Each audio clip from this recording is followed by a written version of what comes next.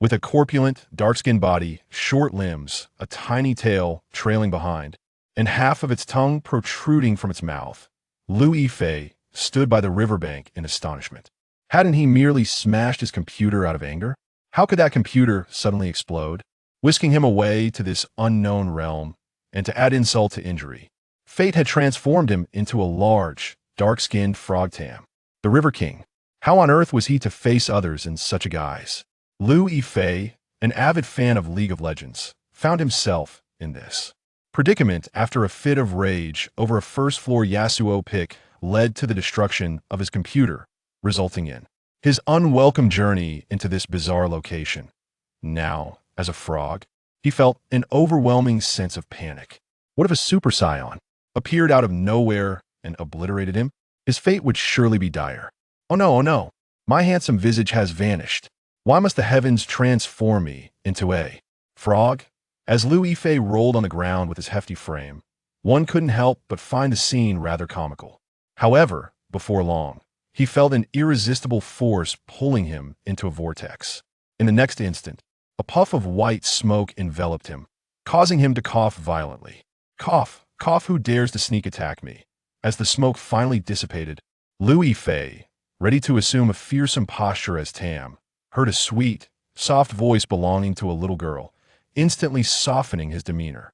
"Excuse me, are you the great frog of Mayaboka Mountain?" Hinata Hyuga, in a flurry, had been bullied once again during her outing. Strangely, the family ninjas who usually protected her were absent. On her way home, she had stumbled upon a large scroll. Out of childish curiosity, she unrolled it, discovering it contained a contract for summoning beasts. Young and lacking playmates, Hinata resolved to summon a companion in that moment. Liu Yifei caught sight of the adorable girl's eyes and instantly recognized his surroundings. Those white eyes, where else could they belong but in the world of Naruto? As for the timid girl before him, there was no need for conjecture. With long hair belonging to Hinata's older sister Hanabi and short hair that marked her as Hinata herself, it was clear who stood before him. Cough, cough, indeed. I am the frog of Mayaboka Mountain. May I inquire what brings the lovely little princess to summon me?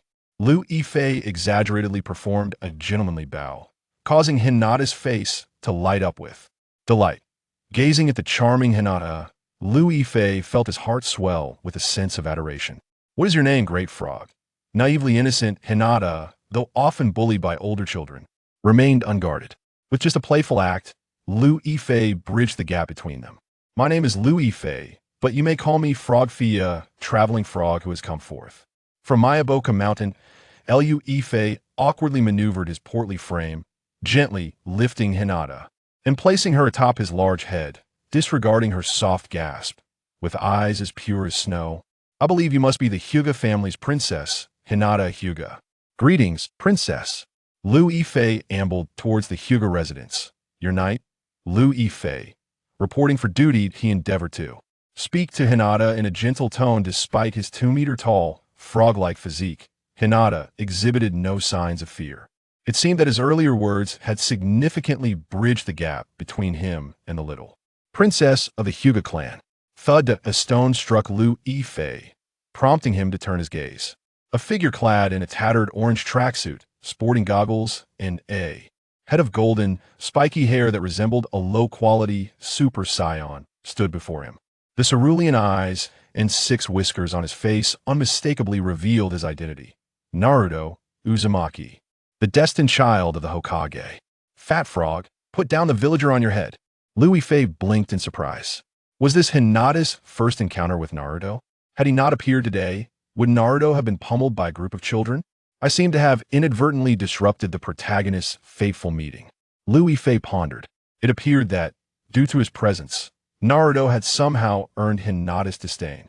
Oddly enough, although Hinata was perched atop Liu Yifei's broad, soft head, he could still sense her displeasure reflected in her puffed cheeks. Yet, Naruto was truly infuriating. Addressing him as Fat Frog without any subtlety, could he not be a tad more discreet? What a troublesome little brat. Naruto's azure eyes betrayed a hint of anxiety, his legs fidgeting uncontrollably, his slender frame enveloped in a tracksuit that seemed to have aged interminably, presenting a pitiful sight. Little brat, are you not afraid I might consume you? Liu Yifei extended his long tongue. But Naruto's expression suddenly dimmed. That I am not afraid if it means you will. Release the person atop your head, then feel free to eat me. Liu Yifei's tongue hovered in midair. After a pause, he replied, exchanging your life for another's, little one. Do you truly consider that worthwhile? I have no regrets. Naruto lowered his head, seemingly resolved to face his doom. After a moment of silence, Liu Yifei retracted his tongue and slowly circled around Naruto. With deliberate strides, Liu Yifei continued onward, Hinata still balanced atop his head, while Naruto remained frozen in place, lost in thought. Blonde-haired brat listened closely. Although he had distanced himself, Liu Yifei's voice carried to Naruto's ears. My name is Liu Yifei, you may call me Frog Fei. I do not consume humans, nor am I a monster. Huh? Naruto was momentarily taken aback. By the way, regardless of what others say, little one, I am not a monster, and neither are you. Let us depart, Princess Hinata, and return home. Tahm turned his back to Naruto and waved, balancing the adorable little Hinata atop his head as they made their way toward the Hyuga residence, leaving behind a trail of cheerful laughter. Yes, Brother Liu. Hinata sat comfortably on Tahm's broad and soft head, her face illuminated by a radiant smile. Brother Liu, that a rosy blush grazed Hinata's cheeks. The words you spoke just now were quite gallant. Well, there's also.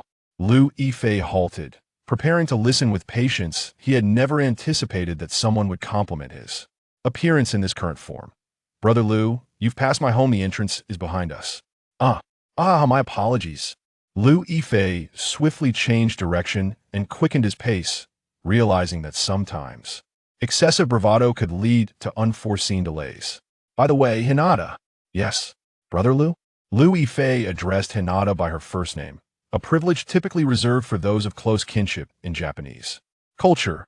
Unaware of this convention, he uttered it freely, causing Hinata to blush. Since you have summoned me, I shall henceforth be your spirit beast. The entrance of the Hyuga household loomed near, and Tahm slowed his pace, continuing, I shall protect you for all eternity with me by your side.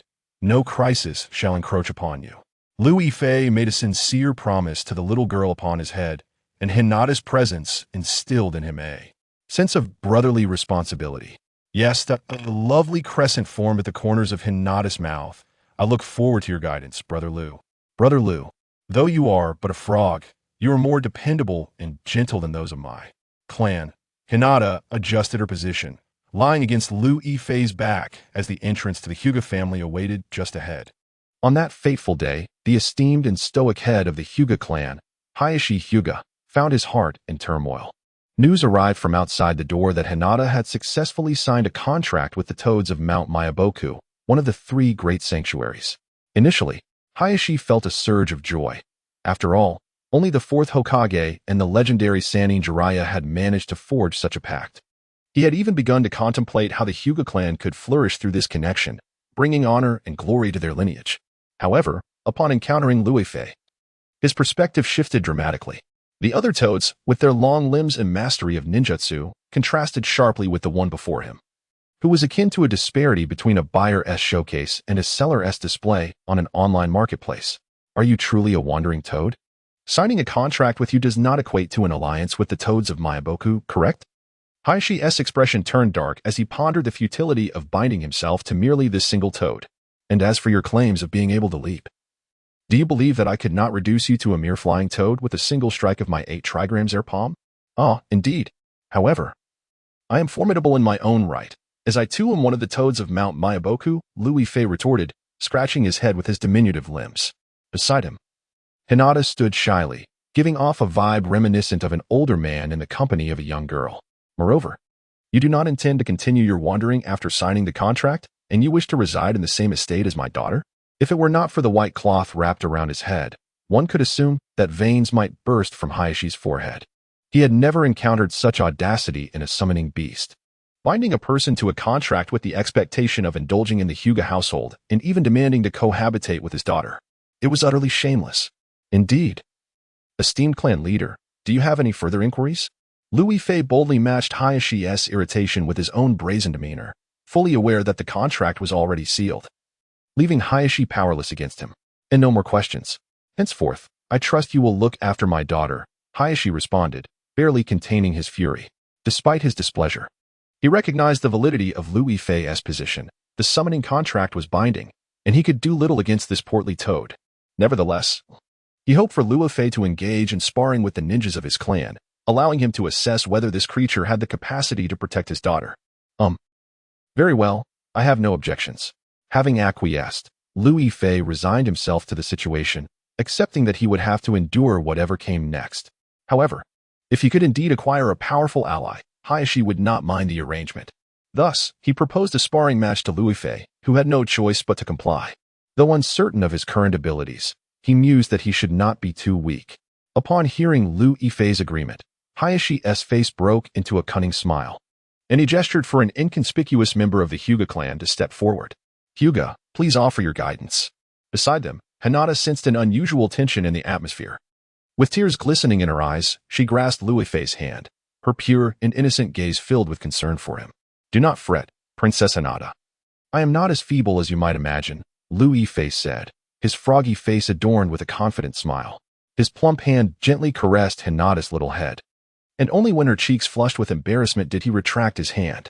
However, the expression of Hinata's father, Hayashi, was marred by a growing number of dark lines across his forehead. Per side character, the author could not even be bothered to give you a name. Lu Yifei stepped forward, and the surrounding members of the Hyuga clan formed a circle, creating an arena upon the flat ground. Standing at the center were Hyuga's unknown challenger and Lu Yifei. Greetings, I am Lu Yifei. You may refer to me as Froggy Fei. I look forward to your guidance. Suddenly, a resounding crash echoed. Ouch! Lu Yifei was sent flying by a powerful strike from Hyuga's challenger. The clan members parted to allow him space, and with a thunderous impact, Lu Yifei crashed into one of the walls of the Hyuga residence, sending dust and debris swirling into the air. Hayashi's face was now riddled with dark lines. This rotund frog could not even withstand an attack from a mere CHNine of their clan. Ding! Detection of host sustaining damage. The LOL Hero Transformation System is now officially activated.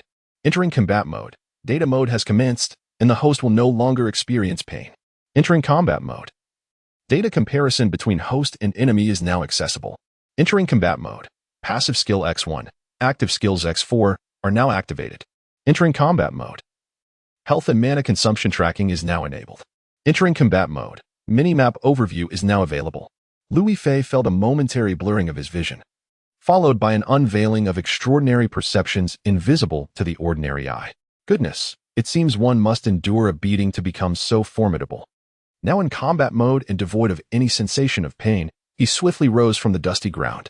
However, upon seeing his health bar, panic gripped him. That single strike had reduced his health by a third. Yet, he reassured himself, this battle will be mine. From the cloud of dust, a remarkably straight tongue shot forth. The challenger, caught unawares without activating his Byakugan, had no choice but to raise his arms to block.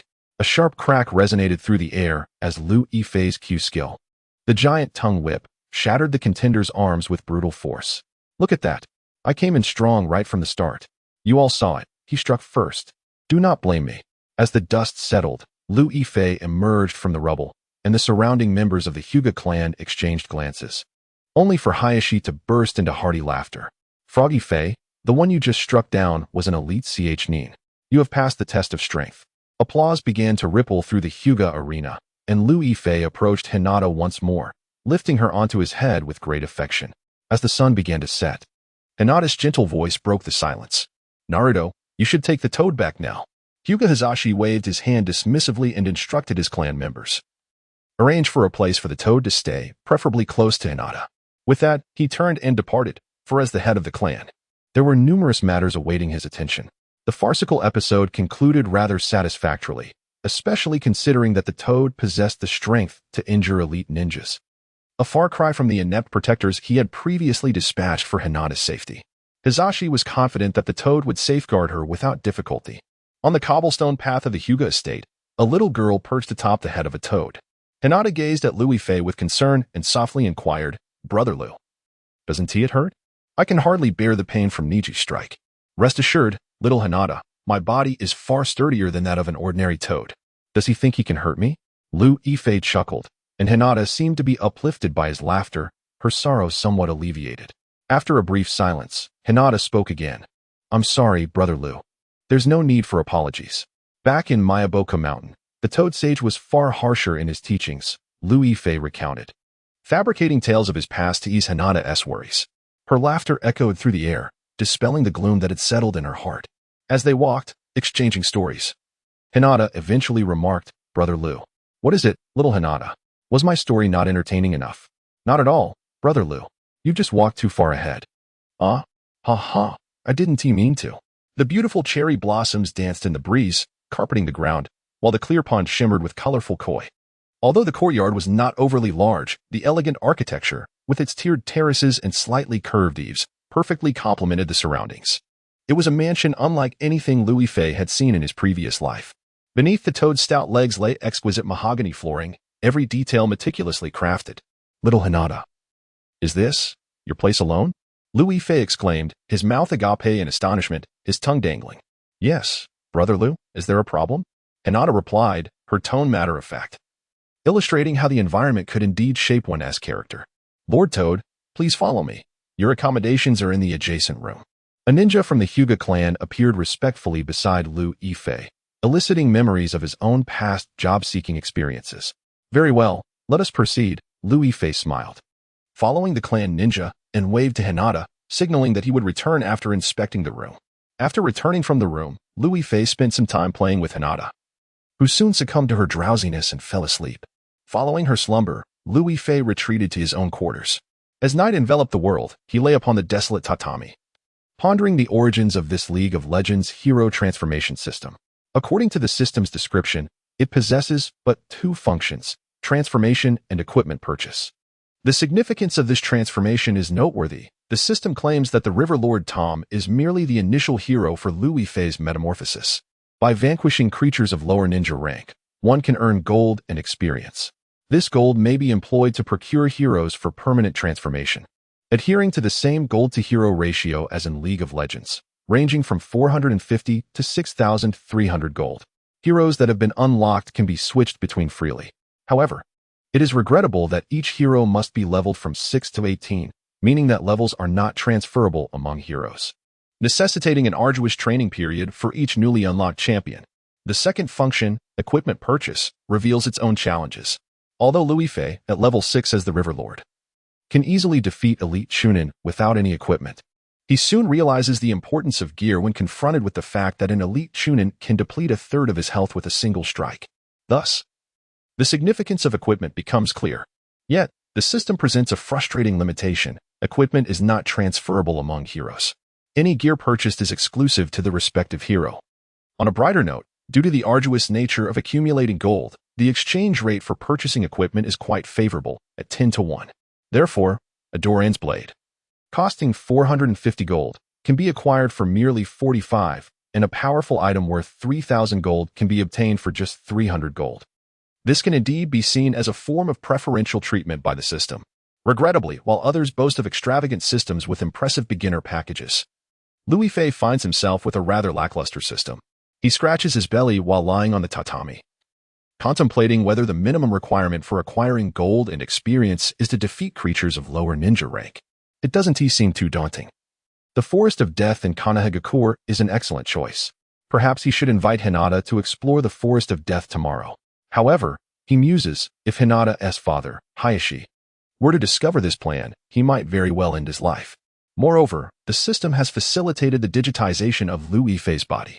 Now, any slight injury will cause his body to automatically convert into data, meaning that he will not bleed unless his health bar is entirely depleted. Yet, when uninjured, his body remains in normal, corporeal form. When Liu Yifei inquired why complete digitization was not implemented, the system responded that as a supportive entity, it cannot strip the host of their humanity. Nevertheless, he decides to cast aside these thoughts and succumb to slumber. The next morning, a heart-wrenching roar emanated from the residents of the Hyuga clan. What could have stirred such fury within Hayashi Hyuga? Once, a servant intended to awaken Hinata and Liu Yifei, only to discover that both were absent from the room. On the tatama mat lay a note, which upon being read by Hyuga Hizashi, incited his fury to the extent that he shattered the table. The note contained but 3 sentences. Gone to the Forest of Death, took Hinata along. Do not worry. Your personally praised Toad Fei. In a fit of rage, he exclaimed, "What does do not worry mean? Are you truly planning to let my daughter perish there?" Gritting his teeth, Hyuga Hizashi commanded the clan members beside him, "Pursue them. I will not rest until I peel the dark skin off Toad Fei. Bring them back to me at once." Meanwhile, the instigator of this chaos, Lu Yifei, had already traversed half the distance with little Hinata, approaching the entrance to the Forest of Death. "Brother Lu, do we really have to go in?" "It's dangerous inside," little Hinata said, as she perched atop Lu Yifei's head, seemingly relishing the view from her lofty perch on a 2-meter-tall toad. "Fear not, my princess. I shall ensure your safety at all times," Lu Yifei reassured her. "But what if father punishes you when we return?" Hinata expressed her concern. Toad Fei licked his lips and replied, "Worry not. My princess is protecting me. The clan leader would never strike me." "Well, all right then," little Hinata acquiesced, settling comfortably on Lu Yifei's large head, slowly closing her eyes.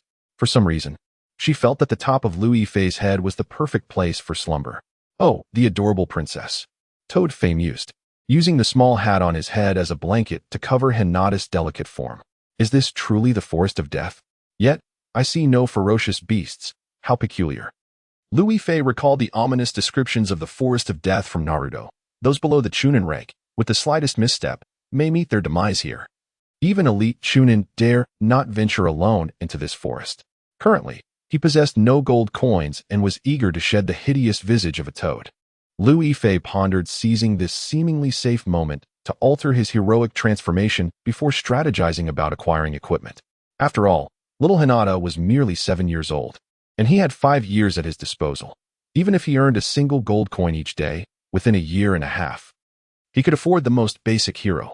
Yesterday, Lu Yifei had whimsically posed a question to the system: "If I transform into a toad, am I truly a toad? Then if I become a female hero, will I also transform into a female character?" The system responded, "Stop dreaming, you hopeless otaku." Having not eaten properly since yesterday, Lu Yifei decided to have breakfast first. He ventured deeper into the Forest of Death, recalling that there was a river within, teeming with fish and shrimp sufficient to sate both him and little Hinata. Unfortunately, Lu Yifei had misremembered. It was the Konoha forest that contained a river, not the Forest of Death. Uncertain of the circumstances, Lu Yifei felt an increasing number of gazes upon him as he ventured deeper. System, activate the minimap. I wish to discern the nature of those fixated upon me. Ding. The minimap system has been activated. Host, please be vigilant of your surroundings. To his dismay, Lu Yifei questioned whether he could survive this ordeal. A mere glance at the minimap revealed a chilling sight. The indicators of wild creatures densely populated the area, gradually encircling him in their midst. Regardless of the situation, he knew he must not disturb little Hinata. With a serious expression, Lu Yifei remained on high alert. Just then, a faint sound behind him captured his attention. Upon checking the minimap, he discovered a snake lunging towards him. Great tongue whip. With no hesitation, Lu Yifei pivoted, executing the move that cleaved the snake in two. He braced himself, wary of any further surprises from behind. "You have slain a creature, Snake X1, earning 4 gold coins." "Ah, splendid. It appears I must engage in more combat," he thought eagerly. "Come forth, let there be more." Beneath him lay the bodies of numerous beasts, and his gold coin total had risen to 23. Aside from the initial snake, he had yet to encounter a creature of greater value than 1 gold coin. With 23 coins, I could procure a few healing potions. As Lu Yifei scrutinized the minimap, he noticed that one beast had cleared a path, leading to a red-blue buff icon at its terminus. Goodness, what a thrill. It feels as though I am on the cusp of paradise, yet simultaneously teetering on the brink of the abyss. He speculated that it must be a formidable figure from the Death Forest, or perhaps a fierce beast of considerable stature, gradually approaching him. Gulp, he mused. He could not allow little Hinata to awaken. She would undoubtedly be terrified. As he cautiously retreated, the other beasts began to converge upon his position, leaving him with no avenue of escape. Could it be a fearsome tiger? Even elite ninjas are formidable. If a Tiger King were to appear, I would surely be at its mercy. A howl pierced the air, and Lu Yifei need not consult the minimap. His vision was filled with glowing green eyes. What on earth is happening? I thought a formidable foe had arrived, yet it appears to be a pack of underlings attempting to show off. Wiping the non-existent sweat from his brow, he regarded the hungry wolves before him and grinned. At last, the bounty has arrived. Princess Hinata, do take your time. There is no competition. There is still plenty to go around. As the afternoon sun began to wane, Lu Yifei and little Hinata kindled a fire, surrounded by a mound of slain wolves, their lifeless forms piled high, now destined to nourish Lu Yifei and Hinata, as well as contribute to the coins within Lu Yifei's system. With a total of 60 coins amassed, Lu Yifei contemplated the future. It seemed improbable that the creatures of the Death Forest would dare approach him again. This forest was teeming with beasts, and the meat was indeed quite delectable.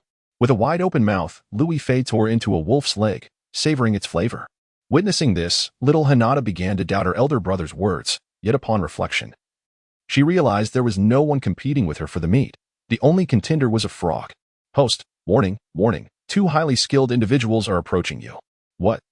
Calm down, they are likely here to escort little Hinata home. They won't pose any threat to me.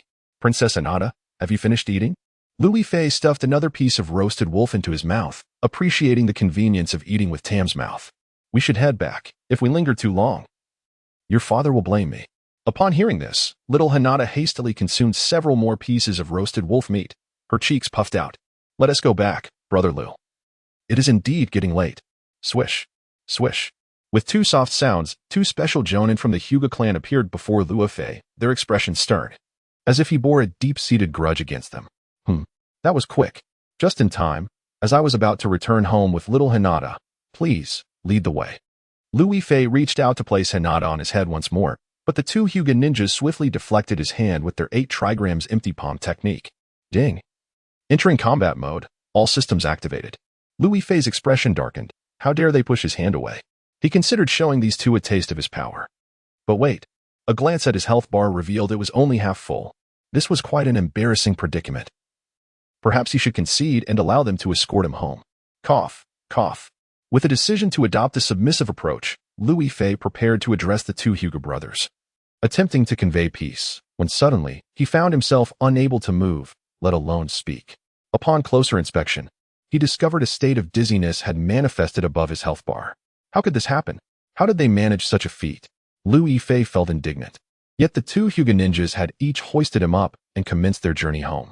While it was unfortunate that he could not carry little Hinata, how on earth could one of them lift a 2-meter-tall frog?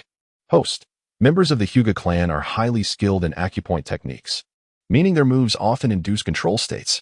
What a predicament! The 8 trigrams empty palm can repel, the acupoint technique can silence, and now it can induce dizziness. This family is intolerable.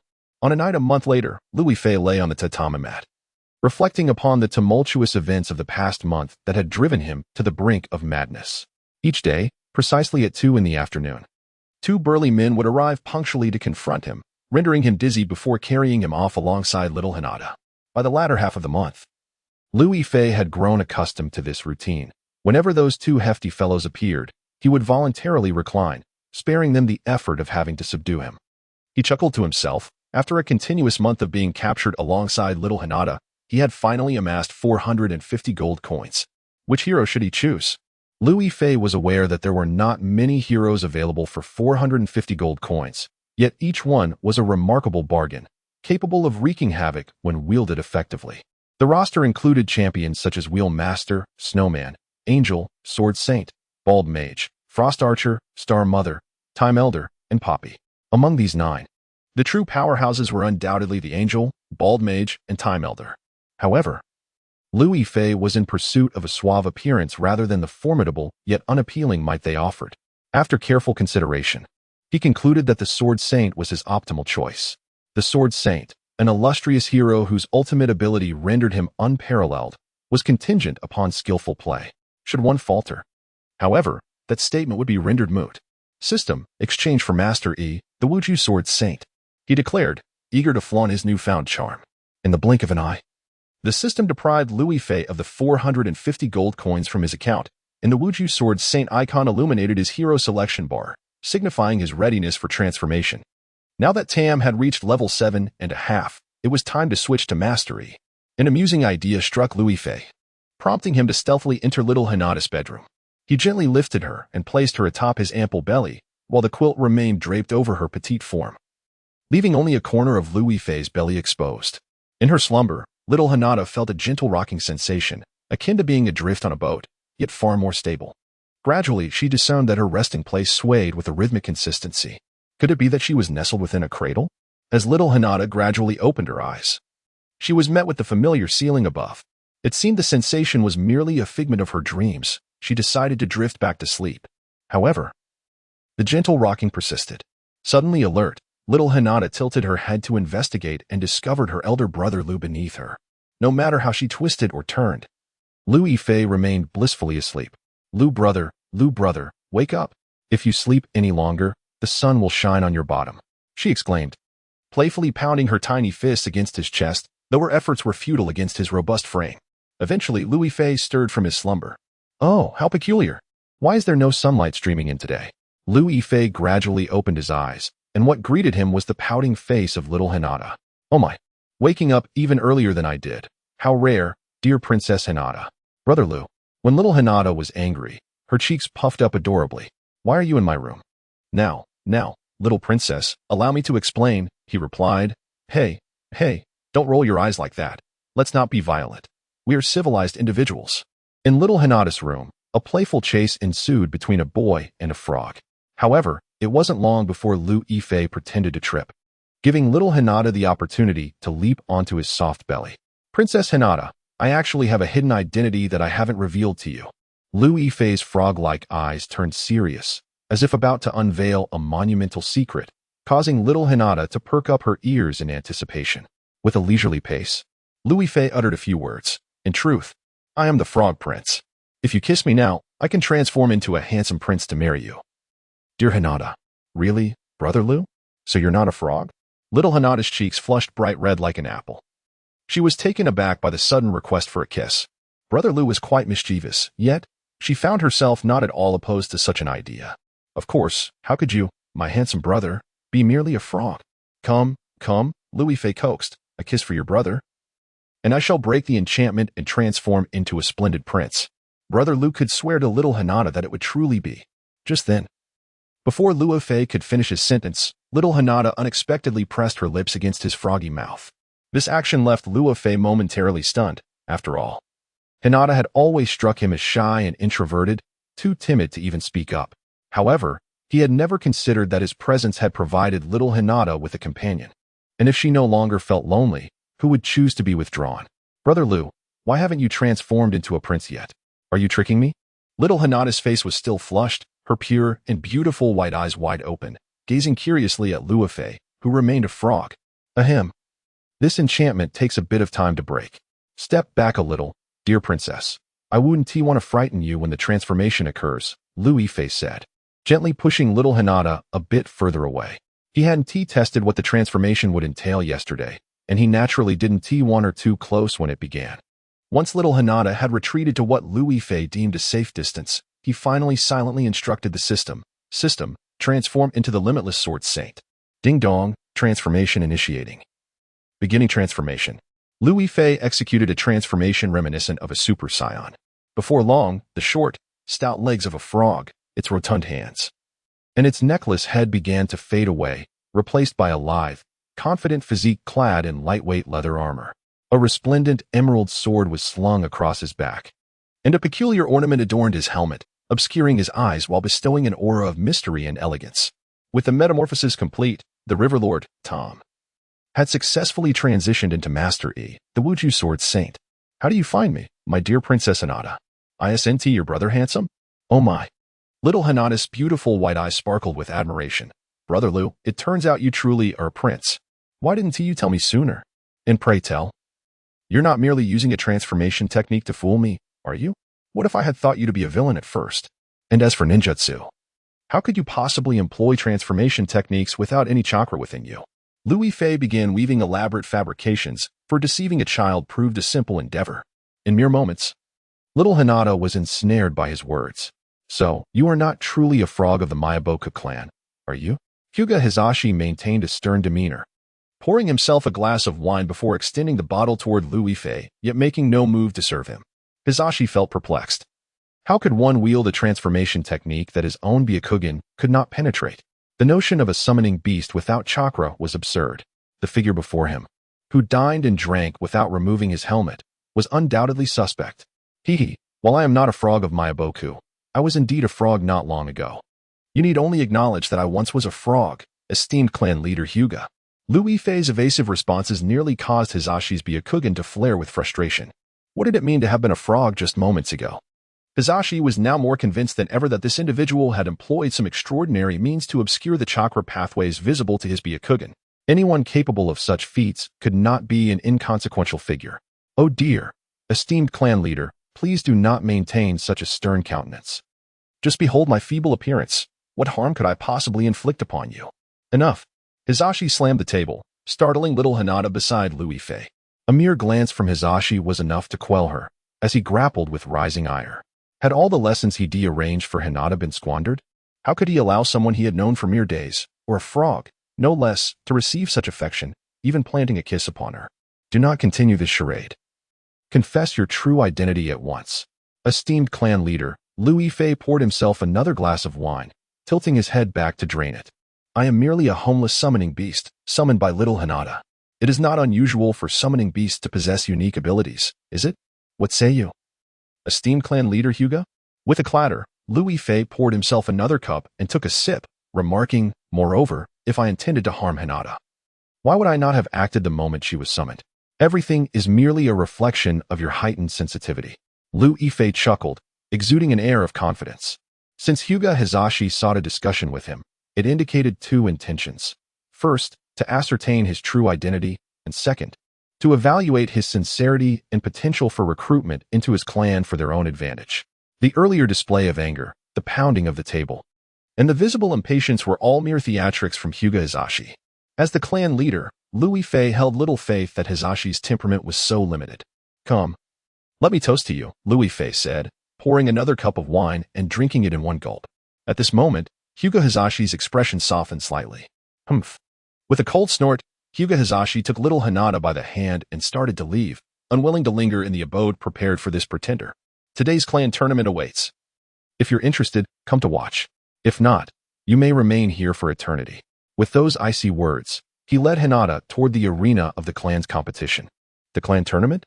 A sly smile crept across Lu Yifei's face. Summoning beasts indeed constitutes a part of one's strength. He chuckled inwardly, recognizing that this proud clan leader, though reluctant to express it, was still quite protective of his daughter. Lu Yifei was certain that Hyuga Hizashi would never reveal his transformation into a human.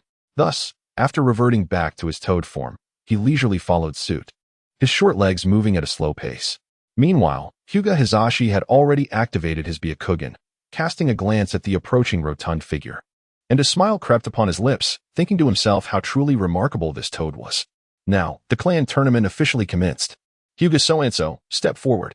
Little Hinata knelt beside Lu Yifei, both seated on the ground, though Lu Yifei himself was perplexed as to how his stubby legs managed to kneel. Hyuga Niji. Hyuga ergo, step forward. Hyuga Niji, Hyuga Tsue wa, step forward. Hyuga Niji, Hyuga Hanabi, step forward. At the side, Tahm opened his previously squinted eyes, sensing that the plot was about to reach a climax. With a thud, as Hanabi fell to the ground, Niji emerged victorious once more. Now, only Hinata remained uncalled to the arena. Hyuga Niji, Hyuga Hinata, step forward. Bang. Crack. Niji dealt merely 3 strikes, and little Hinata collapsed, unable to continue the fight. Just as the referee was about to declare the outcome, a deep voice resonated throughout the silent arena. Wait. Lu Yifei suddenly raised his chubby hand and addressed the referee from the Hyuga clan. Summoning beasts are also a measure of strength, so allow me to compete against Hyuga Niji. The referee cast a pleading glance towards Hinata Hyuga, who merely sipped her tea and suggested, perhaps we should inquire about the opinions of Hinata and Niji regarding this matter. I have no objections if my brother Lu does not, Niji replied succinctly. I have no issues either. Niji's response was brief. He perceived the cumbersome creature summoned as rather clumsy, and its considerable size implied that its pressure points must be quite large. If he were to strike this hefty toad, it would inevitably bow before him. Young man, let me tell you, I once defeated an elite chunin with just a flick of my tongue. With that, Niji charged forward. However, Lu Yifei remained rooted to the spot. No matter how gifted a child may be, he was still just a child. Niji's current prowess was barely sufficient to contend with a genin. And Lu Yifei observed Niji's speed with clarity. 8 trigrams palm, pressure point. A dull thud echoed as Niji's strike sank deep into Lu Yifei's toad-like skin, causing no damage whatsoever, resulting in an awkward silence. Did you really exert your full strength? Lu Yifei asked, astonished that Niji's palm had inflicted no harm. Niji was equally incredulous, indeed, utterly flabbergasted. He had clearly targeted the toad's vital point, yet the creature remained unyielding. No, this cannot be. The toad's meridians must differ from those of a human. I must have struck the wrong spot. With a determined gaze, Niji formed hand seals and proclaimed, "Open." What? There was not a trace of chakra pathways? Niji's eyes widened in disbelief. Giant tongue whip? No, wait, just a regular attack. Before Niji could complete his preparation, Tahm had already delivered a swift blow, rendering him unconscious. TCH, there isn't a single competent fighter among them, the referee thought, observing Liu Yifei, who had effortlessly dispatched Niji with a mere flick of his tongue. He mused that even he would be sent flying by such a strike, and that this year's Hinata heiress had indeed brought an extraordinary advantage to the competition. Ultimately, the victor was declared, Hinata Hyuga. Liu Yifei grasped the small hand of Hinata, but realized he was too tall.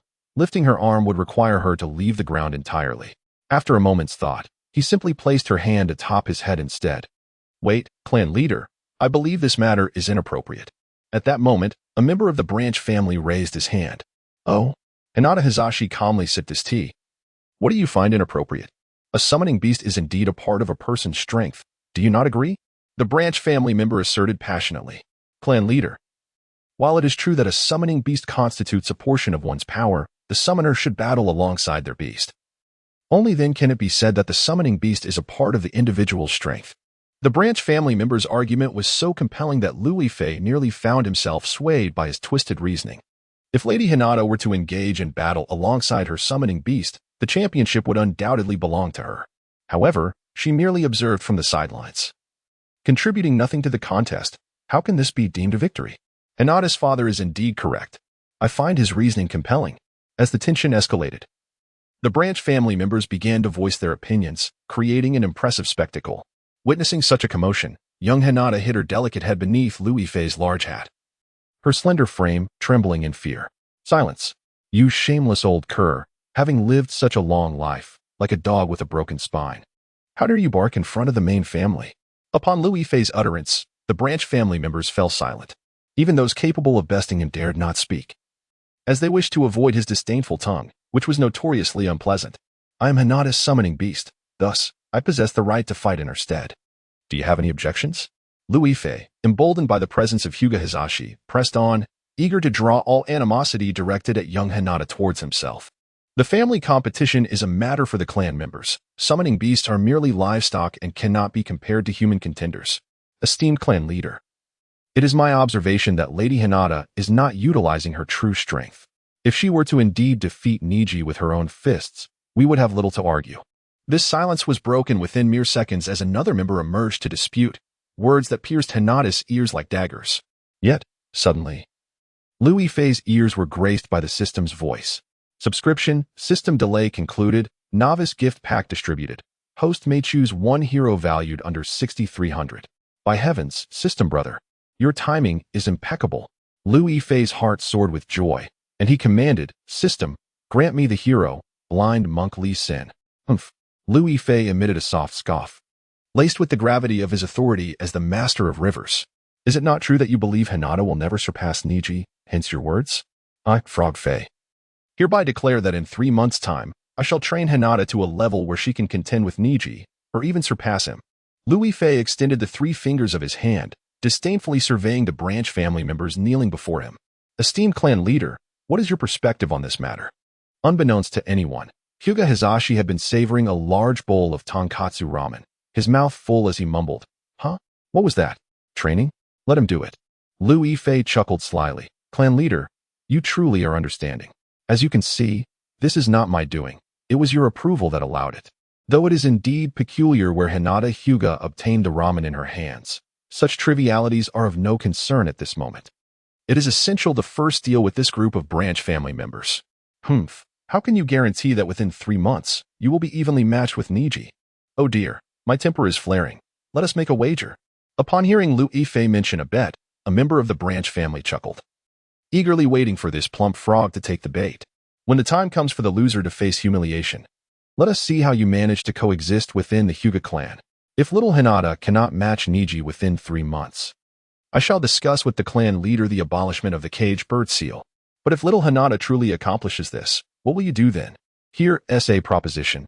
Should the branch family lose the bet, they must relinquish their resentment towards the main family. What do you think? Hinata Hazashi stepped forward to voice this, and without a moment's hesitation, the branch member agreed. Louis Fei's round face broke into a smile. The branch family thought they had ensnared a plump frog, while, in truth, it was they who were caught. So it is settled. We shall meet in a month. Hyuga Tatsu. Humph. I am eager to see what can surpass the exclusive training methods of our Hyuga clan. Hihi, Hinata has departed. Let us proceed with our training. Ma. A servant of the Hyuga family passed by the entrance of Hinata's courtyard, hearing sounds reminiscent of spring within, yet he remained unfazed. For he had grown accustomed to such sounds over the past 2 months.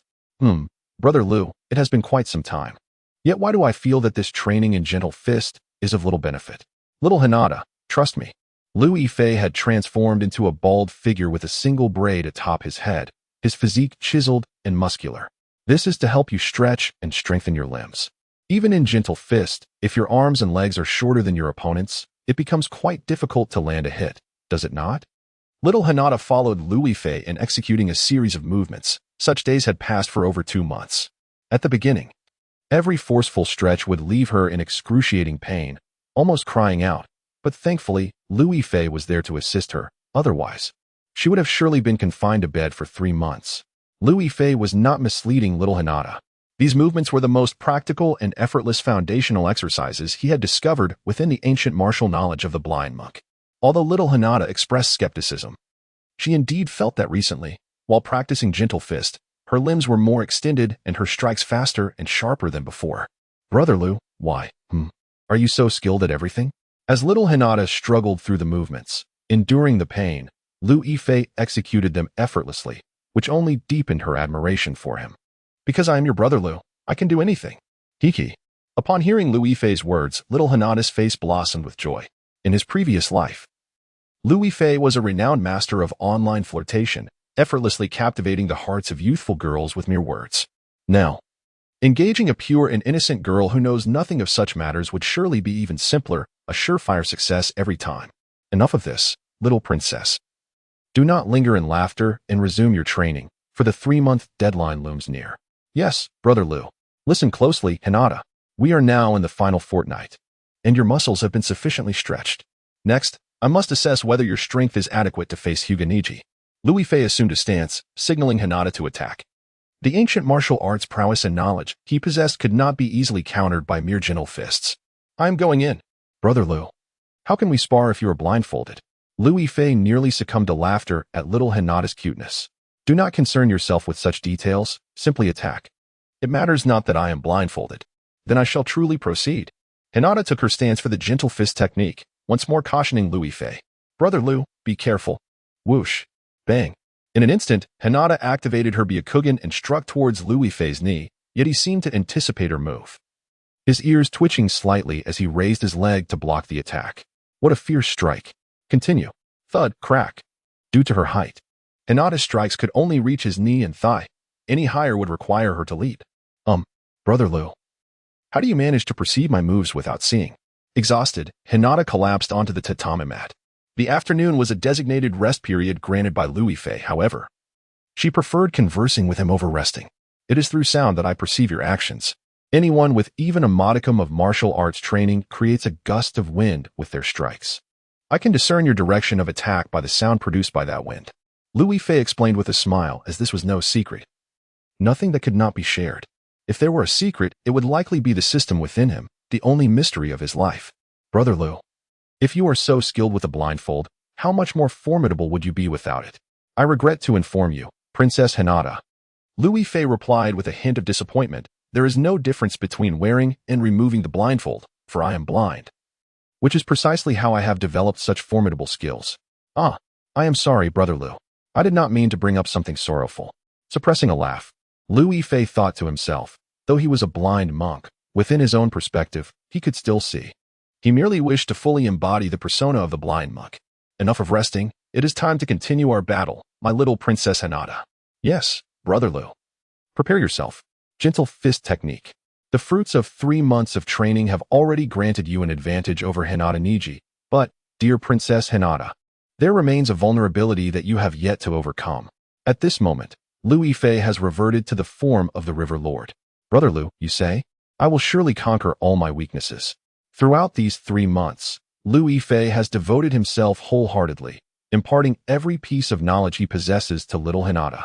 In terms of martial arts prowess or mastery of the gentle fist technique, her peers have already been left far behind by Hinata.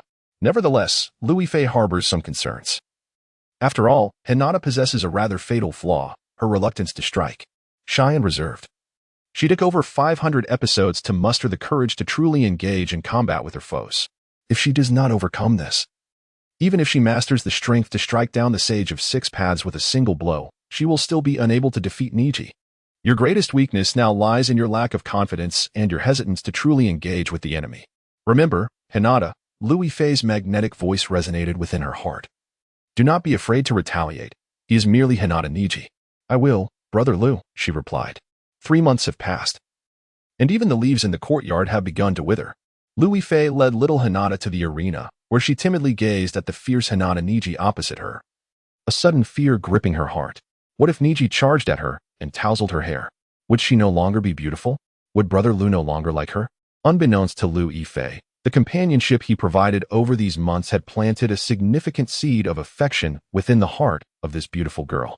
Do you think this young lady can defeat our genius from the Hyuga clan? One voice scoffed.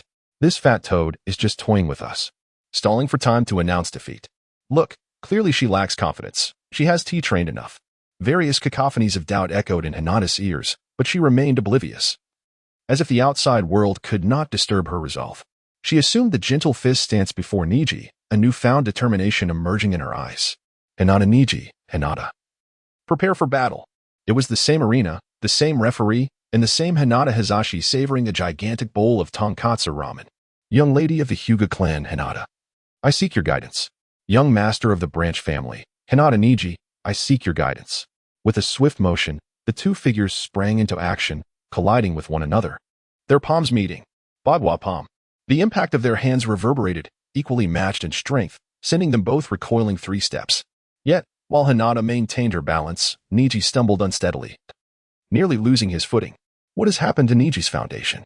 As young Hinata stepped back, she cast a glance and noticed Niji Hyuga staggering a few steps.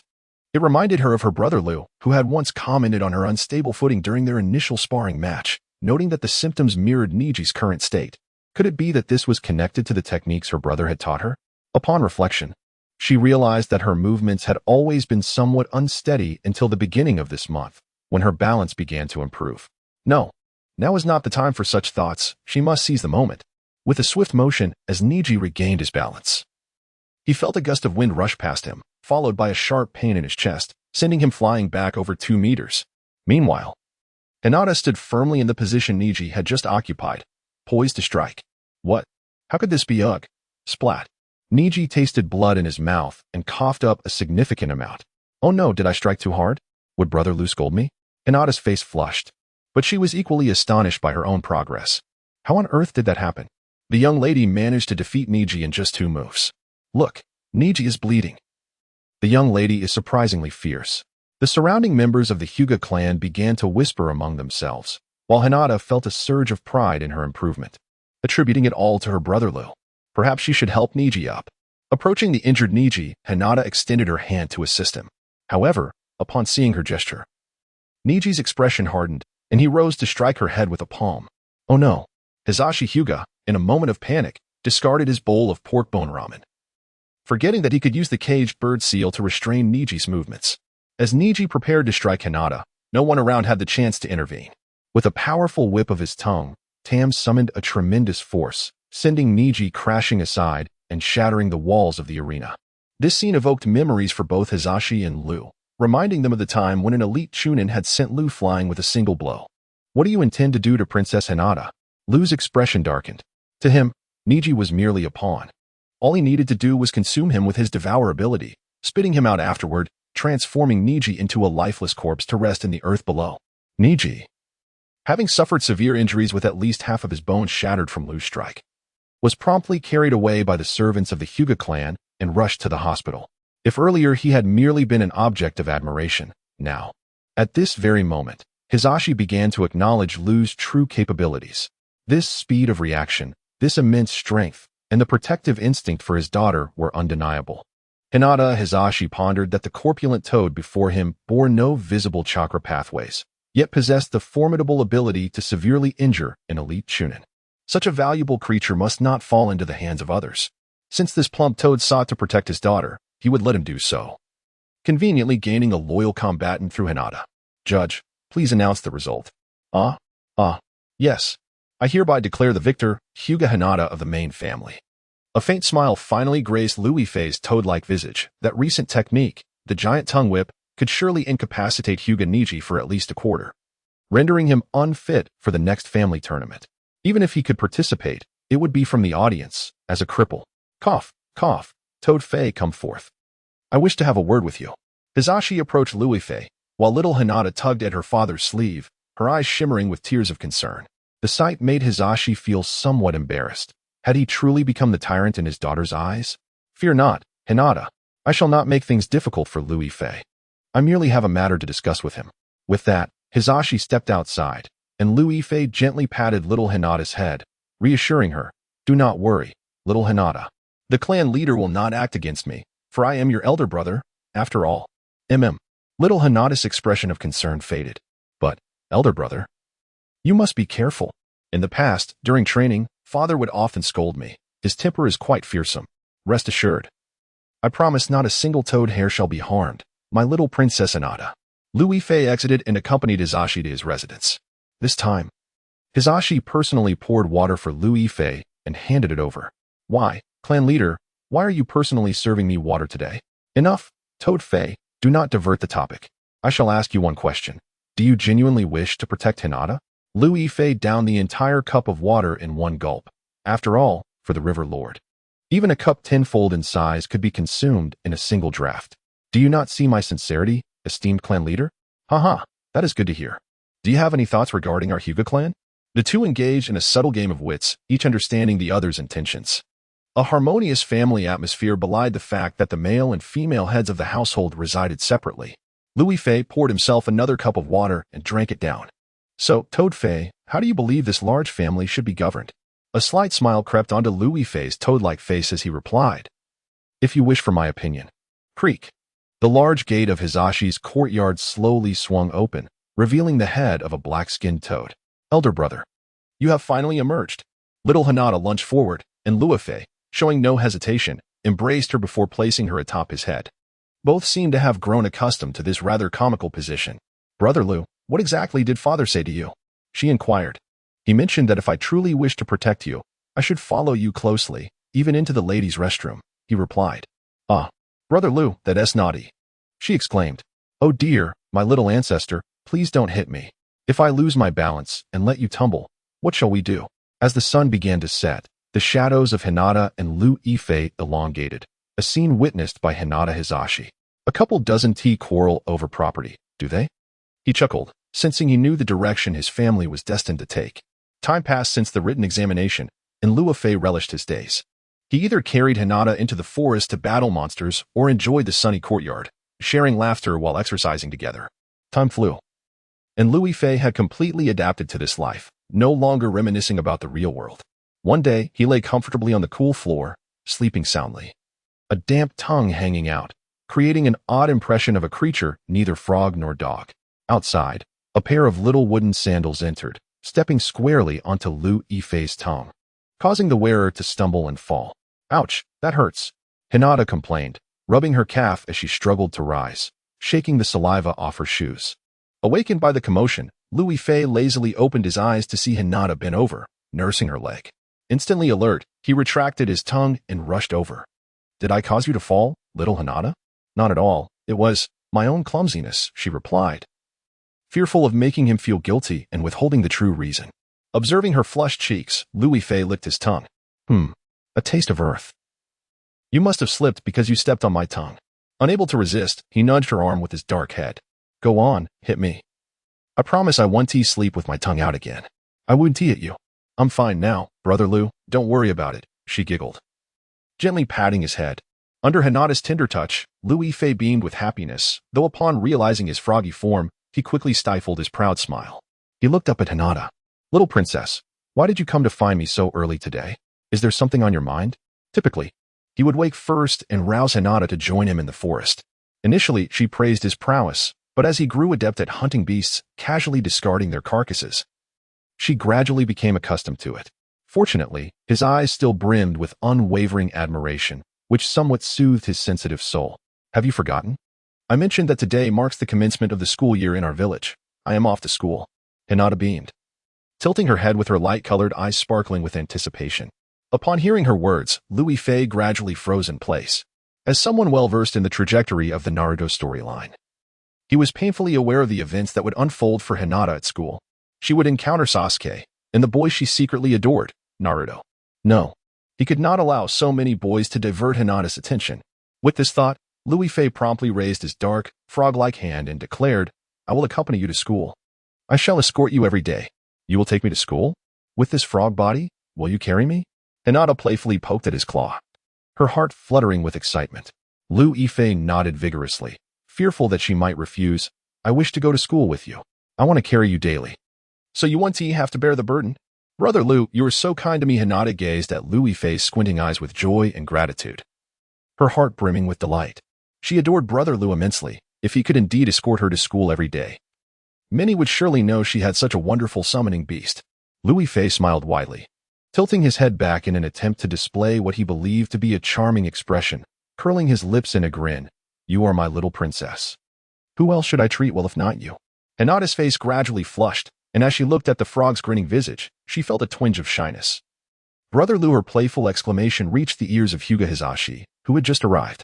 Hisashi's face momentarily stiffened before he quickly approached, clearing his throat. "Ahem, Hinata. It's almost time for school. Hurry and prepare for your meal before heading out." "All right, father. I no longer need you to take me to school from now on. Brother Liu will accompany me." Hinata joyfully nestled against the frog, appearing both elated and animated. Hisashi observed the intimate bond between the girl and the frog, and a sense of serene contentment washed over him. He cleared his throat again. "Well, since Tahm will be taking you, I can rest easy." After speaking, Hisashi felt an urge to leave and turned away. Hinata took Liu Yifei to enjoy some ramen. When it was time for school, she perched atop Liu Yifei's head, proudly stepping outside. As they walked, Liu Yifei ignored the curious glances from passers-by, leisurely making his way to school. He wanted everyone to witness that Hinata had a summoning beast, a black frog, serving as her personal steed to school. Along the way, many of Hinata's classmates scrutinized the conspicuous black frog with envy in their eyes. Finally, one classmate, unable to contain their curiosity, dashed over to the side of the black frog. Liu Yifei, intently carrying Hinata, suddenly noticed a girl rushing towards them. With a cold glance, he wondered, "Are you speaking to me?" The female classmate's mouth opened in disbelief. To Liu Yifei, the girl, whose eyes were as wide as saucers, was far from cute, and he merely turned his head away in disinterest. Hinata, taken aback by Liu Yifei's aloofness towards other girls, felt a sweet rush in her heart. "This is my spirit beast. He will accompany me to school every day." "Wow, your spirit beast is so obedient. I'm so envious," the girl exclaimed, her eyes sparkling as she gazed at Liu Yifei. Liu Yifei pretended not to notice and continued walking ahead. At that moment, Hinata pointed towards the school in front of them. "We've arrived. This is where I study. Come on, let me show you around." Liu Yifei lifted his head, gazing at the school bathed in sunlight, unconsciously breaking into a smile. How could he forget this most familiar school from the anime? Like the village itself, it would evoke numerous memories for Hinata. However, from now on, it would also serve as the backdrop for the cherished moments they would share together. Seeing that Liu Yifei had yet to set her down, Hinata hurriedly patted his head. "Big brother Liu, please put me down. We're at the school gate." Liu Yifei squinted at the throng of people ahead. "I'll escort you inside." "But there are so many people, they'll all be watching us," Hinata replied, glancing anxiously at her classmates, concerned about Liu Yifei being the center of attention. Although having a spirit beast like Liu Yifei to accompany her to school would draw envy, Hinata was naturally a shy girl, and such a conspicuous entrance made her feel uneasy. Liu Yifei slightly lowered his head to make her more comfortable. "It's all right, Hinata. Just remember that I will always be with you while you attend school. I'll take you to the classroom building." "Okay, big brother Liu, you're so kind. I will always like you." Hinata shyly confessed her feelings. She hesitated to express her affection for Liu Yifei. but seeing him carry her to the school entrance without putting her down made her heart flutter with sweetness. Louis Fei felt a stirring in his heart, a smile spreading across his frog-like face. I will always treat my little princess well. Go to class now. I will wait for your return. He understood that Hinata would remain quiet at school, so there was nothing to worry about. As for Louis Fei, he planned to venture into the forest to deal with a few wild beasts and earn some gold coins. He had no intention of transforming back and sauntered into the woods. However, upon entering, he sensed something was amiss. The forest was eerily silent, devoid of any movement, as if it were nothing but towering trees. Confused, Louis Fei wandered around, muttering to himself, "What is going on? Why is it that not even a single mosquito can be found?" He meandered step by step, ultimately pausing at the mountain's summit. Since Louis Fei acquired the system, his perception of the external world had been significantly heightened, coupled with the fact that he had traversed this forest numerous times. He was acutely aware of every rustle and movement. He possessed intimate knowledge of where the wild beasts were most active. Yet, the forest now lay in an eerie silence, devoid of any life, which was utterly incongruous. Could it be that I have hunted too many beasts, and they have hidden away upon sensing my presence? Louis Fei let out a thunderous roar, nearly dislodging his tongue in the process. No sooner had his voice faded than he felt the ground tremble beneath him.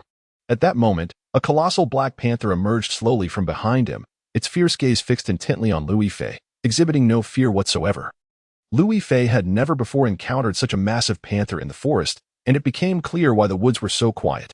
A formidable contender seeking to claim dominion over the mountain had arrived. "Is that you black toad, speaking?" The panther advanced deliberately, its menacing stare unwavering, its deep voice resonating like that of an elder brother. Upon hearing this, Louis Fei raised an eyebrow in astonishment, though his own toad-like visage lacked any semblance of brows, resembling merely a twitching half-face, which was comically incongruous against the panther's intimidating presence. Suppressing his embarrassment, Louis Fei inquired, "Can you speak the human tongue?" "Nonsense. If you can speak, why should I not?" The panther shot him a disdainful glance, clearly unimpressed. Louis Fei scrutinized the panther from head to toe, tentatively asking, "Where have all the beasts of this forest gone? And where do you hail from? I have never encountered you before."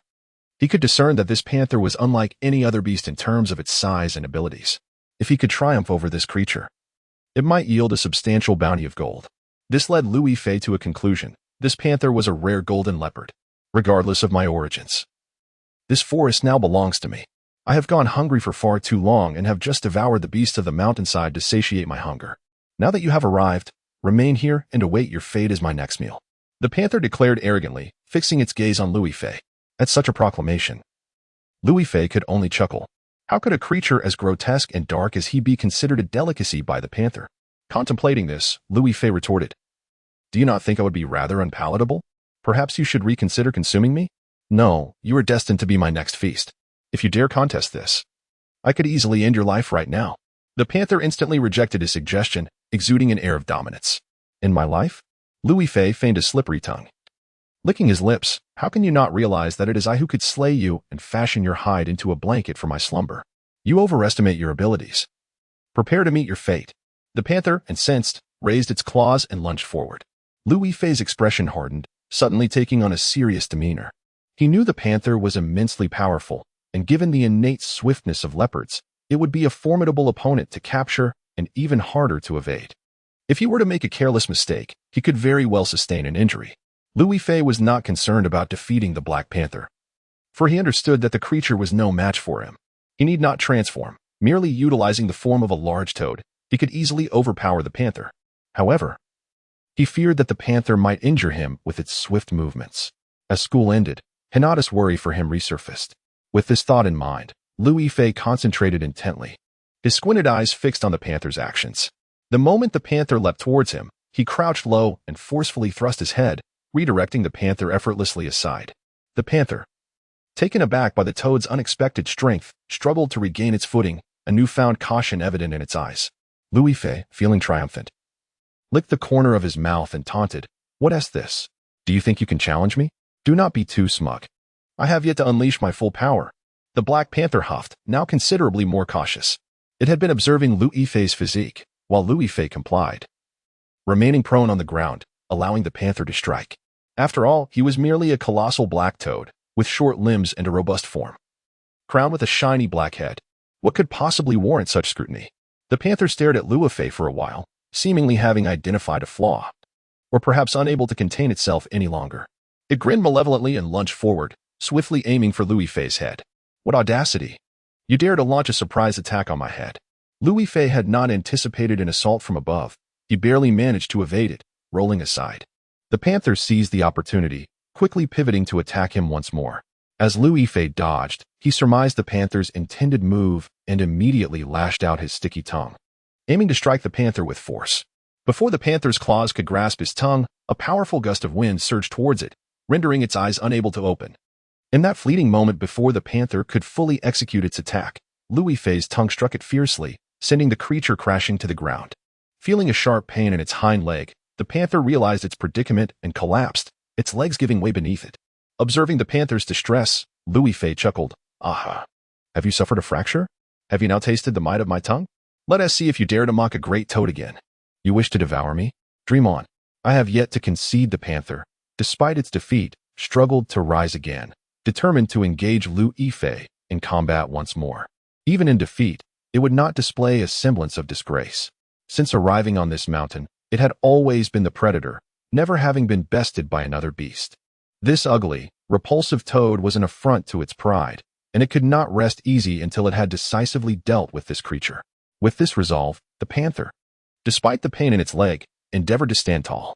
Witnessing the panther's struggle to maintain its proud demeanor in the face of pain, Lu Yifei burst into laughter. You have a broken leg and still harbor thoughts of striking at me? Though I am but a mere toad, this mountain is teeming with my kind. Do not look down upon us. We are indeed spiritual beasts. Yet what of it? Since I have arrived, I shall reign as the sovereign of this peak. This forest is my dominion. Prepare to meet your demise. As these words left my mouth, the black panther suddenly raised its head and let out a thunderous roar. At that moment, the trees of the forest trembled in response. Several trees beside Lu Yifei toppled over, crashing down towards him. He had to dart and dodge his massive form to narrowly escape. This black panther is rather peculiar. It is a leopard yet insists on practicing the lioness roar. At this juncture, despite the pain in its legs, the black panther leaped into action, descending from above with its claws aimed directly at Lu Yifei's head. Lu Yifei, witnessing the glinting claws descending upon him, felt a sense of helplessness. He truly wished to inquire of the panther why it had such a fixation on his head. Yet, he had no time for further contemplation as he whipped his long tongue towards the panther, ready to strike. Before the panther's claws could land upon his head, they were about to engage in an intimate encounter with his tongue. However, the panther did not relent, fully aware that this black toad was formidable. If it did not confront him with ferocity, it would never inflict harm upon the toad. With determination, it raised its claws, resolved that even if it could not cleave the toad's head, it would at least sever its tongue in twain. Naturally, Lu Yifei could discern the panther's intentions, for he was an unexpected human in this realm. The intellect of a human far surpasses that of a leopard. As Lu Yifei flicked his tongue, just as it was about to meet the panther's claws, he suddenly leaped, wrapping his tongue around the panther's foreleg. The panther was momentarily stunned, disbelief washing over it as it raised its head, only to see Lu Yifei sporting a menacing grin as he flung it down with force. Caught off guard, the panther had no choice but to crash to the ground, its head striking a stone, causing an excruciating headache that left it incapacitated. Observing the panther's disheveled state, Lu Yifei disdainfully licked his tongue, sauntering over with an air of superiority. You wish to strike me with your paw? Do you even think you are worthy? Just look at your frail form. You are no larger than my bulk, and your physique leaves much to be desired. As he spoke, he shamelessly patted his rotund belly. The panther gazed at him in terror, completely bereft of its previous fierce demeanor, appearing as pitiful as a sickly cat awaiting its fate. Lu Yifei, devoid of mercy, tightened his grip with his tongue. The panther struggled for a time, yet it lacked the strength to resist. The tongue constricted like a mire, tightening with each futile attempt. Ultimately, the panther lay motionless on the ground, its body growing cold. Lu Yifei accessed the system, discovering that the bounty for defeating the boss was a mere 100 coins, prompting him to complain, how scant. Yet, in comparison to the trivial beasts, it was significantly more. Satisfied with his collection of gold coins, he swaggered away with a sense of triumph. He and the Black Panther engaged in a duel that, though brief, created quite a commotion. He needed to depart from that place. Otherwise, others might mistakenly believe he was responsible for toppling the trees. Upon returning, Lu Yifei quietly waited at the school gate. After a while, Hinata emerged alongside numerous classmates. As soon as she stepped out, she began scanning the area for Lu Yifei's familiar silhouette. The sight of a frog was undeniably conspicuous, and within mere seconds, Hinata spotted Lu Yifei. She hurried over to him, gently poking his arm with her phone. "Brother Lu, you've truly been waiting for me all afternoon?"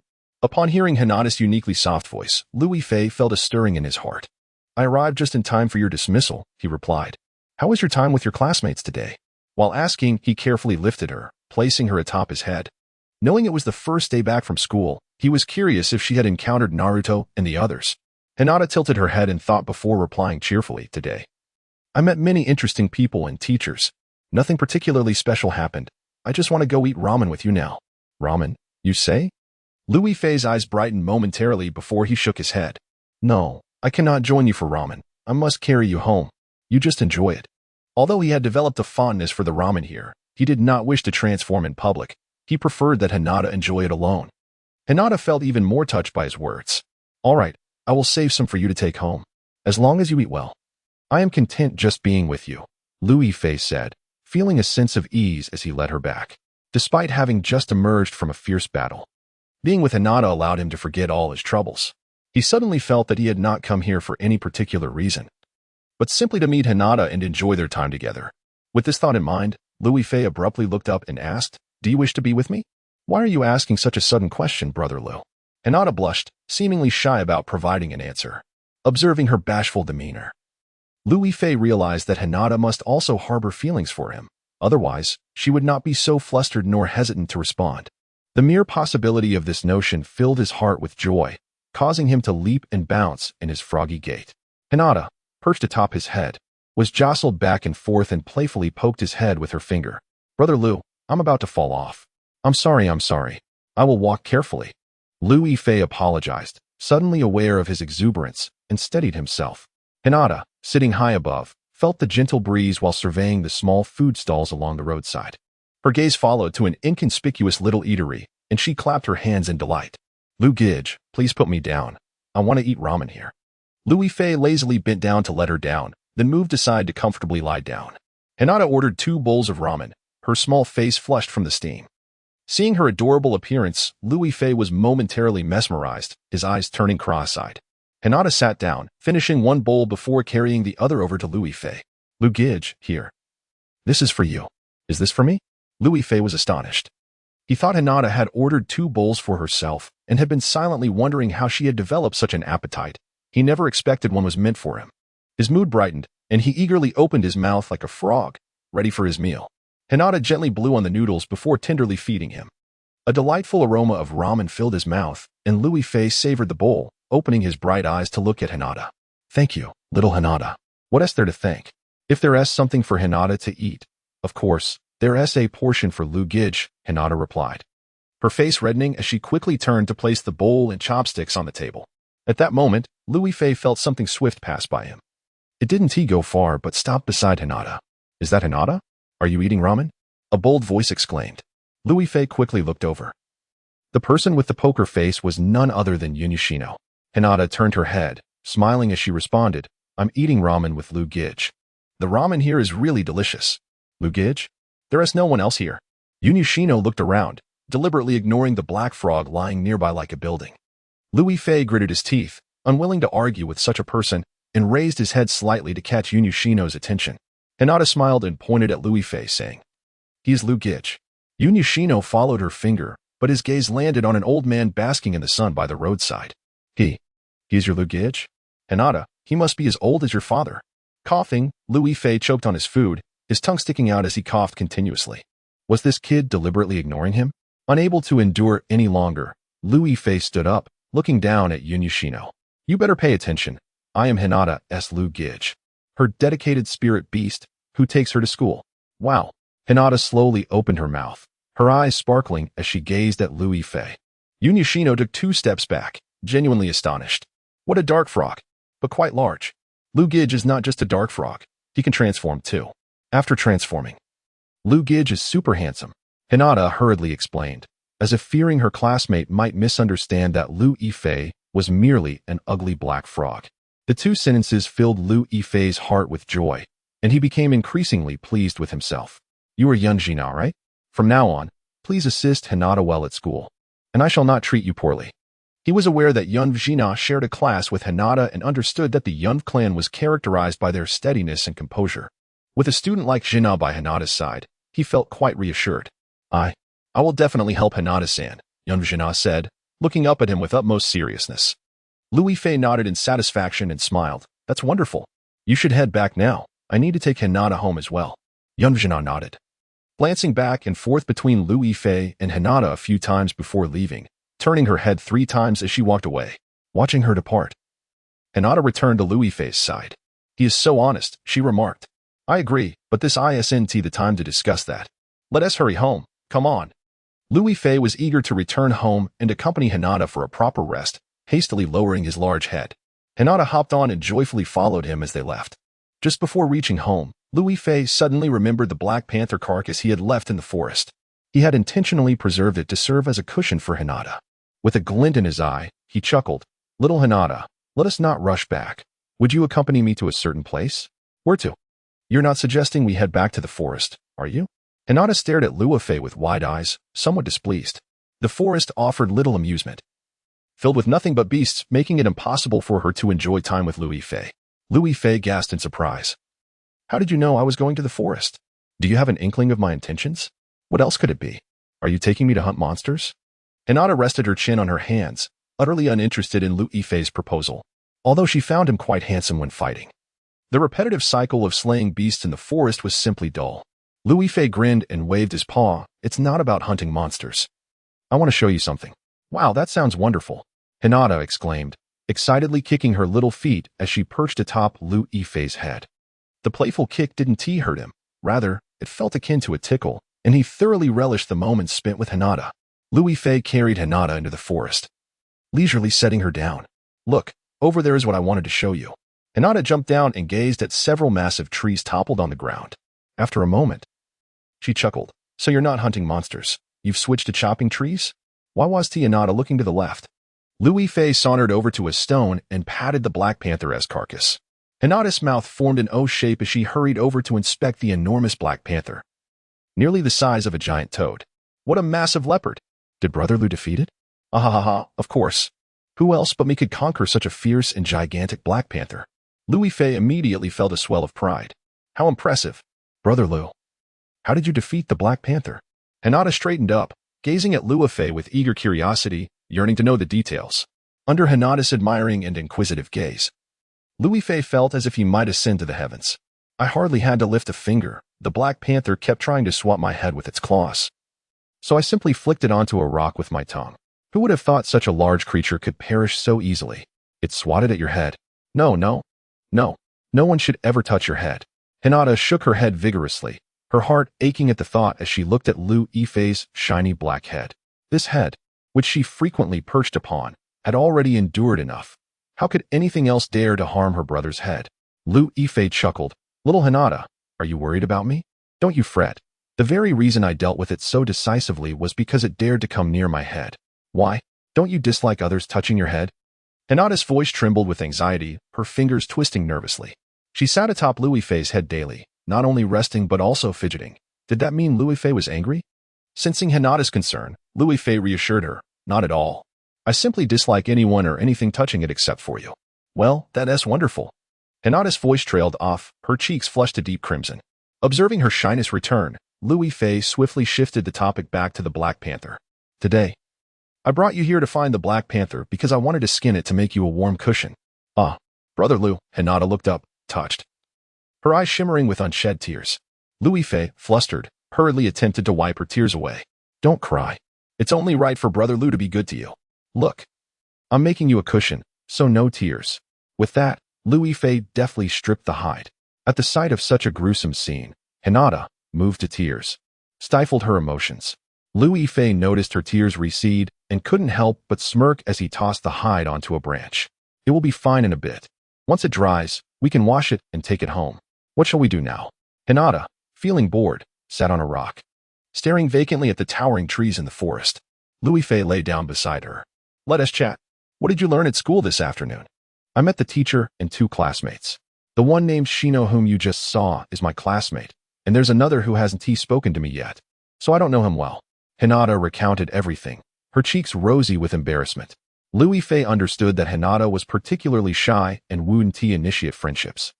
Even if she found someone amiable, she merely observed from afar, too timid to approach. He smiled and turned to her. You must engage well with your classmates and diligently study your ninjutsu. In the future, you will surely excel and make your talents shine. Certainly. Lu Gu is here with me. Recently, did you not teach me many things? Hinata chuckled softly.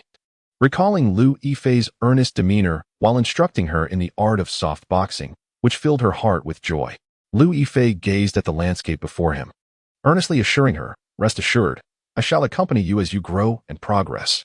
In this world, he truly could not return, if it were possible.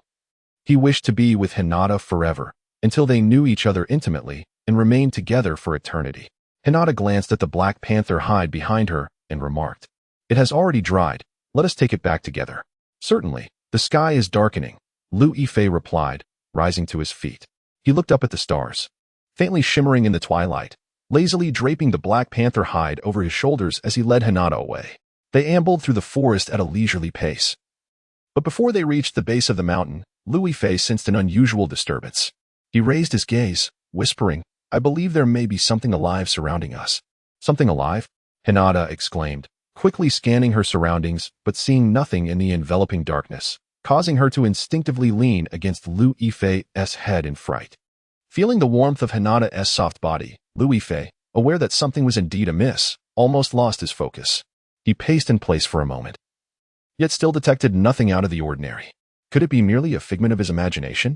He pondered, dismissing it as inconsequential. After all, during the day, the presence of the panther had kept the wild beasts at bay. Without that threat, they should now be roaming freely. With this thought, Liu Yifei reassured her, little Hinata. It's all right. Perhaps I misheard. Let us continue. Lu Gu, please do not frighten me. It's dark now, and your words easily make me anxious. Hinata's soft voice floated down from above. Liu Yifei felt delighted, her voice as comforting as clouds brushing against his face. He smiled unconsciously, acknowledging the peculiar sensation he had just felt, but playfully replied, All right, it's my fault. I shall not scare my little Hinata again. With that, he carried Hinata on his back and set off. However, after just a few steps, he sensed something amiss once more. This time, Liu Yifei not only felt the presence of something alive but also detected a scraping sound behind him, as if something was brushing against the ground, producing a distinct rustling noise. He turned to look at the ground, observing fallen leaves scattered about, some already dried. If something were to tread upon them, it would indeed make such a sound. Hinata, come down, he instructed. You must climb the tree and stay there. Do not descend, no matter what. Why? Is there truly something there? Hinata complied, her expression tense as she glanced around. Despite her apprehension, she obediently followed Liu Yifei's command and ascended into the tree. As Liu Yifei observed her climbing up, he felt a wave of relief wash over him, and he began to scan the surroundings. If his instincts were correct, the two sounds he had heard were likely from different sources. The first sound resembled that of a person nearby, while the second echoed like the footsteps of an animal traversing the ground. The more he pondered, the more uneasy he became. At that moment, his keen eyes caught sight of a flash of orange behind a large tree. Was that Naruto? When Liu Yifei glanced toward Naruto, it was evident that Naruto had spotted him as well. He froze for a moment, blinked rapidly, and immediately gestured for silence, as if in fear of something lurking nearby. Silence? What are you doing? Liu Yifei looked down at Naruto from his elevated position, dismissing his anxious demeanor. Naruto had always been boisterous as a child, and now having ventured into the forest, one could only wonder what mischief he had stirred up. Just then, the rustling sound returned from a nearby location, identical to the second noise he had previously heard. At this point, Hinata also noticed Naruto hiding behind the tree and tilted her head curiously, asking, Naruto, what are you doing over there? Have you been in the forest all this time? Why didn't we see you earlier? Upon hearing Hinata's barrage of questions, Naruto's face turned pale with fright, and he jumped up and down, frantically signaling for silence. Liu Yifei understood from his gestures that he was terrified of whatever had made the noise. He gently instructed Hinata, stay up there and don't come down. I will handle this. Hinata nodded obediently, covering her mouth tightly with her small hands.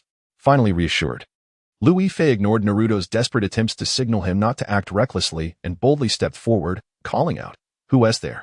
As soon as he finished speaking, White shadows began to emerge from behind several trees, and the last shadow leaped into the air, revealing its full form to everyone present. Lu Yifei widened his eyes, spinning them around in disbelief as he struggled to comprehend what the white figure was. To his astonishment, it was a colossal white python, taller than the trees themselves, its scales reflecting a ghostly sheen under the moonlight, a creature that clearly resided deep in the mountains and had inexplicably emerged. Lu Yifei sidestepped to avoid the python's attack, and, observing Naruto's frightened expression, could only lament, "What on earth did you do in the mountains? How did you provoke such a beast?" "I was just here to have some fun. Who knew I would disturb a snake's nest? This snake was trying to steal my bird eggs," Naruto exclaimed, pulling out a fist-sized bird egg from his waist and waving it triumphantly at Lu Yifei. Upon seeing the egg, Lu Yifei was both amused and exasperated. It seemed Naruto had not outgrown his mischievous nature, stealing food from the resident serpent of the deep mountains. Indeed, upon noticing the object in Naruto's hand, the great mountain serpent abandoned its pursuit of Lu Yifei and charged straight toward Naruto. Though the enormous serpent possessed a robust physique, it had long been the reigning sovereign of the forest, having perfected its craft to an unparalleled degree. In a mere blink, it glided swiftly to Naruto's side. Startled, Naruto leaped onto a tree, trembling as he narrowly evaded the serpent's gaping maw. Was this truly necessary? It was merely a bird's egg. After all, did it really intend to fight him for it? Had he known, he would never have taken the egg. With tears of frustration brimming in his eyes, Naruto clutched the smooth egg in his hands, uncertain of how to relinquish it. Lu Yifei, observing his plight, felt a twinge of exasperation. "Why don't you just toss that precious egg away? Perhaps if you throw it into the serpent's mouth, it will spare you." Lu Yifei's well-meaning suggestion stemmed from his ignorance of the white python's temperament, yet he surmised that if Naruto surrendered the egg, the serpent might indeed let him go. After a moment of contemplation, Naruto, striking a defiant pose on the branch, declared that anything he desired was within his grasp. Today, that egg would be his. Not only would he claim it, but he would also take it home to boil and enjoy in his ramen. To Lu Yifei's surprise, as those words left Naruto's mouth, the old serpent suddenly reared up. Hinata, sensing the impending danger, quietly cautioned, "Naruto, it seems like it's about to attack you." "Impossible. How dare it?" Naruto scoffed, turning away, only to find the white serpent opening its massive jaws, descending upon him. To Lu Yifei, Naruto's audacity seemed akin to a mere grain of rice, while the serpent resembled a vast bowl capable of easily enveloping the tiny morsel beneath its rim. In a moment of desperation, Naruto retreated several steps and leaped to a nearby tree, his hands trembling so violently that he nearly dropped the egg. Lu Yifei could hardly contain his amusement and remarked, "So, how is it going? Do you think you can handle this on your own? Would you like me to assist?" "Absolutely not. It's merely a python. Naruto Uzumaki, fear nothing." Naruto straightened his posture, his gaze unwavering as he prepared for a showdown with the serpent. Lu Yifei stood off to the side, enjoying the spectacle without intervening. Hinata, her concern evident, asked, "Brother Lu, are you really not going to help him? What if he gets swallowed by the serpent?" That won't happen. Naruto is a ninja. No matter how aggressive the python may be, it cannot overpower a ninja. Rest assured, Lu Yifei's confident words assuaged Hinata's fears. He understood Naruto's strength. Even if his offensive capabilities did not surpass those of the serpent, Naruto's ninjutsu would surely outsmart such a mindless creature. As if on cue, Naruto unleashed a shadow clone jutsu. Under the moonlight, his form split into 7 identical copies, each indistinguishable from the last. Wow, how impressive. How did he do that? Hinata gazed in awe, her eyes filled with admiration for the spectacle before her. Hinata surprisingly finds this ninjutsu quite impressive. If he could also become a ninja, wouldn't he surpass everyone? Could he possibly be more formidable or handsome than I am? As Lu Yifei contemplated this, he cast a glance at Hinata, feeling a twinge of envy. Hinata cheerfully praised, "Brother Lu is the strongest, but Naruto has done remarkably well." "Indeed, Naruto is truly commendable," Lu Yifei remarked with a profound tone. At that moment, Naruto's shadow clone was already confronting the serpent. The serpent seemed to comprehend human speech, gazing at Naruto's clones. Its tongue flickered in confusion, unable to discern the real Naruto, yet it dared not strike impulsively. Naruto, hands on his hips, laughed heartily as several clones chimed in unison. "Make sure to look closely.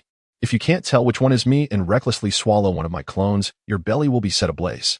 As Lu Yifei listened, the corners of his mouth twitched slightly. Such a clumsy threat could surely be discerned even by a snake devoid of intellect, couldn't it? If he were that serpent, he would undoubtedly swallow all 7 Narutos whole, indifferent to which was genuine and which was a mere illusion, simply devouring them all. As Liu Yifei pondered this, he observed the old snake suddenly retreating in trepidation, even hesitant to approach Naruto's clones. Could this possibly work?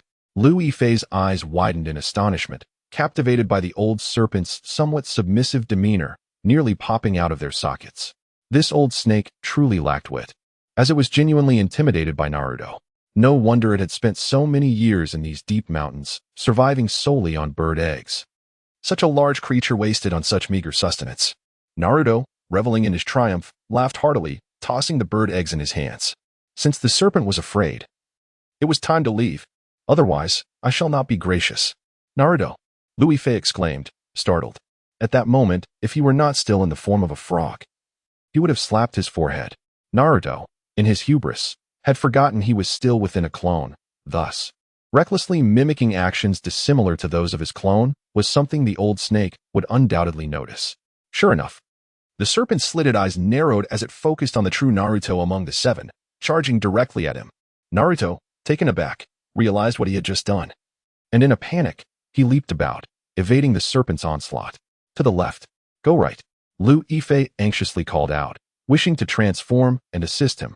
However, as the old snake and Naruto were now entangled in battle, if he were to rashly intervene, it would surely disrupt Naruto's rhythm and perhaps lead to Naruto being caught unawares, falling directly into the serpent's maw. Naruto, in a frenzy, cried out, "Come help me. I can't take this anymore." Hinata, hiding in a tree, observed him drenched in sweat and looked down at Liu Yifei. "Brother Liu, please help Naruto. He seems unable to run anymore." "There's no rush. He can still run. I wish to see how long he can endure," Liu Yifei replied, unperturbed. He understood that Naruto had yet to undergo any formal training and lacked experience in combat. It was precisely for this reason that he wanted to gauge whether Naruto's potential could be unleashed. As Naruto dodged the serpent's attacks, he was also able to hear Liu Yifei's words. He hastily shouted, "I'm in a hurry. I'm about to be swallowed by this snake. You must come help me. We met before, so we are friends." "Who is friends with you?" "Just a little brat," Liu Yifei retorted without hesitation, watching with amusement as Naruto was chased in disarray by the old snake. "You." Naruto was taken aback by the spirit beast's response, nearly fainting from indignation. He turned to glance back at the relentless serpent pursuing him and suddenly had an idea. If you want to catch something, why not go after that big frog nearby? Don't snakes love to eat frogs? The bird egg I hold is hardly substantial. If you consume that frog, you could go months without food. Upon hearing these words, the old serpent astonishingly ceased its assault and turned its attention to Liu Yifei, who blinked in realization. It dawned on him that Naruto had set a trap. Naruto, he elongated the name with a significant tone, gazing intently at the panting figure of Naruto, who was concealed behind a tree. Feeling guilty, Naruto averted his gaze to the sky, insisting, "What I said is true. Snakes inherently relish frogs. Moreover, weren't you just reluctant to assist me?" Liu Yifei narrowed his eyes, dismissing Naruto's reasoning, and shifted his gaze back to the old serpent, whose eyes gleamed with an insatiable hunger for him, as if he were a delectable morsel. A wave of shock washed over Liu Yifei as he glanced down at his own physique and then at the serpent's robust form. "Surely, you cannot consume me, can you? I would surely choke you. You could first swallow me whole and digest me slowly," Naruto interjected promptly, fearing that the old serpent might reconsider, and even made a playful face at Liu Yifei. Hinata gasped, "Naruto, how can you continually say such things? Fear not. Your summoning beast is quite formidable," Naruto replied nonchalantly, wrinkling his nose as he sat cross-legged on the tree, watching the unfolding drama with keen interest. Liu Yifei suppressed the urge to kick Naruto, raising his head to smile reassuringly at Hinata. "Do not worry, I will manage this." Hinata nodded, clutching the nearby branch tightly, her anxiety mounting. At that moment, the old serpent flicked its tongue, nearly drooling, and opened its mouth wide, lunging towards Liu Yifei's head. Liu Yifei leaped aside, exclaiming, "Do you truly dare to eat me? Just look at my dark, unappetizing exterior. It is evident how distasteful I am. I am poisonous." The old serpent, having already bought into Naruto's narrative, paid no heed to Liu Yifei's words and only saw the plump, juicy black frog before it. "Be careful, brother Liu," Hinata exclaimed, her eyes wide with concern. Initially, Liu Yifei intended to tease the serpent, but seeing Hinata so tense that she could hardly breathe, he reconsidered and abruptly halted. The old serpent likewise paused, incessantly flicking its tongue as if contemplating how to devour the frog. While the serpent remained motionless, Lu Yifei scrutinized it. He discerned that the most vulnerable part of the old serpent was beneath its head, as it constantly held its head aloft in a defensive posture. Realizing this, Lu Yifei grinned mischievously and boldly approached, asking, "Do you genuinely wish to consume me?" The old serpent recoiled slightly before suddenly lunging with its mouth agape. This was precisely the action Lu Yifei had anticipated. He was merely 2 meters away, creating the illusion that he could easily be devoured. With a grin, Lu Yifei carefully timed his move, and at the moment the serpent revealed its venomous fangs, he thrust out his long tongue, wrapping it tightly around the serpent's head. Unexpectedly, the old serpent found itself ensnared by Lu Yifei's sudden maneuver, struggling to breathe as its entire body thrashed chaotically. "Wow, Hinata, your summoning beast is truly remarkable," Naruto exclaimed, his eyes wide with astonishment, momentarily losing his grip on the egg he was holding, which tumbled to the ground. Hinata, brimming with excitement and pride, clapped her hands and laughed. "I always knew Brother Lu was exceptional, far more capable than anyone else. Of course, he can defeat this serpent." As Lu Yifei exerted himself to constrict the old serpent, he felt a surge of happiness upon hearing her words. Naruto, feeling somewhat defiant, huffed and gazed at Lu Yifei with a mixture of admiration and longing, thinking to himself, "One day, I too shall become so formidable, effortlessly standing against anything." That day is still far off. Lu Yifei mused internally, tightening his grip further until he successfully strangled the old serpent. The creature collapsed to the ground, now a feeble heap, devoid of its previous ferocity. "Brother Lu, are you tired?" Hinata quickly leaped down from the tree and rushed to his side. Lu Yifei winked at her. "It's nothing. I could resolve this serpent with just a flick of my finger, not at all tiring." "Hee, that's wonderful," Hinata replied, her heart finally at ease as she playfully patted his toad-like face. Meanwhile, Naruto observed the scene, momentarily rendered speechless. He cautiously approached, scrutinizing the black toad from head to toe, perplexed as to why it exuded an inexplicable aura of dominance, as if it were the sovereign of the forest. Noticing Naruto's dazed expression, Lu Yifei playfully extended his damp tongue and licked Naruto's face, teasing, "What are you daydreaming about?" "You, that's so gross," Naruto exclaimed, leaping back in shock, hastily wiping the saliva from his face. The mere thought of this toad's tongue having strangled the old serpent left him feeling utterly uncomfortable. Lu Yifei, reveling in his prank's success, laughed heartily. "Naruto, you should be pleased. You are the first to have my tongue touch you without incurring harm." "Humph, I already feel harmed, emotionally." Naruto wrinkled his nose, retreating several steps in apprehension. Lu Yifei squinted. "It seems I must inflict some genuine discomfort upon you." No, that's not what I meant." Naruto stammered, continuing to back away, his expression changing. It's getting late. I should head home now.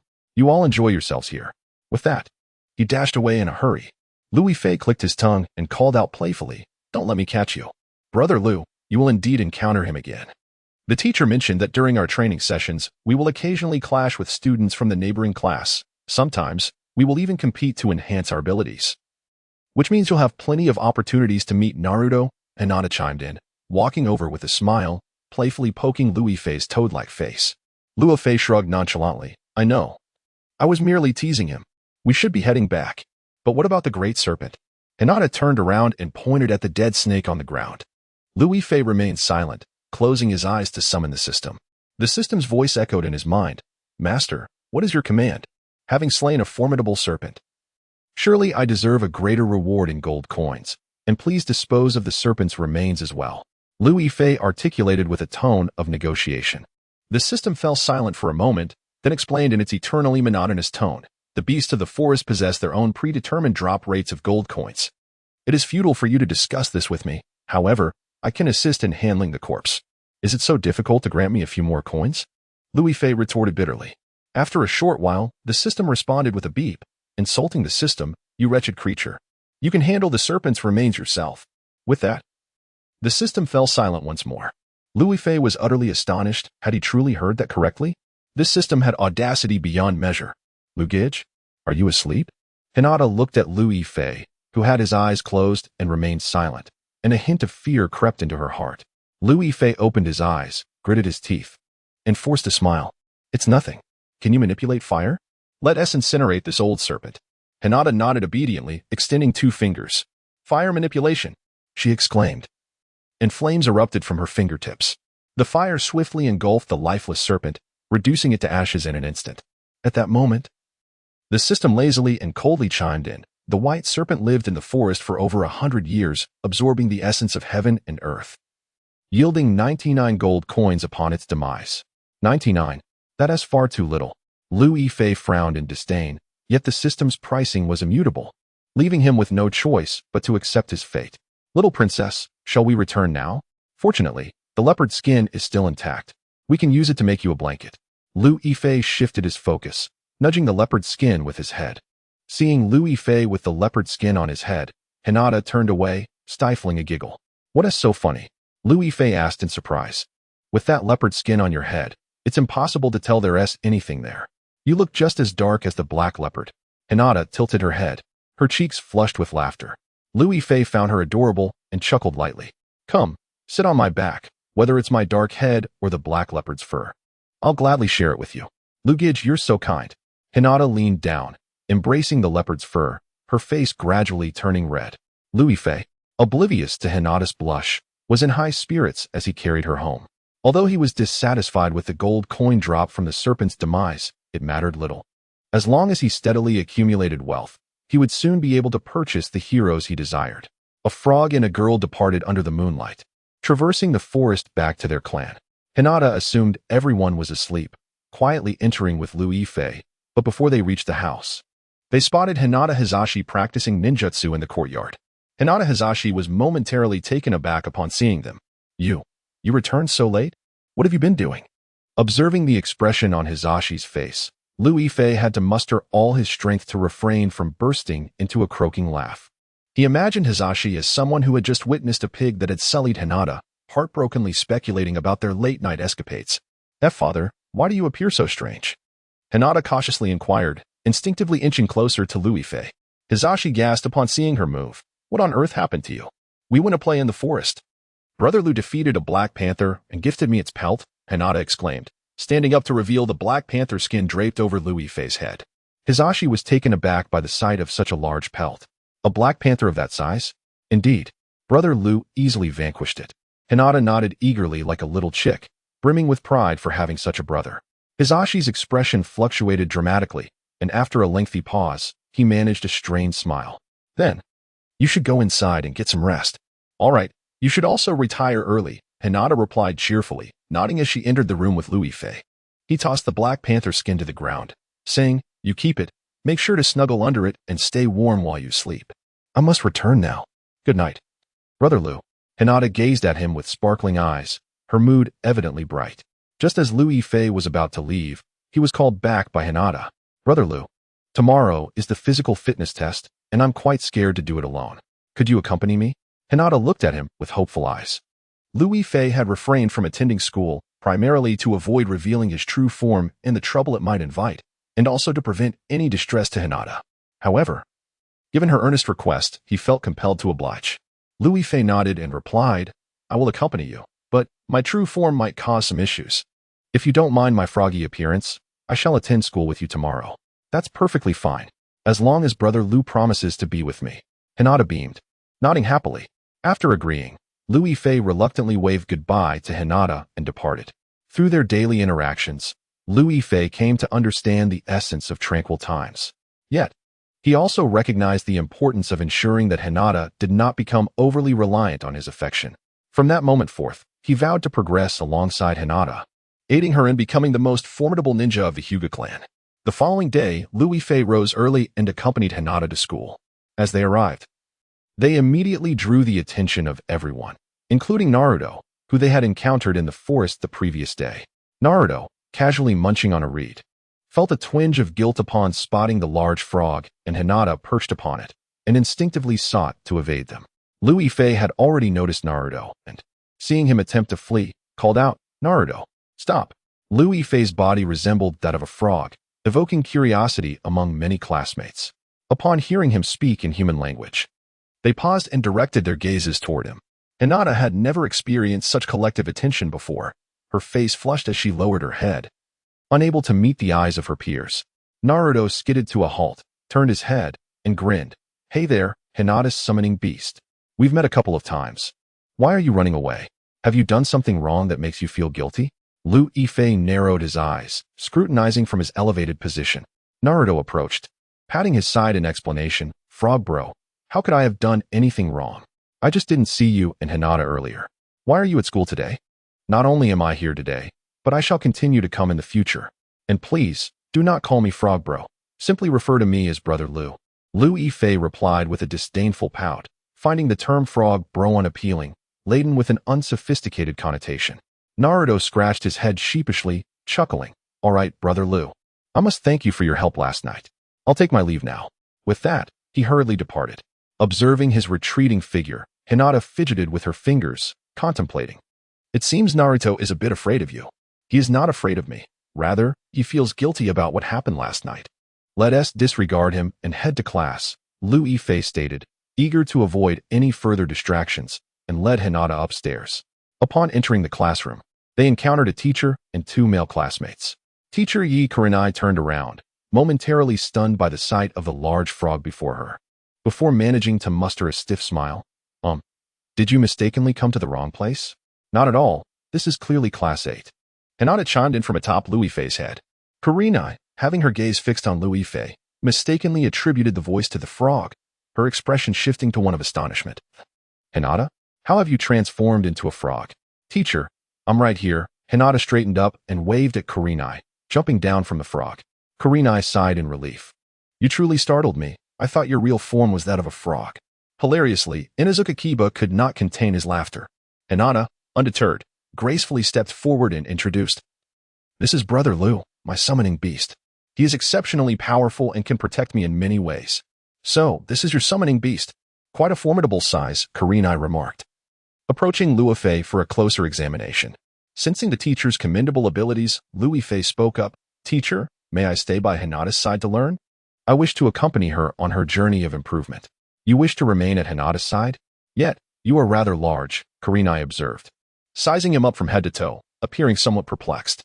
In a class with only 3 students, the focus would naturally gravitate towards the teacher. However, a peculiar black toad has suddenly appeared, which may distract the students from focusing on their lessons. Lu Yifei discerned the concerns of Yuhi Kurenai and promptly reassured her, stating, I will assist my classmates in their progress, and I have also helped Hinata refine her gentle fist technique significantly. If you doubt my words, feel free to ask Hinata. Indeed, isn't that right? Brother Lu is quite remarkable. He can even provide us with valuable insights. Teacher Kurenai, please allow him to stay. Hinata eagerly nodded. Gazing sincerely at Kurenai, Kurenai, with her hands on her hips, pondered thoughtfully while observing Hinata. From the very first moment she laid eyes on Hinata, she sensed that this young girl was extraordinary, which is why she went at great lengths to ensure that Hinata was placed under her guidance. Little did she realize that the girl's ninjutsu had been enhanced by her summon beast training. It was indeed fascinating. Is that all right, teacher? Hinata cautiously studied Kurenai's expression, fearing that she might not want Lu Yifei to remain. All she desired was to attend school alongside Lu Yifei, diligently improving her ninjutsu. Without his companionship during their studies, she would lose much of her motivation. After a moment of internal conflict, Kurenai ultimately nodded. Very well, let him stay and learn alongside you. Thank you, teacher. I will move over now, Hinata exclaimed joyfully, turning to wink at Lu Yifei before dashing over to sit beside Yamanaka Ino. Lu Yifei was taken aback by Kurenai's affirmative response and expressed his gratitude with a mixture of surprise and joy. Thank you, teacher. Lu Yifei understood that although Shiri Hong had promised to stay, she could not fully immerse herself in the collective, as it would impact her teaching. With this in mind, Lu Yifei chose to stand quietly to the side, refraining from uttering a word. After a while, Shiri Hong surveyed the students and spoke. Today marks your first day of learning under my guidance. Since we are just beginning our journey together, I must conduct an introductory assessment to tailor your training according to your individual abilities. Assessment? What will the teacher assess? Inuzuka Kiba inquired, his curiosity tinged with anxiety. Hinata, sitting nearby, cast a worried glance at Lu Yifei, feeling uncertain about the impending evaluation. Shiri Hong smiled gently and reassured them. There is no need to be overly anxious. An introductory assessment is a rite of passage for every newcomer to the Ninja Academy. Therefore, prepare yourselves for the examination scheduled for this afternoon. This afternoon? Inuzuka Kiba's eyes widened in surprise, his smile becoming somewhat strained. He had been eagerly anticipating his first day of school, having had little rest the night before, leaving him unprepared for the assessment. Hong confirmed, "Indeed, it is this afternoon. I will give you a moment to prepare, once the whistle blows. You must be ready for the evaluation." As she spoke, she touched a whistle hanging around her neck and turned to leave the classroom. In the now empty classroom, the 3 students and a frog sat in quiet contemplation, taken aback by the unexpected assessment. Hinata stood and anxiously approached Luo Fei. Just as the classroom door swung open again, Hong re-entered with a cheerful demeanor, snapping her fingers. "Oh right. The class next door will also be assessed. And both our classes will convene at the same location. Please do not bring shame upon your teacher." Initially, Hinata had felt somewhat at ease. But Hong's words heightened her apprehension. Watching Hong exit once more, Luo Fei turned to Hinata with encouragement. "Little Hinata, I understand you have never undergone such an assessment nor competed against your peers, but think about it. If you can triumph over members of your own clan, why not showcase your abilities here? Brother Lu is right, but I truly have no idea what the teacher will assess. It may not be limited to ninjutsu." Hinata murmured, lowering her head and nervously intertwining her fingers. Luo Fei glanced up to see Inuzuka Kiba and Wyan Shino adjusting their moods, preparing to face the assessment, which made him feel a sense of urgency. He gently patted Hinata on the shoulder, offering encouragement. "It's all right. I believe in you. You will undoubtedly perform better than the rest. I am right here by your side, so what is there to fear? Then, I will do my best." Hinata replied, her lips pressed together, determination shining in her light-colored eyes. With that, Luo Fei felt a weight lift from his heart. Displaying a sincere smile, "Cast aside all your worries and focus on preparing for the exam. You can do it." Hinata smiled faintly, rising to take her seat, closing her eyes to regulate her breath, striving to attain tranquility. Time passed gradually, and outside the window, the sun blazed in the sky. Finally, Sunset Hong entered, heralding the beginning with a whistle. Upon hearing the signal, Hinata and Inuzuka Kiba immediately stood up, forming a line before Sunset Hong. Noticing the spirited demeanor of each student, Sunset Hong nodded with satisfaction, pleased that they appeared well prepared. "Now, let us embark on our journey." Hinata glanced at Luo Fei and followed her team in an orderly fashion as they departed. Luo Fei lagged behind, contemplating what this assessment would entail. The group walked until they reached an open field adjacent to the forest. Hinata was astonished to see a masked instructor and Naruto in a distant area. Is that Naruto's teacher? She wondered. Indeed, he was a formidable instructor, referred to as Kakashi. This assessment will be conducted simultaneously with classes 7 and 8. So do not disgrace yourselves, Sunset Hong remarked with a confident smile. Luo Fei could discern her competitive spirit. Hinata nodded, standing tall with her 2 classmates, ready to face the evaluation. The instructor had crafted 3 assessment tasks to evaluate their various abilities. Success would be splendid, but failure. Sunset Hong revealed a cryptic smile that instilled unease not only in the 3 examinees but even in Luo Fei, who pondered the consequences that this newly appointed instructor might impose. The typically composed Aburame Shino, with his impassive expression, inquired, "Could you reveal the nature of the punishment now?" To disclose it at this moment would be rather dull. A touch of suspense is essential, Sunset Hong replied. However, rest assured, this punishment will haunt you eternally. So strive to surpass Class 7 and meet my expectations. With another enigmatic smile, she refrained from divulging any specifics. Hinata's expression shifted, her anxiety palpable. If that is the case, do we not only need to complete the assessment, but also surpass Class 7? Indeed, Sunset Hong affirmed, standing with a firm demeanor. Luo Fei furrowed his brow, turning to glance at Class 7, lost in thought. In his view, their collective strength surpassed that of Hinata's team, not to mention Naruto's cleverness. Capable of unleashing astonishing power at any moment, and the silent Sasuke, whose ninjutsu was evidently advanced. Though they were all genin, distinctions and skill existed even among them. Luo Fei approached Hinata, offering words of encouragement. "You can do this. I have trained you for some time. I believe you will successfully pass the assessment. As a girl, you possess a meticulousness that may surpass the boys during the evaluation. I have faith in you." "Thank you, Brother Lu. I shall not let you down." Hinata clenched her fists, fully committed to preparing for the forthcoming assessment. Yui Kurenai, upon hearing these words, smiled gently, finding the presence of this little frog to be quite a blessing. She lifted her gaze and noticed that Team 7 had begun their preparations for the evaluation. With a clap of her hands, she urged them to muster their spirits, stating, "I will now outline the specific rules of the assessment. Yuhi Kurenai explained earnestly. The assessment consists of 3 parts. The first is rather straightforward. It solely tests your ninjutsu. From this moment on, you will face each other as opponents. Whoever can engage in 3 rounds against me first will pass the assessment. The last one remaining will face a penalty. Upon hearing her words, Lu Yifei felt a sense of calm wash over him. Hinata's gentle techniques were quite refined. She not only had the potential to stand out in teammate, but could also undoubtedly meet the standard for second place, thus avoiding any punishment. As Lu Yifei contemplated these matters, Yuhi Kurenai had already moved a short distance away, standing tall and firm. Who will step up first?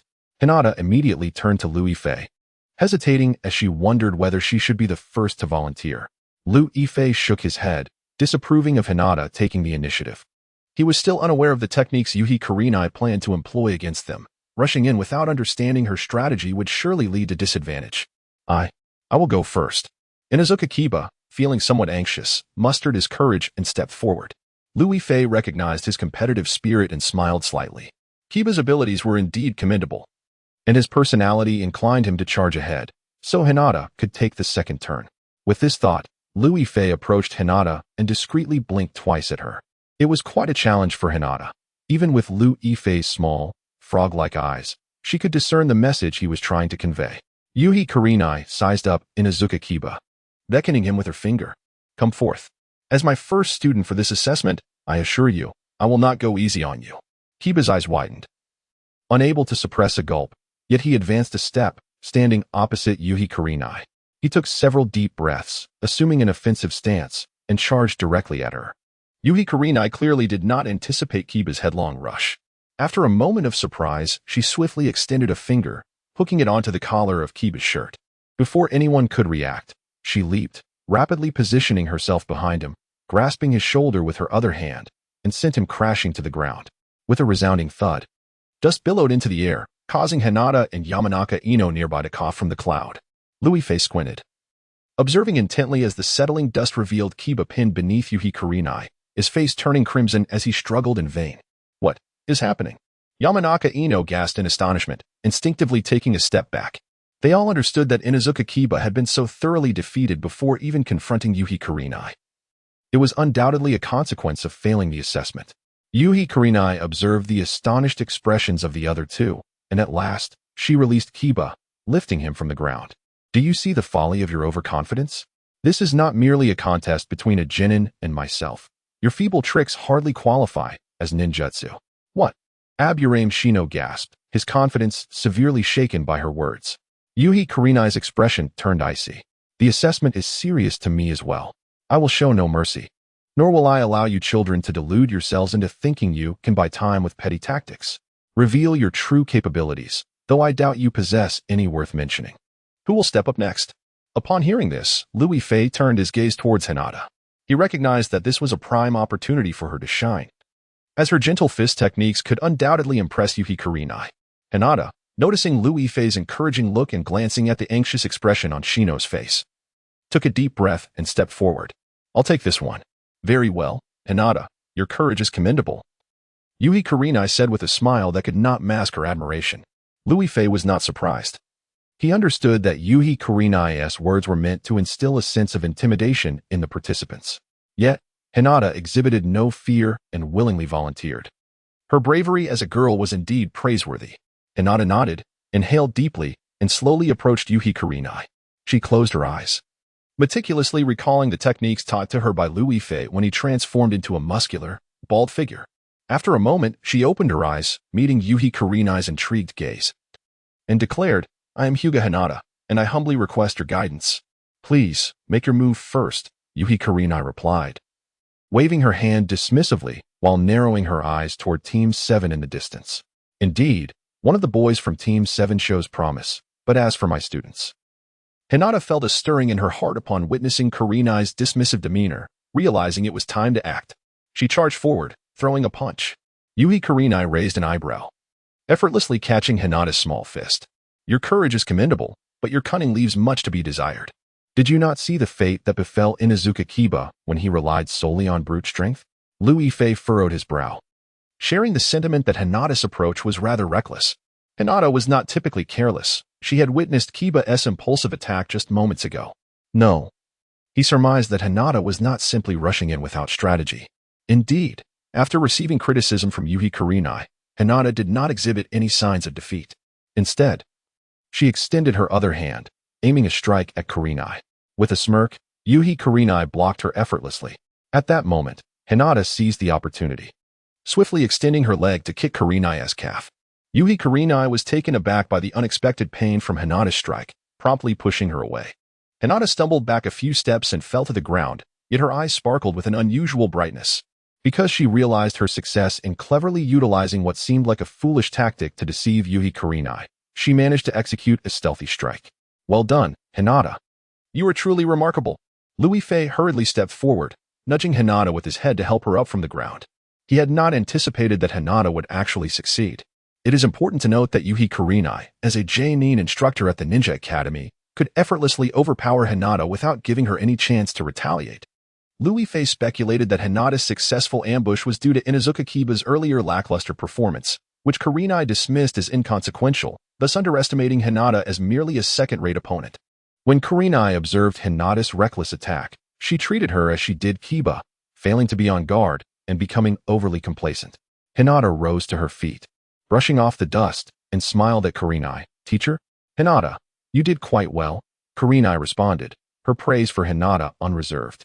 Hinata blushed and cautiously inquired, so, does this mean I have passed my assessment? You have indeed passed, but there are still 2 more tasks ahead. Do not let your success inflate your ego. I was too careless with you earlier. From now on, I shall be more stringent, Kurenai remarked with a knowing smile. Hinata's unexpected cleverness had indeed caught Kurenai off guard. But she was aware that the stroke of luck was merely a singular occurrence. She would no longer underestimate those seemingly inconspicuous individuals who harbored their own schemes. Nodding, Hinata slowly approached Yamanaka Shino, saying, Shino, you must do your best. Oh, I forgot to mention, Class 7's first assessment is similar to ours. Currently, the 3 of you have only passed 1 task. Shino, if you fail and 2 from Class 7 succeed, all 3 of you will face punishment, Kurenai stated, her eyes gleaming with interest in the unfolding drama. Upon hearing this, everyone's expression shifted. Louis Fei could not resist glancing over at Class 7, where Naruto was struggling against Kakashi, being thoroughly outmatched and unable to defend himself. Yet, despite the circumstances, Naruto's relentless spirit and determination surpassed Kiba's by far. Feeling apprehensive, Hinata turned to Louis Fei and asked, what should we do? Do not worry. Your performance has been commendable. As for Yamanaka Shino, Louis Fei's gaze drifted to Shino, uncertain about his forthcoming performance. Hinata sensed Louis Fei's lack of confidence in predicting the outcome and quietly stood beside him. Watching Shino's assessment, Yamanaka Shino stepped forward, calmly tightening his fists and intently focusing on Kurenai. Come here, Kurenai beckoned, showing no belief that he could surpass Hinata. Shino furrowed his brow tightly, feeling immense pressure. Louis Fei noticed his tension and sighed inwardly. Though Kurenai spoke merely of punishment, for Shino, the last to take the stage, it was an enormous burden indeed. After all, it is only if Ninja Shina passes the assessment that this group can avoid punishment, or if just 1 member from Class 7 succeeds. This signifies that Ninja Shina must genuinely attack Yuhi Kurenai, akin to how Hinata would. And Kurenai must acknowledge her success verbally.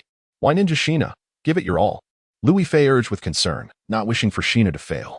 After all, he did not want to witness Hinata facing punishment.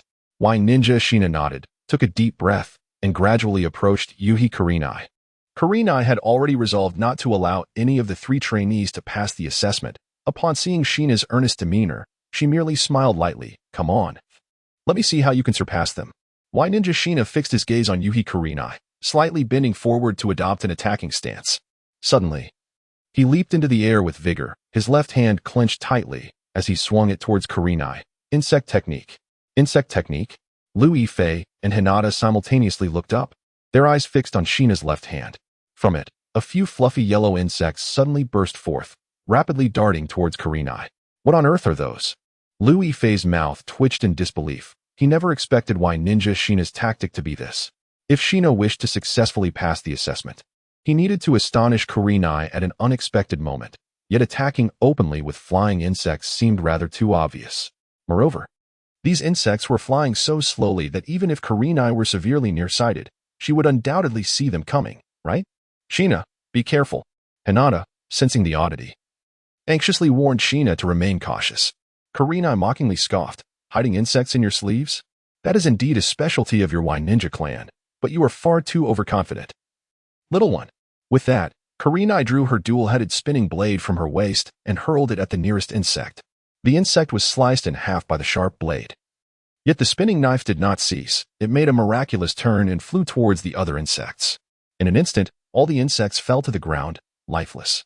Y Ninja Sheena stepped back, staring blankly at the dead insects on the ground, unsure of how to respond. Louis Fei immediately turned away, unable to bear watching Sheena's attempt. He never imagined that the assessment would conclude in this manner. Kurenai chuckled derisively as she approached the lifeless insects. Poisonous yellow feathers, is it? Sheena, you have been overly confident. Such trivial tricks cannot even come close to me. Even if I were bitten by those insects, it would have no effect whatsoever. I am aware, however, that should you be bitten, you would lose.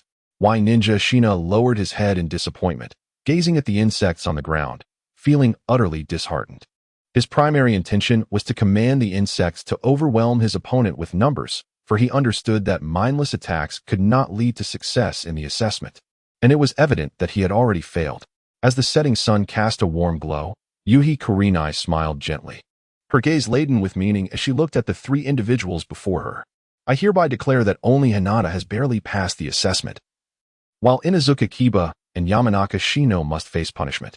However, Hinata lifted her head, perplexed by what additional intentions Kurenai might have.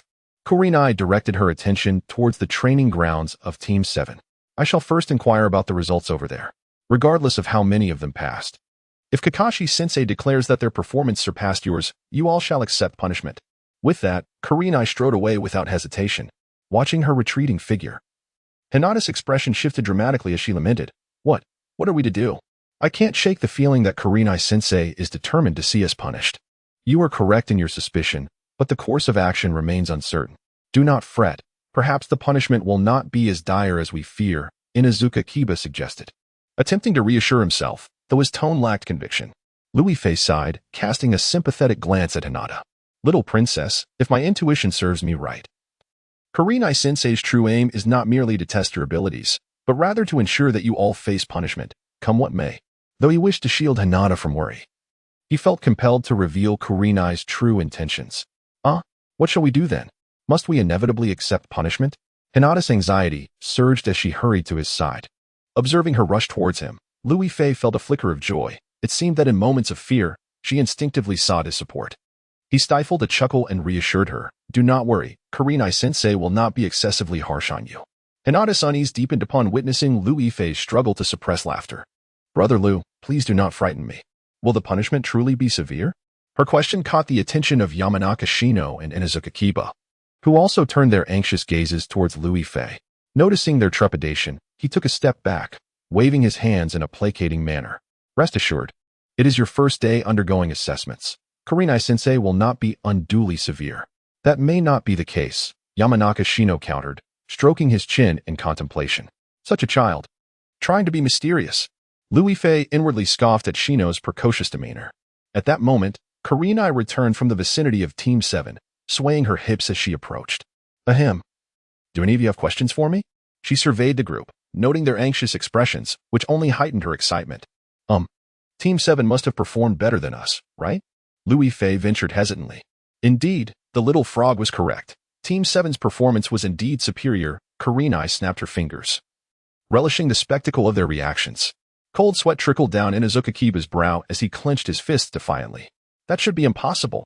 Just a moment ago, I distinctly saw that fellow, Uzumaki Naruto, not even getting a chance to strike. Do you not also lack any opportunity to take action? In what way are you superior to him? The sunset-hued figure, with a smile that danced on the edge of mockery, gazed at him without a trace of anger at his defiance. Upon hearing these words, even Louis Fei was momentarily taken aback. Indeed, the students of Class 8 had not demonstrated adequate performance. Even if they faced punishment, they had no grounds to protest or claim injustice. Inuzuka Kiba's face flushed with indignation, even if I too did not have the chance to act. Why should it be assumed that those in their class performed better than us? At his words, the smile faded from the sunset-hued figure's face, replaced by a grave expression. She fixed her gaze upon the three of them, articulating each word with precision. On what basis? I have closely observed the performance of Class 7. As Genin. They naturally cannot surpass their Jounin instructor, yet each of them diligently scrutinizes the teacher's flaws and habits, exerting themselves to the fullest. And what of you? Upon hearing this, the three lowered their heads in silence. Liu Yifei narrowed his eyes, nodding in agreement, genuinely believing that in this regard, Inuzuka Kiba and Yamanaka Ino were indeed inferior to Naruto and the others. The sunset-hued figure let out a cold snort and continued, "Among you, only Hinata demonstrates some insight. Even knowing she cannot defeat me, she bravely steps forward, keenly observing and analyzing the techniques. Yet, you, Inuzuka Kiba and Yamanaka Ino, are consumed by thoughts of failure. Even adopting a self-destructive mindset during combat. Shouldn't you be punished for that?" Upon hearing these words, the individuals were immediately engulfed in shame. Their hands clasped behind their backs, unable to find a way to respond. Observing their demeanor, the sunset-hued figure spoke again. "Tell me, do you believe you deserve punishment? I believe Ino and I should face the consequences, but Hinata performed admirably. Perhaps she could be exempted from punishment?" Inuzuka Kiba mustered his courage to speak. His eyes filled with remorse for Hinata. Hearing this, Hinata was taken aback and quickly shook her head. "No. Our class's overall performance is not on par with Naruto and the others. I should accept punishment alongside them. I am not at fault. The fault lies in our lack of ability and unwillingness to strive." Yamanaka Ino chimed in, supporting this sentiment. Liu Yifei, listening from the side, slowly revealed a smile. He had not anticipated that these individuals would stand up for Hinata. Logically, she should not be subjected to punishment. Yet he sensed that the sunset-hued figure would not easily let her off the hook. Indeed, the sunset-hued figure narrowed her eyes and, with unyielding resolve, declared, "You three are members of the same class and should understand the concept of shared glory and shared disgrace. If punishment is to be administered, it must encompass all three of you." Hinata, upon hearing these words, felt unexpectedly relieved. She turned to Liu Yifei, displaying a gentle and endearing smile. "Brother Liu, please do not worry about me. I will be fine, rest assured." Liu Yifei responded with a comforting remark, finding her expression both pitiable and charming. Hinata nodded, and when facing the sunset-hued figure, she astonishingly felt less fear. She would not cower in the face of this punishment. Her fear had always stemmed from the unknown. Now that punishment was unavoidable, she would confront it with courage. Inuzuka Kiba took a deep breath, gazing at the crimson sunset, uncertain about the punishment that awaited them from their teacher. "It's only your first day at school. I won't be excessively harsh on you," Wai Kurenai said, a mysterious smile gracing her lips. "However, do not expect this punishment to be a walk in the park. Come forth and stand before me." As she beckoned with her fingers, a sense of foreboding washed over Liu Yifei, who began to worry about the impending trial that Hinata would face. Following the two, Hinata stepped forward to stand beside Kurenai. Just as everyone focused on the teacher, the three suddenly found themselves suspended in midair, caught off guard and hanging aloft. "Ah, ah, ah." Kiba and Hinata screamed in unison, clearly startled. In contrast, Shino Aburame remained silent, either unafraid or stunned into silence. Liu Yifei gazed upwards, noticing their bodies dangling from the trees by ropes, unable to restrain himself from exclaiming, "Is this the punishment? It cannot be this simple." Kurenai smiled enigmatically, further deepening Liu Yifei's sense of unease. "What are you truly planning to do to them, teacher? Are you already feeling sympathy for your little companions?" She teased. "Do not worry. I shall not allow them to suffer too greatly, as they still have upcoming assessments to complete." With that, she sat cross-legged on the ground. Kiba looked at Kurenai with pleading eyes. "Teacher, being hung like this is quite uncomfortable. Of course, I understand that being suspended is no pleasant experience. Thus, I have prepared a special prop for your punishment." Kurenai clapped her hands and retrieved an item from her pocket. The sight of it left everyone momentarily speechless, for they had not anticipated that the prop would be a bunch of grapes. "Behold, a delectable bunch of grapes," Kurenai exclaimed, holding them aloft and twirling them around. Liu Yifei's mouth twitched. "So your punishment is to eat grapes while watching them dangle?" No. That seems far too easy. They just expressed discomfort at being hung like this. I must find a way to help them stretch their limbs." Kurenai wiggled a finger mysteriously, her expression enigmatic. Liu Yifei furrowed his brow in confusion, uncertain of her intentions. Hinata, hanging upside down, could only fixate on the alluring grapes. "Teacher, what exactly are you trying to convey? Please, no more riddles. I counted, and this bunch contains 56 grapes. The first among you to consume 30 grapes may descend. Whoever eats 20 thereafter may also come down. However, The last one remaining will be required to hang from the tree until I am in a good mood to release them, Kurenai declared, her eyes narrowing as she relished their reactions. As Lu Yifei observed their bewildered expressions, he finally grasped Kurenai's intentions. Indeed, this was quite a daring game. Hinata listened with great confusion and couldn't help but exclaim, "Does the teacher intend to sit there and toss grapes for us to eat? But 30 grapes constitute half of what is available. How can we possibly manage to consume 30? The odds are exceedingly slim." Although she was not fond of calculating such trivial matters, the evident difficulty of this punishment was apparent to her. Upon hearing this, Shino also began to comprehend the situation. Indeed, if one grape is contested by 3 individuals, what if each person ends up with several dozen? Thus, the true aim of this punishment hinges upon your abilities. If you cannot secure 30 grapes for yourselves, then you shall all remain suspended. This is my first lesson to you. Everything must be achieved through your own efforts. Kurenai regarded them with a serious expression, embodying the demeanor of a revered minor. After hearing her words, Lu Yifei began to view Kurenai in a new light. He had long heard that before taking on the role of the 8th Squad's instructor, she was merely an ordinary jonin. Initially, he had harbored concerns that Hinata might not learn anything of value, yet it now appeared that he had overthought the matter. However, this also meant that it was highly likely none of us would descend. This method of competing for grapes is rather detrimental to friendships. Kiba furrowed his brow in discomfort. Reluctant to partake in the rescue from this punishment, how could he possibly snatch grapes from Hinata with Shino? 2 boys would undoubtedly possess an advantage over a girl, especially considering Hinata's frail physique.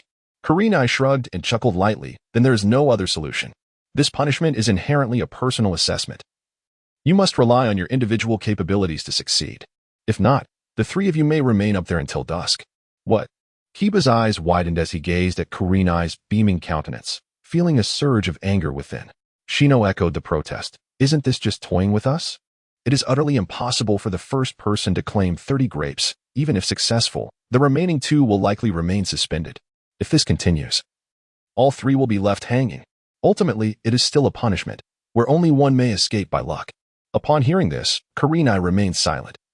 Yet Lu Yifei suddenly lifted his head, seemingly grasping something profound. In this punishment, Kurenai consistently emphasized individuality, repeatedly mentioning punishment and escape. The objective should not merely be to allow them to break free through their abilities, for the very premise of this rescue was inherently flawed. No single person could realistically secure 30 grapes. However, if the other 2 were punished, or if all 3 remained suspended, what was Kurenai truly aiming for? All these seemingly unreasonable arrangements were, in fact, stressing the importance of collaboration. Yes, it was cooperation. Only through mutual assistance could more individuals hope to descend from the tree. Kurenai caught a glimpse of Lu Yifei deep in thought and was pleasantly surprised, realizing that our little frog had discerned the crux of the matter. Lu Yifei smiled and, meeting the curious gazes of his companions, nodded slowly. He truly comprehended how to navigate through this crisis. However, ultimately, someone must face the consequences. After all, this rescue endeavor relies on unity, collaboration, and an indomitable spirit, which aligns with the second assessment spoken of by Yakumo. Hinata, noticing Lu Yifei seemingly struck by a thought, immediately inquired, "Brother Lu, could you share with us the method to escape?" Just as Lu Yifei was about to respond, Yakumo silenced him with a mere glance. She turned to Hinata and cautioned, "You may devise strategies on your own, but seeking assistance from others is not permitted." Upon hearing this, Lu Yifei could only shrug helplessly at Hinata. Although he wished to assist her, revealing such information was indeed inappropriate. After all, this assessment was ultimately for Hinata's benefit, serving as valuable training. Hinata felt a twinge of disappointment but mustered her spirits, glancing at Yunushino and suggesting, "Let us 3 think together to find a solution." Yunushino and Inuzuka Kiba nodded in agreement, falling into deep contemplation. Observing their silent deliberation, Yakumo gradually approached Lu Yifei, scrutinizing him intently. "I believe you appear to possess a remarkable intelligence far beyond that of an ordinary summoning beast." As Yakumo drew closer, Lu Yifei quickly retreated a couple of steps, chuckling nervously. "Is that so? Thank you for the compliment, teacher. Do not play coy. I am aware that you are not merely an ordinary summoning beast. After all, I have yet to encounter a summoning beast with such agile intellect," Yakumo persisted, her curiosity piqued. Lu Yifei took another step back, meeting Yakumo's dubious gaze, and responded ambiguously. "Just because you haven't seen one does not imply they do not exist. I truly am just an ordinary summoning beast. Very well. Since you are so adamant in your refusal to disclose, I shall not press further, Yukumo replied, straightening up and surveying the black toad, choosing to remain silent. Regardless, this toad was merely a clever creature. Louis Fei sighed in relief, glancing at Hinata, only to find her and the others hanging in discomfort, yet still persevering in their discussions.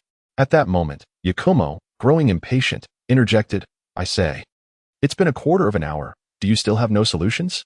I might just throw grapes. With that, she picked up a grape, ready to toss it. Inazuka Kiba quickly pleaded, wait, we are almost finished deliberating. Hearing this, Yakumo reluctantly set down the grape, urging them to hurry. The punishment here is akin to a battlefield. The enemy will not grant you this much time to ponder. This is your first and last chance. The trio remained engrossed in hushed whispers, seemingly oblivious to her words. Louis Fei found their antics amusing but dared not speak up to draw Yakumo's attention. After a while, Inazuka Kiba finally waved his hand. Teacher, we can throw the grapes now. We have all considered it. Is that so? Here I come, Yuri Kurenai said, a bloodthirsty smile curling upon her lips as she swiftly and accurately hurled the grapes toward Inazuka Kiba. Simultaneously, as Kiba caught the grapes, she precisely tossed another toward Hinata, followed by one toward Yamanaka Shino. To prevent the grapes from falling to the ground, everyone had no choice but to adhere to Kurenai's rhythm, receiving the grapes one after another. Liu Yifei watched from the side, shaking his head, marveling at how the teacher, even amidst their competitive spirit, devised methods to ensure their defeat. Minutes later, panting, Hinata clutched the grapes in her hand and reported, 12, 9, 10. Upon hearing their counts, Kurenai raised an eyebrow, momentarily slowing her movements. She was genuinely curious whether these three little ones would attempt to extricate themselves from their predicament in such a manner. Just as Kurenai pondered this, Shino left one grape for himself and handed the rest to Hinata, while Kiba, unwilling to be outdone, offered all his grapes as well. Teacher, Hinata's grapes total 30 now. Please let her down. Kiba looked up, eyes filled with anticipation. Both Kurenai and Liu Fei were momentarily taken aback, genuinely surprised that they had indeed found the right solution.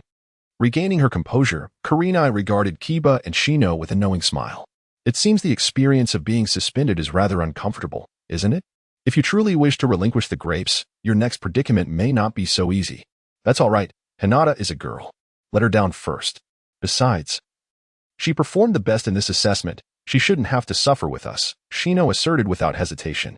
Louis Fei nodded in satisfaction, admiring both Shino and Kiba. In this competitive and perilous endeavor, their rapid unity in pursuing a common goal was something neither he nor Kurenai had anticipated. Kurenai gazed appreciatively at the trio, ultimately retrieving a dart and severing the rope that held Hinata aloft. As she plummeted toward the ground, Louis Fei dashed over, and in an instant, he bent down, catching Hinata atop his head. With a thud, Hinata quickly sat up, patting Louis Fei's head. Are you all right? Did I hurt you, Brother Liu? I'm tough as nails. I'm perfectly fine. Don't worry too much, Louis Fei reassured her, eager to alleviate her guilt. Observing their interaction, Kurenai couldn't help but comment. I didn't realize your bond was so strong. Hinata, you are fortunate to have such an exceptional summoning beast. Thank you for the compliment, teacher. But let's throw the grapes first. I see our classmates hanging up there are starting to feel uncomfortable, Hinata replied, her concern for those still suspended evident. Kurenai chuckled softly, nonchalantly picking up a partially plucked grape. Well then, I am quite eager to see who will be let down next. With that, she resumed her grape throwing. In the end, Inazuka Kiba and Aburame Shino held a bountiful cluster of grapes, deliberating on who should descend first. Louis Fei observed the scene intently, a sense of unease creeping into his heart. He could discern that both Shino and Kiba were individuals willing to sacrifice their own interests for the sake of others, and their current discussion was bound to reach an impasse. Indeed, Kiba offered the grapes to Shino, asserting, I performed the worst this time. You go down. The grapes are yours. No, you should go down. I can still endure, and it was my lackluster performance in the final round that led us here. It's my fault. You go. Shino resolutely insisted, handing the grapes back to him. Kiba shook his head vigorously, declaring, I said you go down, so you must. Do not argue with me. If you do, we'll both remain suspended here. Hurry down. In a moment of desperation, Shino tossed the grapes to Kiba. Reluctantly, Kiba caught them, intending to return them, only to find that Shino was completely ignoring him, leaving him frozen in place, unsure of how to proceed. Observing Kiba's helplessness, Yui Kurenai chuckled then. Kiba, you should descend, and Shino can remain suspended.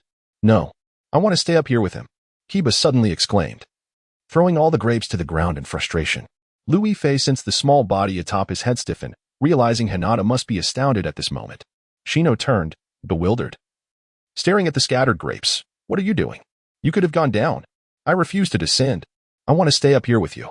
It is my lack of ability that has brought us to this point. How can I leave you behind? Kiba declared steadfastly, showing no sign of regret. Shino widened his eyes, silently observing Kiba for a while before nodding with emotion. Today, neither of us performed well, so neither of us should go down. Let us accept the punishment together. Kiba nodded vigorously, enduring the pain of hanging in midair alongside him, resolutely persisting. Witnessing their interaction, Lu Yifei felt a warmth in his heart. It seemed that on the very first day of their school assessment, these two had forged a commendable bond of brotherhood, willing to share in the suffering rather than abandon one another.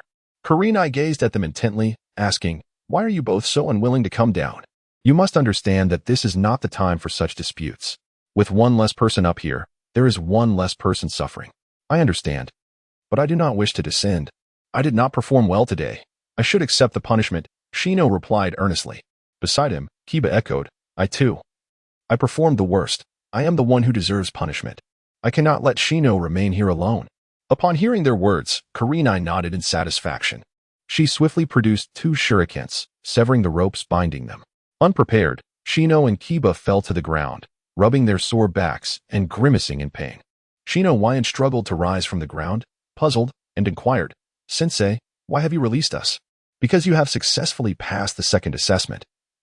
Kurenai Yuhi replied with a gentle smile, her gaze filled with admiration. She was indifferent to the individual capabilities of the children in passing the evaluation. After all, skills can be honed. However, the inherent qualities that each person possesses cannot be altered by any jonin.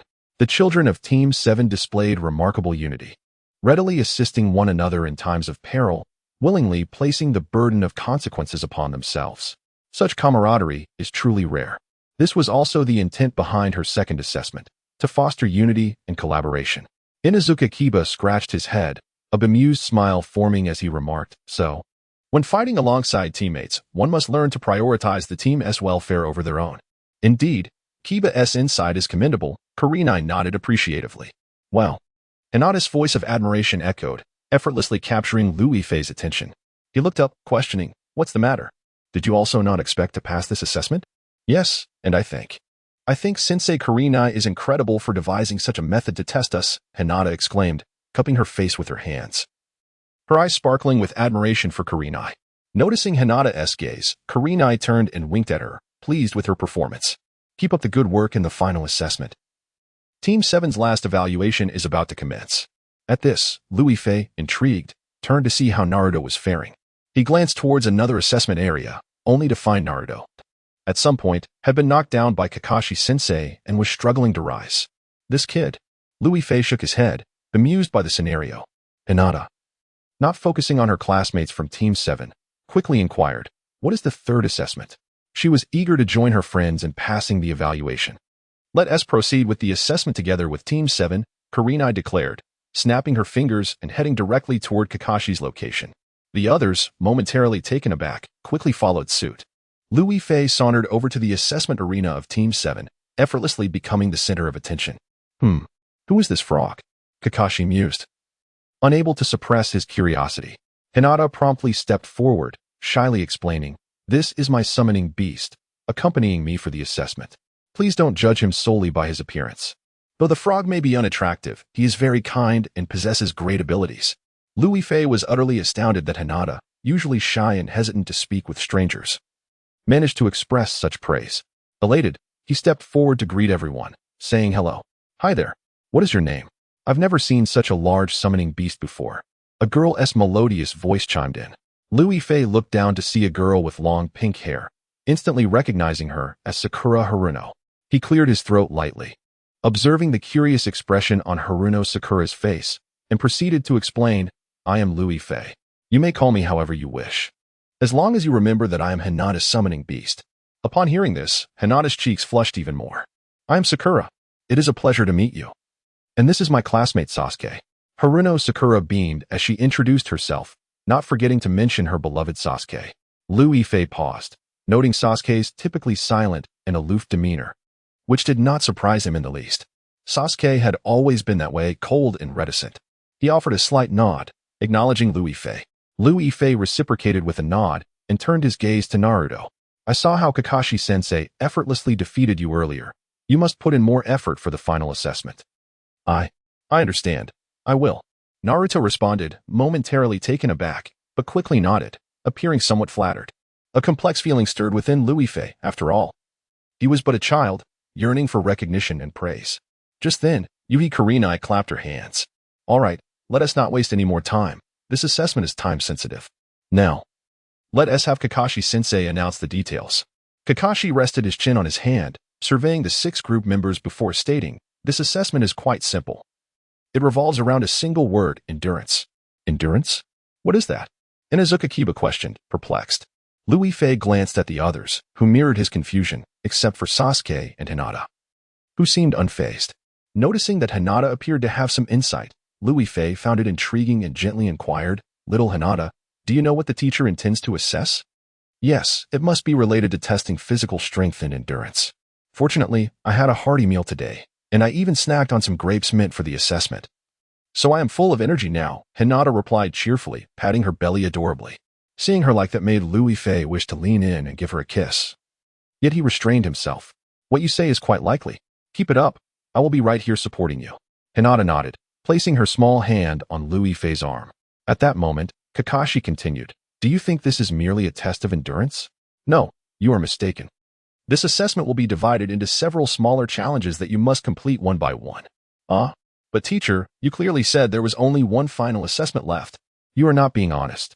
Naruto protested, clearly displeased. Haruno Sakura nodded in agreement. Yes. We have been assessed for so long already. Why does it seem that the projects only increase? When did I ever say that a single assessment corresponds to just one project? You are to simply accept the challenge. Anyone who disagrees may voluntarily forfeit and face the consequences of failing the assessment, Kakashi replied with a smile, seemingly oblivious to any fault in his words. Haruno Sakura was taken aback by his response, but dared not react excessively, quietly retreating to the line with Naruto. Kakashi nodded in satisfaction, introducing the first task of the assessment, camouflage. Camouflage? What does that mean? Liu Yifei raised his head, surveying the surrounding woods and grasslands, and gradually formulated an idea. He was aware that Kakashi and Yuhi Kurenai would undoubtedly not adhere to conventional methods, so this assessment would surely prove to be rather complex.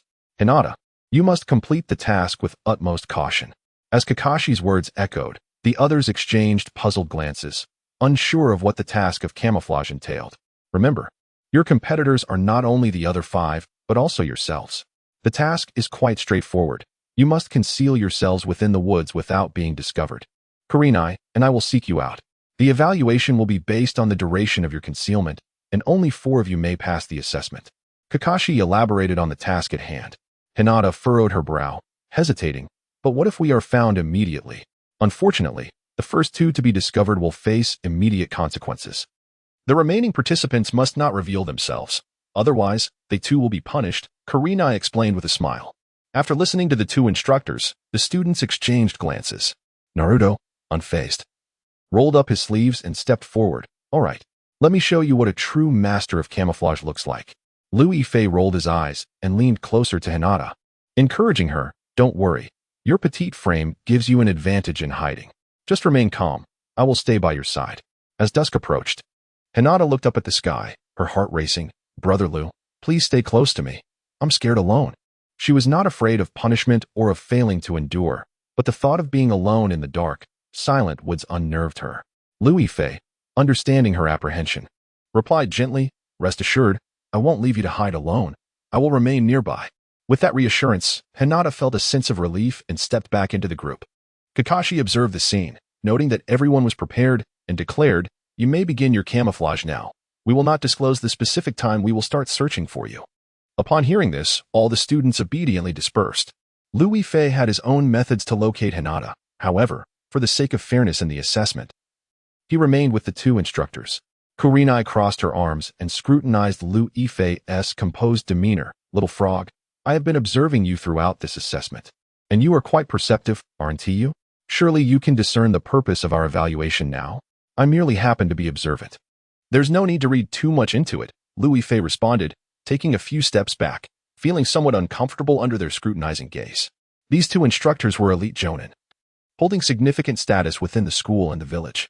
He wished to avoid drawing the attention of the two teachers, lest it lead to any complications. Liu Yifei constantly aimed to ensure that Hinata would thrive in this environment. However, in doing so, he did not want to be overly conspicuous. His sole desire was for Hinata to focus on her studies and grow steadily, ultimately succeeding in the Chunin exam. Upon hearing Liu Yifei's words, Hyuga had yet to respond. But Kakashi appeared intrigued, remarking on Liu Yifei's remarkable talent, suggesting he was no ordinary summoning beast. I am merely an ordinary frog, Liu Yifei insisted. Nothing particularly special about me. I was simply born to intelligent parents, which accounts for my own cleverness. It's merely genetics, so please do not overthink it. Liu Yifei continued to wave his hands, attempting to divert the attention of the two teachers away from himself. Kakashi nodded thoughtfully, lost in his own reflections. Hyuga looked up toward the trees and mused. At this time, everyone should be well hidden, right? Should we begin our search now? They needed to find a highly advantageous hiding spot soon, as otherwise, upon entering, they would immediately sense where everyone was located. Kakashi shook his head, disapproving of the idea of searching for them just yet. Hearing this from Kakashi, Liu Yifei felt a sudden release of tension. He understood that Hinata was meticulous in her approach. When selecting disguises and methods, she would undoubtedly take her time to consider her options. If Kakashi and Hyuga ventured into search now, they might expose themselves before she was ready. He chimed in, perhaps we should wait a little longer. This assessment grants them the freedom to express themselves, and if we do not allow them more time, how can they perform well? You make a valid point. Let us indeed wait a while longer, Kakashi agreed, casting a glance at him before quietly settling beside him, pulling out a book to engross himself in. Liu Yifei, curious, approached step by step, and was taken aback upon seeing the contents of Kakashi's book. It turned out to be an inappropriate comic. Noticing the peculiar expression on Liu Yifei's face, Hyuga paused and asked, what is that expression? What is Kakashi-sensei reading? Why not see for yourself? Liu Yifei feigned ignorance, turning his head away to avoid further discussion on the matter. He secretly hoped that Hyuga would approach to discover what it was. True to her nature, she could not suppress her curiosity and stepped up to Kakashi to take a look, her face instantly flushing crimson. Why are you reading this? Kakashi nonchalantly tucked the comic into the pocket of his waist, raising his head with a playful grin. Interests. This interest of yours is rather. Hyuga trailed off, shyly retreating to the side, shedding her earlier authoritative demeanor as a teacher. Witnessing their interaction, Liu Yifei felt an inexplicable warmth within. After a while, Kakashi clapped his hands and stood up from the ground. All right, it's been long enough. Teacher Hyuga and I shall now venture into the forest to locate them. Toad, where will you go? You may go ahead and search. I'll enter after dark, he replied. Hinata might feel frightened alone inside. Although Liu Yifei refrained from voicing his concern, he was indeed worried about Hinata's well-being.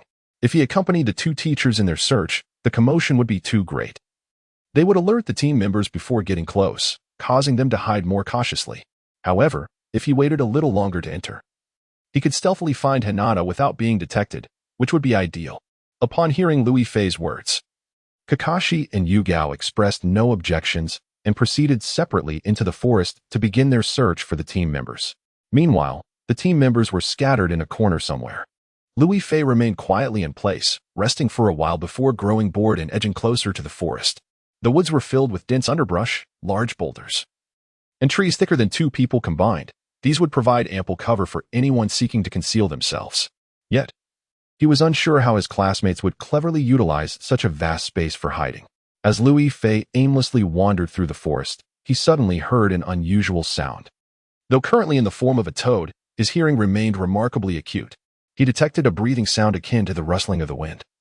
Immediately realizing that someone was concealed nearby, chuckling to himself, Liu Yifei glanced around, aware of another's presence, yet curious about who might be hiding in the vicinity of the forest.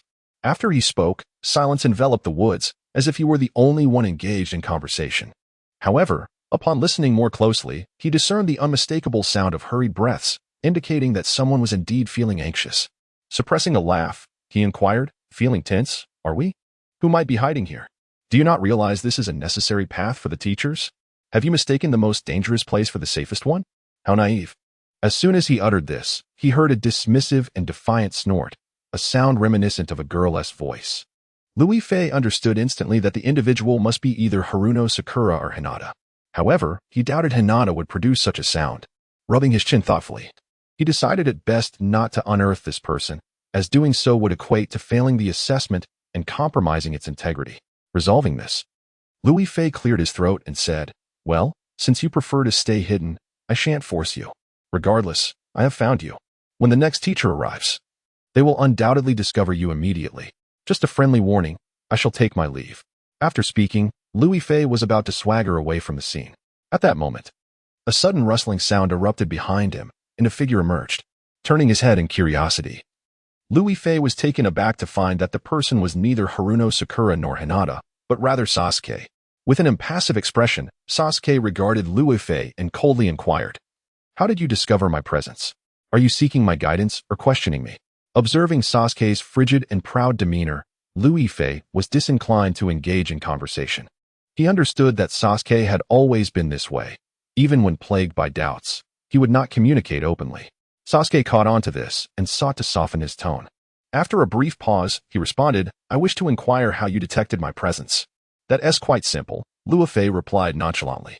"My hearing is quite acute, so I heard your breath. Even if you had concealed yourself well, I would still have sensed you." Noticing a slight improvement in Sasuke's tone, he felt at ease to divulge his method of detection.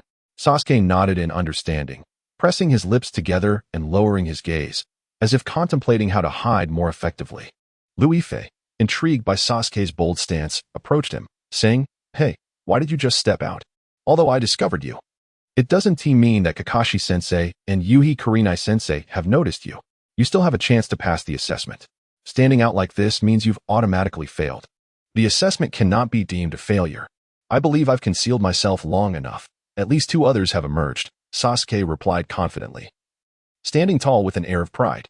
Observing his demeanor, Louis Fei felt somewhat speechless. Indeed, Sasuke was meticulous in thought. Even now, stepping out was a calculated decision. Louis Fei licked his lips and waved his hand dismissively, saying, "If you believe you've triumphed, then go ahead and gather. I must find Hinata now." "I'm coming with you," Sasuke unexpectedly insisted, following Louis Fei. This behavior puzzled Louis Fei, as Sasuke was typically distant with strangers. Why the sudden desire to accompany him? With this thought in mind, Louis Fei asked, "Perhaps you shouldn't follow me. What do you intend to do? If the teachers see you, they might think you are neglecting the assessment to play around with me." Regardless, Sasuke remained resolute in his decision to follow Louis Fei, showing no signs of wavering. This only deepened Louis Fei's confusion. "Why are you so unwilling to return?" "Because Naruto is there," Sasuke replied tersely, lowering his head as if reluctant to speak further.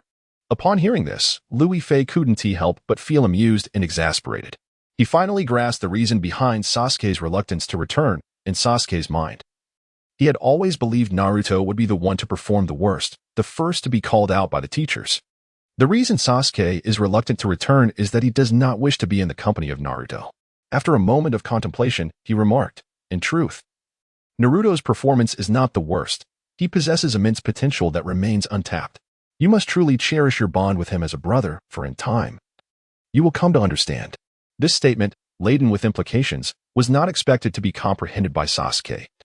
Yet it was a matter that he and Naruto would inevitably confront in the future.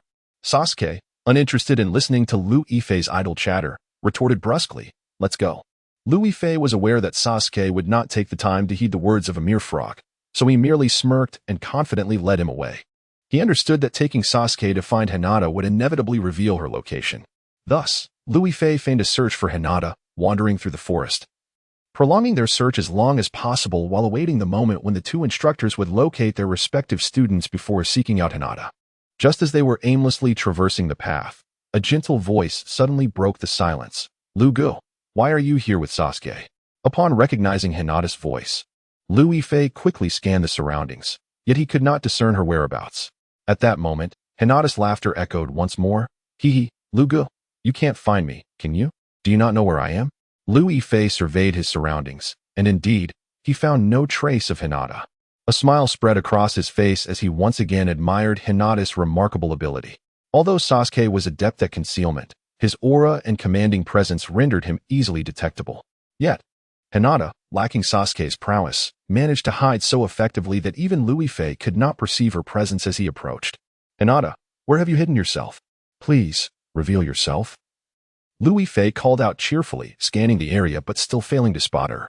Currently in the body of a frog, his senses were acutely attuned to stillness and movement.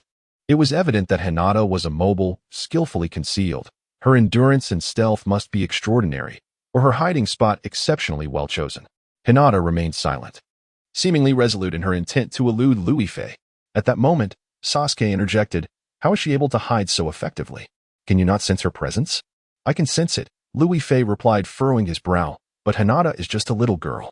Even if she does not suppress her aura, it is considerably weaker than yours, and coupled with her excellent hiding place, I cannot discern her location." Sasuke, feeling somewhat dissatisfied and puzzled, began searching through the nearby thickets. Amused by Sasuke's determination, Louis Fei couldn't help but chuckle. "Do you believe that, given Hinata's abilities, she should be easily found?" "Yes," Sasuke admitted without hesitation. Diligently continuing his search, Louis Fei found himself momentarily at a loss for words. He understood that Sasuke was convinced of his superiority among the team members and could not fathom that Hinata might conceal herself better than he could. Louis Fei raised his voice intentionally, declaring, "Hinata, Sasuke is wholeheartedly searching for you, so please don't reveal yourself. Let him strive for excellence." After his proclamation, silence ensued. Louis Fei was aware that Hinata had undoubtedly heard him and paid little mind to the lack of response. However, after a few minutes, a faint hum wafted through the air. "Oh, that sound seems to be coming from above." Louis Fei glanced up and quickly averted his gaze. This was no longer about him seeking Hinata. It was about Sasuke's desire to coax her out. To avoid detection, he endeavored not to look in Hinata's direction, lest Sasuke notice. After searching the grass for a while without success, Sasuke's brows knitted tighter.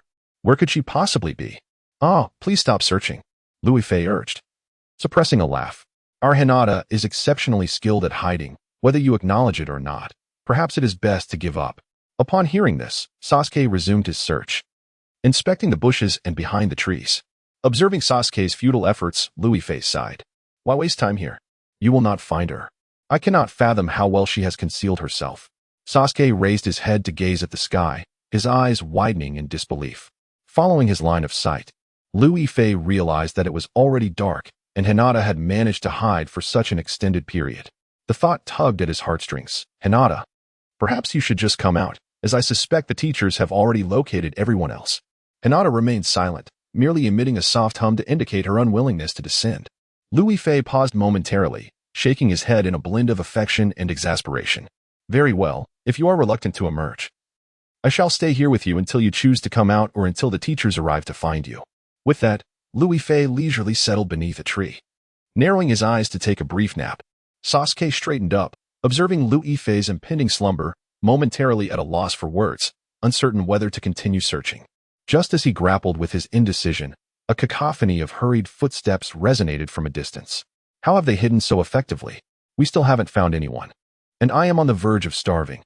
I long to return home for a meal." Sakura's weary voice drifted in from the west. Louis Fei opened his eyes, realizing that the assessment over there had concluded, and he rose to his feet. At that moment, Naruto's voice pierced the air. "Umph. I never imagined Sasuke could hide for so long. You should consider how formidable Sasuke truly is. You are no match for him." Sakura's merciless critique followed.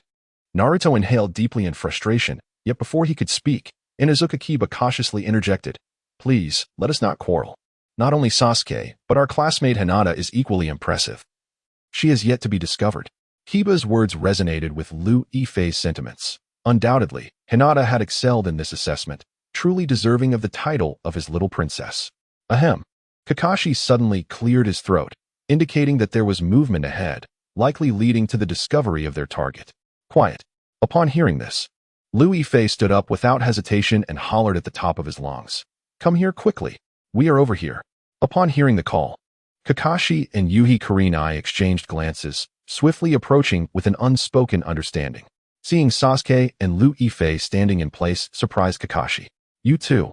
"Teacher, I was discovered by a summoning beast at sunset and had to reveal myself. As for Hinata, she is nearby, but we cannot locate her."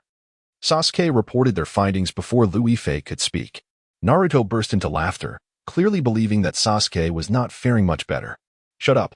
In any case, I am doing much better than you.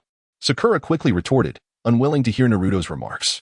Kurenai cast a glance at them, signaling for silence. She approached Luofei and Sasuke, patting Sasuke's shoulder. Well done. Managing to last until sunset is quite impressive. Do not lose heart.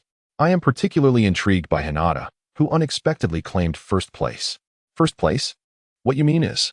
Luofei widened his eyes in astonishment, only to realize that all his classmates had already been found. Well, Hinata is in first place. Upon realizing this, Luofei's spirits soared. Hinata, did you hear that? You are in first place. Come down quickly to receive the teacher's commendations. However, there was no response from above. Luofei felt perplexed. Could it be that Hinata did not wish to reveal herself? Perhaps she had fallen asleep while hiding? After a few moments of silence, Kakashi suddenly chuckled, suggesting that Hinata had intended for them to discover her rather than emerging voluntarily. This is commendable. At the start of the assessment, we made it clear that if one is not found, they must remain hidden. Hinata did well not to expose her position despite being in first place. Yui Kurenai nodded in satisfaction, offering praise without reservation. Hearing Kurenai's compliments made Luofei feel as though he had received accolades himself. Sakura Haruno, overhearing this, let out a huff of discontent. If it weren't for the bugs scaring me, I would have definitely chosen a more concealed spot and wouldn't be in this predicament. You have already been found. Why did you not consider these factors while hiding? Kakashi retorted bluntly, clearly dissatisfied with her remarks. Sakura fell silent, realizing that the teacher spoke the truth. At that moment, Yui Kurenai stepped forward, saying, Hinata, since you are hiding and do not wish to come out, I shall come to find you. Hearing this, Luofei felt a twinge of worry. Unlike Yui Kurenai, both she and Hinata were ninjas, with a strong sense of perception among them. So it was possible that Kurenai could easily coax Hinata out of hiding. As if on cue, just as Luofei thought this, Kurenai smiled and declared, I found you. Hinata, come on out. With that, Kurenai picked up a small stone and threw it into the air. The sturdy trees around them, with their dense foliage, provided excellent cover. As Kurenai tossed the stone towards a broad leaf, a rustle was heard from a nearby branch. With her cheeks flushed, Hinata emerged from behind the leaves. Her eyes sparkling as she exclaimed, I'm here. Hinata, so you were hiding in such a secretive place. No wonder everyone had difficulty finding you, Inuzuka Shino remarked. Gazing at Hinata with evident admiration. Embarrassed by the attention, Hinata smiled shyly, explaining, I'm a bit shorter, so it's easier for me to hide up there. Your performance was excellent. It was not merely your stature that aided in your concealment, but your understanding of the assessment's purpose. You are the first among your peers to truly embody the essence of disguise, Yui Kurenai said, patting Hinata's shoulder. At that moment, Naruto eagerly interjected, if that's the case. Hinata is in first place, so the rankings should be announced now. The student responsible for announcing the results stated. The two students in the last positions are Sakura Haruno and Kiba Inuzuka. Please step forward. All others have successfully passed the assessment. Kakashi stood upright, observing the two students in the team. Sakura Haruno's face flushed crimson as she and Kiba Inuzuka quietly stepped forward, appearing quite embarrassed. Seizing the moment while everyone else's attention was on his classmates, Luofei slowly approached Hinata, whispering, You were truly remarkable, persevering until the very end. Hiki, in truth, you must have already noticed my presence, right? I knew you would eventually guess where I was hiding. You just chose not to articulate it. Hinata leaned closer, softly echoing his sentiments. Luofei was momentarily taken aback, realizing that Hinata must have discovered his location while he was searching for her. He marveled at Hinata's attentiveness. Smiling as he conceded, actually, I had already surmised where you were, but since I couldn't observe you, it didn't truly count as discovering you. Nevertheless, you performed exceptionally well in this assessment. I feel the same. However, I won't become complacent. I shall continue to strive for improvement, Hinata replied, her excitement causing her cheeks to flush. At that moment, Hyuga stepped in, interrupting their conversation. Haruno Sakura, you were the first to be discovered. Do share. Why did you give up so soon and reveal yourself? Sakura lifted her gaze, quickly glancing at Sasuke, seemingly hesitant to divulge her reason. Kakashi cleared his throat, urging her. Do tell, what compelled you to abandon the assessment despite the potential consequences? Well, it was because there was a large, dark beetle in the bush where I was hiding. It looked quite hideous and frightening, so I hurriedly ran out, Sakura explained, immediately lowering her head. Unable to meet the eyes of her peers, no one had anticipated such a reason, leaving them momentarily stunned into silence. Liu Yifei's lips twitched in disbelief as he regarded Sakura. Dark and ugly? Wasn't that an apt description of himself? It seemed that Sakura perceived anything dark as rather unattractive. As Liu Yifei pondered this, he suddenly felt a hand on his shoulder. Hinata, noticing his distraction due to the conversation, unhesitatingly comforted him. Don't be disheartened. I think you look handsome no matter what. You are quite adorable as you are. Really? As long as my little princess finds me appealing, that's all that matters. Liu Yifei replied, his face brightening with joy. Although he was aware that Hinata would undoubtedly encourage and praise him, hearing her affirmation still thrilled him. After a while, Kakashi turned his attention to Kiba and Izuka. And you? Why did you choose the most easily exposed cave? Did you not realize that everyone tends to search such places when looking for something? You not only failed to camouflage yourself, but merely sought a place to hide. Upon hearing this, Kiba bowed his head in shame, unable to muster a response for a long time. Hyuga stepped forward, scrutinizing Kiba as she spoke. I initially thought that with both Shino and Hinata exposed, you would manage to remain concealed, especially since you had previously made a careless error. Why did you not hold your ground? Upon hearing these words, the expressions of everyone present varied immensely. I did not lack perseverance at that moment. I was afflicted with a stomach ache and sought refuge in the restroom, fearing the odor might expose me. Thus, I retreated to a cave to relieve myself, only to be surprised by your sudden arrival right after I had finished. In a state of embarrassment, Inuzuka Kiba recounted the reason for his predicament. His head lowered as if it might sink into the earth. After a brief silence of 2 seconds, Naruto erupted into an astonishing fit of laughter. Ha ha.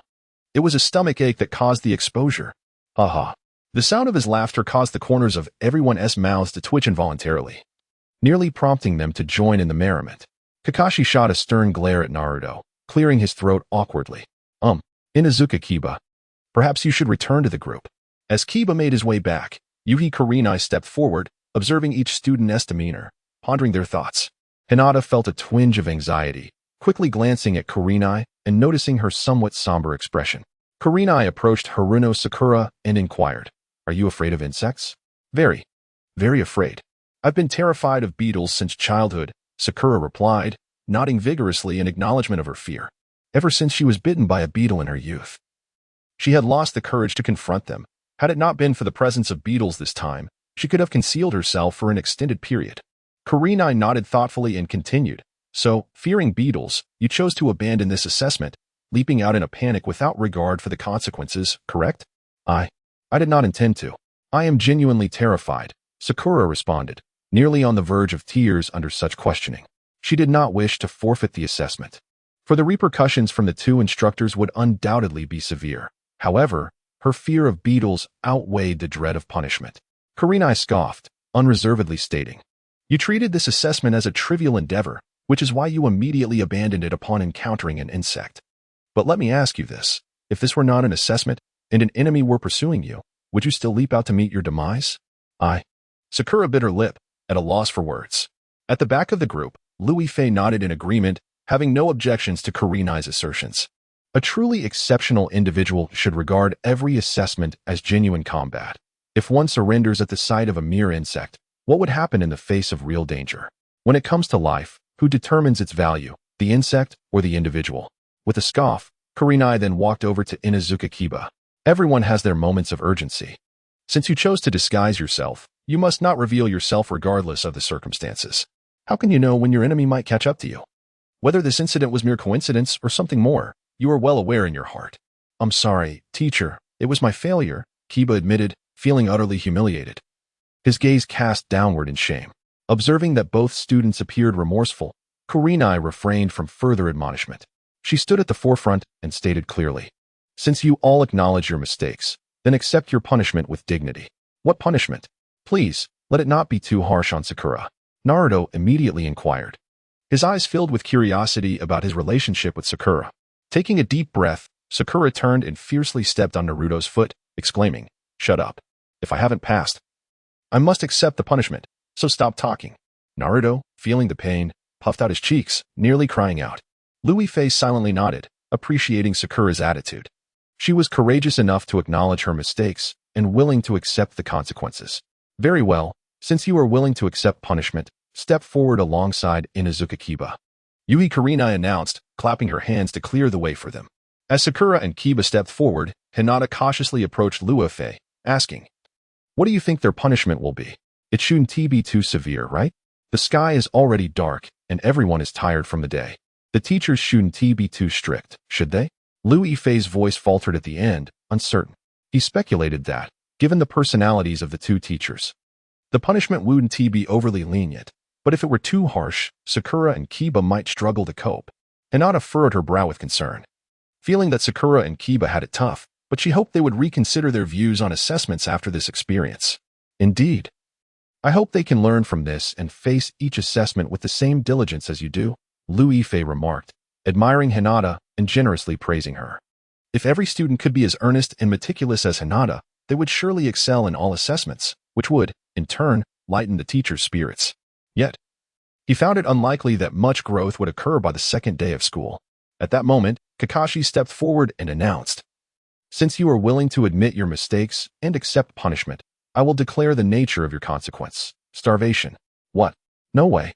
Is that really the punishment?" The students were taken aback by such a decree. What kind of punishment was starvation? Did it simply mean skipping dinner?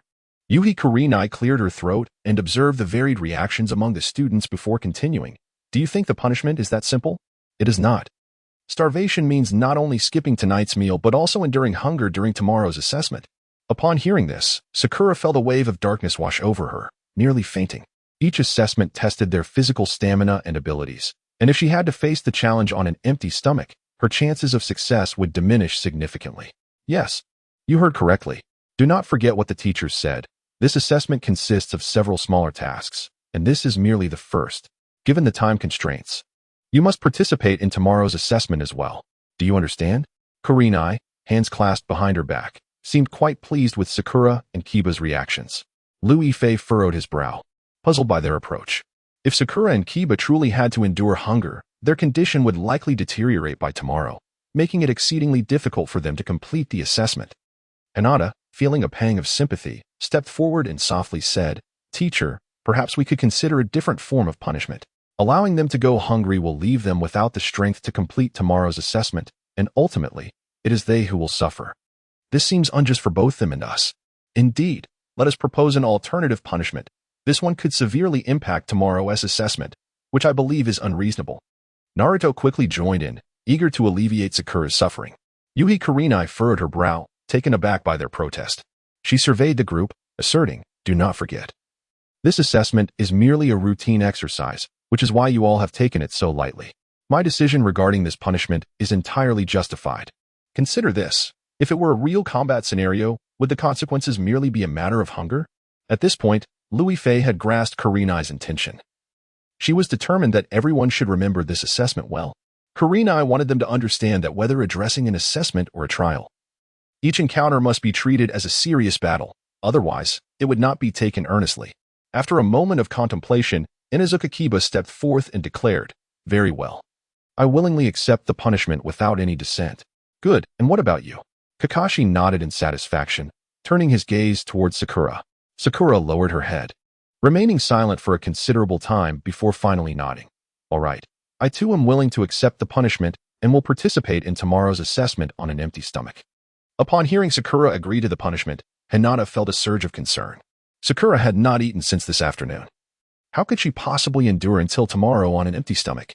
"If you are worried, you may take her place in bearing the punishment," Kurenai remarked.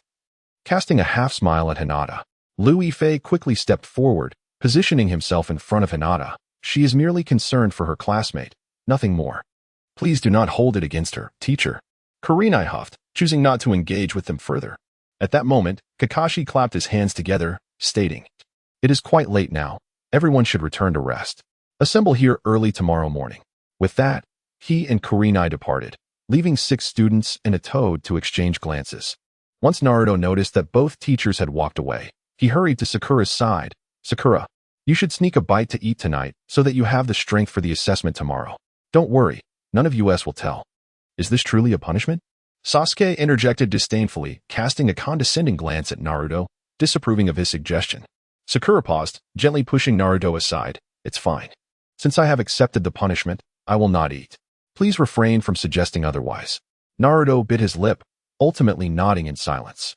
Having received such a punishment, Both Sakura and Kiba felt disheartened and left the area with their heads down. Naruto jogged after Sakura, while Sasuke had lost interest in lingering there, departing with his hands in his pockets. As everyone began to leave, Aburame Shino waved at Hinata. I shall head home now. Hinata, your performance today was truly commendable. It has garnered our respect. Thank you. You may return now. Hinata smiled sweetly and waved goodbye as she watched him leave, finally letting out a sigh of relief. Beside her, Lu Yifei noticed her cheerful demeanor and couldn't help but chuckle, remarking on her impressive performance today, which took him by surprise. He had initially thought that Hinata would struggle to pass the assessment, given that she was the most delicate among her peers. To his astonishment, not only did Hinata excel, but she also made the most of her physical advantages to achieve commendable results, truly opening his eyes. How could it be that impressive? It was merely a stroke of luck. Tomorrow brings more challenges, and as we approach the end, they are bound to become increasingly difficult. We should head back, Hinata said, her tone tinged with worry. She was still quite fearful that any potential difficulties in the upcoming assessments might hinder her performance compared to today. Lu Yifei turned his head to observe her troubled expression and quickly reassured her. Although this assessment is divided into several segments, it also considers overall performance. Clearly, you have outshone your classmates, so there is no need to fret about failing the final evaluations. If only that were true, let's hurry back, Hinata replied, forcing herself to muster some energy, though traces of fatigue lingered. Recognizing her weariness, Lu Yifei promptly offered to carry her home. As a girl who had undergone a day of rigorous assessments, even her outstanding performance could not mask her exhaustion. Without proper rest, she would likely struggle in the following day's evaluations. The next morning, Lu Yifei awoke early, his first concern being to check on Hinata's rest. In the courtyard, Hyuga Hizashi was exercising and, upon seeing Lu Yifei approach, inquired, You both returned late yesterday, so I missed the chance to ask how the situation unfolded. How did Hinata fare in her assessment? The little princess performed exceptionally well, being the only student to receive praise from the instructor. Rest assured, my esteemed father-in-law. Lu Yifei replied with a grin, his mouth stretching wide. Seeing his expression, Hizashi's lips twitched as he quickly turned his head away to avoid the sight of Lu Yifei's rather unappealing visage. That is indeed good news. My daughter truly embodies the hope of the Hyuga clan, shining so brilliantly. I agree, Lu Yifei acknowledged, realizing that his expression had been overly exuberant, and promptly closed his mouth. He was not concerned about Hizashi being put off by his appearance. Rather, he feared that seeing him in such a disheveled state would spoil Hizashi's appetite for breakfast. After their exchange, Lu Yifei made his way to Hinata's room. There, he found Hinata in a pink plush pajama set, stretching at the door, the sunlight illuminating her figure and enhancing her beauty. Witnessing such a scene, Lu Yifei felt his mouth water, hastily swallowing it back. My dear Hinata, how is it that you are awake so early? I heard you talking with my father. So I got up, Hinata replied, her eyes sparkling with energy, clearly having rested well the previous night. Lu Yifei nodded with satisfaction and relief. Seeing you awake so early surely indicates that you had a good rest. Are you confident about passing the assessment today? Certainly, I am filled with confidence. I believe my current state is quite favorable. However, Brother Lu, I find myself somewhat concerned for Sakura and Kiba. They have yet to have a meal. I, on the other hand, indulged in a hearty bowl of ramen last night. Hinata lowered her head, gently rubbing her stomach, clearly troubled for them. Lu Yifei understood that Hinata possessed a kind heart, always thinking of others in times of distress. After a moment of contemplation, he offered her some reassurance. Do not fret. In truth, Sakura and Kiba are not in such dire straits. Although they may be hungry, I am certain they had a restful night.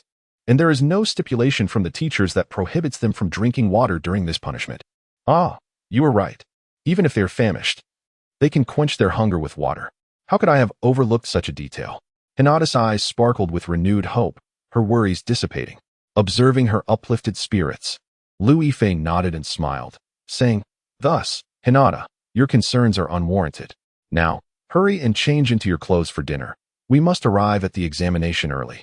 All right, I will go change now, Hinata replied, nodding enthusiastically as she turned and entered the house, closing the door behind her. Lu Yifei stretched his neck to peer inside, only to shake his head in disappointment. Nothing was visible. After a while, Hinata emerged from her room, her lively demeanor radiating vitality. Lu Yifei, pleased by her energy, accompanied her to the front yard for a meal before carrying her back to school. Approaching the gates of Konoha Academy, Hinata suddenly spotted Sakura, who was walking with her head down. "Sakura, why are you only just arriving at school? How did you sleep last night?" Hinata inquired with concern, examining Sakura closely. Hearing this, Liu Yifei, who had been focused on walking, also lifted his gaze and, indeed, saw Sakura, who was deep in thought, her head bowed. Sakura looked up, momentarily taken aback to see Hinata and Liu Yifei quietly strolling along the path. It took her a moment to recall that this was Hinata from Teammate. Hinata smiled sweetly, tilting her head as she asked once more, "Sakura, are you all right? Did you rest well last night?" All right, but I am absolutely famished." Sakura replied, rubbing her stomach while gazing longingly at the various food stalls lining the roadside, nearly drooling at the sight. Liu Yifei stifled a laugh at her predicament. Recalling his own experiences of hunger from his former world, where he often squandered his breakfast money on gaming at internet cafes, only to find himself salivating at the scent of delicious food while walking along the streets, Hinata exclaimed softly, "Just hold on a little longer. Kiba is just as hungry as you are. You should drink plenty of water to keep your strength up." "I know. Thank you," Sakura replied weakly, nodding with little enthusiasm for conversation. She was so hungry that her stomach was growling, and even speaking felt like an arduous task. Liu Yifei frowned slightly at her feeble state, yet refrained from offering assistance. Perhaps it was best to leave things as they were. The space on his back was exclusively reserved for Hinata, and he could not allow Sakura to join her. Moreover, should they reach the examination site and be seen by the teachers, it would only deepen their discontent with Sakura. The three individuals walked in silence for a while before finally arriving at the assessment venue. Everyone had gathered, yet the two instructors were nowhere to be seen. Naruto, holding a bowl of hot soup, spotted Sakura and eagerly approached her, saying, "Sakura, this is the soup I prepared for you. Please have a bit to warm your stomach." Sakura nodded enthusiastically, ravenous as she lifted the bowl and gulped down the soup in a few swift sips. Meanwhile, Inuzuka Kiba received a bowl of soup from Shino, who watched as he drank it down.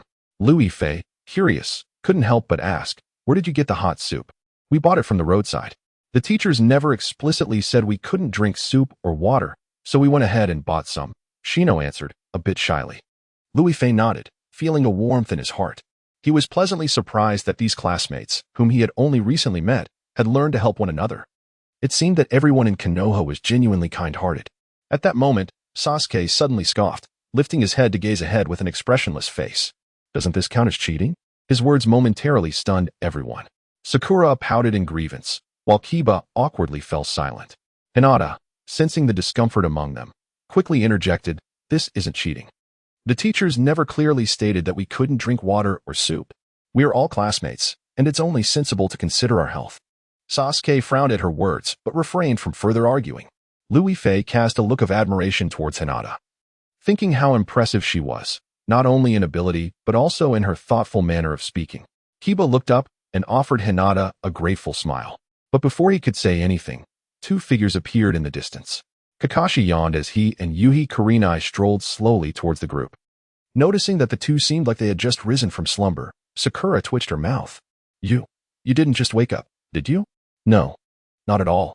We just arrived a bit late," Kurenai replied, momentarily caught off guard before hastily dismissing their assumptions with a chuckle.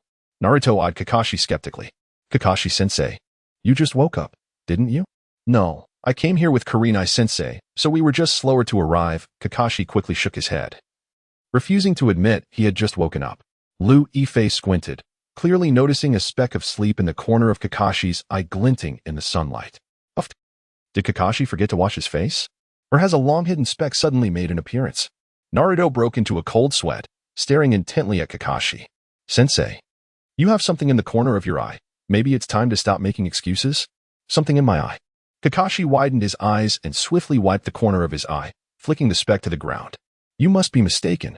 Naruto stared in disbelief at Kakashi's composed demeanor, momentarily rendered speechless. Liu Yifei struggled to suppress his laughter, managing not to embarrass himself by bursting into laughter.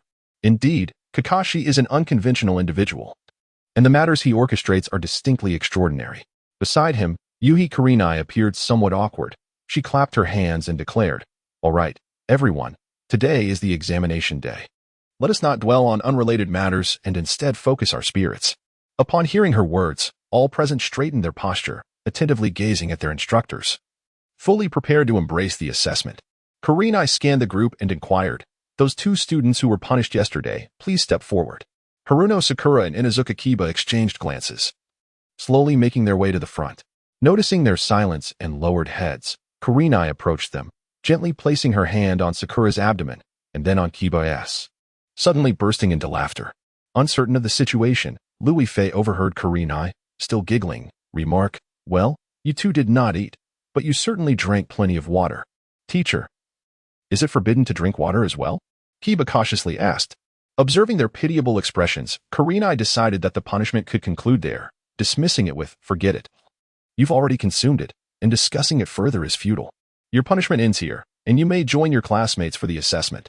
At this, both Sakura and Kiba let out a simultaneous sigh of relief and returned to the ranks. Louis Fei, noticing the demeanor of the group, leaned closer to Hinata and whispered, "You must give it your all in today's assessment." Among these classmates, only Sakura and Kiba seem less than optimal. Everyone else is brimming with vigor. So do not underestimate them. I treat every assessment, including myself, as a rival.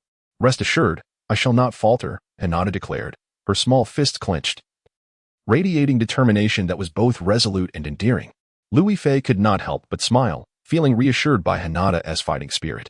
He raised his gaze to observe Naruto and Sasuke, discovering that Naruto appeared particularly exuberant today. Even before the instructor announced the examination's content, Naruto was already brimming with anticipation. As for Sasuke, there was no need to elaborate. His condition was evidently superior to yesterday's, clearly intent on earning the teacher's admiration. Well, girl Shino, while not as spirited as Naruto and Sasuke, showed marked improvement compared to yesterday. Witnessing the collective enthusiasm of his peers, Louis Fei couldn't help but worry for Hinata's performance in today's assessment. Regardless of the outcome, even if Hinata were to navigate the assessment successfully, others would undoubtedly outshine her, with Sasuke expected to perform even better than Hinata, a fact beyond dispute. Louis Fei believed that Hinata would certainly not find today as effortless as yesterday. However, he was inclined to trust that Hinata's cleverness and commendable abilities would prevent her from disappointing the instructors. Just as Louis Fei was lost in his thoughts, Kurenai spoke again. "Is everyone ready? If so, I shall now announce the content of the assessment." "Ready," the crowd responded in unison, as the sun dipped below the horizon. "Why hi," Kurenai nodded, observing the spirited expressions of her comrades, and continued, "You all remember that yesterday, when Kakashi-sensei and I announced the assessment criteria, the final item was endurance. Endurance does not merely refer to the ability to persist. It encompasses a multitude of meanings. Today, we have two tests concerning endurance." "What tests?" Naruto inquired eagerly, displaying a sense of impatience. Kakashi stepped forward, stroking his chin as he assessed the group. "The first minor test is your composure under pressure." "Composure? What does that mean?" Louis Fei momentarily faltered, bowing his head in silent contemplation. The examination of composure would undoubtedly be intricate and varied, if he were to guess. He truly could not fathom the methods the two instructors intended to employ. "Brother Lou, do you know what we will be tested on?" Hinata grasped Louis Fei's hand, secretly posing the question. He shook his head, responding with a hint of helplessness. "To be honest, I cannot discern what the instructors plan to assess. I am unsure how to assist you." "It's all right, truly. I just need to listen to what the teachers say." Hinata hurriedly waved her hand, eager to prevent any misunderstandings. Louis Fei affectionately nudged her shoulder with his head, opting for silence. After a moment, Wai-Hai Kurenai elaborated. "This test of composure requires you to maintain a steady mind, free from distractions, while accomplishing your designated task. Do you have confidence?" "Yes," the group responded in unison. Upon hearing their affirmation, Kurenai suddenly revealed an enigmatic smile. Louis Fei squinted, sensing that such a smile did not convey satisfaction with their response, but rather hinted at some underlying scheme. Clearing his throat, Kakashi added, "This assessment is quite simple. You six will form a circle, and regardless of what occurs, you must remain silent and motionless until we declare the assessment concluded." The group fell silent, taken aback by the simplicity of the task. Moments later, Naruto skeptically scrutinized the two instructors. "Is it really that simple? We just have to sit?" "Indeed, you heard correctly. Remain utterly still, no matter what happens." To pass the assessment, Kurenai affirmed with a relaxed tone. Observing Naruto's instant sense of relief, Louis Fei, however, understood that the situation would not be so straightforward. How could the assessment be so easily achieved? As the tasks progressed, they would only become increasingly difficult. given that the previous task had already been challenging. This one was bound to pose unforeseen difficulties. Bowing his head, Liu Yifei bit his lip, pondering what unexpected circumstances could lead to their failure. After considerable reflection, Liu Yifei felt a sense of unease and approached Hinata's side, warning, "This task will undoubtedly be more challenging than the last. You must remain vigilant, or you risk failing." "I understand, Brother Liu. You needn't worry.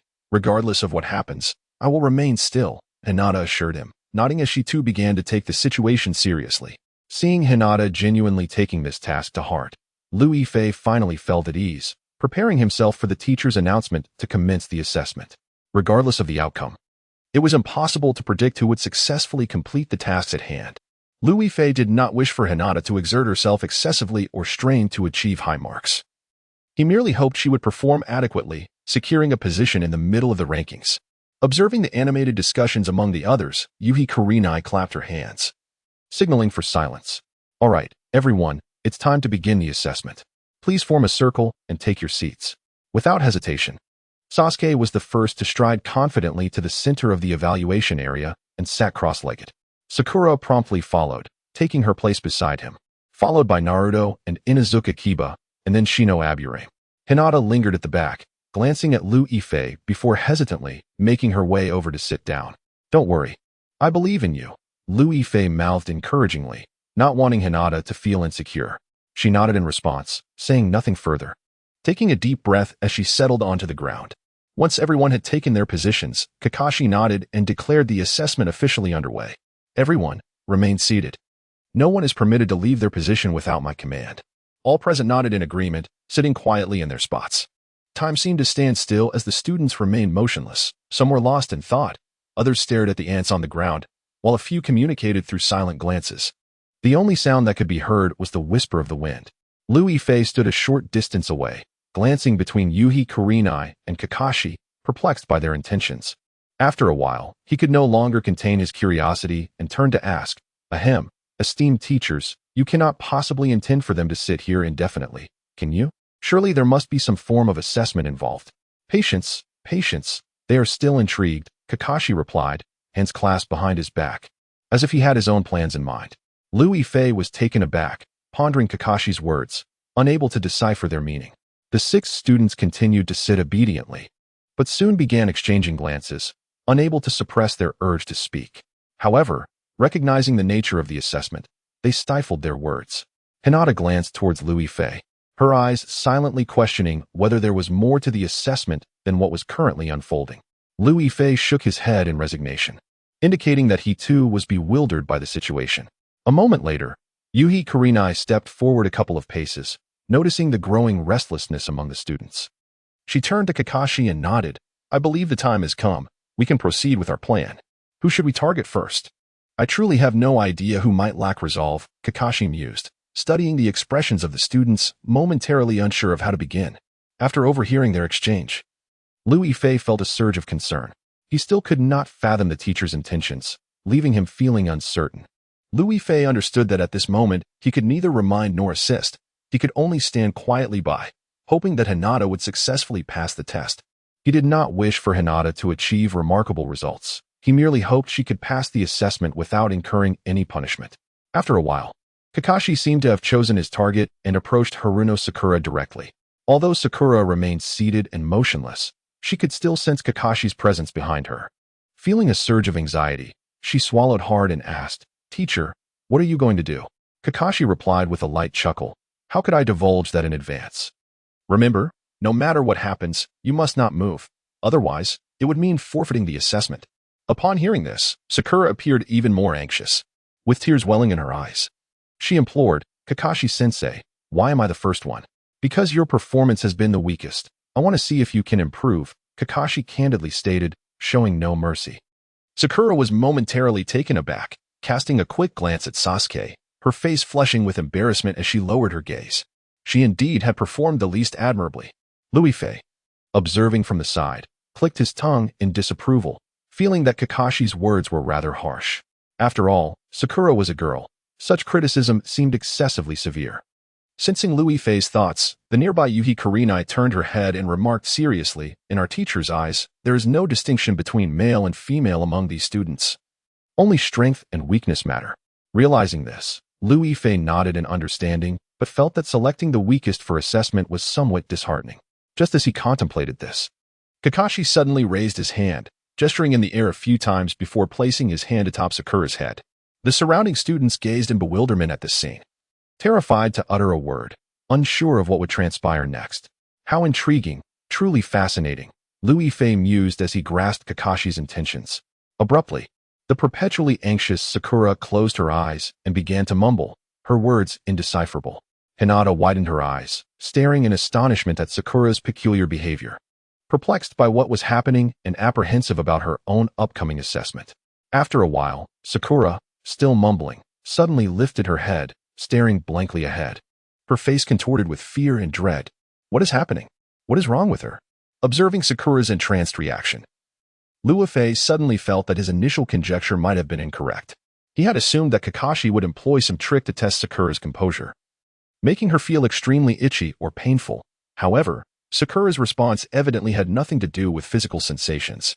Kurenai smiled gently and turned to Liu Yifei, saying, "Did you not just predict what Kakashi-sensei intended to do? Why inquire about it now?" "No, I was mistaken earlier," Liu Yifei sheepishly admitted. Yet he remained curious about Kakashi's actions. What could possibly have transpired to transform Haruno Sakura in such a manner? Upon hearing Liu Yifei's words, Tsunade merely crossed her arms and responded, "That's a secret." How petty. Even without her explanation, it was evident. Liu Yifei silently mused, intently observing Sakura's reactions. After a moment, Sakura's fear morphed into panic as she cried out, "No, don't treat him that way. Sasuke." At this utterance, everyone turned their gaze towards Sasuke, questioning him with their eyes. Rarely did Sasuke's ears flush red as he softly denied, "I don't know what happened." "Humph, you must have bullied Sakura." Naruto regarded Sasuke skeptically, feeling that he was up to something. Sasuke, disinterested in conversing, simply turned his head away. Meanwhile, Sakura had begun to weep, pleading, "No, please let him go. I don't want to go over there." Liu Yifei clearly heard her words, and upon witnessing her speaking with closed eyes, a sudden realization illuminated his mind. He finally comprehended the nature of this examination. He chuckled inwardly, surprised that Kakashi would resort to such a genjutsu to challenge his students. Moments later, Sakura's body began to twist and writhe as if she intended to rise and flee.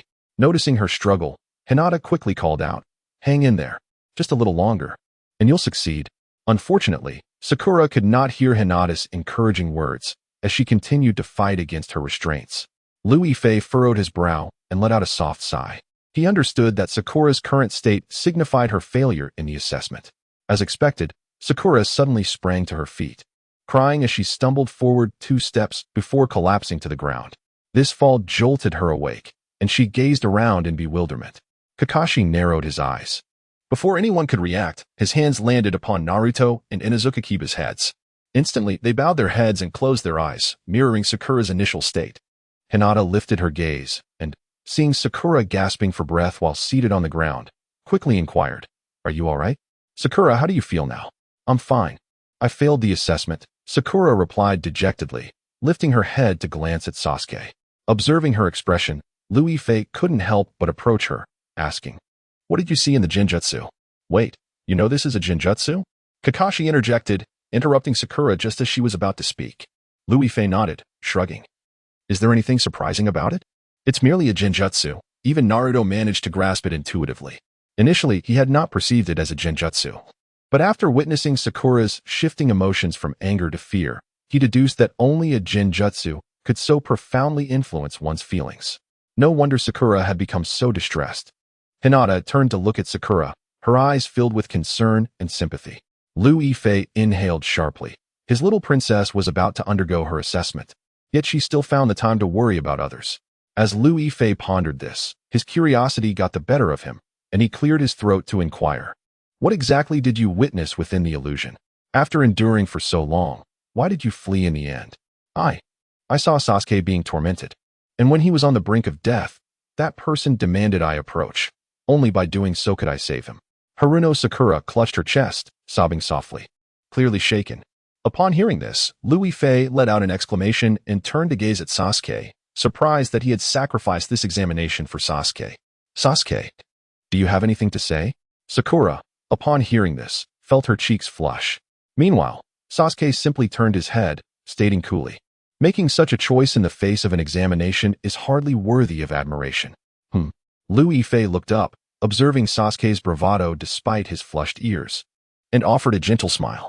Sakura felt a tinge of embarrassment and quietly stepped aside, choosing not to speak. At that moment, Inuzuka Kiba and Naruto also shouted as they ran away. Seeing Kiba, drenched in sweat, and Naruto, appearing terrified, Liu Yifei grew even more curious about what they had witnessed. Kakashi had not crafted a specific scenario for the illusion. Thus, each person, while ensnared by its enchantment, confronted the most vulnerable aspects of their innermost selves. Sakura harbored feelings for Sasuke, hence she envisioned him in peril, while Liu Yifei was intrigued about Naruto and Kiba's dreams.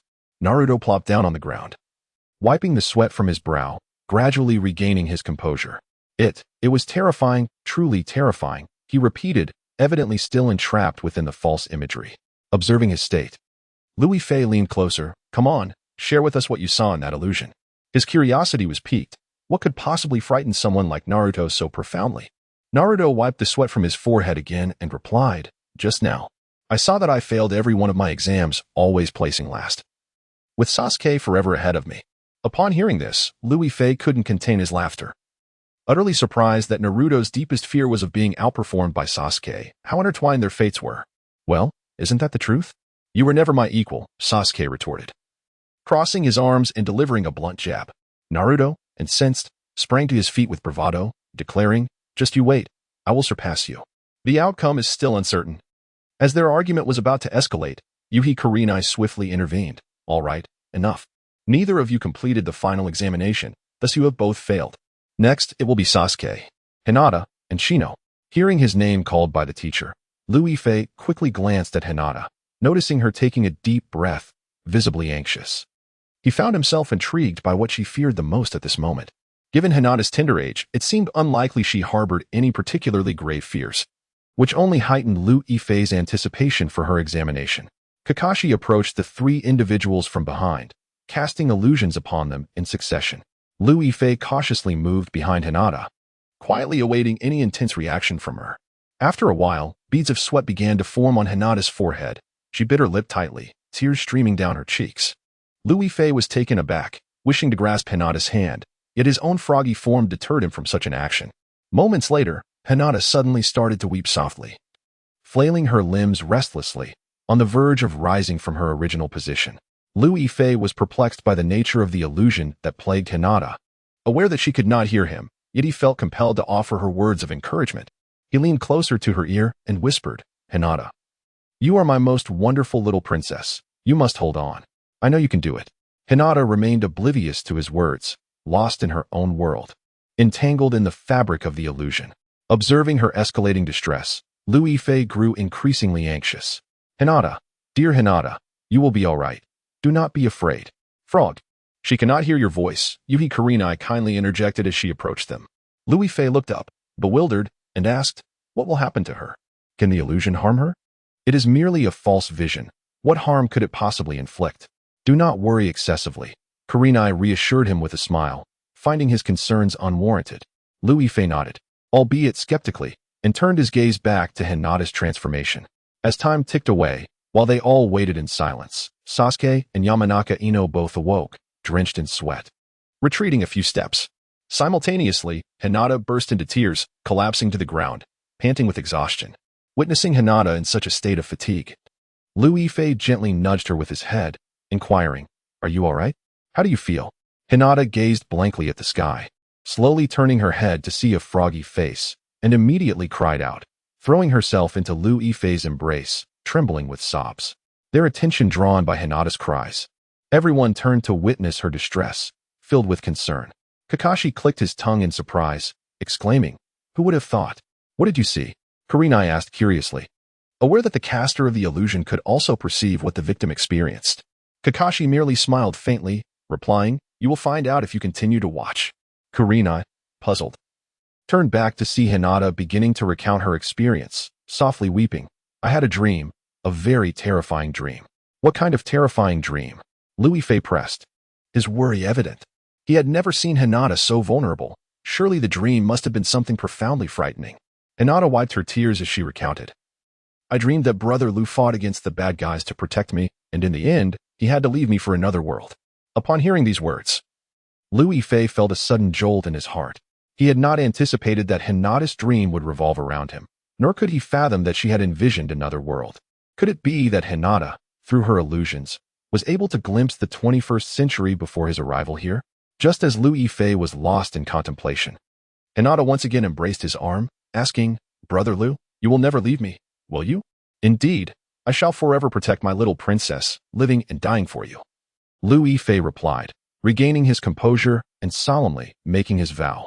Regardless of what transpired, he would steadfastly guard Hinata. At this, her tears transformed into a smile as she softly replied, "That is wonderful. Without you by my side, I would surely be filled with fear and sadness." Lu Yifei chuckled, feeling a warmth in his heart. Yet, before he could utter another word, he heard a gentle cough from Tsunade. Observing the tender exchange between the two, Tsunade could no longer contain herself and decided to intervene, wishing to prevent their affection from continuing unabated. Upon hearing the cough, Lu Yifei realized that his conversation with Hinata had drawn everyone's attention, and even his toad-like face turned crimson. However, due to his dark complexion, the blush only accentuated his darkness. At that moment, Naruto suddenly leaned closer to Sasuke, observing his silence, and inquired, "Hey, why did you fail as well? What did you see in the illusion?" "Nothing," Sasuke replied curtly, turning his gaze away as if reluctant to divulge the matter. Naruto, undeterred, followed his line of sight and pressed on. "What so embarrassing about it? Even if you did fail, that's perfectly normal. Everyone is in the same boat. Besides, the things in the illusion are merely fabrications. Treat it as a joke and share it. Go away. I don't wish to converse with you." Sasuke shot Naruto a disdainful look, clearly in a foul mood. Taken aback, Naruto shrugged and stepped aside, ceasing to pursue the conversation. Observing Sasuke's reaction, Lu Yifei paused for a moment, sensing that he harbored a fear that he was unwilling to reveal. At that juncture, Yui Kurenai stepped forward and scanned the group, stating, "Everyone has failed the assessment. There are no exceptions. Can someone articulate the reasons behind this?" Upon hearing her words, the group lowered their heads, hesitant to speak. They were all failures, and the lessons derived from their failures were often less than honorable. Noticing their silence, Kurenai directly called upon Inuzuka Kiba. "Kiba, you lasted the longest. Please share your thoughts on why you failed." Though Kiba felt embarrassed by the attention, he had no choice but to step forward. "Because I found the things in the illusion far too frightening. It seemed to manifest our greatest fears, driving us to flee." He lowered his head, feeling quite ashamed as he recounted his experience. His greatest fear was the safety of his beloved dog, and the illusion had indeed presented that very scenario, which terrified him and led to his inevitable failure. Kurenai nodded, gesturing for him to return to his place. "Indeed, the illusions reflect what you fear most. However, why is it that none of you managed to conquer these illusions?" In response to her question, the group exchanged glances, momentarily at a loss for words. Lu Yifei furrowed his brow, contemplating their reactions, harboring thoughts of his own. From the moment he witnessed Haruno Sakura succumb to the illusion, he had understood that this assessment was unlikely to be passed by anyone. These students were still children. Expecting them to confront and overcome their innermost fears was a tall order, even for ordinary adults, let alone them. Thus, Lu Yifei believed that although the results of this assessment were disheartening, they were nonetheless understandable.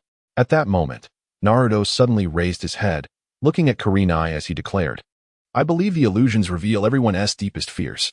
If they weren't the most terrifying aspects, everyone could conquer them." His words elicited wide-eyed astonishment from the group, who could scarcely believe Naruto would express such a sentiment. Isn't this merely an excuse for one's own failures? I doubt that Kakashi-sensei and Kurenai-sensei would appreciate such sentiments. Kakashi, inevitably, stepped forward and inquired of Naruto, "Are you implying that the content of the teacher's assessment was too arduous, rendering it impossible for you from the very start?" "I believe that to be the case. However, I exerted every ounce of my strength to complete the trial, hence I harbor no regrets or dissatisfaction with this assessment." Naruto boldly lifted his head, gazing steadfastly at Kakashi. He was unconcerned with what could or could not be said. If he wished to express something, he would voice it to anyone. Kakashi nodded, resting a hand on Naruto's shoulder. "What you say holds some truth. However, do you not feel the need for self-reflection?" Upon hearing this, everyone lowered their heads once more, at a loss for words. Lu Yifei furrowed his brow, casting a glance at a few classmates behind him. Finally grasping the implication of Kakashi's statement, Among these classmates, aside from the notably weaker Sakura Haruno, the perseverance of the others should not have been so fleeting. From the moment Sakura awakened, they all realized that the teacher's methods were illusions. Yet, despite this knowledge of the illusion, each individual inevitably fell prey to it. Was this not a willful transgression? Nonetheless, while Louis Fei held such thoughts, he did not perceive any fault in Hinata. Her excessive reliance on him stemmed from profound sadness, which led her to abandon the assessment, unlike the others. Observing the silence that enveloped the group, Kurenai continued. Are you unable to articulate your thoughts? Then allow me to express mine. I believe you lack the genuine intention to complete the assessment properly. Knowing that the content was an illusion, you should not have entertained any belief in it, yet you proceeded to do so. Upon her pronouncement, the heads of the group sank even lower. Louis Fei anticipated the forthcoming words of the teachers, merely nodding in agreement, devoid of any surprise. At that moment, Hinata discreetly tugged at the flesh of Louis Fei's arm. Lu and I, did we truly perform so poorly? Indeed, it was quite lacking. However, I recognize that you all did your utmost. Moving forward, simply exercise caution and learn from this experience, Louis Fei replied candidly, offering Hinata a reassuring pat. Hinata nodded, lost in her thoughts, before turning her attention back to the teachers. Kurenai surveyed the reactions of the group, and after a moment, stated, in truth, this was the final segment of the assessment. Had you performed well, Kakashi-sensei, and I would have bestowed rewards upon you. However, as it stands, none of you succeeded in passing, thus the rewards are rescinded, and as for the penalties. Here, Kurenai deliberately elongated her final word. Penalties? Is there truly to be punishment? Louis Fei exclaimed in surprise, regarding Kurenai's expression devoid of mirth, sensing that this punishment was not a mere threat. Naruto, with his head hung low, weakly implored, Teacher, spare us the suspense. What is the punishment? For now, I shall not disclose it to you. Reflect carefully on all your performances over the past 2 days and then disperse back to school. Kurenai intentionally withheld the specifics of the punishment. Everyone glanced at one another, enveloped in a veil of uncertainty regarding the implications of silence. Haruno Sakura, unable to quell her curiosity, inquired, Sensei, what precisely is the punishment? She continued, if you are unwilling to disclose it now, at the very least, could you reveal when the punishment will be administered? Who could foresee when the teachers, in a moment of displeasure, might impose a penalty? Now, off you go. The instructors must evaluate your performances. Hyuga chuckled softly before turning away. Louis Fei scrunched his nose in confusion, never anticipating that there would be ratings following the assessment. Wasn't this merely a standard entrance examination? Why would there be ratings? Were these ratings of significant importance to the students? While he pondered these thoughts, Hinata suddenly approached him, inquiring, in this assessment, everyone performed poorly. Surely the ratings must reflect that? Regardless, Hinata, your performance was at least slightly better than the others. It's all right. We can face this together, Louis Fei quickly encouraged. Wishing to alleviate her worries, this rating surely couldn't be of great consequence. Otherwise, the teachers would have mentioned it prior to the assessment. With this in mind, Louis Fei led Hinata back to the classroom with the others. In the spacious and bright classroom, 3 students sat in neat alignment, exchanging puzzled glances, uncertain of the teacher's intentions. Yuhi Kurenai, frowning, was scribbling furiously on a piece of paper. Beside her, Inazuka Kiba grew restless, exclaiming, our performances were lackluster. Why is the teacher taking so long? Is the rating really that complicated? I don't know. Let us just wait and see what the teacher says, replied Yamanaka Shino, sitting upright and intently observing Kurenai's incessant movements. After a moment, Kurenai finally looked up from her paper and stated, do you know why the teachers didn't inform you about the ratings beforehand? Upon hearing this, everyone shook their heads in ignorance. Kurenai chuckled lightly. It was to prevent you from feeling pressured. The ultimate purpose of the assessment was not merely to evaluate your abilities, but to allocate tasks based on those abilities. Allocate tasks?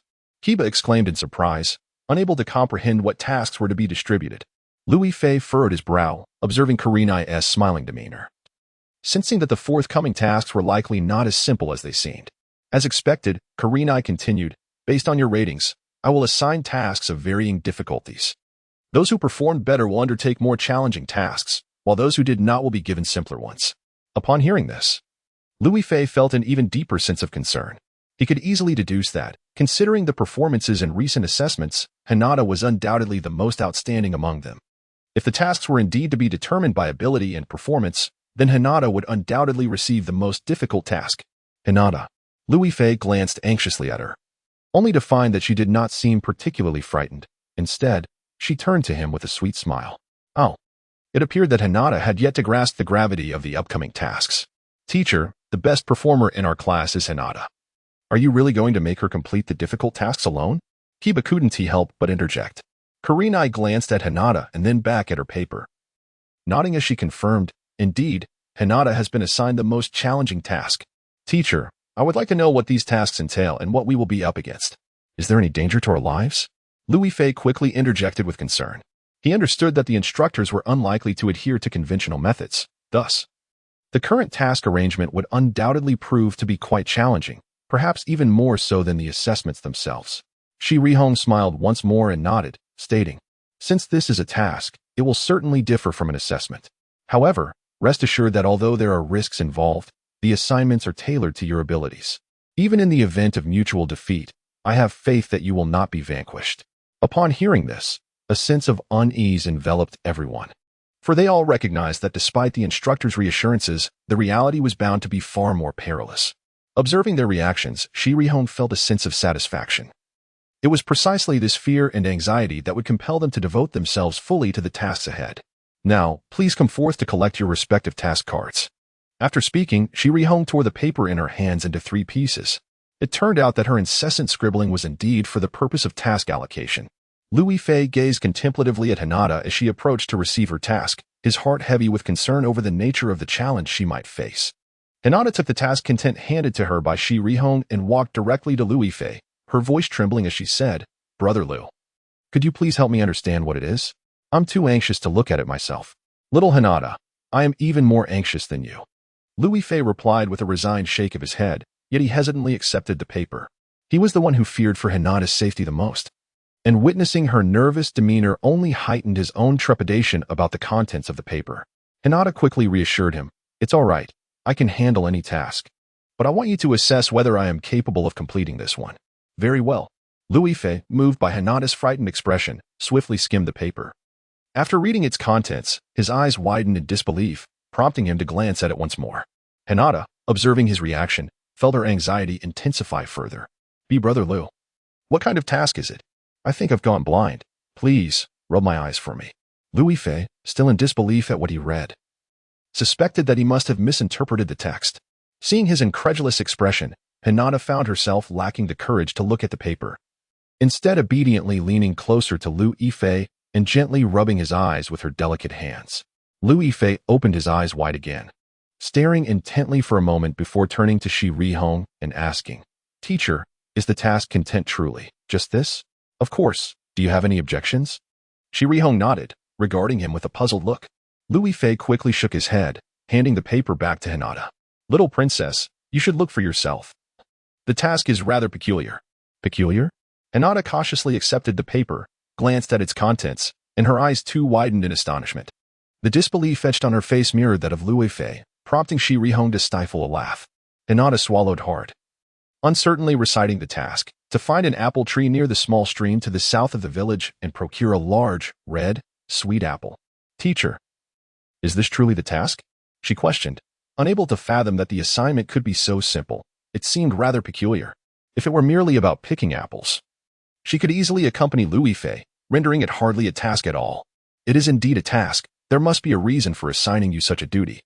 You need only focus on completing it, Kurenai reaffirmed with a nod, seemingly oblivious to any impropriety in the assignment. Louis Fei gazed at Hinata's radiant smile as the sun set, feeling that the task ahead was far from simple. If it were merely about picking apples, why the elaborate method of assessments to allocate tasks? At that moment, Inuzuka Kiba inquired, Teacher, are we to undertake these tasks individually? If we encounter any danger, must we resolve it ourselves and bring back the items related to the task? Indeed, you must act independently, Kiba. If you choose to accompany Hinata, you cannot intervene to assist her against threats. Otherwise, the mission will be deemed a failure. As her summoning beast, you should understand that sometimes not intervening is a form of support. Hinata gazed earnestly at Louis Fei, imparting her wisdom. Slowly, Louis Fei nodded, resolutely convincing himself to refrain from interference. He understood that Hinata was a bird gradually gaining strength. Only by letting her soar could she reach great heights and distances. If he continued to shield her, it would hinder her progress. Seeing Louis Fei's agreement, Hinata felt satisfied. All right, Everyone has received their tasks, so let us act swiftly. By tomorrow afternoon, I expect to see you return with your objectives accomplished. I will be observing from a distance, wishing you good fortune. Good luck, Hinata offered, waving goodbye as she departed from the school. Louis Fei followed, remaining silent for a while. Brother Liu, what are you thinking about? Can you share it with me? Hinata turned to look at him, tightly gripping the task paper in her hands. Louis Fei snapped back to reality, concern etched on his face. We both know the mission won't be easy, but with teacher Hinata watching over you, I fear I cannot assist you. It's all right, I don't need your help. Since teacher Hinata assigned me this task, it signifies that I can exert my utmost effort to accomplish it. Trust me, this time, I'll be the one to protect you, Hinata declared resolutely. Seeing her determination, Louis Fei couldn't help but chuckle. He suddenly realized that although he was accompanying Hinata, if any issues arose, he would merely have to watch her resolve them. In that sense, it seemed as though he would be the one needing protection. With a smile, Louis Fei remarked, "It appears that you will be the one safeguarding me today. I must rely on you for everything, but do ensure you handle it well. I am confident you will successfully complete the task. All right, I will do my best." Hinata nodded firmly as they exited the school together. Once outside, they walked down the bustling street towards the depths of the mountains. Louis Fei glanced at the woods to the south, knowing that beyond those trees lay the village outskirts. I have never ventured that way before. I wonder what lies beyond the village, Hinata said, swallowing nervously, apprehensive about what awaited them. Noticing her anxiety, Louis Fei reassured her. Do not be afraid. The necessity of traversing the woods indicates that there are indeed wild beasts within. Rest assured, some creatures will not pose a threat to you. A few words reignited Hinata's determination. She nodded vigorously and, no longer fearful, stepped forward. The two continued their journey until they arrived at a tranquil forest, where the only sounds were the occasional chirping of birds and the calls of crickets, with an eerie silence enveloping the surroundings. Hinata walked cautiously, her voice barely above a whisper. Brother Liu, why is there nothing here? The silence is quite frightening. Where are all the little animals? Perhaps we have yet to venture deeper into the woods. The absence of animals is a good sign, indicating safety from unruly beasts. Worry not. Louis Fei reassured her nonchalantly as they proceeded through the forest. He marveled at the picturesque scenery and the refreshing coolness of the air. Likely due to the rarity of visitors, as the ground was carpeted with dry leaves that had fallen long ago. As Louis Fei admired the surroundings, he suddenly pointed ahead. Look, why are there no small animals? Over there, a few birds are resting on the trees. Hinata lifted her gaze and, indeed, spotted a large tree with a nest, where several adorable chicks chirped away. Wow, they're white little birds. Let's go give them something to eat. I brought sushi, Hinata exclaimed, enamored by the birds. Hastily retrieving a box of sushi from her bag. Seeing her excitement, Louis Fei opened his mouth but ultimately indulged her enthusiasm and followed. After all, it was merely a routine task. Feeding birds was unlikely to lead to any significant trouble. He thought to himself that as long as he kept a watchful eye on Hinata, all would be well. With that in mind, Louis Fei accompanied Hinata to the base of the tree. Upon their arrival, the curious little birds fluttered down from the nest. Hinata, beaming with joy, placed a piece of sushi on the ground to entice them. However, the birds did not approach the offering, instead circling above in the air. Louis Fei, puzzled, could not help but inquire softly, Hinata, what is going on with these birds? Why do they come down to eat? Do they think it's toxic? It's unlikely they perceive it as toxic, but I'm not sure what the issue is, Hinata replied, shaking her head in confusion as she watched the flitting birds. Her heart growing anxious. Clearly, the chicks awaited their mother to bring them food, yet they shunned her offering. Noticing Hinata's disappointment, Louis Fei felt a pang of worry but found himself at a loss. Being a giant toad, he could neither coax the birds down nor prevent them from being frightened away, rendering him unable to assist Hinata. After a moment of contemplation, Hinata gritted her teeth and declared, You hold on to me from below. I'll climb up to place the sushi in their nest. Really? Are you serious? Louis Fei exclaimed, his eyes widening as he glanced at the nest high above. The nest, crafted by the mother bird, was situated quite high. If Hinata were to ascend, it would require significant climbing, posing a danger. Realizing this, Louis Fei quickly interjected, Perhaps it's best to reconsider. The birds are surely afraid of us. Let us leave the sushi here. Once we depart, they will come down to eat. No, they do not know how to eat it. I must bring the sushi up. Brother Liu, could you please assist me? Hinata gazed earnestly at Louis Fei, her eagerness palpable. Louis Fei understood that once Hinata had made up her mind, It would be difficult to sway her, and he could only shake his head in resignation. All right, you are the only one who can make me so compliant. Thank you. Brother Lu, Hinata exclaimed joyfully, cradling the sushi as she placed it into her bag before dashing back to Lu Yifei's side. Lu Yifei gently placed Hinata on his head, supporting her as she leaned against a tree. With determination, Hinata scrambled up the tree, striving to reach the bird's nest. As he observed her ascend higher, Lu Yifei anxiously spread his arms below, reassuring her, "Do not fear. I am here to catch you."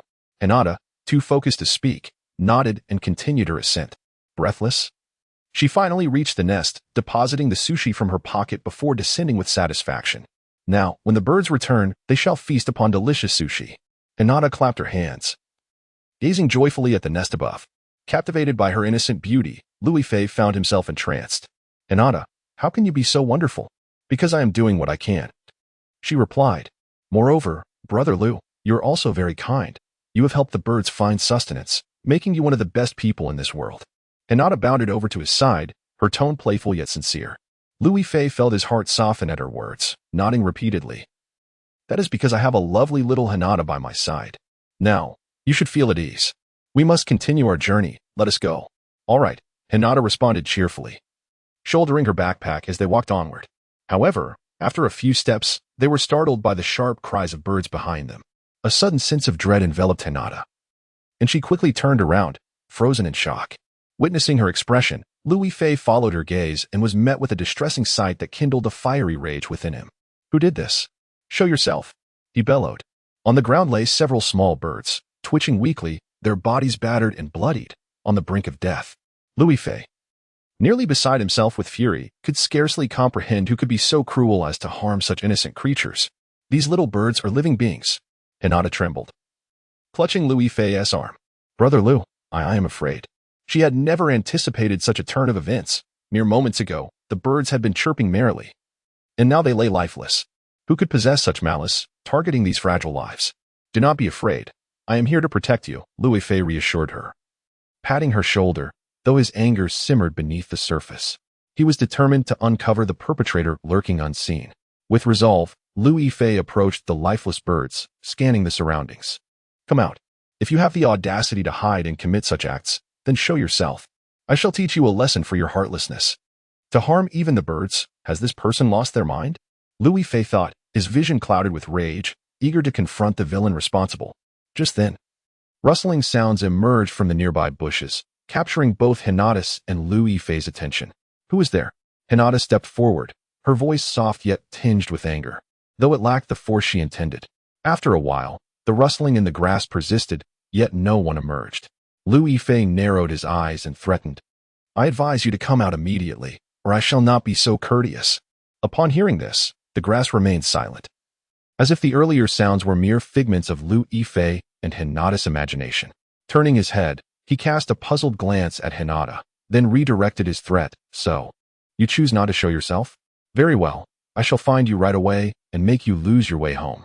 With that, Lu Yifei huffed and puffed as he approached the edge of the grass, beginning his meticulous search. He felt no fear, for he knew that such childish and malicious acts could only be committed by mischievous village children or fierce wild beasts. However, given the limited expanse of the grass, it was improbable that a ferocious creature could be concealed within. Seeing that Lu Yifei had half his body immersed in the grass, Hinata inexplicably called out in fright, "Brother Lu, please be careful. Don't get ambushed."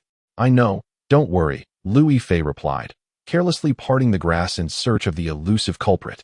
He understood that Hinata was certainly distressed over the plight of the small birds, and if he failed to capture the perpetrator today, neither he nor Hinata would want to leave without resolution. Just then, strange sounds emanated from another part of the grass. Lu Yifei swiftly detected the enemy's presence and immediately pivoted towards the opposite thicket. Approaching the edge of the grass, he indeed spotted a garment quivering slightly, suggesting a person was hidden there. "Hey, I found you. Come out," he called, gesturing towards the concealed individual in an attempt to coax them out. Yet, upon hearing his words, the figure merely shifted slightly, and in the blink of an eye, vanished. "What on earth?" Lu Yifei exclaimed, startled as he caught sight of a dark green garment disappearing so swiftly that he could barely discern anything, save for a patch of skin marred with age spots and wrinkles. He surmised that the person must be quite elderly. However, It seemed absurd for an elderly person to be lurking in the woods, let alone to have harmed innocent birds. Such behavior hardly aligned with that of a rational individual. While Lu Yifei pondered this peculiar scenario, he suddenly heard Hinata gasp. Instantly, he looked up to see her stepping back in fear. Her gaze fixated on something on the ground. He rushed over, only to find nothing there. "What's wrong? Did you see something?" he asked. Concern etched on his face as he regarded Hinata. Hinata, trembling, pointed to the ground. There was a hand that emerged from the earth just now. But now it's gone. What is happening? Lu Yifei furrowed his brow, unable to comprehend the oddity of the situation. Seeing Lu Yifei lost in thought, Hinata worried he might doubt her words, and quickly insisted, "Brother Lu, you must believe me. What I said is true. There really was a hand here. But it just disappeared. I wouldn't lie to you. I am aware. Indeed, I am fully cognizant that you would not deceive me. Yet, I find myself perplexed, pondering whether this entity is truly human or otherwise." Lu Yifei lowered his head, fixating intently on the ground littered with fallen leaves. His belief in Hinata stemmed not solely from a naive trust in her honesty, but rather from a fleeting moment when he glanced at her and distinctly perceived something ominous vanishing from the earth beneath them. A foreboding sensation suddenly enveloped him. He sensed that the series of peculiar events unfolding were not without cause. Hinata, oblivious to the nature of this elusive presence that appeared and vanished, tugged at Lu Yifei's sleeve, urging, "Perhaps we should hasten our departure. I can't shake the feeling that the commotion we just heard was not of human origin." "Do not be afraid," he reassured her. "I believe this is merely a ruse orchestrated by someone seeking to instill fear within us. Fear not. I shall confront it." Lu Yifei patted Hinata's arm, resolutely stepping forward. Regardless of the nature of this entity, they could not simply retreat. Otherwise, they might encounter peril upon their return. And perhaps this ambiguous creature would follow them. Though apprehensive, Hinata nodded in agreement, saying, "Very well, but it has already vanished. We may not be able to locate it." Lu Yifei remained silent, meticulously surveying their surroundings, unconvinced that the entity had departed so easily. Just then, he suddenly turned towards a nearby thicket, shouting, "I see you. Come forth." As his voice faded, a rustling erupted from the underbrush, and a hand emerged, pale and wrinkled, seemingly protruding from the ground itself, as if a being was navigating beneath the surface, or perhaps it was a hand imbued with a strange sentience. Hinata's face drained of color as she recoiled, exclaiming, "It's coming. Be cautious, Lu Gij." Lu Yifei squinted at the approaching hand, raising his foot to stamp down heavily upon it. After doing so, he paused, astonished by the absence of the anticipated pain, lifting his foot to discover that the hand had vanished. What on earth is happening? Where has that hand gone? In his shock, Lu Yifei swiftly turned to inspect the peculiarities around him, only to find that the hand had reappeared, this time firmly grasping Hinata's ankle. "Ah! Lu Gij, save me!"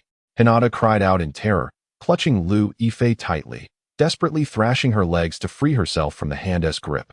The hand was rigid and dry, exhibiting an astonishing strength, making Hinata feel as though her foot might be wrenched from her body. Seeing her in distress, Lu Yifei quickly extended his tongue, tightly coiling it around the hand, rendering it immobile. "Release her, and I shall let you go," he uttered, his words muffled by his own tongue. The fingers of the hand twitched slightly, but remained steadfast in their hold on Hinata. Realizing that if this continued, her ankle would surely be injured, Lu Yifei understood he must act swiftly. He tightened his grip, compelling the hand to relinquish its hold on Hinata. As Lu Yifei understood, regardless of the monstrosity that belonged to this hand, it was undeniably a living being, one that was likely to fear pain. Indeed, the hand gradually succumbed, reluctantly relinquishing its grip on Hinata's ankle. She plopped down onto the ground, rubbing her swollen ankle, nearly on the verge of tears. Fearless in the face of wild beasts or other ninja, she would unhesitatingly confront anyone who challenged her openly. Yet, this bizarre and elusive creature instilled genuine dread within her. Seeing that Hinata was relatively unscathed, Lu Yifei breathed a sigh of relief. "You should hide. I'll deal with this monster," he urged. Hinata nodded repeatedly, retreating behind a nearby tree, squatting down to anxiously observe the unfolding events. With his apprehensions set aside, Lu Yifei turned his attention back, summoning all his strength to concentrate upon his tongue, desperately attempting to pull the hand from the ground. No matter what, he was determined to uncover what lay hidden beneath. The hand, strong as it was, could not withstand the might of a giant toad and was gradually drawn forth, revealing a pale, wrinkled arm. Upon seeing this arm, Hinata's mouth fell slightly agape, for she was at a loss for words to describe it. The skin appeared to be crinkled, reminiscent of both an infant and an elderly person, yet upon closer inspection, she discerned that the skin was merely wrinkled, devoid of any other abnormalities, resembling a condition akin to a skin disease. What could this possibly mean? Furrowing her brow, she watched Lu Yifei struggle against the arm, unable to suppress her concern. Lu Gij, be careful of it attacking your tongue. Though she recognized the strength and thickness of Lu Yifei's tongue, her recent encounter with the hand's grip had revealed its sharpness, akin to a knife, and she feared he might indeed suffer an injury. It's fine, just watch me, Lu Yifei exclaimed, straining to pull the arm outward while muttering words of reassurance to Hinata. Thus, a stalemate ensued between the toad and the arm until, ultimately, the arm could no longer hold its ground, suddenly relenting and being yanked free by Lu Yifei. Earth and fallen leaves flew into the air as a figure emerged from the soil, causing Hinata to cough repeatedly. She waved her hand, brushing away the swirling leaves, only to find Lu Yifei confronting a pale, wrinkled man. The man, his face obscured, stared at Lu Yifei with astonished eyes, his voice hoarse and unpleasant. Your toad's strength is astonishing. What concern is that of yours? Speak. Who are you, and why have you harmed innocent birds? Lu Yifei retorted, his anger boiling over. Unwilling to engage in further discourse with the man, he had yet to fulfill Hinata's mission and did not wish to squander time. He only sought to teach this senseless assailant a lesson. The man scoffed, suddenly declaring, "My actions are none of your business. My current objective is to eliminate you. This toad and the little girl. Is that so? What exactly are you? Such immense ambition to wish us dead." Lu Yifei felt no fear upon hearing this. Rather, he found it somewhat amusing. He did not regard this man as his adversary, yet he was curious as to why the man was so audacious in speaking to him. The man suddenly straightened his posture, declaring proudly, "I am the heir of the Jingmu family, Jingmuing. Do you now believe I possess the strength to defeat you?" The Jingmu family? What is that? Lu Yifei furrowed his brow in confusion, casting an inquiring glance at Hinata. Throughout his time here, he had never heard of the Jingmu family. Could it be some formidable clan of ninjas? Upon hearing the name, Hinata paused for a moment before responding. The Jingmu family excels in earth techniques and has not been seen in Konoha for a long time. It is said that their members are particularly adept at evasion. Oh, so they specialize in stealth and concealment. No wonder I couldn't locate you earlier, Lu Yifei exclaimed exaggeratedly, intentionally ridiculing Jingmu Ying's signature skill. Upon hearing this, Jingmu Ying immediately became incensed, glaring at Lu Yifei and exclaiming, "You, who are you calling sneaky? Is there anyone else besides you? Just a moment ago, it was you hiding in the grass and underground, reluctant to show yourself. Am I mistaken?" Lu Yifei maintained his mocking gaze on Jingmu Ying, eager to witness what abilities this individual possessed to rival him. Jingmu Ying's face flushed with anger, his eyes narrowing menacingly at Lu Yifei as he shouted, "You truly are ignorant of your own limitations. Do you believe I will not demonstrate my prowess right now? I have already seen it. It's merely hiding, isn't it? Do you think I am at a disadvantage due to my size and lack of hiding places?" Lu Yifei provocatively retorted, unable to tolerate Jingmu Ying's overbearing demeanor. After all, he had just killed a small bird, yet still made threats against them, truly a sign of foolish arrogance. Listening to Lu Yifei's taunts, Jingmu Ying was seething with rage. Before he could respond, Hinata interjected worriedly, "Brother Lu, perhaps you should not provoke him further. What does it matter? Did you not hear this man declare he intends to kill us?" Lu Yifei scoffed, continuing to taunt Jingmu Ying with his gaze.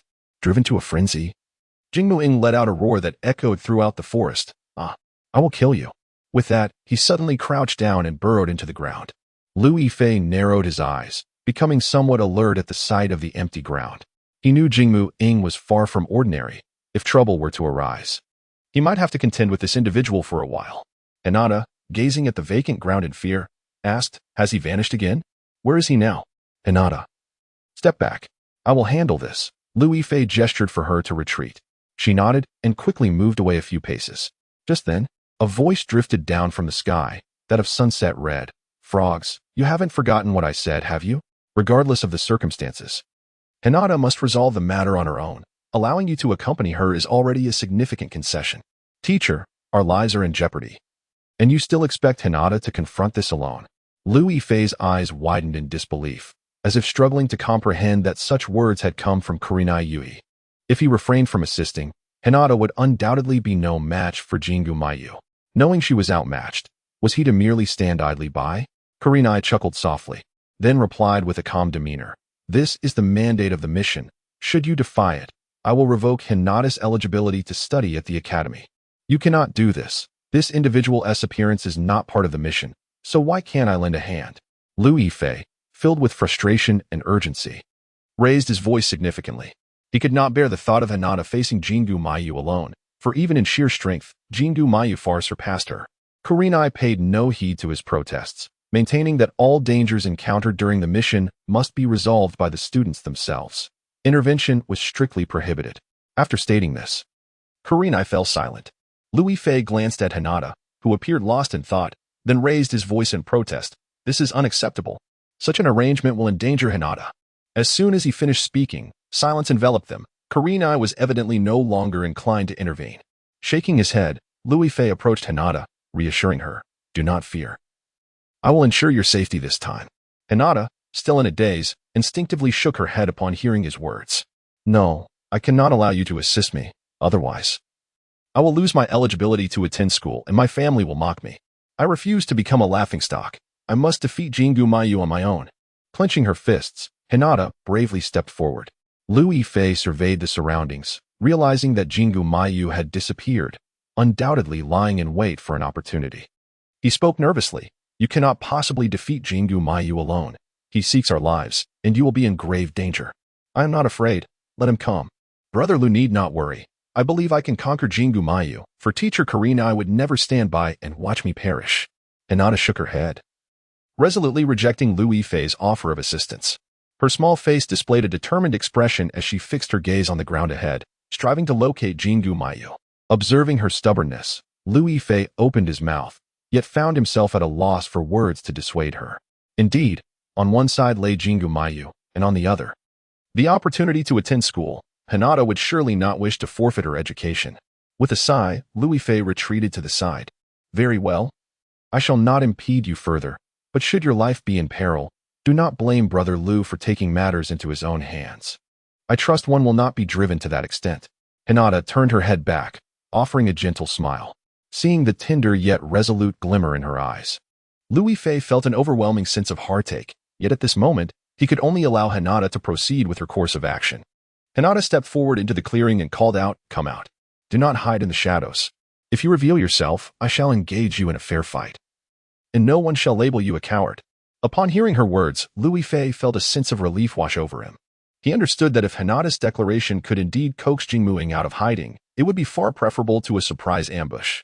After all, Jingmuing excelled in stealth and possessed immense strength. A sudden attack on Hinata would undoubtedly result in her injury. As time passed and Jingmuing remained silent, Hinata continued, "I may be weak, and I do not possess your strength. If you still choose to cower and refuse to face me openly, then I must truly look down upon you and your family. Upon my return, I shall tell everyone that the members of the Jingmu clan are nothing but cowards. Do not defame my family in such a manner, you wicked girl." A furious roar suddenly echoed, startling Hinata, who turned to see a figure leaping from the ground, standing defiantly. Seeing Jingmu Ying's enraged expression, Hinata breathed a sigh of relief. "See? I told you that hiding was not wise. It only brings ridicule. Now, let us engage in a proper battle. You have forced my hand. Prepare to feel my might." Jingmu Ying clenched her fists and charged directly at Hinata. Lu Yifei observed everything with clarity, and as he witnessed Jingmu Ying take action, a spark of excitement ignited within him. Lu Yifei never anticipated that. Apart from resorting to stealthy assaults, Jingmu Ying's combat style would revolve around close-range attacks. It was evident to him that Jingmu Ying possessed little knowledge of ninja techniques. Aside from the earth release technique, his only recourse was to engage the enemy directly. This was intriguing, as Hinata's forte lay in the gentle fist technique, which would surely enable her to contend effectively with Jingmu Ying. With this thought in mind, Lu Yifei found himself considerably less anxious than before. Instead, he settled onto the ground, leisurely observing Jingmu Ying's frantic approach. As Jingmu Ying charged toward Hinata, he incessantly shouted, "I'll kill you! I'll kill you! I'll kill all of you who speak ill of me." It was not that they spoke ill of him. Rather, it was his own cowardice that warranted disdain. With a disdainful huff, Hinata took a step back and extended her fist to meet Jingmu Ying's assault. When their fists collided, a powerful gust of wind swept through the area. Lu Yifei narrowed his eyes to scrutinize the scene, noticing that Hinata had been forced back 2 steps. while Jingmu Ying was barely managing to maintain his stance. Humph, it seems you are still slightly weaker than I, Jingmu Ying boasted, looking down upon Hinata with an air of superiority. Having never engaged in a fight before, witnessing Hinata being pushed back filled him with an unwarranted sense of pride. Observing Jingmu Ying's arrogance, Lu Yifei shook his head and mocked, "Is such a minor advantage enough to make you so insufferably proud? Just look at your height, weight, and age, and then glance at our little Hinata. It's merely a case of the strong preying upon the weak.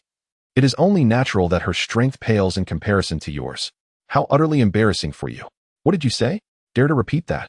Jingmu Ying retorted, his eyelids twitching with fury as he glared menacingly at Lu Yifei. Lu Yifei clicked his tongue. "Am I not speaking the truth? Your strength is indeed superior to Hinata's. What is there to boast about in that? Huh?" Jingmu Ying was nearly beside himself with rage, pointing an accusing finger at Lu Yifei. "Are you spouting nonsense? This is a fair contest. If you keep talking like that, I'll make sure you regret it. Come on, come on. I'm terrified of you," Lu Yifei replied, eagerly provoking Jingmu Ying. He understood that while he could not intervene in the fight between Jingmu Ying and Hinata, inciting Jingmu Ying to target him instead would simplify matters considerably. This way, Hinata would remain unharmed and avoid expulsion from school. Jingmu Ying's teeth ground together in fury as he glared at Lu Yifei. "Fine. If you think I am bullying her, then let us settle this between us." With that declaration, he dropped his hands, abandoning his attack on Hinata. Hinata, watching from the sidelines, was perplexed and worried. "Lu and I, why are you doing this?" "Don't worry. Let me handle him," Lu Yifei retorted, flicking his tongue once more in readiness for Jingmu Ying's attack. However, at that moment, Jingmu Ying suddenly halted in his tracks. He was not foolish. He recognized what was advantageous for him and what would lead to his own downfall. Just moments ago, Lu Yifei's tongue had already engaged in a contest with him, and he was acutely aware of Lu Yifei's formidable prowess. Thus, he understood that he could not confront Lu Yifei directly but should instead continue his assault on the young girl. With this thought in mind, Jingmu Ying turned back, sneering. "Do you really think I would fall for that? You are reluctant to see your little master suffer at my hands, aren't you? Very well. Today I shall end her life." With that, Jingmu Ying launched an attack on Hinata. Caught off guard by his sudden strike, Hinata hastily darted behind a tree, narrowly evading the attack, and prepared herself for another wave of onslaught. Lu Yifei sighed, anxiously observing the clash before him, realizing that he had perhaps overplayed his hand. His original intent had been to lure Jingmu Ying closer, but after revealing his tongue, Jingmu Ying clearly perceived its potency and instead redirected his focus onto Hinata. What a blunder. Now, all he could do was watch Hinata's capabilities unfold. Feeling a twinge of regret, Lu Yifei looked ahead, hoping that Hinata would not encounter any peril. Hinata bent low, dodging another strike from Jingmu Ying, rolling on the ground before regaining her footing, panting, "Now it is my turn to strike." With that, she lunged forward, raising her fist to target Jingmu Ying's face. Jingmu Ying swiftly evaded, but he did not anticipate that Hinata's attack was not aimed at his visage. Seizing the moment, Hinata extended her other fist and delivered a powerful blow to Jingmu Ying's abdomen. Taken aback by this unexpected maneuver, Jingmu Ying absorbed the hit, stumbling backward a few paces. Lu Yifei, watching from the sidelines, nearly burst into laughter. He had not expected Hinata's tactic, which had proven effective in her assessment with Yuhi Kurenai, to also force Jingmu Ying back now. It seemed this strategy was universally advantageous. Instantly, Lu Yifei felt a surge of confidence, raising his hand to shout, "Go, Hinata. I believe you can defeat him." "Who says so? She is no match for me. Just a mere child." Jingmu Ying seethed, his face reddening with rage. He had never anticipated that he would actually be pushed back by a young girl, and to withstand such a blow was utterly humiliating. Enraged and humiliated, Jingmu Ying roared and charged at Hinata once more, this time with a significantly more ferocious attack. Lu Yifei sensed a palpable aura of menace and quickly warned, "Hinata, be careful." He using his full strength now. Hinata fixed her unwavering gaze on Jingmu Ying's movements, her expression devoid of anxiety or fear.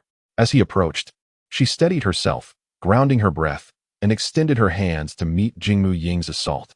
Lu Yifei could hardly believe that Hinata had chosen to confront Jingmu Ying head-on.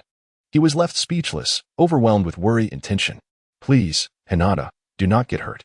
Otherwise, there will be dire consequences." Just as Lu Yifei was lost in these thoughts, he suddenly heard two swift sounds slicing through the air. He instinctively looked up and beheld the blood streaming from the two hands of Jingmu Ying, which were poised to strike Hinata, with gleaming throwing knives embedded within them. Jingmu Ying's eyes widened in shock, and after a few seconds, he let out a piercing cry of agony. Ah, it hurts. Who ambushed me? After uttering those words, he collapsed onto the ground, his trembling hands unable to utter another sound. Lu Yifei and Hinata, equally astonished, stared wide-eyed, never anticipating that such an occurrence would transpire at that moment. Lu Yifei and Hinata exchanged glances, gazing at the writhing figure of Jing Muing on the ground, at a loss for words. They had not anticipated the sudden appearance of two flying daggers. Who could have orchestrated such an ambush? Jing Muing lay trembling on the ground for a moment before managing to rise, exclaiming, "Who attacked me? I will kill you." "With what? You cannot even defeat a girl, let alone kill anyone." "The ninjas of the Jingmu clan lack substantial prowess," came Sasuke's voice from nearby, laced with a hint of mockery. Upon recognizing Sasuke's voice, Lu Yifei's eyes widened in disbelief. He had not expected Sasuke to materialize here. The members of Team 7 were also on a mission. What were the odds of Sasuke coincidentally being in the same location? Furious at Sasuke's taunts, Jing Muing snarled, "You little brat. Where are you? Come out. Cannot find me? You truly lack any real strength," Sasuke retorted mercilessly, his disdain evident. Lu Yifei was left speechless. He had not anticipated that wherever Sasuke went, his sharp tongue and aloof demeanor would follow. At that moment, Hinata gently nudged Lu Yifei. "Brother Lu, I cannot see where Sasuke is at all." "Over there." Lu Yifei indicated toward a nearby large tree. Hinata focused her gaze and indeed spotted Sasuke leaning against the trunk, though he was partially obscured by overgrown grass, making him difficult to discern at first glance. Lu Yifei wondered how long Sasuke had been observing this scene, but with his assistance, he felt reassured that Hinata would not have to face Jing Muing alone. As they conversed, Jing Muing finally caught sight of Sasuke, gritting his teeth in fury. "What is there to be proud of in hiding and ambushing me? Come out. Let us settle this once and for all." "Settle it once and for all? Your hands are already injured. How do you intend to duel me?" Sasuke stepped forward, his gaze icy as he regarded Jing Muing. Hinata hesitated for a moment before stepping forward. "Thank you for your help, Sasuke. However, Jing Muing is here for me. Let me handle this. I do not wish to burden you." "Hinata, what are you saying?" Lu Yifei exclaimed, his eyes wide with disbelief. Even though Jing Muing was injured, his strength still surpassed Hinata's. If a confrontation ensued, she might not stand a chance against him. How could she request Sasuke to withdraw? Hinata understood Lu Yifei's concerns and turned to him with a reassuring smile. "I believe I can defeat Jing Muing. You must have faith in me, Brother Lu." Lu Yifei was momentarily at a loss for words, turning instead to Sasuke. Sasuke frowned and declared resolutely, "If I witness this, I must intervene." "But Teacher Hyuga said that we must resolve any issues that arise during our mission ourselves." Hinata voiced her apprehensions with worry. Sasuke furrowed his brow with equal determination. "I too am fulfilling a task. Kakashi-sensei has instructed us to resolve any issues that arise during our mission independently." Upon hearing his words, Hinata gasped, momentarily at a loss for what to do. Witnessing their struggle over this matter, Natsuki's frustration boiled over, causing him to tremble with indignation. "What is there to argue about? Do you truly believe you can defeat me? How naive. Who do you think you are looking down upon? Today, I shall demonstrate my prowess." "You've repeated that line several times already," Hinata remarked, casting a disdainful glance at Natsuki, her expression devoid of fear. At this, Lu Yifei couldn't suppress a chuckle, finding Hinata amusingly entertaining. Natsuki, thoroughly humiliated by their dismissive attitude, erupted in fury. "You little brats. Prepare yourselves." With that, he dove underground, leaving only a cloud of choking dust swirling in the air. "Another earth technique?" Lu Yifei frowned, fixating on the movements beneath the surface, wary not to overlook any hint of Natsuki's position. He still struggled to comprehend the nature of this earth technique and the potential harm it could inflict, especially since it was a hereditary ninjutsu of the Natsuki clan, raising his concern over its real dangers. Hinata and Sasuke, seeing their opponent vanish, cautiously scanned their surroundings, intent on pinpointing Natsuki's exact location.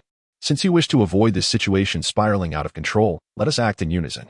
This is a challenge we face together, and it would be prudent to complete it collaboratively," Hinata suggested tentatively, uncertain of the stoic figure beside her. Sasuke, evidently unopposed to the notion, merely cast a fleeting glance at Hinata, stating, "As long as you don't get hurt. Otherwise, you'll be a liability." "Fear not. I am not as frail as you might think." Hinata's expression solidified with resolve. Just as they exchanged these words, Lu Yifei spotted a bloodied hand emerging from behind them and shouted urgently, "Watch out. Hinata, move aside." Having heard Lu Yifei's voice numerous times, Hinata reacted without hesitation, leaping to the side. Sasuke, however, was slower to respond, and with Natsuki's swift movement beneath the earth, he was caught by the ankle. Natsuki's grip was incredibly strong. He yanked Sasuke to the ground with such force that he was rendered immobile. Don't let him succeed. Quickly, use your blade to sever his grip. Lu Yifei continued to shout, directing Sasuke's actions. He discerned that the Natsuki concealed underground was vastly different from the one above. This version possessed an ironclad grip, akin to a claw, firmly ensnaring Sasuke's ankle and preventing any movement. At this critical moment, if an extreme measure was not taken to compel Natsuki to relinquish his hold, Sasuke would undoubtedly be in peril. Reacting to Lu Yifei's command, Sasuke regained his focus and drew a throwing knife from his waist, plunging it fiercely toward Natsuki's hand. Hinata and Lu Yifei widened their eyes in astonishment, realizing that the flying knife was utterly ineffective against the hand, merely slicing through a thin layer of skin. In contrast, Sasuke was hurled several meters away, violently colliding with a tree and collapsing to the ground, unable to rise. Remarkably formidable. Lu Yifei was taken aback by Jingmu Ying's prowess underground, exclaiming in surprise. Upon hearing Lu Yifei's remark, a voice emerged from the depths below, echoing ominously. Indeed. Today I shall make those who underestimate me aware of my true strength. Jingmu Ying's voice resonated as if emanating from the deepest abyss, chilling and ghostly. Hinata shuddered at the sound, turning to Lu Yifei. Brother Lu, this Jingmu Ying is no trivial opponent. Can you devise a strategy? Before Lu Yifei could respond, he noticed the hand lunging towards Hinata. Instinctively, she retracted her feet, leaping aside and seeking refuge in the grass. The hand halted before the thicket, seemingly unable to discern Hinata's location. At that moment, Lu Yifei sensed something amiss, realizing that Jingmu Ying was not as invincible underground as he seemed. He observed that Jingmu Ying relied on a peculiar sense to perceive Hinata's position. Now that she was well concealed, he could not determine her whereabouts. To validate his hypothesis, Lu Yifei took a couple of steps forward and stamped the ground forcefully. Indeed, the hand redirected its focus towards him. Hey, what are you doing?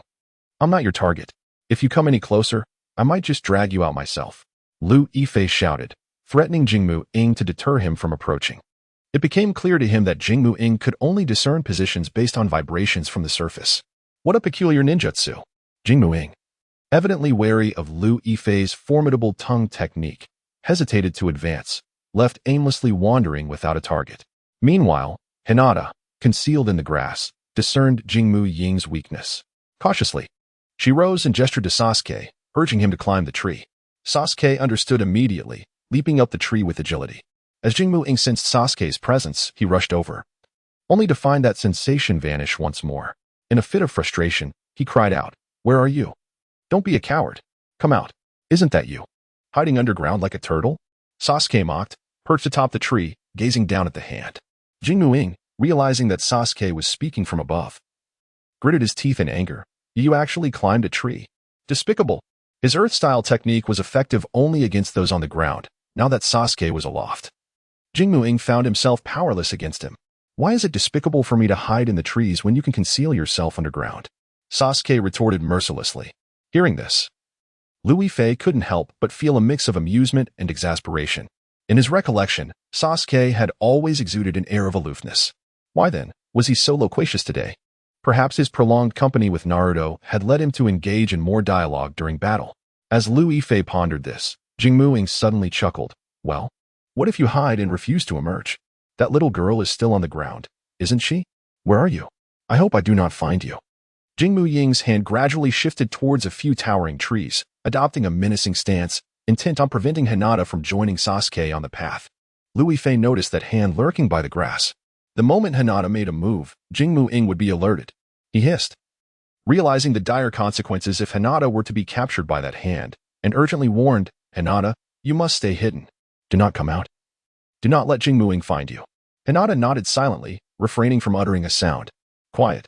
Today, I will surely capture her and slay her before your eyes. Jingmu Ying bellowed, his hand twitching with anticipation. Upon hearing this, a spark of inspiration flickered within Lu Yifei's mind. If Jingmu Ying was relying on sound and footsteps to ascertain their positions, perhaps if he continuously spoke to disrupt Jingmu Ying, he might genuinely become unable to locate any target. With this thought, Lu Yifei boldly approached the hand, taking a deep breath. Observing his demeanor, Sasuke inquired quizzically, What are you planning to do? Hinata cautiously peered out, her concern growing as she noticed Lu Yifei nearing Jingmu Ying's hand. Jingmu Ying sensed Lu Yifei's proximity and nervously shifted his hand. The tongue of that enormous toad was formidable. He had no desire to be ensnared by it again. Lu Yifei scoffed disdainfully and quickly declared, "You shall not find my little princess today. After all, you are relying on sound and footsteps to gauge your surroundings. I shall remain by your side, creating a ruckus until you can no longer discern anyone." With that, Lu Yifei began to frolic around Jingmu Ying's hand, chattering incessantly about nonsensical matters, creating a cacophony in the vicinity. Witnessing his comical antics, Sasuke and Hinata exchanged wide-eyed glances, astonished that Lu Yifei had conceived such a clever stratagem. Jingmu Ying, sensing the turmoil from below, shouted in frustration, "It's unbearably noisy. Get away from me. I refuse. If you have the courage, come at me. Strike me, and I shall retaliate. My little princess and Sasuke will remain unharmed. You cannot kill anyone, just an insignificant waste." Lu Yifei relentlessly provoked him, continuing to bounce and leap about. Jingmu Ying's head spun from the din, utterly unable to discern the positions of the others. Infuriated, he shouted, "You insufferable toad! Are you seeking your demise? The one seeking death is you. You hide because you cannot fight. Even in hiding, you are still powerless. My noise will leave you in chaos. You possess no intellect. You should retreat before you embarrass yourself." Lu Yifei taunted, sticking out his tongue to further incite him. After speaking, Lu Yifei leapt with increased vigor, waving to Hinata by his side. Understanding his intent, Hinata quickly rose from the bushes and ascended the tree with haste. Jingmu Ying, of course, sensed this unusual development, but before he could react, the prior sensation vanished. "Ah, I've taken refuge in the tree. None can reach me now." Hinata clapped her hands joyfully, gazing down from the highest point, surveying Jingmu Ying below. Enraged, Jingmu Ying nearly lost control. He abruptly dashed to the base of the tree where Hinata perched, violently shaking the trunk. His immense strength caused even the most venerable tree to tremble as if it might topple at any moment. Both Hinata and Lu Yifei were taken aback by his actions. Momentarily at a loss, Hinata hastily wrapped her arms around the trunk, securing herself tightly before the next tremor. Yet, driven by fury and bolstered by his might, Jingmu Ying was resolute in his intent to dislodge Hinata and uprooted the tree entirely. Hinata gasped as her body uncontrollably plummeted downwards. Lu Yifei understood that if she truly fell, she would undoubtedly suffer harm at the hands of the Jingshu Eagle. Without a moment's hesitation, he dashed forward, positioning his head firmly beneath Hinata, securing her atop him. Once she steadied herself, she exhaled in relief, ready to speak, when suddenly a tree crashed to the ground nearby. Who would have thought this Jingshu Eagle possessed such cunning? "Are you all right?" Lu Yifei inquired swiftly about Hinata's condition. Hinata playfully patted Lu Yifei's head, smiling brightly. "Brother Lu, you protected me well. I am perfectly fine." "Ahem, now is hardly the time for you two to indulge in sweet nothings," Sasuke interjected, clearing his throat. Visibly uncomfortable. It was his first encounter witnessing such intimacy between a person and a summoning beast, and it was quite unfathomable. As Lu Yifei regained his composure, he noticed the Jingshu Eagle's hand hurtling towards him, exuding an air of desperation. He shook his head in resignation and attempted to stomp down on the Jingshu Eagle's hand. However, as soon as his foot made contact, his expression shifted dramatically, freezing him in place. The air fell silent for 2 seconds, and Hinata, filled with trepidation, glanced down. "Brother Lu, what's wrong?" "Ah, it hurts. My foot is cramping." Lu Yifei cried out in agony, withdrawing his foot unsteadily, his face contorting into an even more grotesque expression. Sasuke quickly turned his head away, fearing that the sight of Lu Yifei's dark and terrifying visage might induce nausea. Hinata promptly patted Lu Yifei's side, offering comfort. "Is everything all right, Brother Lu? Did it attack you?" Leaning against a tree for support, Lu Yifei took a moment to recover. "No, it just pinched me," he lamented, tears welling in his eyes. Although Lu Yifei's legs were sturdy, the Jingshu Eagle's hand was as hard as diamond. His attempt to stomp on it not only failed to affect the Jingshu Eagle, but nearly caused him to cramp instead. He could scarcely imagine the consequences if his legs were to cramp. At that moment, the Jingshu Eagle let out a triumphant snort. "Now do you understand my might? Frog, take this." Sasuke disregarded the Jingshu Eagle's taunts, tossing an object to Lu Yifei. As Lu Yifei caught it, he realized it was a gleaming throwing knife. Astonished, he looked up. "How many things have you concealed on your person?" "Not many, just a dozen or so," Sasuke replied with an impassive expression, as if there were nothing remarkable about it. Upon hearing this, Lu Yifei swallowed hard, I truly admire you. What are you two holding? The Jingshu eagle questioned anxiously, retracting its hand slightly. TSK. Who would have thought that the Jingshu eagle could be so fickle, retreating when intimidated and lashing out when provoked? Lu Yifei shook his head, pondering how to use the throwing knife against the Jingshu eagle, when suddenly Hinata seized it from him, perched atop Lu Yifei's head. She gazed at the hand on the ground. Brother Lu, have you forgotten? Teacher Kurenai said you must not intervene. Let me handle this. After she finished speaking, she leaped directly off Lu Yifei's head. By the time Lu Yifei attempted to intervene, it was already too late. He could only watch in alarm as Hinata jumped down, exclaiming, Hinata, be careful. No sooner had he uttered these words than Hinata landed on the ground, her gaze fixed intently on the hand of Kimu Eagle. Naturally, Kimu Eagle sensed Hinata's proximity and immediately reached out towards her without hesitation. His fierce demeanor caused Sasuke, perched in the tree, to feel a surge of tension. Without a moment's pause, he jumped down from the tree, brandishing a throwing knife, declaring, I will assist you. Hinata did not refuse. She remained focused on the oncoming hand, swiftly swinging the knife to strike. Although Kimu Eagle's hand sustained little injury, Hinata's onslaught was relentless, preventing him from finding any means to approach her. Sasuke, having rushed over, also targeted Kimu Eagle's wrist with his throwing knife. Kimu Eagle grunted in pain, retreating quickly to a distance of 2 meters. You truly have no fear of danger. Charging in so recklessly. Do you think my power is merely this? What else could it be? Kimu Eagle, we fear you not, Hinata retorted, coldly aiming her knife at his hand and advancing to attack. Sasuke, equally undeterred, joined her in the assault, and for a moment, neither side could gain the upper hand. Locked in a stalemate where neither could inflict harm upon the other. Though Hinata and Sasuke had shed their earlier disadvantage, Lu Yifei observed that their situation remained precarious. He understood that while Kimu Eagle could not currently attack the two of them, he also expended little effort in evading their strikes. If Hinata and Sasuke continued this way, they would inevitably exhaust themselves, leaving them vulnerable to a counterattack. With this thought, he called out a warning. Do not linger in battle. Quickly target his wrist. Lu Yifei believed that Kimu Eagle was not without vulnerabilities. Every ninjutsu possessed its flaws and strengths. He surmised that Kimu Eagle's hand must have a weakness, either in the 5 fingers or at the wrist. Perhaps it was a trick of his imagination, but as Sasuke heard Lu Yifei's words, he noticed the hand of the frog suddenly retract, as if fearful of their imminent attack on the wrist. Recalling the muffled grunt Kimu Eagle emitted when he had previously struck at the wrist, an idea sparked within Sasuke, prompting him to aim each subsequent attack at Kimu Eagle's wrist. Kimu Eagle held in agony, forced to unleash a powerful move, one hand bent and stiffened, resembling a true iron hook, reaching for Hinata's calf. Hinata, Lu Yifei exclaimed in alarm, realizing that it was too late to intervene. He knew Kimu Eagle possessed immense strength. This attack drew on considerable force, and should Hinata be caught by that hand, she would undoubtedly be dragged down. With this thought, Lu Yifei's heart tightened, and he instinctively closed his eyes. However, instead of the anticipated cry of pain, a clear clanging sound resonated, akin to the clash of 2 weapons. As Lu Yifei opened his eyes, he was met with the sight of Hinata, her face flushed, exerting every ounce of strength to fend off the assaults of Jinmu Ing with the dagger firmly in her grasp. Yet, her strength paled in comparison to that of Jinmu Ing. Even if she managed to momentarily hold him at bay, she was steadily being forced backwards. Do not be afraid, Hinata. I shall come to your aid. Lu Yifei exhaled in relief, his eyes blazing with fury as he prepared to rush to her side. How could anyone dare to bully the little princess he held so dear? Jinmu Ying's ruthless strikes were utterly unforgivable. Do not come any closer. Lu Yifei halted mid-stride, momentarily taken aback by Hinata's fierce resistance against Jinmu Ing. Fearing that Lu Yifei might genuinely intervene, Hinata quickly added, No, please don't come over. Even if you wish to help me.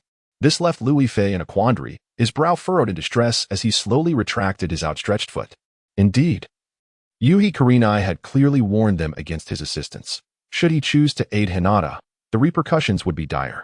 Yet, it was unbearable for him to simply stand by as Hinata faced danger. The more he contemplated, the more anguish he felt, instinctively moving toward her, uncertain of whether to assist. At that moment, Sasuke, having regained his composure, brandished a throwing knife and charged forth, declaring, I will handle him. With that, he launched a rapid barrage of knife strikes aimed at Jinmu Ying's wrist, each blow executed with the precision and swiftness of a tempest.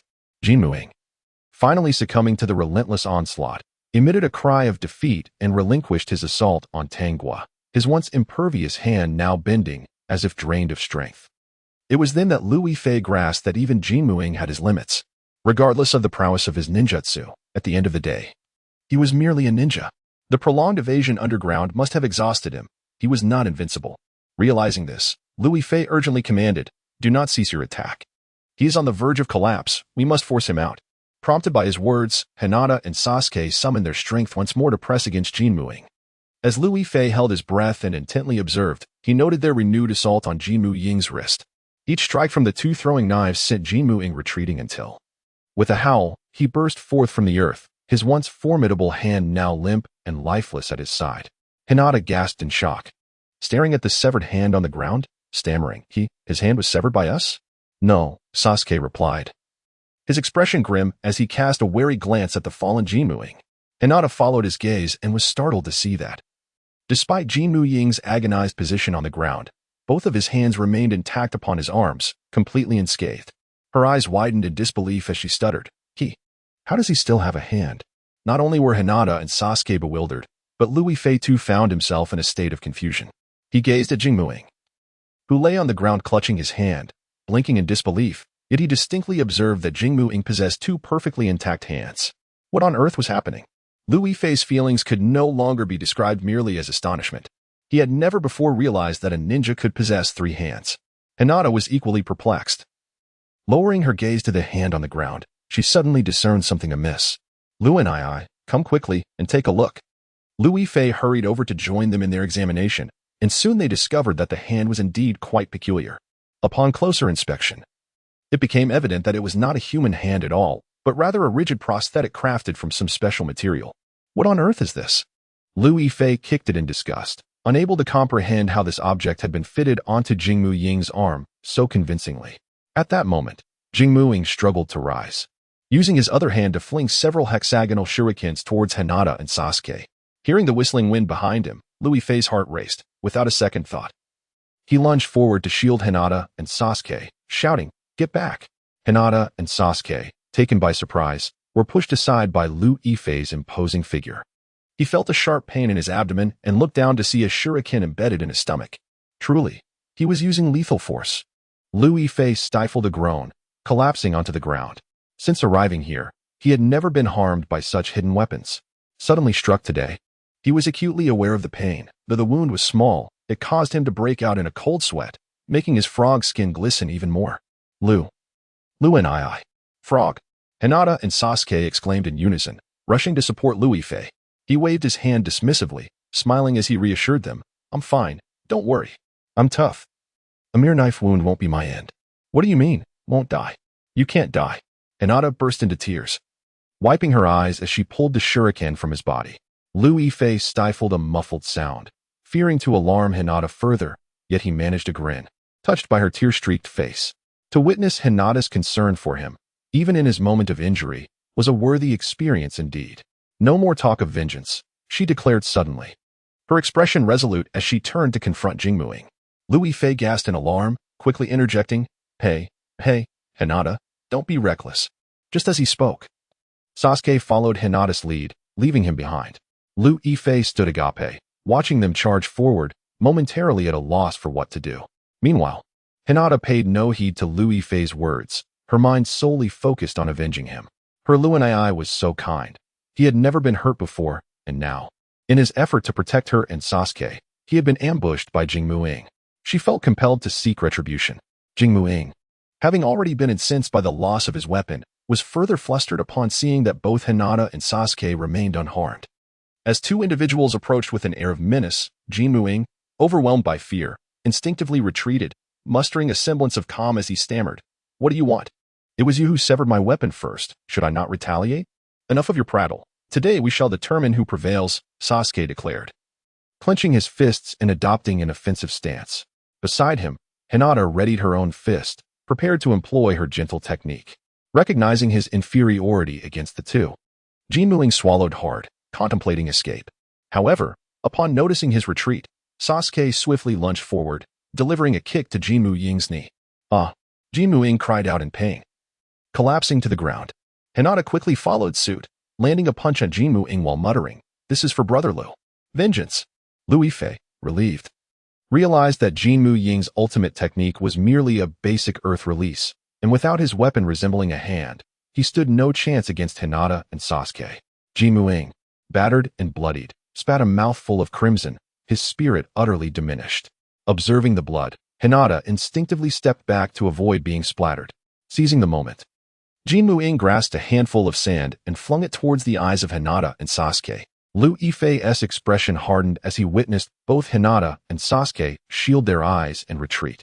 Taking advantage of their distraction, Jin Mu-ing hastily burrowed into the earth and escaped. As the dust settled, the three remained, exchanging bewildered glances, with Hinata being the first to react. She hurried to Lu Yifei's side, asking, "Brother Lu, how do you feel now? Does it still hurt?" "Not as much. I'm tough-skinned and it hardly bothers me."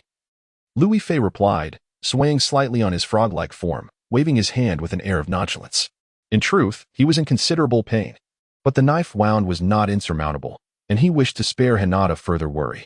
Hinata, unconvinced by his reassurances, scrutinized him with several glances, her brow furrowing in doubt. "Really? Are you truly unscathed?" "I assure you, I am fine. You must trust me. I will be all right," Lu Yifei insisted, striving to appear unaffected. After all, he could simply rest for a few days upon returning home. It was nothing of great concern. Hearing this, Sasuke stepped forward, his gaze fixed intently on Lu Yifei, his expression peculiar as if he harbored unspoken words. Lu Yifei, curious about Sasuke's scrutiny, inquired, "Why are you looking at me like that? What is the matter?" "Thank you. Next time, I will repay you," Sasuke mumbled, lowering his head and quickly turning away to face the side. Lu Yifei was momentarily taken aback, glancing at Hinata, who was suppressing a smile, and suddenly comprehended Sasuke's intent. It dawned on him that this fellow was expressing gratitude, albeit in a manner that suggested a debt owed. A uniquely awkward trait of Sasuke's. Lu Yifei shook his head, clicked his tongue twice, and said, "Enough already. What is this about debts? If someone ambushes me again, are you planning to shield me?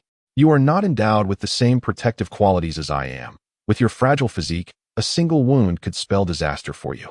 For the first time, Sasuke's eyes widened in astonishment as he stared at Lu Yifei, infuriated by his words. After offering a polite thanks, he found himself vexed by the absurdity of Lu Yifei's remarks, which were truly quite irksome. Observing Sasuke's speechlessness and his anger, Lu Yifei recognized the need to temper his jesting.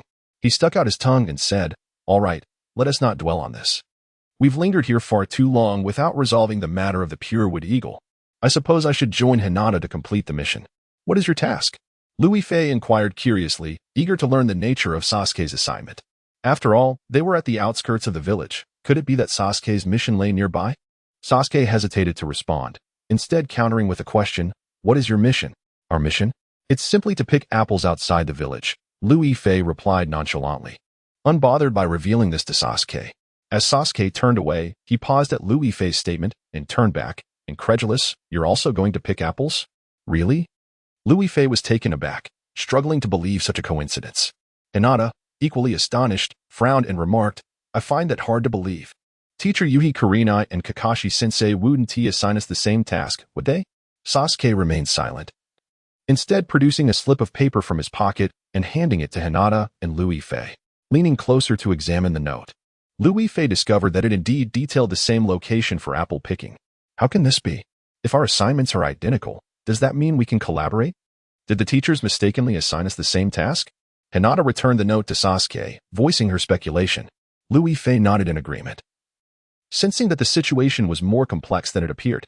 He doubted that their instructors had randomly assigned the same task. It was likely a deliberate decision. Otherwise, Yuhi Kurenai would not have prohibited him from assisting Hinata upon her arrival, as she must have known Sasuke was to be there as well. The more Lu Yifei pondered, the more plausible this theory seemed. Noticing Lu Yifei lost in thought, Hinata couldn't help but ask, "Lu, do you have a different perspective?" No, he quickly replied. "Since our missions are the same, it simplifies things. We can work together to ensure we return with the apples before tomorrow." Shaking his head to dismiss any further convoluted thoughts, he joined them as they departed. The trio set off, weaving through the forest until they reached the village outskirts. Upon leaving Konoha, Lu Yifei observed that everything here was markedly different. Although there were mountains and woods, the absence of human presence had allowed the flora to grow wildly. imparting an unsettling feeling of insecurity, as if hidden beasts lurked within. Liu Yifei experienced an unsettling feeling, yet he dismissed it as mere overthinking. At that moment, Hinata, with her keen eyes, spotted a small stream not far away. Look, isn't that the stream the teacher mentioned? If we follow it, we are bound to find the apple tree. Let us hurry. We might return today without wasting time. Eagerly, Liu Yifei advanced, moving upstream against the current of the stream. Hinata quickly caught up, puzzled. Why don't we start searching from over there? If we go upstream first, it must be nearby. Once we find the source, we can return and easily locate the apple tree downstream. It's the quickest way. Liu Yifei patiently explained and continued to lead them upstream. Hinata listened intently, nodding in understanding. The trio walked in silence for a while, gradually reaching the source of the stream, only to find a waterfall nestled between two mountains, with nothing else in sight. Disappointed, Hinata remarked, "It seems there are no apple trees here. Let us head downstream. Don't lose heart, if there is none upstream. There must be some downstream." The teacher assured us there are apple trees here. Liu Yifei quickly reassured her, not wanting Hinata to feel so dejected. Their primary goal was to complete the task and return, so they needed to remain spirited at all times. Hearing this, Hinata merely nodded and retraced her steps. Liu Yifei followed behind, aware that Hinata felt disheartened, yet there was no alternative. They could only search in this manner for the elusive apple tree. Sasuke noticed Hinata's disappointment and calmly stated, "We will surely find it. The task can be accomplished." Hinata glanced at him, listless, and simply responded with a soft choosing not to elaborate further. The three continued onward until they arrived back at the spot where they had first discovered the stream. All right.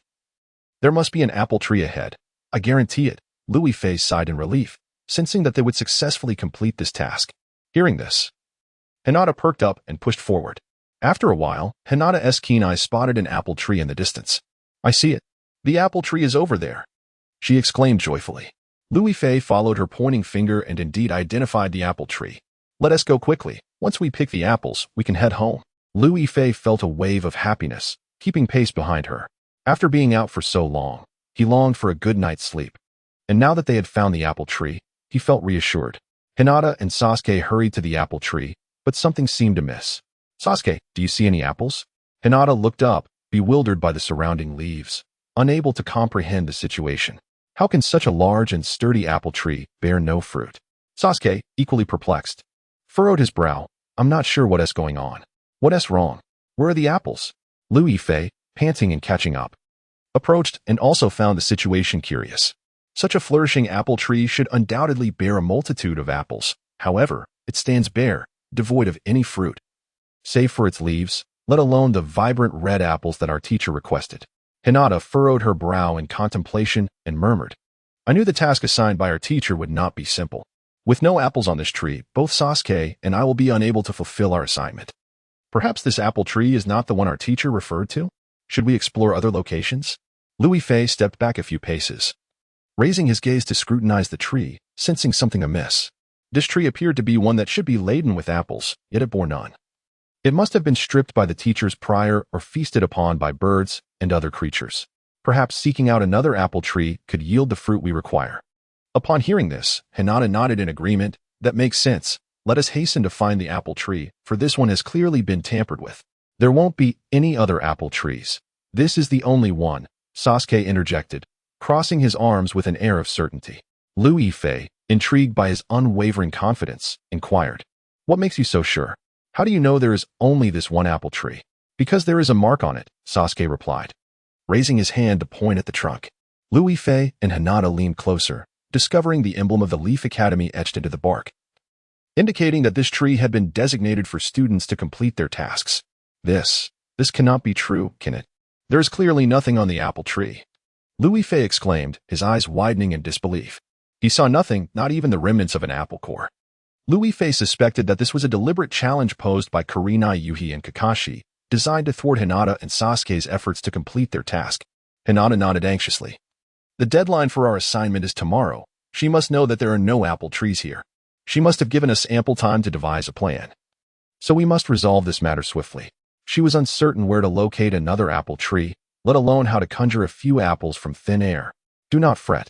There must be a way. Teacher Kurenai would not allow us to return empty-handed," Liu Yifei reassured them, striving to calm Hinata's nerves. This predicament was not entirely insurmountable. Otherwise, Kurenai and Kakashi would not have sent them here without purpose. There must be some hidden solution awaiting their discovery. At that moment, Sasuke, who had remained silent, approached the apple tree and began to tap on the trunk with his fingers, seemingly searching for something. Louis Fei and Hinata stood by, perplexed, merely observing. After a while, a muffled sound emanated from within the trunk. Louis Fei's eyes lit up. There must be something inside. It could be apples. We need to find a way to cut through the bark.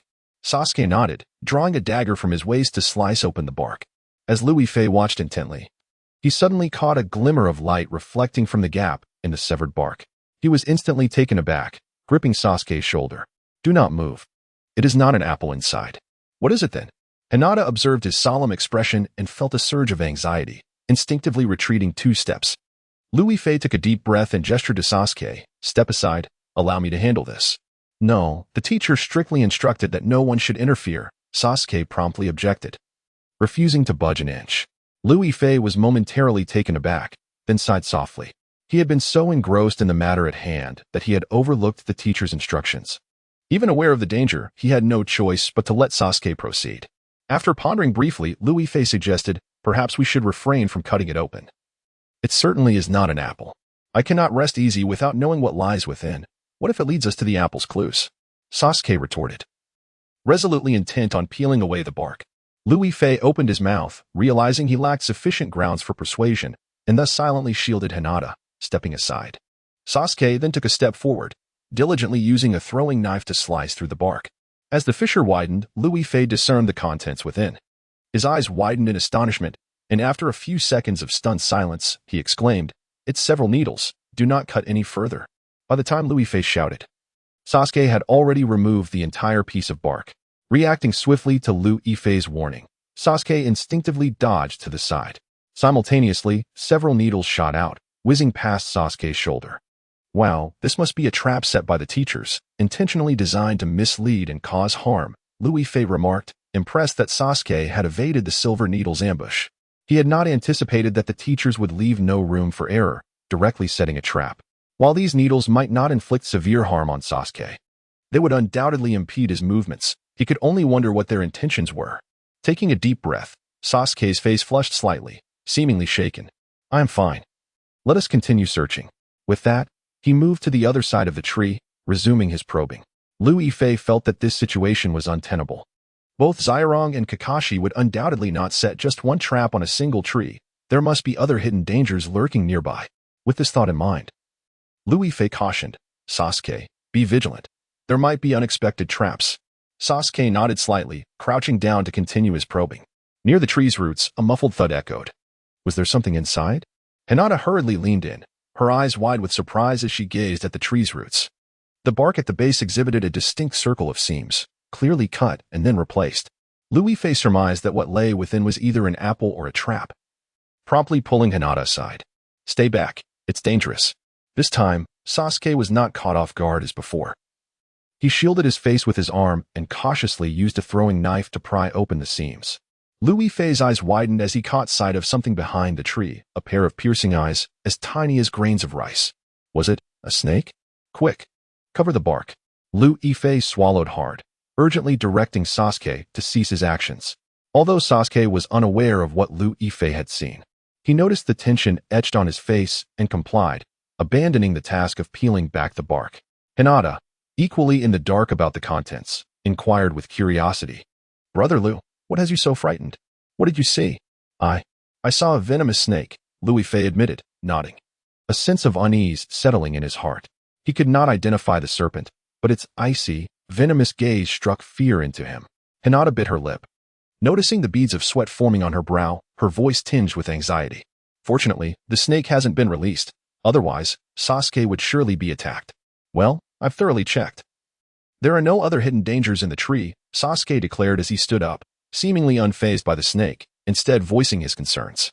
Louis Fei furrowed his brow, aware that dusk was approaching.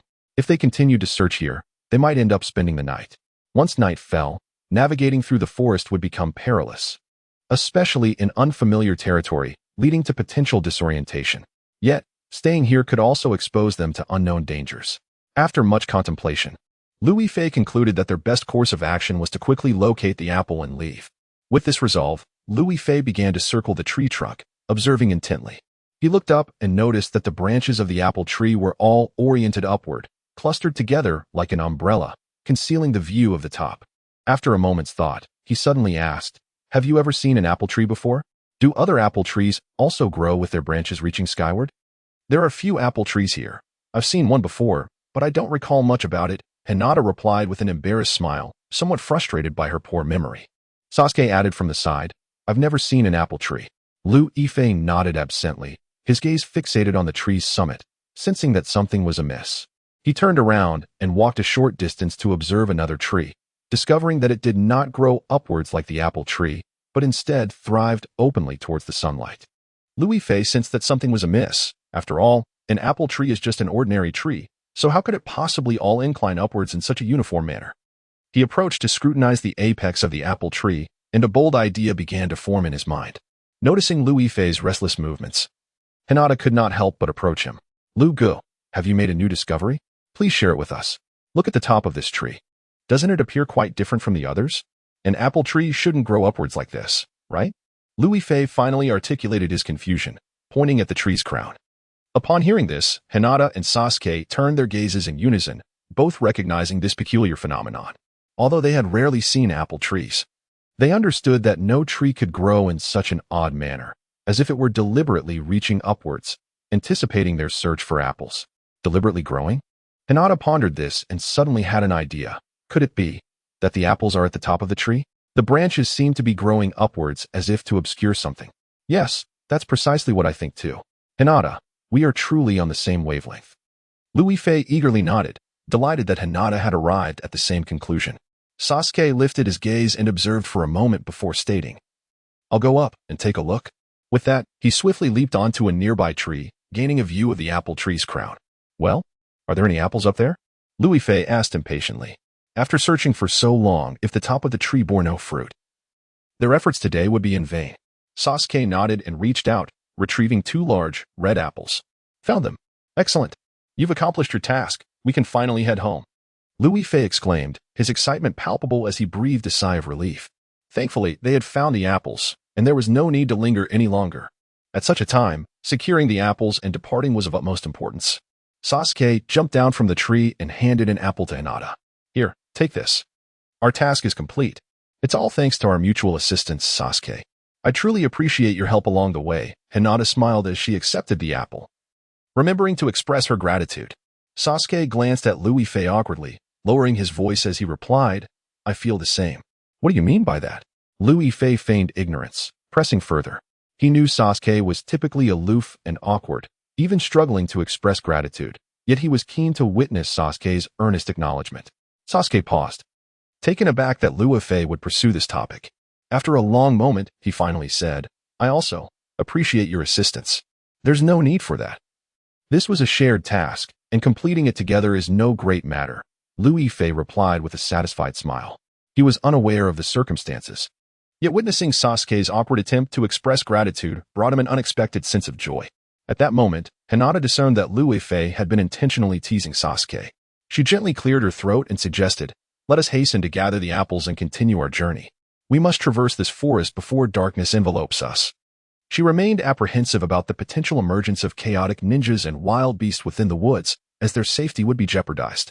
Hinata was uncertain whether the appearance of Jingmuing was a mere coincidence or something more, but she fervently wished to avoid encountering another Jingmuing.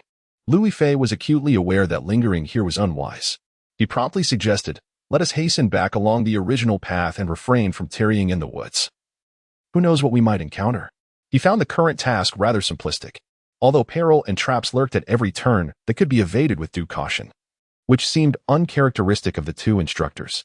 The previous assessments had been stringent. How could a task allocated based on ability be so straightforward? The more he pondered, the more he sensed that unforeseen events were imminent, and his sole desire was to vacate the forest. Hinata and Sasuke shared no inclination to linger. Hastily following Lu Yifei as they retraced their steps, the trio navigated through the hushed woods, occasionally interrupted by the chirping of crickets, with no other sounds to be heard. As boredom crept in, Hinata spoke up. "I wonder what the outcome of this task will be. Surely the teachers will be pleased?" They merely set a deadline for completion. And as long as we bring back the apples, we can consider the task accomplished ahead of time. You might be underestimating the situation, Louis Fei interjected. I suspect the two instructors have devised a means to observe your performance throughout the task. Perhaps the true intent behind this assignment is to evaluate your adaptability in various circumstances. He could not fathom that their instructors merely intended for the students to complete a task without deeper implications. Otherwise, the peculiar nature of apple picking would be inexplicable. Ultimately, this task likely served to assess each student's capacity to respond to diverse challenges. Hinata, upon hearing this, felt a tinge of anxiety. We are merely picking apples. Yet we have faced so many dangers. I wonder how Inuzuka Kiba and the others are faring. Do not worry, even if they encounter peril. Their lives will not be in jeopardy, Louis Fei reassured her, wishing to alleviate her concerns. Every situation presents its own unique challenges, and thus the solutions will vary. Ultimately, there will be no life-threatening consequences. Hinata nodded thoughtfully, and then turned to Sasuke, who had remained silent. Why does your expression seem troubled? Are you worried about something? Sasuke continued to frown, lost in his thoughts. Louis Fei understood that Sasuke, typically reticent, was likely preoccupied with his own musings and chose to smile without pressing the issue. You know he often maintains a stoic demeanor. There is no need for concern. Let him ponder in solitude. All right, I understand, Hinata replied with a resigned nod. Casting several glances at Sasuke before turning her focus away, Louis Fei continued on his way, occasionally admiring the surrounding scenery. The evening forest exuded an inexplicable sense of desolation, more oppressive than the night itself. The longer he walked, the more uneasy he felt, as the silence seemed unsettling. He longed to escape this eerie tranquility, yearning for the comforting sounds of laughter and chatter from the village. At this moment, Sasuke abruptly halted his steps and inquired about the path ahead. Are we to continue retracing our steps? Upon hearing this, Louis Fei looked up and realized that traversing this small path would lead them to the location of their confrontation with Jingmuing. He could not help but feel a twinge of embarrassment. Sasuke, do you truly believe that Jingmuing is still there? He has already fled. And we have effectively neutralized his signature techniques. Even if he were nearby, there would be no cause for concern. Louis Fei deemed Sasuke overly cautious. While Jingmuing was indeed intent on teaching them a lesson, he was certainly no match for them. If Jingmuing were still lurking about, it would essentially be akin to courting disaster. With this thought, Louis Fei shook his head, recognizing this as a hallmark of Sasuke's character, ever so vigilant and meticulous. Upon hearing Louis Fei's words, Sasuke did not concur. Instead, he shook his head and asserted, regardless, Jingmuing has been injured by us and will not simply let this matter rest. Even if he wishes to let bygones be bygones, he cannot contend with us. We must proceed swiftly. Night falls quickly, and I do not wish to linger in the woods. If you are unwilling to take this route, we should promptly seek an alternative. Louis Fei, dismissive of Sasuke's concerns, urged him on. He understood that Sasuke could be rather obstinate, and he had no desire to argue. The priority was to exit quickly, no matter the path taken. At that moment, Hinata surveyed their surroundings and, with a hint of distress, remarked, Sasuke, there are no other paths here. We must traverse this way to reach the forest and then descend. Otherwise, we will waste time and be unable to leave before nightfall. Louis Fei, upon hearing her words, lifted his gaze to see only dense underbrush and trees surrounding them, with no alternative routes in sight. Moreover, the thickets might conceal various insects or creatures. He turned to Sasuke, impatiently awaiting a solution. Sasuke, observing their anxious expressions, eventually suggested, let us proceed directly through. That's more like it. Surely there is nothing to fear nearby. Besides, even if there were, could we not handle it together?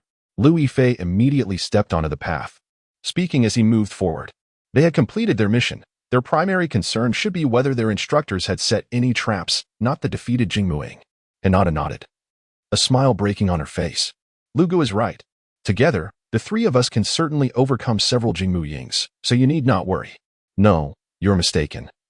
Sasuke replied flatly as he continued walking. Louis Fei and Hinata exchanged puzzled glances, both bewildered by Sasuke's statement. Unable to contain himself, Louis Fei asked, what do you mean? Do you think our combined strength cannot surpass a few Jingmuyings?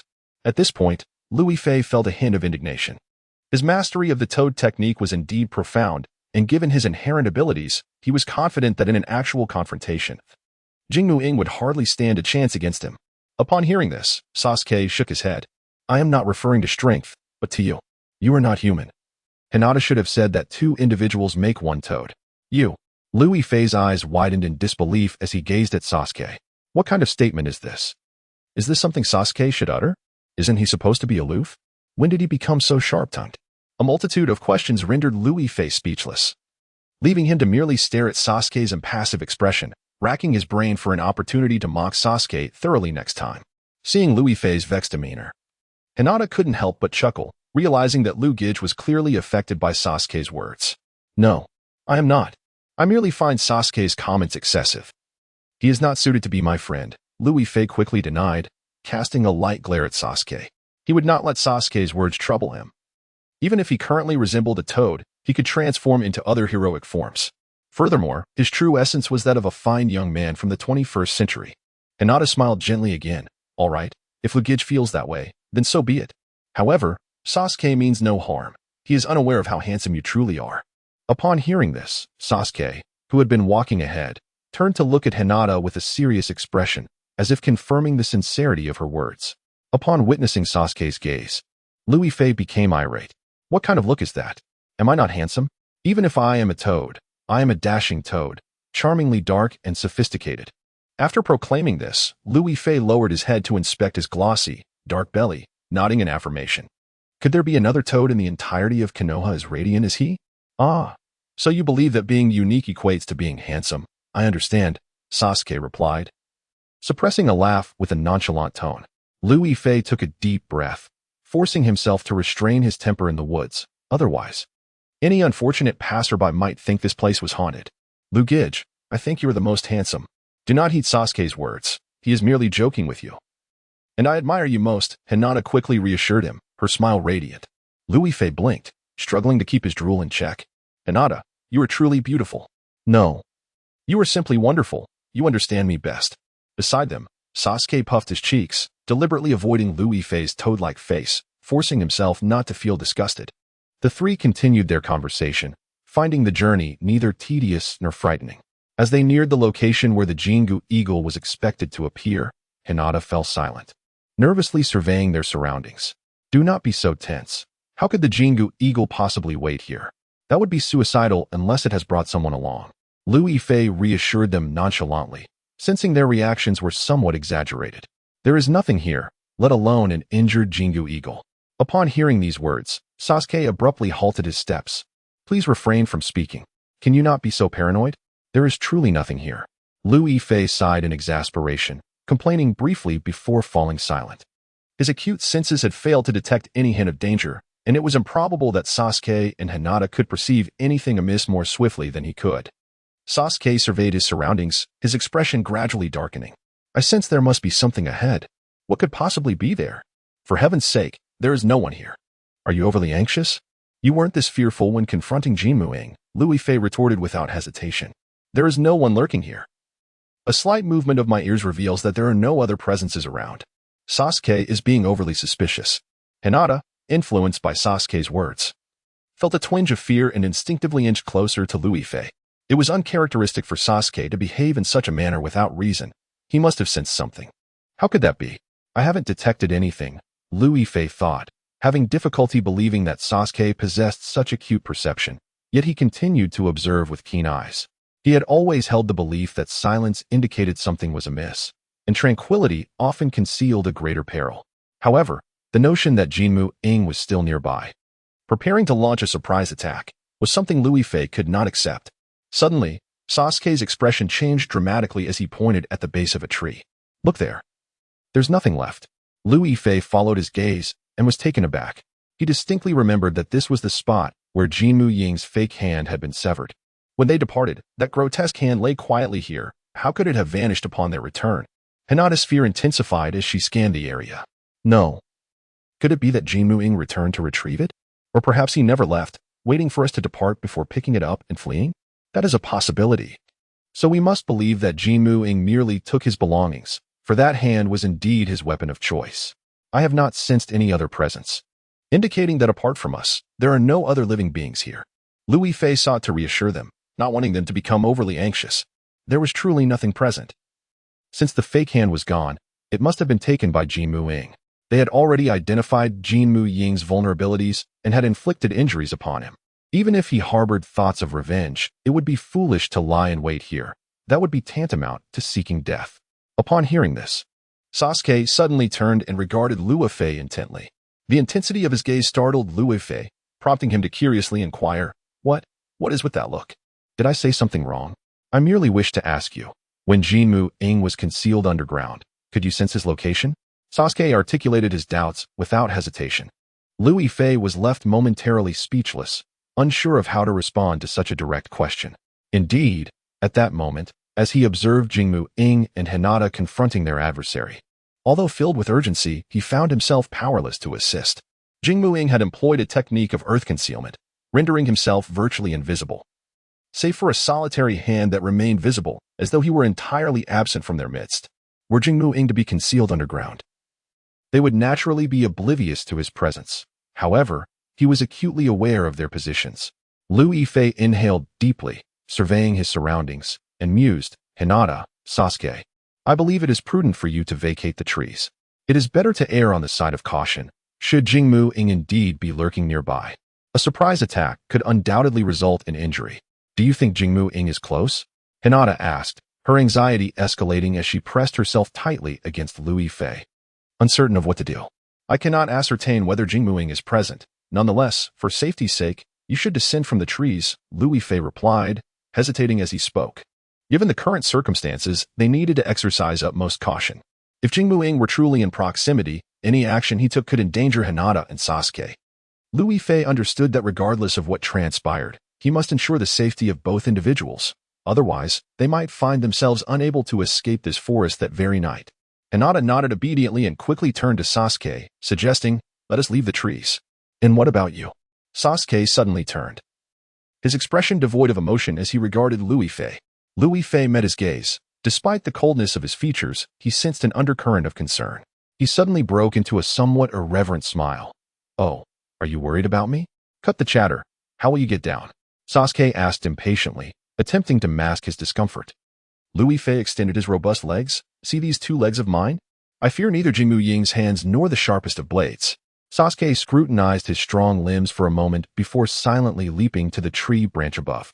Observing this, Liu Yifei patted Hinata on the shoulder. All right. It is your turn to ascend. But you must be careful. Hinata cautioned anxiously before turning to jump into the tree. Watching them effortlessly leap away, Liu Yifei finally exhaled in relief and strode forward with confidence. Yet, before he could proceed far, he heard Hinata's startled cry. Liu Yifei quickly looked up, but he could not see Hinata's petite figure. Hinata, what happened? Where are you? Ahaha, are you afraid now? A brazen voice echoed from the trees above. Recognizing it as Jinmu Ying's voice, Liu Yifei's anxiety surged. What have you done to Hinata? Why don't you come see for yourself? Jinmu Ying taunted. Liu Yifei discerned the direction of his voice and hurriedly ran toward it, only to find Hinata suspended from a tree by a rope, utterly unable to move. He rushed forward, intent on rescuing her, but then heard Jinmu Ying's menacing threat. Don't move. In my possession lies a dagger. Should you dare to approach, I shall take her life. Upon hearing these words, Liu Yifei looked up to see Jinmu Ing perched upon a branch, deftly toying with a flying knife. If you lay a hand on her, I shall surely eliminate you. Liu Yifei's eyes blazed with fury. He could hardly fathom that Jinmu Ing had not departed, but instead had been lying in wait, setting a trap for them to fall into. Jinmu Ing snorted disdainfully, gritting his teeth as he declared, You have destroyed my treasure. Today, I demand your lives in recompense. I warn you, should you dare to harm Huitian, I will ensure that your entire Jinmu family understands the essence of annihilation. Do you not believe that I could crush your weapons beneath my foot? Liu Yifei retaliated with equal ferocity, exhibiting no trace of fear. He cared not for Jinmu Ying's motives. As long as Huitian remained unharmed, all was well. Should she come to harm, he would storm into the Jinmu family and eliminate them all. Jinmu Ing clicked his tongue, casting a glance at Huitian, who had succumbed to unconsciousness. Do you truly think that, with her in such a state, I cannot act? Liu Yifei hesitated to advance, daunted by the glimmering knife in Jinmu Ying's grasp. At that moment, Sasuke, who had been focused on their journey, sensed something amiss and hurried back. Upon witnessing the scene before him, he too was taken aback. Do not act rashly. He wields a knife, Liu Yifei urgently cautioned Sasuke, wishing to prevent any impulsive actions that might endanger Huitian. Sasuke fixed a steely gaze upon Jinmu Ing, coldly demanding, What do you intend to do? What do I intend to do? You three have ganged up on me, leaving me gravely injured, and now you inquire about my intentions? Very well. I shall tell you. I desire each of you to sever a hand before I consider sparing you. Jingmu Ing spoke this with clenched teeth, his tone venomous. As the heir to the Jingmu family, he was poised to become the most exceptional ninja of his clan. Yet now, his ultimate technique had been thwarted. How could he return as an heir? Lu Yifei inhaled deeply, scoffing at the absurdity of Jingmu Ying's demands. Do you truly believe that your artificial hand holds such value? You dream if you think we would trade our hands for your whims. Very well, if you refuse. Then I shall take the life of this young girl. Jingmu Ing, anticipating Lu Yifei's refusal, wasted no time in directing the blade towards Huitian. He had discerned that Huitian held great significance for the toad. As long as she remained in his possession, he had nothing to fear. Seeing his movement, Lu Yifei shouted, "Wait, I have no time to waste with you. You may either sever a hand or watch her perish." Jingmu Ing dismissively waved his hand. Uninterested in further entanglement, Lu Yifei exchanged a grave glance with Sasuke, momentarily at a loss for what to do. They would certainly not relinquish Huitian so easily, nor would they truly sever their hands. A solution had to be devised swiftly. Noticing their silence, Jingmu Ing felt a surge of satisfaction. Were you not all quite formidable before? Had you not been bullying me? Why the silence now? Silence yourself. Lu Yifei gritted his teeth and exclaimed, uncertain of how to proceed. Jingmu Ing, emboldened, declared, I shall not be silenced. The person is in my grasp, and I will do as I please. If you concede, you must sever your own hands. Upon hearing this, Lu Yifei could only feel anxious, unable to devise a solution to the predicament. At that moment, Sasuke interjected, I understand. You desire to capture someone as leverage, do you not? Yet, Hinata has not truly harmed you. The one who has inflicted the most damage is I. Why not exchange Hinata for me? Do not attempt to deceive me. I will not fall for your tricks. Jingmu Ing flatly rejected the proposition, offering no room for negotiation. He was not foolish and recognized that this invincible toad valued the little girl far too much to relinquish her easily. Even Lu Yifei, perplexed, turned to Sasuke and admonished. You cannot resolve this issue in such a manner. It will only make Jingmu Ing more cautious. The notion of exchanging hostages was evidently foolish. As long as Jingmu Ing remained vigilant, he would dismiss Sasuke's suggestion outright. It has been my false hand that has attacked you, and I have caused you the most harm. Do you truly not wish for me to become the hostage? Do you not wish to exact revenge? Sasuke disregarded Lu Yifei's words, continuing to provoke Jingmu Ing. The latter's hatred intensified as he retorted, I am fully aware that you have inflicted more pain upon me.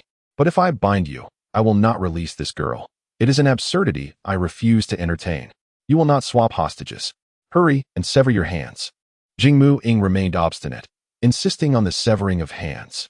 Compared to exchanging hostages, he was far more eager to witness Sasuke and the toad inflicting harm upon themselves. Sasuke cast a penetrating glance at him, stating, You must understand that hands are of utmost importance to a ninja. We will not sever our hands. Nor will you harm Hinata. Oh, is that so? Then let us see if I can harm her. Enraged by Sasuke's words, Jingmu Ing raised the flying knife, aiming it at Hinata. Lu Yifei gasped, too late to chastise Sasuke for his reckless remarks, and quickly extended his tongue to ensnare the knife. Just then, Sasuke produced a stone from seemingly nowhere and hurled it towards the knife. The knife and stone collided with a resounding clang, both plummeting to the ground. Lu Yifei retracted his tongue, secretly wiping the sweat from his brow. Sasuke was nearly giving him a heart attack. What was he trying to achieve?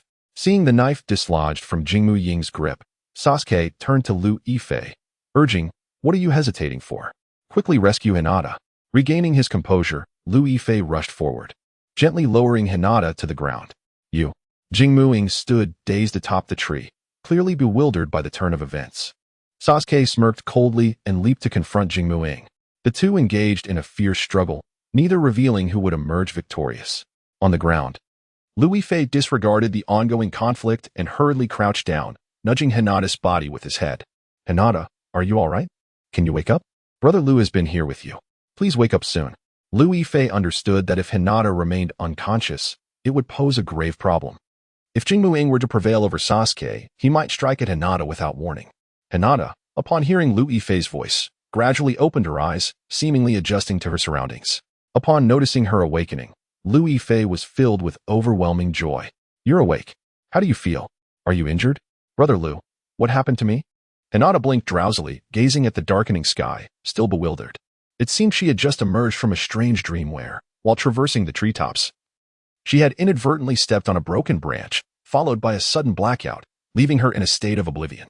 Louis Fei, not wanting Hinata to feel overly anxious or frightened, quickly reassured her, it was just a dream. You should stay back for now. I need to confront Sasuke and deal with Jingmu Ing. Today, Jingmu Ing made my little princess suffer to the point of fainting, and I am determined not to let that despicable man escape easily. Jingmu Ing. Hinata suddenly lifted her head, finally noticing the fierce battle between Jingmu Ing and Sasuke. Louis Fei nodded, explaining, he has been lying in ambush here. I will take him down. You must be careful. With that, Louis Fei stood up and strode purposefully toward Jingmu Ing. At this moment, Sasuke and Jingmu Ing had descended from the trees to the ground. Panting heavily and gradually losing strength, compounded by his injuries, Jingmu Ing was no match for Sasuke. Upon seeing Louis Fei rushing toward him, he shouted in fear, "Don't come any closer. Are you planning to overwhelm me with numbers?" Overwhelm you? Did you not set traps to threaten us earlier? Jingmu Ing, your end is nigh. Louis Fei's gaze was fixed on Jingmu Ing, his heart filled with murderous intent. This was the first time he had ever contemplated taking a life. He could hardly bear to imagine what would happen if Hinata were truly harmed. Jingmu Ing had nearly inflicted harm upon her. Had it not been for Sasuke's timely intervention, Hinata might. Louis Fei dared not dwell on that thought. Sensing the murderous intent emanating from Louis Fei, Jingmu Ing trembled, extending his hands in a desperate attempt to utilize Earth Jutsu. Sasuke and Louis Fei, sensing the urgency, acted swiftly to thwart him. A tongue and a hand seized Jingmu Ying's leg and shoulder, rendering him immobile. Jingmu Ying's Earth Jutsu, typically executed with remarkable speed, could almost allow him to burrow underground in the blink of an eye. However, weakened by his injuries, he found it exceedingly difficult to perform ninjutsu. Now, held captive by Sasuke and Louis Fei, he had no means to escape. In that moment, true fear gripped Jingmu Ing. Please, let me go. I did not intend to confront you. His voice trembled, a stark contrast to the arrogance he had displayed moments prior. Louis Fei bit down, producing a sharp sound. Are you frightened now? Just moments ago, when you harmed Hinata, weren't you quite pleased with yourself? Did you not intend to kill her? What I just did was. It was. Anyway, I have been defeated by you. I will no longer contend with you. Please, just let me go. And the members of the Jingmu family will surely be grateful to you in the future. Jingmu Ing could not articulate a coherent defense and continued to plead for mercy. How could Louis Fei let such words sway him towards compassion? He extended his formidable, thick tongue, coiling it tightly around Jingmu Ying's body. With his limbs ensnared, Jingmu Ing found himself utterly immobilized, his eyes wide with terror as he cried out, "No, please, do not kill me." It was too late. Louis Fei constricted Jingmu Ing with his tongue, forcefully slamming him to the ground. The impact, combined with the constriction making it difficult to breathe, caused Jingmu Ing to collapse. Unable to rise. Observing his pitiful state, Louis Fei let out a cold snort and extended his tongue once more, venomously declaring, "Die." With that, his tongue struck Jingmu Ing like a heavy stone. Jingmu Ying's eyes widened as he violently coughed up blood, gradually closing his eyes in defeat. Seeing him lifeless, Louis Fei finally retracted his tongue, satisfied.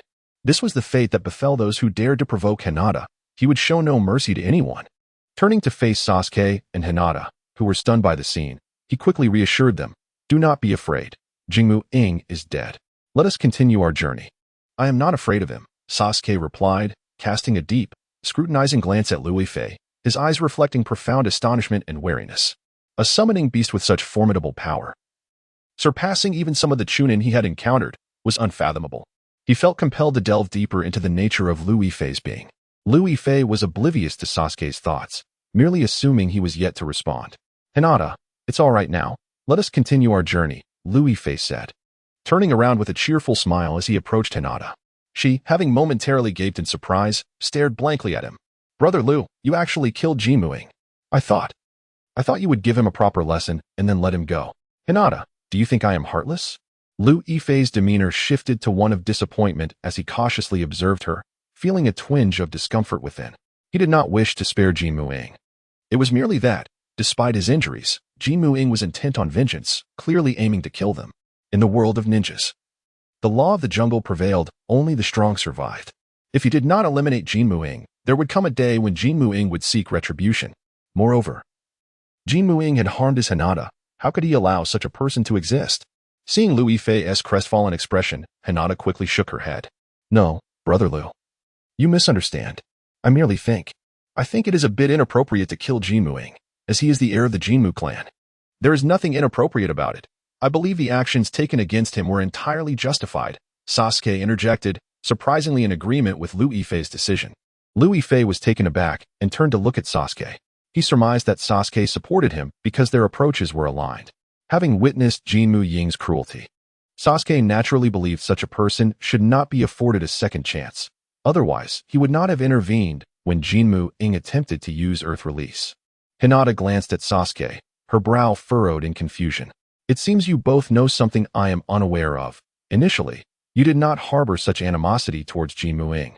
She remained oblivious? Sasuke stared in astonishment at Lu Yifei, shocked that Hinata had completely forgotten the events that had just transpired. Lu Yifei nodded, hesitating for a moment before recounting the truth. Earlier, you were ensnared by a trap set by Jinmu Ying, and he threatened us. Either we sever your hand, or he would kill you. How could this be? How could he be so malicious? Hinata's anger flared, her sympathy for Jinmu Ying evaporating. Such a despicable villain was utterly devoid of any merit for her compassion. Seeing Hinata's distress, Lu Yifei helped her up from the ground. This matter has been resolved, and you are unharmed. Let us hasten back and get some proper rest. All right, Brother Lu, you weren't injured, were you? Hinata asked anxiously. Inspecting Lu Yifei's body, Lu Yifei shook his head, smiling reassuringly. I wouldn't be harmed by someone as insignificant as Jinmu Ying. You need not worry. Good. Then let us hurry along. With that, Hinata nodded, finally reassured, and they resumed their journey together. The forest remained eerily silent, with only the sound of their footsteps accompanying them. However, Sasuke and Lu Yifei were no longer on high alert, for they understood that the forest no longer harbored any danger. Lu Yifei walked for a while, feeling a sense of boredom, and turned his gaze towards Sasuke. Hey, I wish to pose a question to you. Go ahead, Sasuke replied, puzzled by Lu Yifei's sudden inquiry. Lu Yifei chuckled, since we have fought side by side, and I have aided you, is it not rather impolite for you to still refer to me as Toad? Upon hearing this, Sasuke showed no immediate reaction, but Hinata stifled a soft laugh. She understood that Lu Yifei's comment was a bait for Sasuke, who would undoubtedly be oblivious to his intentions. So, Sasuke shrugged, unable to comprehend what Lu Yifei was getting at, yet instinctively grew wary. Lu Yifei cleared his throat and declared, even as a summon beast, I possess a name. I am called Lu Yifei. Oh, Sasuke nodded, offering no further words. Observing Sasuke bow his head to continue walking, Lu Yifei paused in surprise. Oh, is that all you have to say? A tinge of disappointment washed over him. After all, he was a formidable summoned beast. Did Sasuke not find curiosity in knowing his name? It seemed rather odd, considering they were now acquaintances. What do you wish to convey? I am already aware of your name, Sasuke stated, halting in his tracks and still gazing at Lu Yifei in confusion, believing he had made his point abundantly clear. Lu Yifei blinked in disbelief, exclaiming, Are you not even curious about my name? We are comrades in completing a mission together. I know your name, Lu Yifei. Sasuke replied flatly, resuming his forward march. Lu Yifei widened his toad-like eyes, watching Sasuke's retreating figure before hastily catching up. If you know my name, why still call me Toad? That is exceedingly rude. Hinata, trailing behind, found Lu Yifei's antics quite endearing, realizing he repeatedly brought up the matter to persuade Sasuke to abandon the nickname. Am I not a toad? Did I earn my address? Sasuke turned around, bewildered, scrutinizing Lu Yifei as if confirming he had not misjudged him. Lu Yifei felt a surge of frustration, nearly spitting blood, and exclaimed anxiously, How can this person be so obstinate? Though I may be a toad, I have a name now, and you ought to call me by it. We are acquainted, yet you persist in calling me Toad as if we are strangers. We are indeed not familiar, Sasuke retorted without a hint of courtesy. Lu Yifei took a deep breath, suppressing the urge to lash out at Sasuke, gritting his teeth as he said, Very well. Afterward, he cast a discontented glare at Sasuke, choosing not to speak further. Sasuke glanced at him in mild surprise before turning away, focusing once more on the path ahead, remaining silent. Thus, after Lu Yifei had stared at him for quite some time, Sasuke could no longer endure it.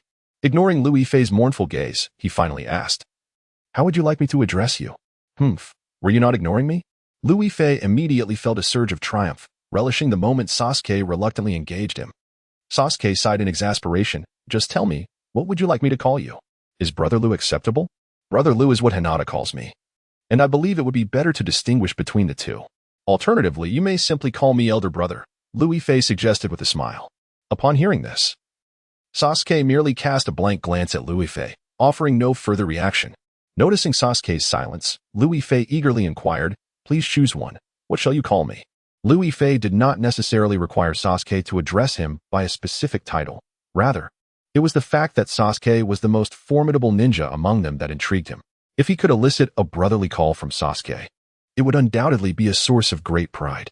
Upon returning to school, Lu Yifei would surely relish sharing this achievement with a few classmates, particularly Naruto, who would undoubtedly feel envious upon hearing the news. The mere thought of it sent a thrill of excitement through him. Sasuke paused, observing Lu Yifei's incessant chatter and enthusiasm, and simply remarked, "Lu Yifei. Ah, what? You're calling me by my full name." Lu Yifei took a moment to process this, revealing a hint of disappointment. Sasuke cast him a sidelong glance before resuming his pace, as if to imply that calling him Lu Yifei was already a significant concession. At that moment, Hinata could no longer contain herself and rushed to Lu Yifei's side. All right, let us not dwell on this. We'll soon exit the forest and return to the village for some rest. Well, it's already dark. Our two teachers surely won't wait for you. Perhaps we should deliver the apples first thing tomorrow morning. What do you think, Sasuke?" Lu Yifei turned to Sasuke for his thoughts. Sasuke merely nodded, indicating his lack of objections.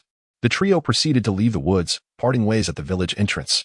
Upon returning home, Hinata placed the apples on the table and, yawning, prepared for bed. The following morning, Lu Yifei awoke, roused by the biological clock inherent in Tahm's body, stretching lazily as he stood. Suddenly, a mechanical voice echoed in his mind, "Gentle reminder, Master, you have not accrued gold coins for a considerable time. Could you refrain from startling me like that? I thought I was haunted. I'm not in a rush to earn gold.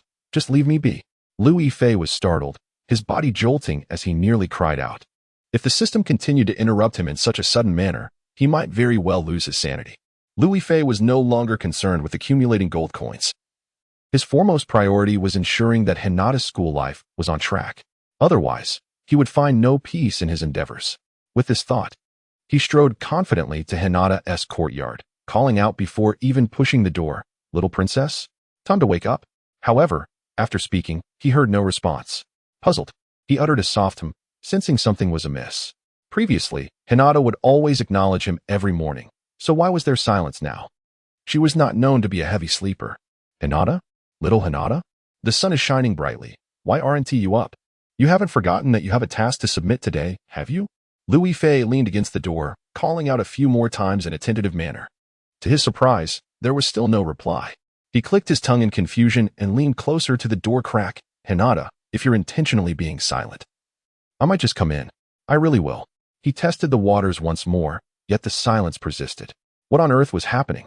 Hinata was not one to sleep in so late. Could it be that she was simply too exhausted from the previous day?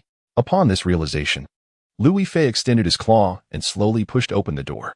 Imagining Hinata clad in soft pink pajamas, peacefully asleep, Lu Yifei felt a surge of excitement. However, once he entered the room, he discovered Hinata snugly wrapped in her blanket, sleeping soundly. Indeed, she must have been utterly exhausted, unable to awaken despite his calls. Observing Hinata for a moment, he whispered a few words and gently stepped inside. Wishing to allow Hinata to rest a little longer, he refrained from disturbing her and instead began to explore the contents of her room. Noticing that her clothes were neatly hung, Lu Yifei nodded in satisfaction and continued to inspect the other items. After surveying the room, his expression suddenly shifted as he belatedly realized that the red apple Hinata had brought back was conspicuously absent. It was inconceivable. Surely, Hinata had placed it in her room. A sense of foreboding washed over him, prompting him to search the room fervently for the elusive apple. Hinata was always careful and prudent. Such an important item could not simply vanish.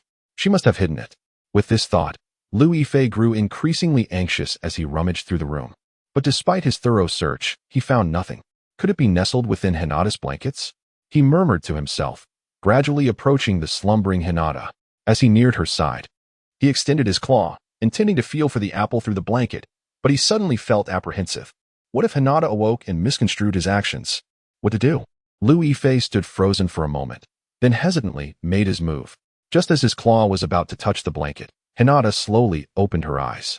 He stood there, immobilized, awkwardly smiling at her. "Hi, Good morning, he greeted.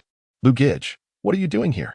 Hinata exclaimed, startled, as she quickly sat up and gazed at Lu Yifei in astonishment. Although she found his transformed appearance as a frog to be adorably foolish and somewhat endearing, the suddenness of his presence still took her aback. Lu Yifei, feeling embarrassed, withdrew his claw and hastily explained, Please, do not misunderstand.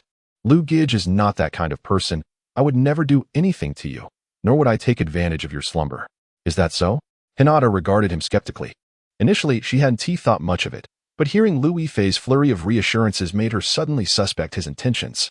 At this realization, her face turned a deep shade of red.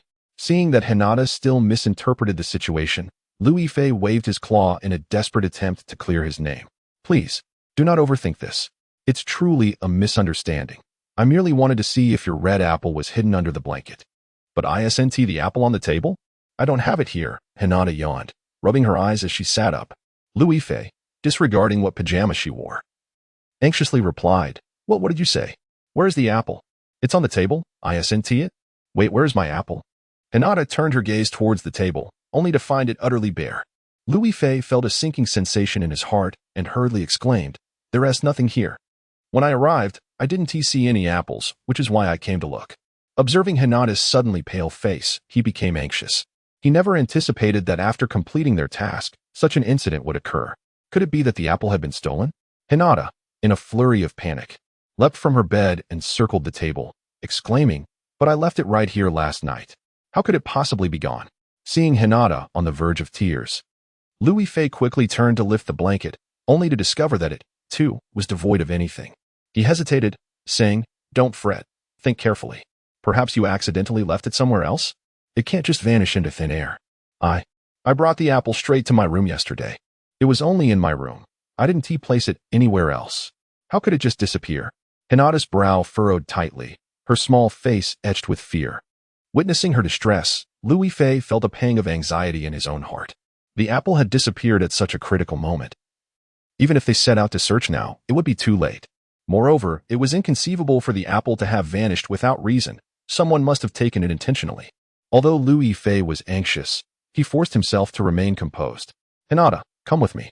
We should ask your father.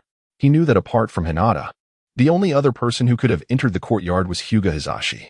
Perhaps he had seen the apple and taken it for himself, though it seemed unlikely. Lu Yifei couldn't shake off the thought. Unsure how to resolve the situation, Hinata followed Lu Yifei into the courtyard. Spotting Hyuga Hisashi engaged in his morning exercises, Hinata rushed over, urgency in her voice. Father, after I returned, did you see a large red apple? I left it on the table. No. I didn't enter your room, Hisashi replied absent-mindedly, continuing his exercises. Hinata could hardly believe her ears and pressed on. Are you sure you didn't see it at all? No.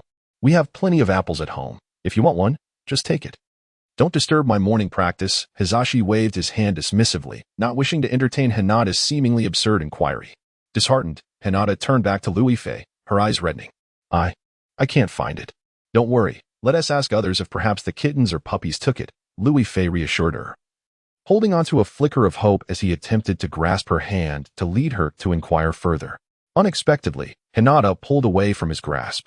Tears streaming down her face, she crouched on the ground, softly sobbing. The kittens and puppies can't enter my room.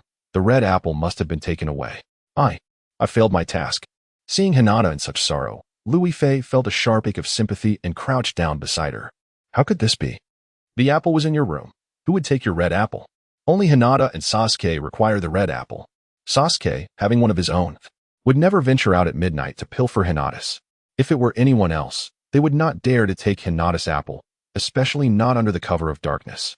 The more Lu Yifei pondered, the more he felt something amiss, prompting him to suggest, Do not weep. It pains me to see you so distressed. Shall we first inquire at the school? You and Sasuke gather the apples together. Even if we cannot find them, Sasuke can attest to your possession of the red apple. Thus, they proceeded. Hinata nodded obediently, allowing him to guide her away.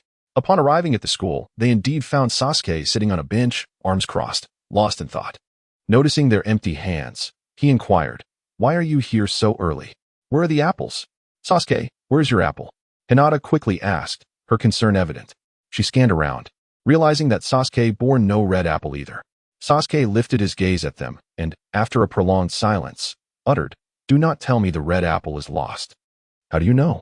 Did yours vanish as well?" Louis Fei exclaimed in astonishment, seeing the grave expression on Sasuke's face, further solidifying his belief that Sasuke was entangled in some predicament. Sasuke nodded, offering no denial. Louis Fei and Hinata were momentarily taken aback, exchanging glances, rendered speechless. After a pause, Hinata stammered, "How did your apple go missing?" "It disappeared when I awoke this morning," Sasuke replied, his anger palpable. Louis Fei understood the source of his ire. After all, the time to submit the apples was approaching, and such an incident would undoubtedly distress Sasuke. With this thought, he turned to pat Hinata reassuringly. "Do not fret. Since both your apples are lost, it is not necessarily a dire situation." "Not a dire situation? But..." The teacher mentioned that failing to complete the task would result in severe penalties. Hinata expressed her confusion, voicing her apprehension softly. Louis Fei smiled, choosing not to rush into an explanation, instead focusing on Sasuke, as he knew Sasuke would grasp the situation. If Hinata's apple's disappearance was an accident, then Sasuke's loss could not merely be a coincidence. It was likely that someone had deliberately stolen their apples to thwart their task. Yet, who could that person be? At that moment, Sasuke spoke up. "We must find the apples, regardless of who has hidden them. This task cannot fail. Of course, I understand the need to locate the apples, but we must also devise a clear strategy. Without a target, it is impossible to find them," Louis Fei replied, furrowing his brow, unable to comprehend who would conspire against Sasuke and Hinata. This task was independent, with each individual assigned their own responsibilities, leaving no room for connection. It was inconceivable that any classmates would steal apples, nor did Louis Fei believe that Inuzuka Kiba or Naruto would resort to such actions. Who, then, was the perpetrator? As Louis Fei pondered in confusion, Sasuke suddenly lifted his head and inquired, "Could it possibly be the teachers?" "Surely not," Hinata replied skeptically. "The teachers are eager to see our performance. They would want to witness us complete our tasks, so how could they steal the apples?" However, Louis Fei, upon hearing Sasuke's words, remained silent, contemplating the validity of his statement. He considered that only the two teachers were privy to Hinata and Sasuke's tasks. As they exited the woods and returned home, only the two teachers possessed the capability to know.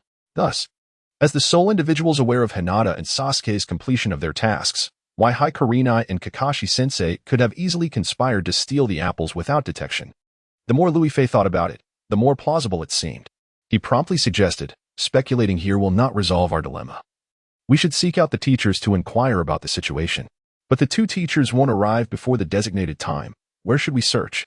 Hinata countered, "We should investigate for clues first.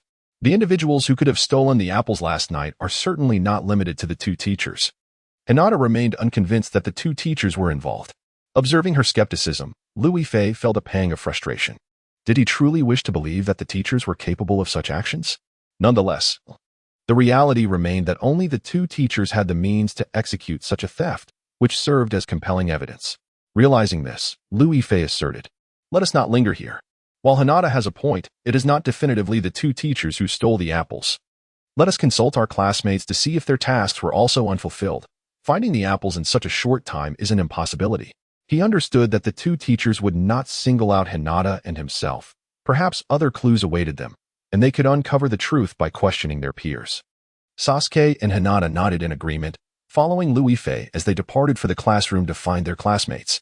Upon arriving at Class 7's classroom, they found Naruto slumped over his desk in a deep slumber, while Sakura was conspicuously absent. Louis Fei approached, gently tapping Naruto's shoulder. "Hey, wake up." Who stole my ramen?" Naruto mumbled, bleary-eyed and drooling, struggling to comprehend his surroundings. Louis Fei rolled his eyes. "Have you completed your task? Why are you here lamenting about ramen?" "Oh, it's you guys," Naruto replied, smacking his lips and scratching his head as he settled into his seat, feigning nonchalance. Louis Fei and Hinata exchanged glances, speculating whether Naruto had indeed finished his task. Unable to contain his curiosity, Louis Fei asked, "May I inquire if you have completed your task?" "No, I have failed my task." Naruto suddenly snapped to attention, his expression one of frustration. Louis Fei was taken aback, perplexed by his words. "How did your task fail? Was it too difficult, or what happened?" He was now eager to ascertain the nature of Naruto's mission, for only then could he determine whether Naruto's failure stemmed from a genuine lack of capability or if someone had deliberately sabotaged him. Naruto's expression was somewhat grim. Yet he answered truthfully, "My task was to find a type of herb called jiama, but it was stolen last night." Upon hearing this, Liu Yifei and the others were taken aback. They had never anticipated that Naruto had encountered a similar predicament. This matter was far from simple. Just as they were collectively astonished and at a loss for words, Inuzuka Kiba and Yamanaka Shino appeared at the entrance. The two entered with their heads hung low, exuding a palpable sense of dejection. "You are here too?" Kiba remarked, glancing at them. "Our teacher instructed us to gather here once the mission time was up. So Shino and I came to find you." Liu Yifei nodded, hastily inquiring, "What is your situation now? Did you not complete your mission either?" "We completed the mission, but the item we needed was lost, stolen by someone unknown. Thus, we consider our mission a failure, and I cannot fathom which unscrupulous individual committed this act. If I ever encounter that person, I shall surely make them pay," Shino declared, his fists clenched and flailing in the air, filled with indignation. No one paid heed to his vengeful words. They were collectively stunned. How could it be such a coincidence? Everyone had completed their tasks, yet all had lost what they required on the same night. At this moment, Sasuke abruptly raised his head and stated, "No need to ponder further. This is the doing of our teachers." "Sasuke, you cannot say such things lightly. The teachers instructed us to complete our missions. How could they possibly steal our achievements?" Kiba questioned skeptically. Sasuke scoffed, declaring, "It is the truth." He had no desire to elaborate, yet the reality remained unchanged. Observing Sasuke's indifferent demeanor, Kiba swallowed his words and retreated to the side, unsure of how to respond. Liu Yifei then spoke thoughtfully. "Sasuke makes a valid point. We all completed our missions last night, yet the necessary items were lost on the same evening. This situation is undoubtedly suspicious. We must deliberate thoroughly. It is highly likely that our teachers were involved in the theft. If indeed it was the teachers who took the items, the matter would become considerably more manageable." The teachers' intention behind declaring their missions a failure was evidently punitive. If they all accepted the repercussions or sought clarification from their teachers regarding this issue, all problems would be resolved. "Very well, if it truly was Kakashi-sensei who took it, I shall not let him off easily," Naruto exclaimed, rubbing his wrist and standing up, ready to confront Kakashi. Witnessing his demeanor, Liu Yifei shook his head in bemusement, suggesting, "Let us simply wait here for the teachers to arrive. They will provide you with an explanation." Everyone nodded upon hearing this, their urgency dissipating. After what felt like an eternity, Kakashi and Yuhi Kurenai appeared at the entrance together. As two teachers arrived, all eyes converged upon them, piercing like daggers, revealing a palpable sense of indignation among the students. Yuhi Kurenai paused, and upon witnessing the restless anticipation in the crowd, she could not help but offer an awkward smile. Were the students truly waiting for her? Was Haruno Sakura not present? She had yet to arrive but was likely on her way. However, did the teacher deem this of utmost importance? What truly required urgent attention was their predicament, wasn't it? Naruto, suppressing his frustration, voiced his discontent, clearly unwilling to accept the situation. Kakashi stepped forward, inquiring what they wished to know. "Have you completed the mission?" "No. We have not succeeded. We failed entirely." "Teacher, our mission was a failure. Aren't you aware of that?" Inuzuka Kiba glared at Kakashi, his irritation evident. He could not comprehend why the teachers would act so deliberately. They had exerted themselves to accomplish the task, striving to prove their capabilities to the instructors. Yet the teachers seemed intent on orchestrating their failure. Kakashi looked taken aback, bemusedly asking, "What are you all talking about? The mission's failure is your own responsibility. Why speak to your teachers in this manner? How long will you continue to feign ignorance? This situation is a direct consequence of your actions with Yuhi Kurenai. Why treat us this way?" Naruto stood up as well, his confusion directed at Kakashi. Yuhi Kurenai rose, her expression serious as she demanded, "What is the matter with you? Why are you speaking to us in such a tone? Do you believe that the failure of the mission is due to some interference on our part?" At her words, Liu Yifei looked up, meeting Yuhi Kurenai's incredulous gaze. Liu Yifei surveyed the expressions of the two teachers and discerned their perplexity at the students' reactions. Could it be that the objectives of the task were surreptitiously taken by the teachers? Contemplating this, Liu Yifei remained silent as Naruto, in a state of agitation, spoke up. "Teachers, do you intend for us to face punishment, or to complete the task? Why have you taken our belongings without explanation? We have not taken anything. Please clarify this matter." Kurenai Yuhi maintained a taut expression, appearing quite serious. Naruto regarded them with skepticism, and just as he was about to voice another thought, Sasuke seized him by the collar and pulled him back. Sasuke stepped forward to elucidate, The objectives we received for the task were stolen last night. Stolen? Kakashi exclaimed, his eyes widening in disbelief, as if questioning the veracity of this claim. Hinata, perceiving his doubts, grew anxious. Teachers, we could not possibly lie. It truly is lost. My red apple was on the table, and this morning it was gone. But we have not taken your belongings. We are eager to see you succeed in your tasks. Kakashi explained, raising his hands in a gesture of openness. Upon hearing this, I turned to meet Hinata's gaze. Both of us feeling that the teachers were unlikely to be deceitful at this juncture. What, then, was the reality of this situation? Louis Fei turned aside, deep in contemplation. In the original narrative of Naruto, there was no assessment of this task. Perhaps my presence beside Hinata had altered the original design of this world's plot, rendering everything unknown from the moment they embarked on the mission. Louis Fei perceived that continuing down this path was untenable.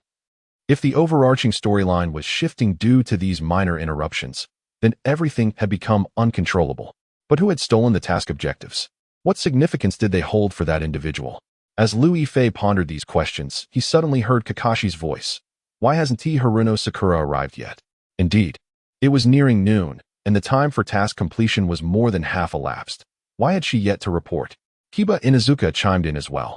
At this, concern for Sakura spread among the group. Just then, Shino Aburame inquired. Could it be that Haruno Sakura has taken the task objectives? Impossible. Do not unjustly accuse Sakura. She is not the type to cause destruction. Naruto immediately reacted, raising his voice in defense of Sakura. Louis Fei also found this speculation rather excessive. Sakura did not strike him as someone capable of such actions. After all, she could not have visited 5 classmates' homes overnight to steal items. Kakashi nodded in agreement. Shino's conjecture is somewhat implausible. Sakura would not engage in such behavior, nor does she possess the means to do so. Her absence may simply indicate that she has yet to complete her task. Exactly. How can you casually suspect others? Naruto promptly echoed, casting an unhappy glance at Shino. Why Naka Shinobu offered a somewhat awkward smile, apologizing and acknowledging her haphazard remarks, urging them not to take it to heart. Observing their conversation, Hyuga's brows furrowed increasingly, seemingly contemplating how to address the matter at hand. She turned to Kakashi, gently patting his shoulder, signaling him to speak first. As they approached the doorway, Kakashi unexpectedly glanced back at Louis Fei, inquiring, "You too, little frog?" Surprised, Louis Fei pointed at himself, unable to believe Kakashi was inviting him to join. Kakashi nodded, suggesting they discuss matters together. Without hesitation, Louis Fei followed, eager to discern the nature of their deliberation. This situation was undoubtedly not orchestrated by Kakashi and Hyuga. But if it were the handiwork of others, it could lead to significant complications. Perhaps they believed in his capabilities, hence their desire to consult him. Upon reaching the corridor outside the classroom, Hyuga cleared her throat and posed the question, "Frog, what are your thoughts on this matter?" Caught off guard by their inclination to seek his opinion first, Louis Fei paused momentarily before responding. This incident must have been premeditated. The instigator is aware of each student's assigned tasks, which is why they stealthily absconded with the target during the night. Therefore, you should consider who else, apart from the students, is privy to these tasks. He understood that the students had initially suspected the teachers, as the knowledge of these tasks was limited to the 2 instructors. The nature of these assignments was not determined by us. The content was a collective decision made by several senior instructors within the school, thus many are aware of it. Kakashi interjected promptly. His awareness that the tasks were not strictly confidential left him perplexed as to who could be behind such actions. Louis Fei nodded in agreement and continued, in that case, anyone aware of the assignments could potentially be the mastermind. However, what baffles me is the motive behind their elaborate scheme to steal the task objectives. Is their intention merely to ensure the students fail? If so, what repercussions would follow a failure? Logically, tasks are not meant to fail. Our focus lies on the students' process of completing the assignments, with difficulty calibrated to their abilities. Even if the outcomes are not favorable, we impose only mild penalties, ensuring the students' well-being remains intact. Hyuga promptly elaborated, further deepening Louis Fei's confusion. If a failure bore no significant consequences for either the teachers or the students, what was the true intention of the puppet master? The prospect of disruption appeared inconsequential. Louis Fei found himself utterly baffled. At this juncture, Kakashi interjected once more. Given that all tasks have failed, the students shall not face punishment. In my view, it would be prudent for the students to unite and investigate the individuals behind this incident, allowing everyone to comprehend the true nature of what transpired. I concur. This matter cannot simply be dismissed. Whether it be the teachers within the school causing disruption or others, I must thoroughly investigate to provide the students with a satisfactory explanation. As the setting sun cast a crimson hue, Yujido clenched her fists, visibly agitated. She had never encountered such a situation, especially not in her inaugural year as a teacher.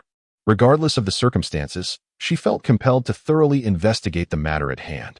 Upon hearing this, Liu Yifei quickly exclaimed, "Let us hasten and mobilize our classmates." However, it is concerning that Haruno Sakura has yet to appear. Could something have truly befallen her? I believe we should search for her first. The gravity of Liu Yifei's suggestion suddenly darkened Kakashi's expression. It was plausible that the assailant had visited Sakura's residence to pilfer. And perhaps she was currently in pursuit of the mission target, or had even discovered the culprit. We must dispatch our classmates to search for her, he urged. Yujido nodded in agreement and promptly entered the classroom. Liu Yifei followed closely behind, observing the students engaged in animated discussions, still perplexed by the unfolding events. All right, everyone. Please lend me your attention, Yujito called, clapping her hands to silence the chatter. All eyes turned towards her, filled with curiosity about her intent. Haruno Sakura is still missing, and we must find her. Once she is located, we can collectively investigate the reasons behind our mission's failure. Do any of you have objections? She surveyed the room, awaiting responses. The students exchanged glances, none voicing dissent. Pleased with their agreement, Yujido directed the students from Class 7 and Class 8 to form 2 teams in search of Sakura, instructing them to reconvene here in the afternoon before setting off. Upon hearing her words, several students instinctively divided into 2 groups. At that moment, Liu Yifei could not restrain his curiosity and asked, "Where are the teachers going? Aren't you coming with us to search? This matter may very well involve the teachers at our school, and we must investigate. It would be inconvenient for you to accompany us. It is best if you focus on finding Haruno Sakura first," Kakashi explained succinctly before turning to leave. Once both teachers exited the classroom, the students exchanged uncertain glances, momentarily hesitant to take action. Noticing their indecision, Liu Yifei stepped forward. "Since we have divided into 2 teams, one should search near Sakura's home, while the other investigates her usual haunts. Do you all agree? No objections. Let's search her home." Naruto immediately raised his hand in agreement. Liu Yifei nodded, glancing at the sight of Naruto and Sasuke standing together, feeling a twinge of concern. Why was he so apprehensive about their independent endeavor? Sensing Liu Yifei's unease, Sasuke stepped forward and reassured him, "Don't worry, I won't hold anything against him." "What are you talking about?" Naruto chimed in, curiously approaching. Liu Yifei smirked. "Oh, it's nothing, nothing at all." I didn't quite understand what Sasuke was implying either. "Now, let us get moving." Naruto nodded, pulling Sasuke along as they exited the classroom. Only 3 students from Class 8 remained, and Liu Yifei, noticing Hinata's worried expression, offered comfort. "It will be all right. Let us hurry and find her." "All right, let us proceed," Hinata nodded, beckoning Inuzuka Kiba and Aburame Shino to depart from the vicinity. The trio, accompanied by a frog, ambled out of the school and meandered down the path towards the food stall frequently visited by Haruno Sakura. "Are you all familiar with Haruno Sakura? Do you know where she often frequents?" Liu Yifei expressed his concern, doubting their familiarity with Sakura. After a moment of contemplation, Hinata hesitantly replied, "I only know of a place by the forest stream where she goes to play. Beyond that, I am unaware." Liu Yifei glanced at the other 2 classmates, only to find them both shaking their heads in unison. Observing their reactions, Liu Yifei felt a sudden inclination that perhaps the actions of Class 7 and 8 should be exchanged. He shook his head and continued onward with them. Upon arriving at a sushi restaurant, Liu Yifei, wishing not to let his frog-like presence deter others' appetites, instructed Kiba to enter and inquire. Kiba entered and soon emerged, shrugging his shoulders as he reported. The elderly lady selling sushi said that Sakura hasn't been here for several days. Indeed, it was likely that Sakura was preoccupied with completing her assessments and missions, leaving no time for sushi. Hinata nodded in understanding. Liu Yifei, aware of this reason, added, "Then let us check the forest. Perhaps Sakura might be there." Yet, deep down, he knew there was little chance of her being present. Today was designated for task completion. It was unlikely she would venture to the forest stream for leisure, as it did not align with her work ethic. Nonetheless, with Sakura's absence now evident, they felt compelled to search even if they knew she typically would not go there. The group proceeded slowly into the forest, encountering no one along the way. Liu Yifei's pace slowed as he cautioned, "Be vigilant. There are wild beasts here, though they tend to remain dormant during the day." There are those that may be starving and in search of prey, so do remain cautious. Fear not. What are wild beasts but mere creatures? Kiba reassured. We have grown up here and seldom encountered them. This time should be no different. Even if we do, we can handle ourselves. Lu Yifei exchanged a glance with Hinata, both feeling a sense of resignation. Having witnessed Lu Yifei's encounters with wild beasts, Hinata was acutely aware that the true ferocity of the creatures in the forest could pose a significant threat, should they indeed encounter one. It was conceivable that injuries could occur within their group. As they approached the stream ahead, Shino expressed, "Let us refrain from proceeding further. We can see that there is no one across the stream. Even if there are no people, we must investigate for clues. What if Sakura vanished from that location?" Lu Yifei persisted, refusing to halt his advance. With Sakura's continued absence, the possibility of an unforeseen incident loomed, even if they were aware of the lack of presence. They ought to explore for any potential leads. Understanding the wisdom of Lu Yifei, Yun Jinan nodded, choosing not to utter another word. They arrived by the riverside and commenced a meticulous search for any remnants left by the spring wild cherry. After a while, Inuzuka Kiba abruptly straightened his posture, becoming as still as a statue. Yun Jinan, bent over in her search, nearly collided with Kiba's back. He promptly patted Kiba on the shoulder, urging, "Hey, you need to hurry up and search. Time is of the essence. Why are you standing there in a daze? Did you notice something amiss ahead?"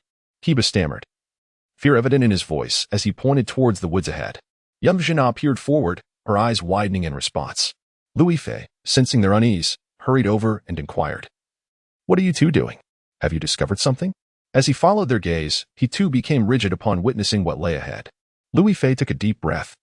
For there, concealed in the shadows, lurked 3 leopards, their eyes fixated intently upon them. What should they do? It seemed they were on the verge of springing into action. In trepidation, Inuzuka Kiba took a step back, observing the restless leopards with palpable fear. "Fear not." Lu Yifei reassured him swiftly. "You two retreat. I shall handle them." Kiba and oil girl Shino nodded fervently and began to back away cautiously. Not far off, Hinata noticed nothing amiss. Seeing her companions retreating so cautiously, she inquired, "What is the matter? Is something wrong?" There are leopards," Kiba whispered, fear evident in his tone. Yet, instead of sharing in their fright, Hinata chuckled softly. "Do not worry, Brother Lu will take care of them. Let us continue our search." With that, she bent down to resume her quest for clues. Kiba and Shino exchanged glances, bewildered by Hinata's unwavering confidence in her summoning beast. After all, these were 3 ferocious leopards. No matter how formidable a toad summon might be, it could not directly confront such beasts. At that moment, Lu Yifei had entered a state of readiness for battle, activating all of Toad's formidable skills while contemplating how to confront the leopards. The 3 leopards, driven by hunger, posed a threat. Should he engage them directly, one would inevitably lunge at Hinata and the others. Thus, he needed to be swift and decisive. "Go, Brother Lu. Show Kiba and Shino that you are my greatest summon." Hinata, sensing Lu Yifei's tension, offered her encouragement. Her words invigorated him, and he focused intensely on the 3 leopards, thinking, "Come at me. Let me deal with you." Though the leopards could not comprehend human speech, they were incensed by the sight of the grotesque black toad's provocation and charged at him. Humph! Giant tongue whip. Lu Yifei unleashed his skill, extending his lengthy tongue to strike at the leopards. The leopards, bewildered by his technique, bared their teeth and extended their claws in defense. However, before their claws could touch Lu Yifei's tongue, they were met with the force of his attack and were sent crashing to the ground. "Wow, how impressive. Isn't that right, Shino?" Kiba exclaimed, clapping oil girl Shino on the shoulder. Shino, however, remained speechless, her gaze fixed on Lu Yifei, utterly mesmerized. The 3 leopards, now enraged, sprang back to their feet and charged at Lu Yifei once more. Unfazed, he opened his cavernous mouth wide, declaring, "Feast time." Before long, the 3 leopards were swallowed whole by Lu Yifei's toad-like mouth. He tightly clamped his jaws shut, holding his breath as the leopards thrashed within.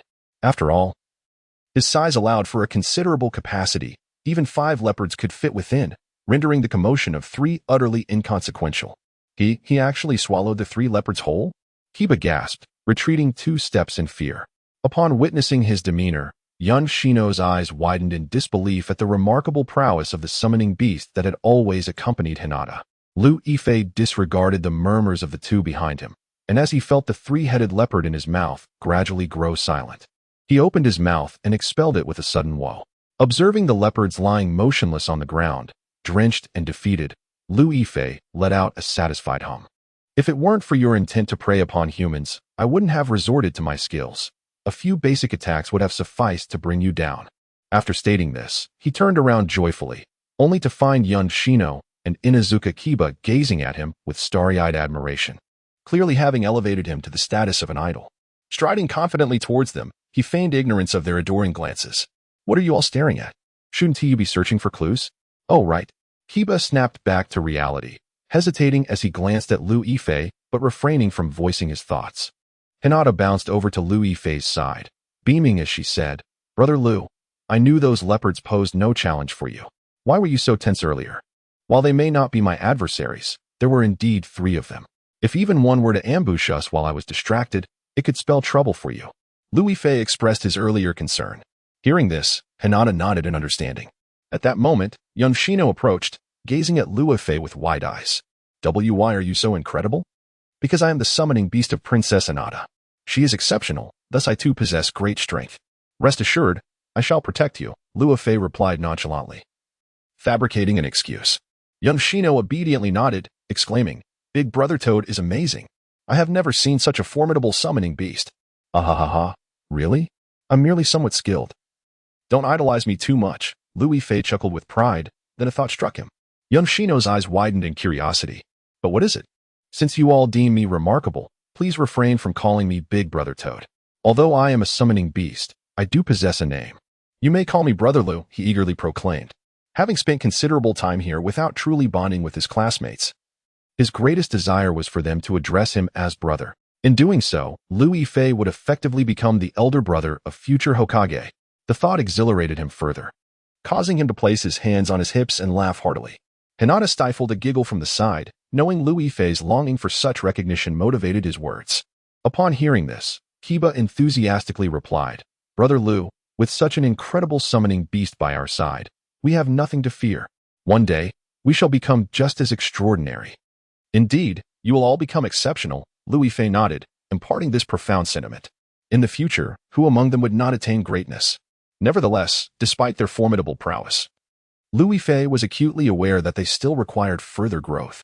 Hinata hastily interjected to halt their discussion, urging, All right, enough of this. Let us swiftly proceed to seek out clues. As Liu Yifei nodded in agreement and turned to depart, he was unexpectedly tripped by a stone, his substantial frame crashing to the ground with a resounding thud. Liu Yifei's face collided with the ground, causing him to grimace in pain as he took a moment to rise. Observing the dust covering him, Hinata promptly produced a small handkerchief and offered it to him, saying, Brother Liu, please wipe your face. Cough, I'm fine. What a wretched stone. How could I have tripped over it? Liu Yifei exclaimed, furiously kicking the stone aside. However, something else on the ground caught his attention. Narrowing his eyes, he pointed to a piece of paper on the ground and asked, What is this? Let me see. Inuzuka Kiba quickly squatted to pick up the paper, but upon reading it, his expression changed drastically. Noticing his reaction, Hinata and Yamanaka Shino hurried over, their faces mirroring his alarm. Liu Yifei looked at them in confusion and inquired, What's wrong? What does the paper say? Brother Liu. It says that Sakura has been kidnapped, just outside the village, Hinata stammered, her voice trembling with fear. Liu Yifei's eyes widened in disbelief. What? You can't be serious. Sakura has been taken? Yes, the paper is quite clear. We need to think of a plan quickly. Hinata nodded eagerly, her face flushed with urgency. Realizing the gravity of the situation, Liu Yifei understood that this was no mere coincidence. The disappearance of their mission target alongside Sakura's abduction indicated that someone was orchestrating these events for an unknown purpose. He quickly asserted, Don't panic. We must not act recklessly. We need to return and regroup with the others, allowing the teachers to devise a strategy to resolve this matter. Yes, we must hurry to rescue Sakura. Yamanaka Shino agreed, pulling Inuzuka Kiba along. Liu Yifei and Hinata followed closely, their expressions serious and troubled. The sudden turn of events left Liu Yifei somewhat stunned. He recognized that the unfolding circumstances were subtly diverging from the established narrative of Naruto. Sakura's abduction had never occurred in this world before. Could his presence have caused these changes? How should he address this predicament? The more he pondered, the heavier his heart felt. As they walked, lost in their thoughts, they soon arrived at the school. Before Liu Yifei even entered the classroom, he saw Sasuke and Naruto already waiting inside, along with their 2 teachers. You all. Liu Yifei entered, perplexed by their gathering. Sasuke immediately produced a piece of paper, stating, "Sakura has been taken." "Where did you find this paper?" "We have one too," Hinata exclaimed, surprised as she retrieved her own paper, discovering the handwriting was identical. A sense of foreboding gripped Liu Fei once more. He realized that the individual responsible for Sakura's abduction had left similar notes in various locations, deliberately luring them to mount a rescue. What awaited them? Waihai Kurenai stepped forward to analyze. "Whoever has taken Sakura, we must act swiftly to rescue her. Otherwise, she is surely in grave danger. Teacher, let us hasten, for I am loath to witness her misfortune," exclaimed Naruto, anxiously rolling up his sleeves, exuding an air of determination. Liu Fei understood Naruto's deep concern for Sakura Haruno, however. Such a direct approach could potentially lead them into a trap laid by a nefarious individual. After a moment of contemplation, he suggested, "Perhaps we should proceed stealthily, avoiding any disturbance, to evade potential snares. The toad speaks wisely. This matter cannot be handled with fanfare. We cannot all go together. Let us leave a few behind." Kurenai turned to observe the eager expressions of her companions, pondering whom to retain. Naruto promptly stepped forward, declaring, "I must go and rescue Sakura." Sasuke remained silent yet stood alongside him, his intentions unmistakable. "Then let Inuzuka Kiba and Aburame Shino stay behind. We shall advance together." Kakashi recognized that none of them were inclined to remain behind willingly, thus conceding to the decision to allow the other two students to stay back. Upon hearing this, although Kiba and Shino yearned to join, they obediently agreed without protest. The group swiftly set forth, following the coordinates indicated on the paper to the outskirts of the village. As they traversed the path, Hinata voiced her concerns. What could be the captor's motive in seizing Sakura? "Even if we arrive there, we shall undoubtedly rescue her. He stands to gain nothing. It is not merely about gain. There are countless deceitful ninjas lurking. The one who has captured Sakura may simply wish to disrupt us." Kakashi replied swiftly. Liu Fei found this reasoning quite cogent, for the incident had unfolded too abruptly and peculiarly. If the abductor had indeed notified them to rescue Sakura, it could signify a sinister plot aimed at them all. Yet, Liu Fei could not fathom what this individual truly sought. Or was it possible that the abduction of Sakura and the orchestrations behind it were not the work of a solitary person? Lost in these musings, Liu Fei followed the group to the village's exterior. From a distance, Hinata spotted Sakura suspended from a tree and urgently called out, "Look, Sakura is over there." Everyone followed her gaze and indeed beheld Sakura bound to the tree, appearing to have lost consciousness. "Sakura, I'm coming to save you," Naruto suddenly shouted, attempting to rush forward to rescue her. Observing his reckless charge, Liu Fei swiftly grasped his collar, exclaiming, "What are you doing? You cannot rush in like that. It would be disastrous if we were discovered. Did you not notice that there is no one around Sakura?" Upon hearing Liu Fei's words, everyone realized that aside from Sakura, who was tied there, the vicinity was eerily devoid of any presence. Everyone must exercise caution. There is surely a trap ahead, especially you. "Naruto, remain at the back," Kakashi commanded sternly, positioning himself in front of Naruto. Though reluctant, Naruto refrained from arguing, understanding that the foremost priority was to ensure Sakura's safe rescue. Two teachers stepped forward cautiously, slowly approaching Haruno Sakura, while the others followed closely behind, too afraid to breathe. Considering his larger physique might hinder the rescue, Liu Fei refrained from rushing in. Instead, he attentively surveyed the surroundings, hoping to uncover anything unusual. He understood the significance of his mission. Failing to detect any anomalies in time could jeopardize both the teachers and his classmates. The group advanced with utmost stealth, as if fearful of disturbing something. Yet, their soft footsteps barely stirred even the butterflies in the grass, rendering their caution seemingly excessive. As they neared Sakura, Naruto suddenly relaxed, exclaiming, "There's nothing to fear. Let's quickly rescue Sakura." "Your words are quite simplistic," Sasuke retorted, glancing back at him with irritation, as if deeming his chatter excessive. At that moment, Hyuga stepped forward, brandishing a sharp knife in an attempt to cut the ropes binding Sakura. Meanwhile, Liu Fei remained vigilant, finally discerning something amiss. He detected an unfamiliar sound emanating from the surrounding foliage, suggesting that someone was lying in wait, and there was more than one. These individuals seemed poised to ambush anyone attempting to rescue Sakura, intending to ensnare them all. Realizing the gravity of the situation, Liu Fei hurriedly ascended a few steps and shouted, "There are people lurking nearby. Be cautious." Just as Yugao's knife was about to touch Sakura's ropes, she pivoted, startled by his warning, and indeed spotted something lurking within the grass. "Who is there? Show yourself," Kakashi shouted, instinctively positioning himself to shield his students. Despite his usual stern demeanor, suddenly, a rustling sound erupted from the underbrush, igniting a sense of familiarity within Liu Yifei. What was that sound? It resembled the noise of a Jingu-wood eagle lying in ambush. As he pondered this, two figures abruptly leaped from the grass, attacking Kakashi and the nearest Hinata. Hinata, watch out! Liu Yifei yelled, anxiety coursing through him as he realized he could not reach her in time. In a critical moment, Sasuke shoved Hinata aside, allowing her to evade one assailant's strike. Kakashi, unfazed, seized the attacker's arm and hurled him away. This flurry of action unfolded in an instant. Before Liu Yifei could fully comprehend the situation, the two men lay on the ground. Their appearance startled Hinata, who gasped and covered her mouth as she turned to Liu Yifei. Sensing something was amiss, he rushed over, equally stunned. The two men were ghostly pale, their bodies covered in bark-like wrinkles, resembling the Jingu-wood eagle from before, suggesting they might be from the Jingu clan. How could it be them? Liu Yifei furrowed his brow and demanded loudly, "Are you members of the Jingu clan? What do you intend to do?" Upon hearing his words, Kakashi and Yuhi Kurenai exchanged glances, both taken aback by the unexpected appearance of the Jingu family and their capture of Sakura Haruno. It was evidently an act of vengeance. "You foul toad, we have finally awaited your arrival, prepared to meet your demise today." One of the men spat through clenched teeth. The other man glared at Sasuke and Hinata with a face full of hatred. At that moment, Liu Yifei realized that they were not only members of the Jingu family, but they also bore a striking resemblance to one another, suggesting they might be brothers. Yet, Liu Yifei found himself utterly perplexed. Since it was he who had slain Jinguing, why did these two seek him out indirectly? Why go through the trouble of stealing everyone's mission targets and abducting Sakura, leading them all to this confrontation? Such convoluted tactics seemed counterproductive to their quest for revenge. Could it be that these two were not entirely rational? The more he pondered, the more confused he became. At that juncture, Kakashi stepped forward. "What on earth is going on? How are you connected to the Jingu family?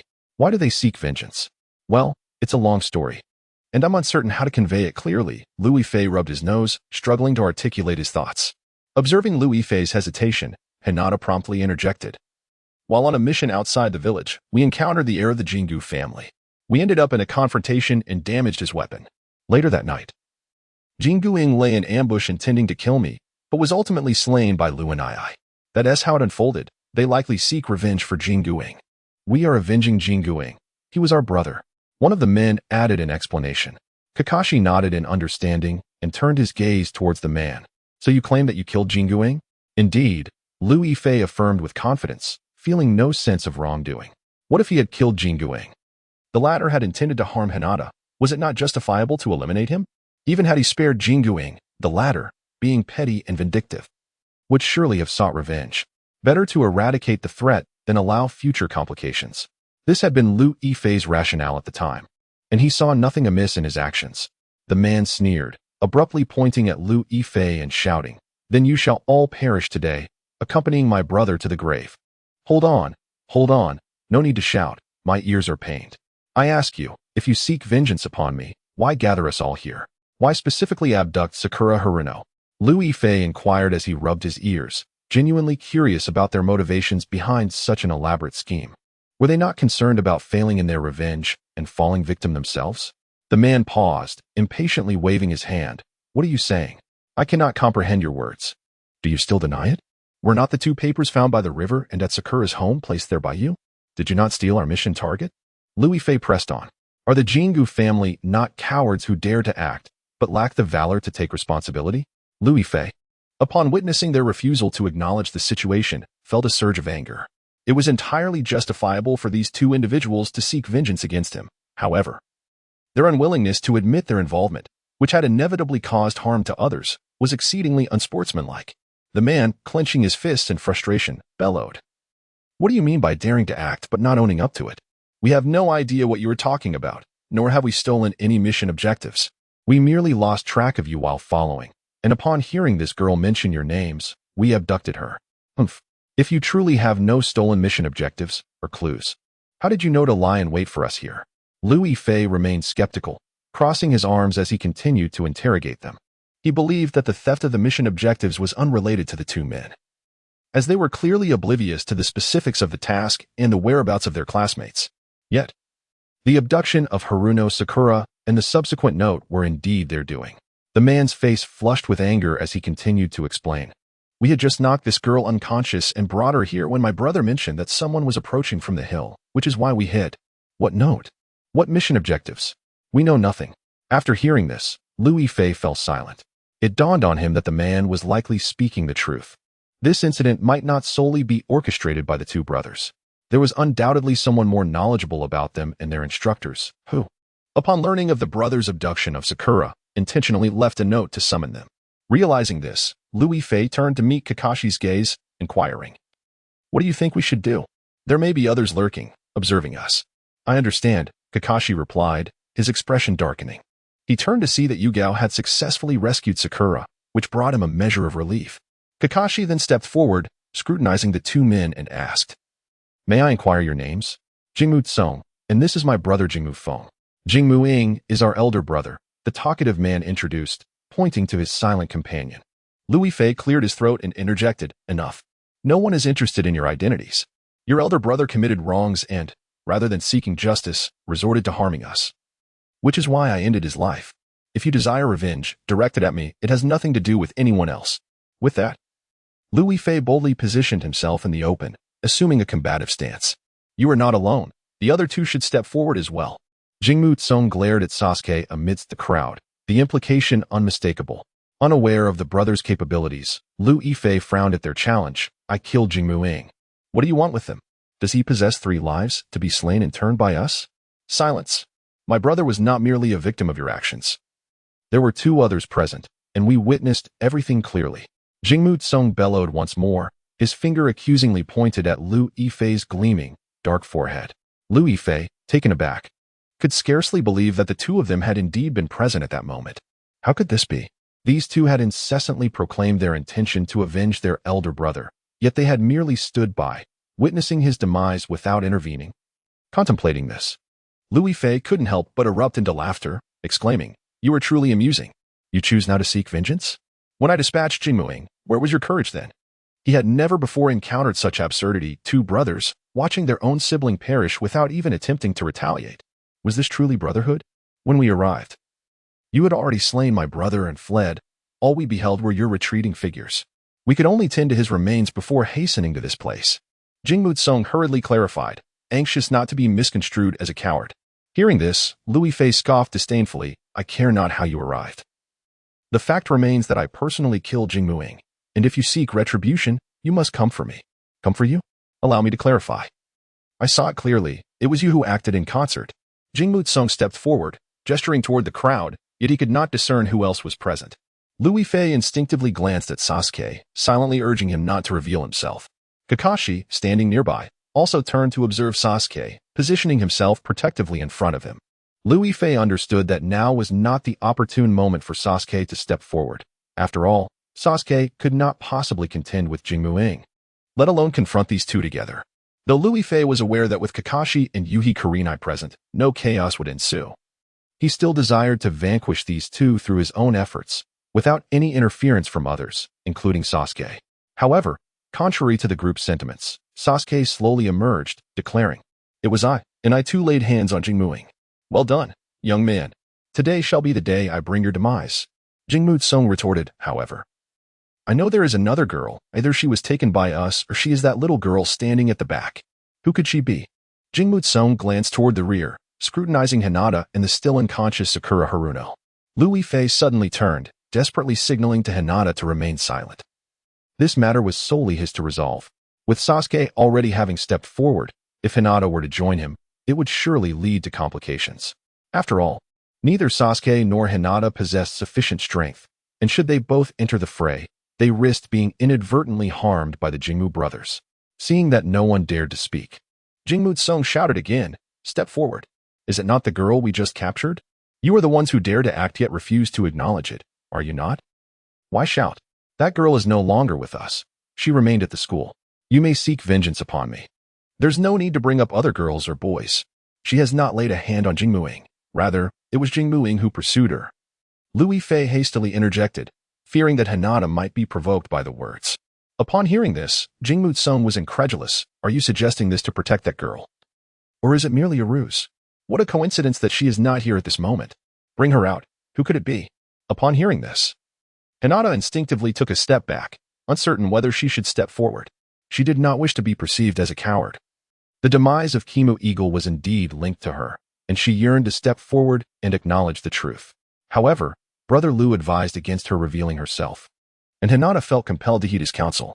Meanwhile, Kim Il-sung, with keen perception, noticed her retreat and immediately pointed at her, exclaiming, "Hey, why are you stepping back?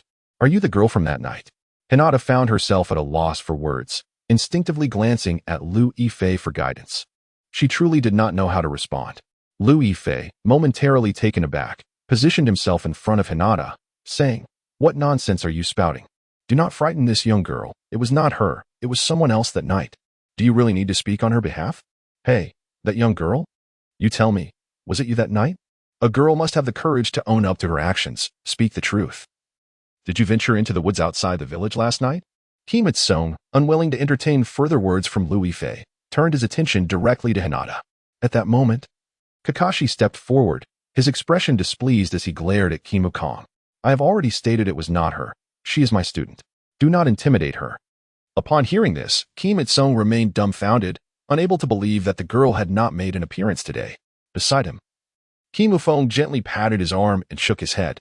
Understanding Kim Il-sung's unspoken message to cease the interrogation and to exact revenge directly on the two individuals, Kim Il-sung assessed Lu Yifei and Sasuke without a trace of fear. "You two, step forward. Prepare yourselves." Without hesitation, Sasuke stepped out, maintaining a calm demeanor, devoid of fear or anxiety. Observing Sasuke's bravado, Lu Yifei nodded in satisfaction and followed suit. At that moment, Naruto rolled up his sleeves, proclaiming, "I will assist. Do not complicate matters." Sakura admonished, pulling Naruto back. Although Naruto felt somewhat indignant at being told he would only create chaos, he fell silent upon witnessing the Kimu brothers' resolute determination for vengeance. Lu Yifei, observing the Kimu brothers' guarded demeanor, cleared his throat lightly. "I trust you do not intend to employ some earth-style technique, do you? That is a unique skill of the Kimu clan." Kim Il-sung glared fiercely at Lu Yifei, as if ready to strike should Lu Yifei concede. Lu Yifei, clicking his tongue, nodded, "Indeed, I find it rather unimpressive, especially since Kimu Eagle's earth-style technique was defeated by Sasuke and Hinata." His intention was not to provoke the two, but rather, he regarded their prowess as comparable to that of Kimu Eagle, and thus not particularly formidable in his eyes. At this, Naruto, who had been listening from behind, queried, "Earth-style technique? What sort of ninjutsu is that? Is it impressive?" The Jinglewood family has forged a pact with the earth, granting them the ability to seamlessly meld into the ground, impervious to external influences. However, they cannot remain concealed indefinitely, as they require air to breathe. Kakashi's gaze was fixed intently on the Jinglewood brothers, while he took a moment to elucidate the situation to Naruto. With a nonchalant nod, Naruto replied, "It's not a big deal. I still can't hide. Little brat, do not underestimate our ninjutsu." Upon hearing this, Jinglewood Sung immediately turned and bellowed. Startled, Naruto lost his footing and fell dramatically to the ground. Lu Yifei erupted into a fit of laughter, exclaiming, "Haha, Naruto, you were frightened by Jinglewood Sung's voice. Do you still wish to assist?" "I was really scared. It's just that his voice was too loud." Naruto stammered, his face flushed with embarrassment. Yet, no one believed his protestations. Lu Yifei turned back, his expression now devoid of the earlier lightheartedness. "Jinglewood Sung, if you wish to defeat me, you will need to train for several more decades. Make no mistake, if I choose to strike, I will show no mercy. Spare us the bravado. We will not go easy on a clumsy, heavy toad like you. Prepare to face our wrath." Jinglewood Sung retorted defiantly, and he and Jinglewood Fong swiftly employed their earth transformation technique, vanishing beneath the surface. As the two brothers truly disappeared, Naruto gasped, "Where did they go? How did they suddenly vanish?" "Pay close attention to the ground," Lu Yifei instructed, his tone tense. "Sasuke, remember the attack method I taught you. Do not let any sudden hands catch you off guard." In truth, Sasuke was more than capable of handling the two opponents, but with him now part of the team, Lu Yifei felt compelled to ensure Sasuke wouldn't be ambushed. After all, Sasuke's body was not yet in peak condition, and a surprise attack from the Jinglewood brothers could result in injury. Sasuke understood Lu Yifei's concerns, nodding as he remained vigilant, ready to respond at a moment's notice. Seeing Sasuke's cautious demeanor, Lu Yifei felt somewhat reassured. However, aside from their voices, the area was enveloped in silence, leaving them uncertain of when the brothers' iron-like claws would emerge. Hinata, watching anxiously from the side, could not help but inquire, "Teachers, can you discern where Jinglewood Song and his brother are hiding? They must be concealing themselves, preparing to seize an opportunity to strike. After all, being underground, their presence is exceedingly faint, rendering it undetectable to us. This is the Jinglewood family's specialty," Kakashi explained, a hint of apprehension in his voice. While he held no fear for opponents less capable than themselves, he acknowledged that the earth transformation technique was indeed a formidable skill of the Jinglewood family, allowing them to hide effectively regardless of their individual strengths. Hinata's worry deepened upon hearing this. Surely, Sasuke and brother Lu were in peril, and they needed to exercise even greater caution. Just as Hinata spoke, Lu Yifei's keen ears caught a faint rustling from the left, as if something were breaking through the soil. Lu Yifei realized that it was one of the iron hands belonging to the Jingmu brothers. He immediately called out, "I have a hand over here. Be cautious of the other one lurking nearby." He understood that the Jingmu brothers would not attack a single person simultaneously, allowing the other to escape even if one was overwhelmed. Thus, upon sensing movement on his end, he anticipated that Sasuke would also be in peril. Sasuke nodded, drawing his blade and pointing it towards the ground, poised to strike the unknown hand that might emerge at any moment. At that moment, the rustling in the grass intensified, and an iron hand swiftly lunged towards Lu Yifei. With a cold snort, Lu Yifei calmly extended his tongue, ensnaring the hand deftly. Jingmu Feng, having never witnessed the fierce combat between Lu Yifei and his elder brother, was unaware of the prowess of Lu Yifei's tongue. He impulsively attempted to grasp it, just as Jingmu Ing had done previously. Upon seeing this motion, Lu Yifei snorted again, exerting force with his tongue to firmly immobilize the hand. Jingmu Feng was taken aback by the formidable strength of Lu Yifei's tongue and, in a panic, sought to break free. However, Lu Yifei would not grant him such an opportunity. He gripped the hand tightly, intending to draw Jingmu Feng out entirely. "Wow, this frog's tongue is incredibly powerful," Naruto exclaimed from behind, his eyes wide with astonishment. Hinata giggled, beaming with pride. "Of course, Brother Lu is the mightiest summoning beast." Kakashi, stroking his chin, remarked, "This frog is indeed impressive," his eyes filled with disbelief at the summoning beast's capacity to counter the Jingmu clan's ultimate techniques. Just as Lu Yifei and the hand were locked in a stalemate, Sasuke suddenly heard commotion behind him. He swiftly turned to see another hand charging towards him, aiming for the two legs he had carelessly left on the ground. Lu Yifei noticed this and, with his tongue still engaged, strained to say, "Target the wrist." Sasuke nodded, stepping back and raising his dagger. Just as the hand was about to seize Sasuke's calf, he summoned all his strength and struck downwards. The blade pierced directly into the wrist of the hand, eliciting a pained cry from Jingmu Song below. "Wow, it worked," Naruto exclaimed, clapping his hands as he observed the hand recoil, his eagerness to join the fray bubbling just beneath the surface. However, without the commands of their two teachers, none were permitted to charge forward. Lu Yifei desperately held onto the hand with his tongue, striving to extract both the hand and Jingmu Feng's body from their predicament. Having battled Jingmu Ing for an extended period, Lu Yifei had discerned what was lethal to members of the Jingmu clan. As long as they were deprived of their earth-based techniques, even the most formidable among them could not surpass him and Sasuke.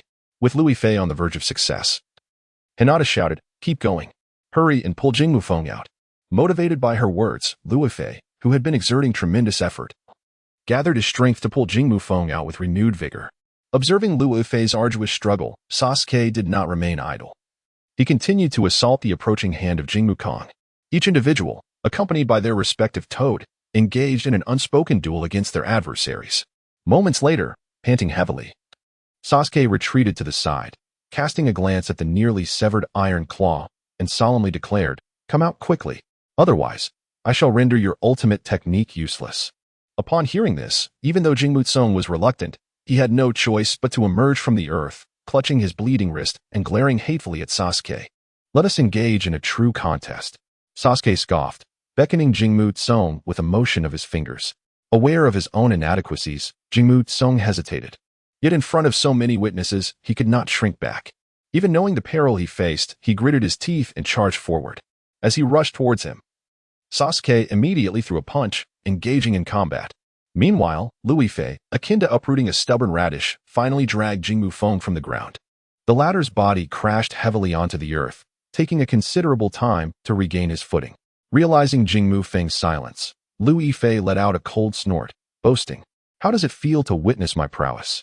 Who gave you the audacity to ambush me? Do you believe I could strangle you with my tongue?" With that, he licked his tongue, feeling a twinge of pain at its base. "Damn it, I nearly pulled my tongue out. This earth-dodging technique is truly extraordinary." Jingmu Feng, gritting his teeth, glared fiercely at Lu Yifei and lunged forward to launch an attack. Yet, Lu Yifei remained motionless, casually watching Jingmu Feng's desperate stance while leisurely cleaning his ears. On the sidelines, Hinata, anxious, could not help but shout, "Brother Lu, be careful. Don't get hurt." "For not, let him strike," Lu Yifei responded, hands on his hips, standing firm to welcome Jingmu Feng's assault. Jingmu Feng, lacking the ability to speak, approached all foes with a more rational demeanor, being more cautious than Jingmu Kong. Witnessing Lu Yifei's fearless demeanor, Jingmu Feng, in the past, would have paused to assess the situation. However, now both brothers had been forced into action and had lost their senses. At this moment, Jingmu Feng was solely focused on finding a way to attack Lu Yifei and defeat him. With clenched fists, Jingmu Feng charged, delivering relentless blows to Lu Yifei's exposed midsection. Lu Yifei puffed out his cheeks, inviting the strikes, feeling no pain whatsoever, and instead, he relaxed his eyes in pleasure. After all, he was a toad. No matter how formidable Jingmu Feng was, the force of his attacks could only emanate from his own body. If Jingmu Feng resorted to sheer brute strength, Lu Yifei merely needed to puff out his belly to absorb the blows, akin to being tickled, and would sustain no injuries. Noticing Lu Yifei's complete lack of harm, the incessantly attacking Jingmu Feng paused, stepping back in confusion, unable to comprehend why Lu Yifei remained unscathed. Lu Yifei, observing Jingmu Feng's bewildered expression, could not help but chuckle. "What is the matter? Are you curious as to why I am unharmed?" Jingmu Feng nodded, directly admitting that he indeed could not comprehend the situation. Lu Yifei initially intended to clarify matters, especially since Jingmu Feng was on the brink of death. He did not wish for him to perish in such a state of confusion. However, upon further reflection, Lu Yifei pondered why not frighten Jingmu Feng a little and deceive Kakashi and the others as well. With this thought in mind, Lu Yifei cleared his throat and elaborated, "This is due to my mastery of a technique akin to a ninjutsu known as the Toad Technique. Once I activate this ability, all attacks directed at me will be deflected, rendering any weapon incapable of inflicting harm upon me. Thus, you are not my match." "Wow, Brother Lu is so formidable?" Naruto exclaimed, his eyes wide with astonishment. Hinata, understanding that Lu Yifei was being intentionally provocative, chose not to expose the ruse but smiled, saying, "Perhaps it is because he has inflated his belly that he is impervious to blades and arrows. I cannot ascertain whether this toad technique is genuine." "Hinata, your summoning beast is indeed no ordinary creature, is it?" Kakashi remarked with a knowing tone. Hinata, not grasping the implications of Kakashi's words, nodded in agreement, "Of course. Brother Lu is undoubtedly the most powerful summoning beast I have ever encountered. I believe with him here, we shall be just fine." Kakashi nodded in acknowledgement and refrained from further comment. "What are you all talking about?" Sakura Haruno's voice suddenly pierced the air, startling the nearby Yuhi Kurenai. Seeing Sakura awakening, Kurenai hurried to reassure her, "Do not be afraid. We will resolve this matter swiftly." "Are you injured?" "What do you mean? My head hurts so much. Wasn't I at home sleeping? How did I suddenly end up here? Why are they fighting?" Sakura queried, rubbing her aching head, bewildered by the unfolding events. Upon seeing her awake, Naruto rushed over to explain, "You were knocked out by 2 bad guys and brought here, but you are safe now. We are here for you, and I will protect you." "Why is Sasuke fighting? Who is that?" Sakura straightened up, her gaze fixed anxiously on the fierce struggle between Sasuke and Jingmu Kong Naruto. Noticing her concern for Sasuke, irritably interjected, "Do not worry about him, that Jingmu Tsung cannot defeat him." Sakura disregarded his words, her focus remaining on Sasuke's figure. Meanwhile, Jingmu Feng's forehead glistened with cold sweat, uncertain of how to confront the imposing figure before him. Lu Yifei, arms crossed, declared triumphantly, "What is the matter? Decided not to continue fighting? Do you believe yourself overestimating your capabilities?"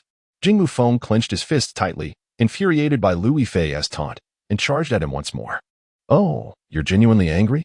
With your skills, you still wish for vengeance? Ensuring your survival is the best you can hope for." Lu Yifei mercilessly mocked him again. He allowed Jingmu Feng's attacks to intensify, opting not to resist further, knowing full well that Jingmu Feng would only exhaust himself while he remained unscathed. After a few minutes, Jingmu Feng concluded his tempestuous assault, collapsing to the ground in exhaustion, uncertain of his next move. Observing his labored breathing, Lu Yifei clicked his tongue, mockingly asking if he was ready to meet his demise. In a fit of frustration, Jingmu Feng found himself too drained to charge at Lu Yifei. Resigning to sit on the ground, gasping for breath, Lu Yifei, dismissive of him, turned to watch the clash between Sasuke and Jingmu Kong. Sasuke relentlessly targeted Jingmu Tsung's face, leaving him battered and unable to retaliate. Have some mercy, will you? Look at Jingmu Tsung. He's utterly helpless. How pitiful, Lu Yifei jeered, enjoying the spectacle and hoping for a counterattack from Jingmu Kong. For Sasuke, maintaining an unchallenged upper hand was not advantageous. Only through being countered and overwhelmed could he achieve a powerful breakthrough, symbolizing growth. Upon hearing Lu Yifei's taunt, Jingmu Tsung roared in fury, launching a desperate barrage of attacks. Even with Sasuke's quick reflexes, he received several blows from Jingmu Kong. Haruno Sakura watched in distress, shouting, "Sasuke, be careful. Don't give him a chance to retaliate." Heeding her warning, Sasuke swiftly evaded the strike and landed a powerful punch on Jingmu Tsung's forehead. The latter staggered back, ultimately collapsing to the ground, his eyes wide open and devoid of strength. Seeing him lie still, Naruto gasped in surprise. He can't be dead, can he? Suddenly, Jingmu Feng could no longer contain his despair, shouting loudly as he scrambled to Jingmu Tsung's side, appearing utterly heartbroken. Hinata felt a pang of sympathy, thinking they were merely avenging a brother and had not committed any wrongdoing. Perhaps they should spare Jingmu Feng. "Hinata, how can you be so soft-hearted? If he had bested us today, it would have been our demise." Lu Yifei interjected, not wanting Hinata to harbor any feelings of guilt. On the battlefield, there could be no room for compassion, for the law of the jungle, survival of the fittest, was ever present among ninjas. It was a matter of life and death. Had the Jingmu brothers been stronger, they would have faced death today. Understanding her misplaced compassion, Hinata nodded in acknowledgement of Lu Yifei's words, feeling ashamed and choosing not to say more. While the group engaged in conversation, they remained oblivious to Jingmu Feng, who had slowly raised his head beside Jingmu Tsung, his gaze fixed intently on the unguarded Haruno Sakura. Realizing his own impending demise, he contemplated a surprise attack, hoping to take down at least one person. But his target could not be the two formidable teachers or the toad who had just bested him and his brother. It had to be the most unsuspecting Sakura. With this thought, Jingmu Feng sprang up with all his might, his iron claw aimed directly at Sakura. Hinata, closest to Sakura, sensed the imminent danger and instinctively pushed her aside, shouting, "Sakura, watch out." As Sakura was shoved away, Hinata took her place, ready to confront the threat. The pristine would-be did not relent, instead turning its aggression towards Hinata, fully aware that as long as it could strike anyone, it would be worth the effort. As the creature's iron claws loomed to grasp Hinata, she despairingly shut her eyes. Yet, the anticipated pain never arrived. Upon opening her eyes, she beheld the sight of the bee's iron claws firmly ensnaring Lu Yifei's arm, blood oozing incessantly from the wound. "Brother Lu, frog!" Both Hinata and Yuhi Kurenai exclaimed in unison, taken aback by Lu Yifei's sudden appearance. Noting the concern etched in their expressions, Lu Yifei managed a strained smile, delivering a swift kick to send the would-be sprawling. "It hurts," he grimaced, but in a bid to display his resilience and ease Hinata's worries, he feigned nonchalance. Drawing a deep breath, he chuckled, "I'm fine. You're lying. You're bleeding. It must hurt terribly," Hinata exclaimed, her voice trembling with emotion as tears brimmed in her eyes, fixated on Lu Yifei's arm. She had thought she wouldn't escape this time. Yet Lu Yifei had willingly endured injury to save her. How could her brother Lu be so kind? The more she pondered, the deeper her emotions cascaded, and her sobs grew louder. Lu Yifei felt a mix of joy and affection, wishing to comfort Hinata, when he noticed two of her tears fall, landing precisely on his wound. He could not help but cry out at the sharp sting that pierced through him. He had not anticipated such pain, akin to salt being rubbed into his wound, rendering him speechless. Understanding the cause of his distress, Hinata flustered, "I'm so sorry. I didn't mean to. It's all right. I can endure. Please, take care of the would-be." Though sweat dripped from Lu Yifei's brow from the pain, he suppressed his cries, aware that any further display of agony would only deepen Hinata's guilt and sorrow. Upon hearing Lu Yifei's words, Hinata turned her gaze, fury igniting as she glared at the would-be. At that moment, Kakashi interjected, "Quickly take the frog back to treat the wound. I will handle this would-be." "All right. Everyone follow me," Yuhi Kurenai promptly responded, orchestrating a departure with precision. Having witnessed Sakura nearly fall victim moments prior, Naruto was profoundly shaken. Approaching the would-be, He impulsively seized it, twisting it fiercely. How dare you ambush? You're facing your end, yet you still act so brazenly. Observing Naruto's childish antics, Sakura could no longer bear it and pulled him back. All right, let us hurry. She preferred to see Sasuke standing up for her rather than Naruto. Bringing up the rear, Liu Yifei could not resist offering Hinata a reassuring smile. Do not worry for me. I shall be fine. I do not wish to see you troubled. I'm not troubled. I'm just worried about Brother Liu, Hinata replied shyly, lowering her head as she uttered those words. Liu Yifei was momentarily taken aback, his heart swelling with a sweetness akin to honey. He deliberately asked, "What did you just say? Could you repeat that?" "Stop teasing," Hinata retorted, her cheeks flushed with embarrassment, not daring to meet his gaze. Liu Yifei chuckled knowingly, aware of Hinata's tendency to blush, and chose to remain silent. However, he could not shake off the lingering fear that had enveloped him. Had he not intervened in time to thwart the attack from the Jinmu, Hinata could have found herself in grave danger. Upon returning to the school, the group did not disperse to attend to their individual tasks, but rather waited for the teachers to return after addressing the situation with the Jinmu. Liu Yifei lay on the cold ground, playing absent-mindedly when he noticed Hinata lost in thought, her head bowed. Unable to resist, he inquired gently, "Little Hinata, what occupies your mind?" "Oh, it's nothing. Your wound is feeling better, isn't it?" Hinata replied, lifting her head with a faint smile. Liu Yifei shook his head. Noticing the evident concern etched on her face, he leaned closer and softly suggested, "Let me ponder what troubles your heart. Are you perhaps feeling that the matter is not yet resolved?" Hinata furrowed her brow as she voiced her apprehensions. Jinmu Tsung explicitly admitted that the theft of the mission objective was not their doing. I believe they would not lie. Surely, someone else is behind this. Liu Yifei found her reasoning compelling, for the situation indeed appeared rather peculiar to anyone observing. Yet, who could be so brazen as to deliberately steal the mission objective? Were they seeking trouble or had ulterior motives? The question gnawed at Liu Yifei's mind. I suspect another group is intent on sabotaging our mission. Fearing that our success may overshadow theirs, hence the theft of the objective, Naruto interjected, having sidled over at some point. His curiosity piqued.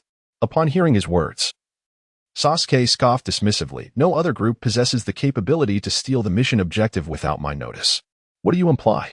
Are you suggesting that you are the only capable one among us? Naruto frowned, casting an irritated glance at Sasuke. Sasuke shot him a withering look. At least I am more skilled than you. With that, he turned on his heel and sauntered away. Naruto stood stupefied for a moment, processing Sasuke's words before his indignation surged, leading him to charge after Sasuke for further debate.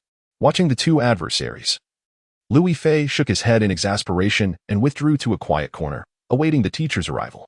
After a brief interval, Yui Kurenai and Kakashi appeared promptly at the doorway. As they approached, all the students ceased their chatter, awaiting the teachers to impart their insights. Yui Kurenai, noticing the collective gaze upon her, spoke up. The Jinmu brothers have perished.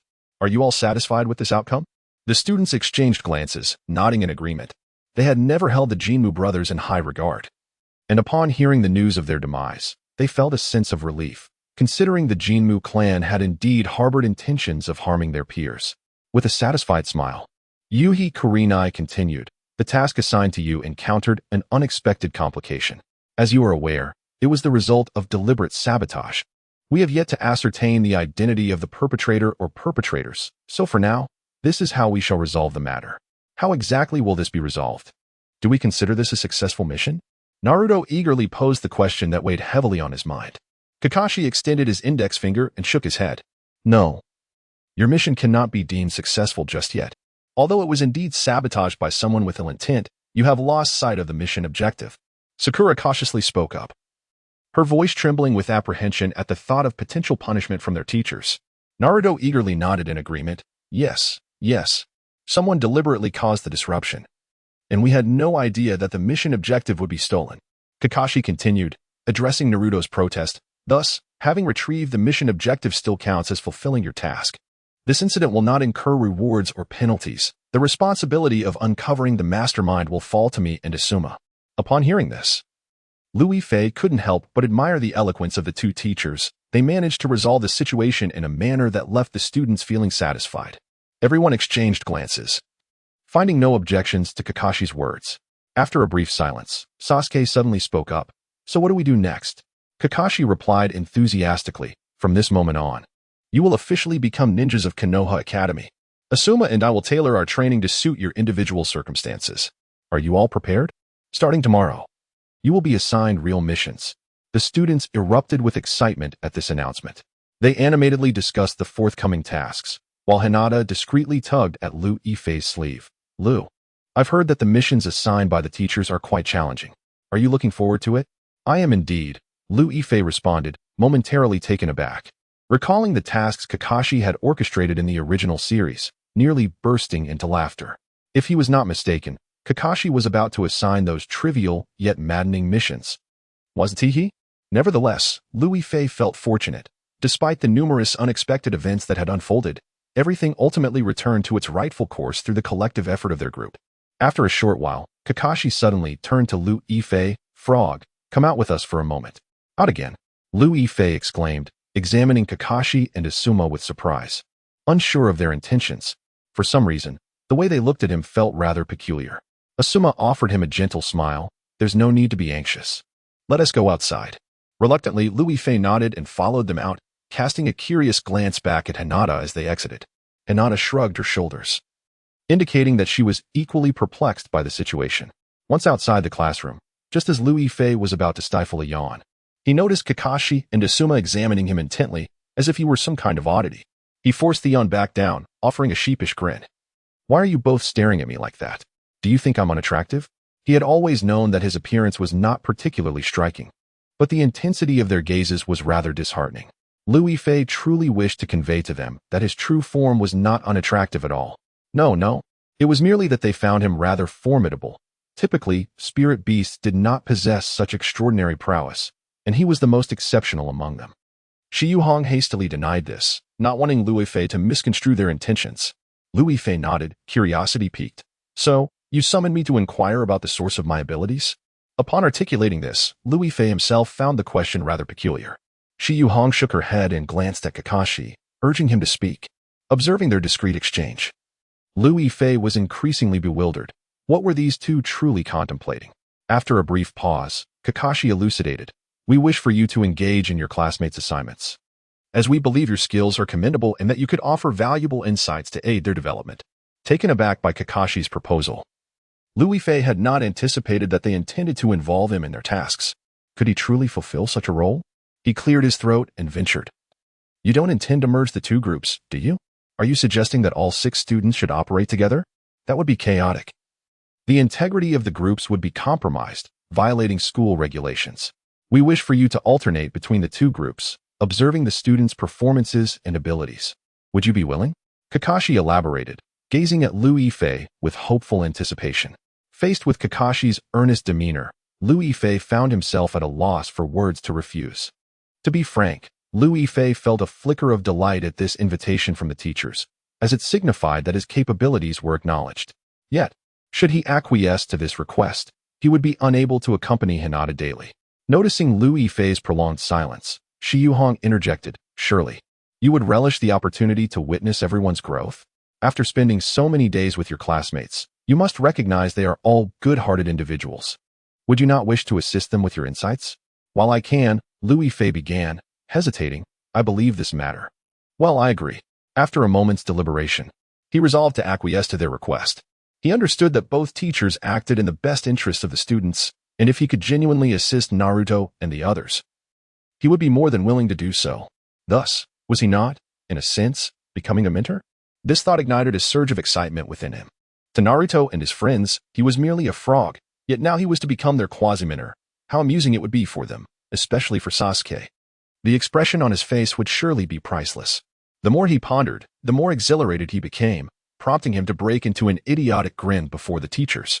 Exchanging glances, Kakashi and Shi Yuhong were somewhat taken aback by Liu Yifei's foolish laughter. Shi Yuhong cleared her throat, interrupting Liu Yifei's daydreaming. Though we invite you to offer suggestions, you must ensure that, regardless of the circumstances, you can only observe and must not intervene in their tasks or training. What would be the point of that? Liu Yifei scratched his head, feeling somewhat discontented with this approach. Being merely a spectator was exceedingly dull. How delightful it would be if he could command the students' obedience like Kakashi and Yuhi Kurenai. Observing Liu Yifei's disappointment, Yuhi Kurenai inquired earnestly, can you adhere to this? Yes, Yes, of course, he replied hastily, adding, however, I must express that if any ninja or threat were to attack me, I would not hesitate to retaliate. Lu Yifei promptly acquiesced, voicing his thoughts. At his words, Kurenai and Kakashi exchanged glances and nodded in unison. Only then did Lu Yifei contentedly push open the classroom door and wink at Hinata. Everyone gazed at Lu Yifei with curiosity, puzzled about what had transpired and what Kurenai and Kakashi had discussed with him. Lu Yifei, with a smug look, teased the 6 individuals. Are you all curious about what the 2 teachers shared with me? They all nodded eagerly. With a mischievous grin, Lu Yifei declared, I want to tell you. You'll find out soon enough. Naruto clenched his teeth, taking a few deep breaths to refrain from rushing over to teach this black frog a lesson. In reality, he feared that he might end up on the receiving end of a lesson himself. Shortly thereafter, the 2 teachers entered the room. Noticing that everyone stood together neatly, yet appeared exhausted, Kurenai clapped her hands and addressed the class. You all have been worried for quite some time about Sakura Haruno, since the matter has been resolved. You may return home for now. Formal training will commence tomorrow. Upon hearing this, the students shouldered their bags and departed the classroom. On the way back, Hinata could not suppress her curiosity and asked, Lu Gij, what did the teachers discuss with you today? Are you more eager to know than they are?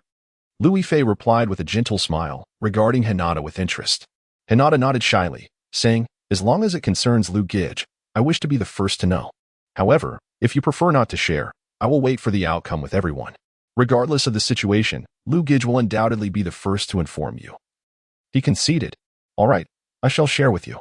Lu Yifei swallowed hard, understanding that Hinata should be the one to know first about this matter. He wished to remain by her side, yet if he accepted this task, it would mean he could not be with her daily. The thought of disappointing Hinata filled him with trepidation. Realizing his unease, Hinata grew concerned, asking, Lu Gij, what has happened? Is it something bad? In a way, yes. The 2 teachers have invited me to observe your task completion and rotation, which means starting tomorrow, I will be monitoring Class 7 for a few days. Then it will be your turn. I will act as a judge of your performance in completing your tasks, Lu Yifei explained briefly. After speaking, he immediately turned away, unable to bear witnessing Hinata's reaction. Hinata remained silent for a while, lost in her thoughts. As Lu Yifei waited anxiously, he could not help but ask, Hinata, are you feeling sad? Do you feel unhappy because I cannot be by your side every day? Hinata expressed her thoughts with a hint of melancholy. Not at all. If Brother Lu could truly observe, I would be elated. However, I believe you must assist the teachers, which means I would have to complete tasks without your company. And that feels a bit unfamiliar. Lu Yifei, too, felt a sense of unease. He longed to be by Hinata's side, witnessing her growth and strength day by day. Yet, he understood that some experiences were essential for Hinata's personal development, and she needed to learn to navigate challenges alongside her peers. With this in mind, he gently reassured her, You have never been a delicate butterfly sheltered by the Hyuga clan. You are a free eagle. You must grow accustomed to my absence. Besides, I will return in just 2 days. All right, I will wait for you, Brother Lu, and I won't be sad anymore, Hinata replied, her spirits lifting as she grasped his meaning. She recognized the necessity of not clinging to Lu Yifei. As he had said, she needed to cultivate strength and independence. Furthermore, Lu Yifei required ample time to explore the world beyond her, rather than being solely entwined with her. With this realization, Hinata felt lighter, observing her newfound clarity. Lu Yifei was equally pleased. Let us agree on this. Tonight, ensure you rest well so that you can complete tomorrow's tasks with vigor. Okay. Hinata responded with a beaming smile. As the sun set, the pair, one person and one toad, strolled down the path, radiating an unspoken harmony. The following day, Lu Yifei energetically roused Hinata from her slumber, and together they made their way to school. Today marked the commencement of the 7th team's mission, and with reluctance, Lu Yifei waved goodbye to Hinata as he entered the classroom. Upon his arrival, Kakashi acknowledged him with a nod. All right, everyone is here. Let us begin the real mission. The real mission? Lu Yifei squinted, unable to suppress a smile at Kakashi's solemn demeanor. He was bursting to reveal to Naruto and the others what Kakashi's assignment truly entailed. But he refrained from spoiling the surprise, aware that such actions were against the natural order. Noticing Lu Yifei's peculiar expression, Kakashi felt an unsettling sensation creep over him. It seemed as though Lu Yifei could effortlessly perceive certain truths, which sent shivers down his spine. Clearing his throat, Kakashi glanced at his puzzled students. Do any of you have objections? None at all. Let's get started already. We can hardly wait. Naruto eagerly exclaimed, rolling up his sleeves. Satisfied with this response, Kakashi nodded. Then let us proceed without delay. Thus, a toad accompanied the four of them as they departed from the school in grand fashion. Upon reaching the remote wilderness, Naruto excitedly inquired, "What is the mission?" "Please tell us, teacher. Given that this is a highly significant mission, it must be perilous. Why are you so thrilled?" Liu Yifei deliberately wore a serious expression as he gazed at Naruto, intending to intimidate him. Before Naruto could utter a word, Sakura Haruno, feeling apprehensive, stammered, "Frog, do you know what this mission entails? Could you possibly divulge some details? Want me to reveal the mission's content?" "Well, you must all refer to me as Brother Liu first," Liu Yifei replied, expressing his distaste for the name Frog, as it evoked an unsettling notion that he himself resembled an unsightly toad. Naruto and Sakura exchanged glances and chorused, "Brother Liu." Upon hearing their enthusiastic address, Liu Yifei smiled with satisfaction, thinking it was about time. However, he cautioned, "I truly cannot disclose too much. I can only inform you that the missions assigned by Kakashi-sensei carry life-threatening risks. Yet, if you succeed, your abilities will significantly improve." At this, Sasuke suddenly lifted his head, regarding Liu Yifei intently, as if seeking confirmation of his words.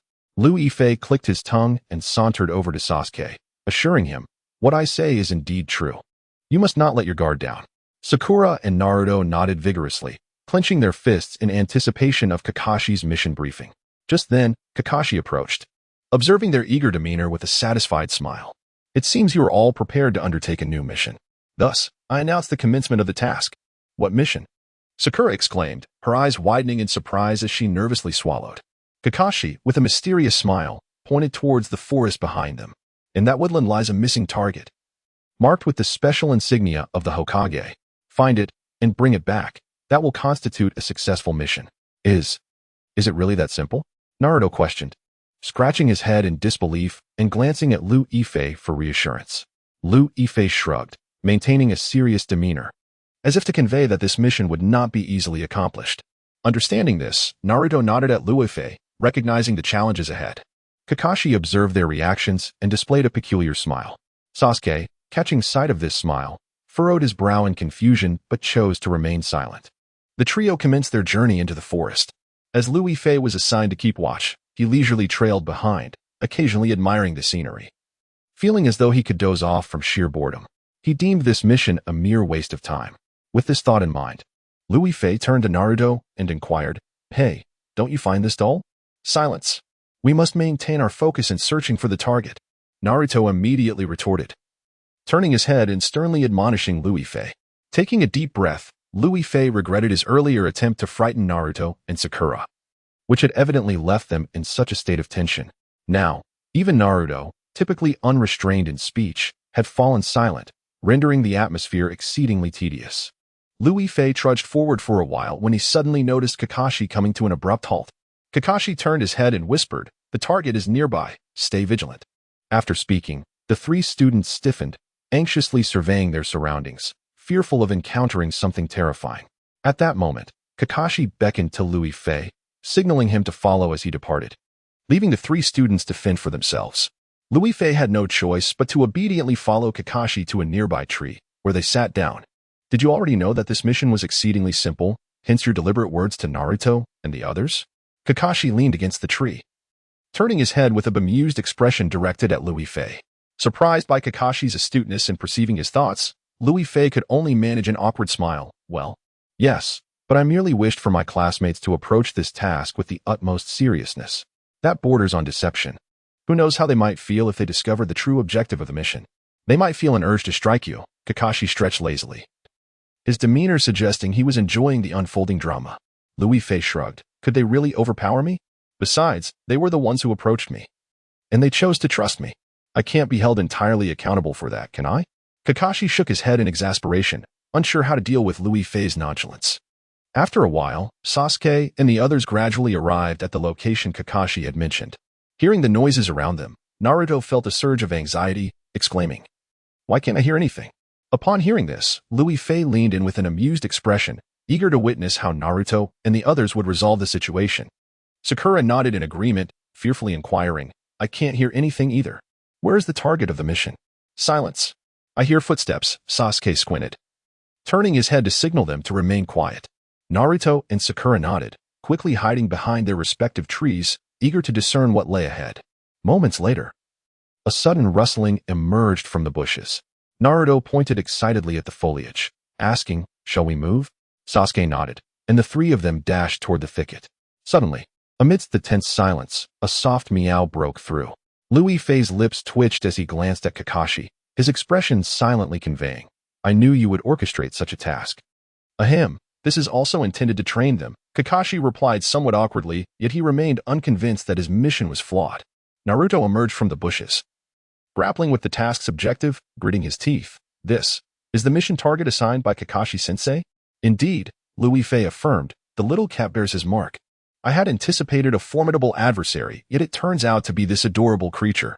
Sakura was on the verge of tears, unable to accept the reality of the charming kitten before her. They had all assumed the mission would involve a powerful opponent, which is why they had approached it with such caution, only to discover it was merely connected to a kitten. How utterly. Sasuke furrowed his brow tightly, remaining silent, clearly displeased with the turn of events. Observing their reactions, Liu Yifei could not help but cast a sympathetic glance at Kakashi, sensing that he was about to provoke public outrage. "Let us not forget that you deceived them earlier as well." Kakashi stepped forward, blocking Liu Yifei's attempt to leave. Taking a deep breath, Liu Yifei felt a twinge of anxiety as he saw Naruto and the others approaching with fierce determination. Sure enough, Naruto swiftly reached the two of them, holding up a cat in his hand. "This is the mission objective. Congratulations on assisting the elderly woman from the west of the village in finding her cat." Kakashi pretended not to notice their anger, instead clapping his hands to encourage them.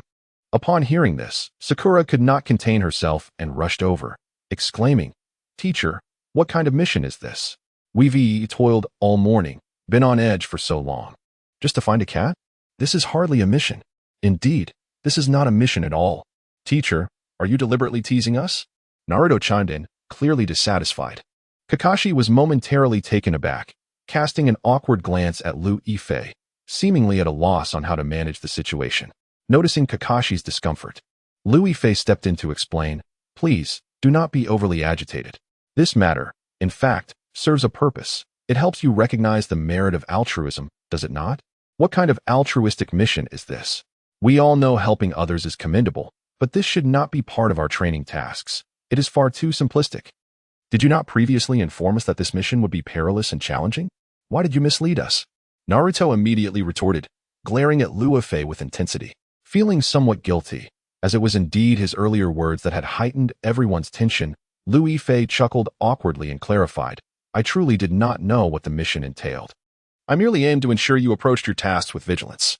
Who would have anticipated it was so simple? Is that so? Were you not colluding with Teacher Kakashi to deceive us?" Sakura crossed her arms, scrutinizing Liu Yifei with skepticism. Liu Yifei sincerely shook his head. "No, I assure you. I am not deceiving you. It is merely a task, and my comments reflected my own thoughts. Regardless of the mission you undertake, maintaining vigilance is indeed a virtue." After Liu Yifei's words, the three of them exchanged glances, at a loss for how to respond. The atmosphere turned oddly tense. At that moment, Kakashi, unable to bear the situation any longer, stepped forward and cleared his throat. "There is a rationale behind my arrangement of this task. Let us proceed to another training exercise and not dwell on this matter." Upon hearing the mention of training, Naruto's previous fury evaporated. "What training?" Liu Yifei noticed their renewed anticipation and silently refrained from commenting. He understood that both Naruto and Sasuke were eager to enhance their abilities. Yet such transformation could not occur overnight. There were many trials ahead for the three students. "Tree climbing," Kakashi stated earnestly. Liu Yifei's thoughts were interrupted, and he turned in surprise to regard Kakashi, never expecting that this would be the training he proposed. Naruto, filled with anticipation, suddenly exploded in frustration. "What kind of training is this? We've been climbing trees since childhood." Kakashi, maintaining a serious demeanor, replied, "Indeed, but your speed is still insufficient. In the face of danger, climbing trees will not suffice for your protection. Thus, today I shall train you to enhance your tree climbing speed." Kakashi regarded them earnestly, seemingly oblivious to any flaws in his reasoning. Liu Yifei, taking a deep breath, noticed that everyone was nearing their limit of patience and felt a sudden surge of anxiety. He understood that if Kakashi continued in this vein, he would certainly incite public outrage. At that moment, Sasuke stepped forward, stating calmly, "We don't need to climb trees. Our speed is already adequate. Are you so bold as to claim that you are fast enough?" You are not faster than me. Enough talk. Quickly position yourselves at the base of the tree. I will begin assessing your speed. Kakashi commanded without room for dissent. Louis Fei silently observed. Recognizing that Kakashi's method of training was not entirely without merit, yet his classmates yearned for genuine tasks and challenges. If this continued, Naruto would undoubtedly be the first to express discontent. Upon hearing Kakashi's command, the three swiftly ascended the trees, while Louis Fei yawned and meandered over to a large tree. Settling down to rest, he understood that today's training would likely proceed in this manner, leaving little to observe, so he decided to indulge in a good nap. Leaning against the tree, he gradually closed his eyes. When he awoke, he was astonished to find Naruto and the others still climbing trees. His eyes widened in disbelief. No. It can't be. Have you been climbing for an entire day? Louis Fei could hardly comprehend what he was witnessing. Had Kakashi lost his mind?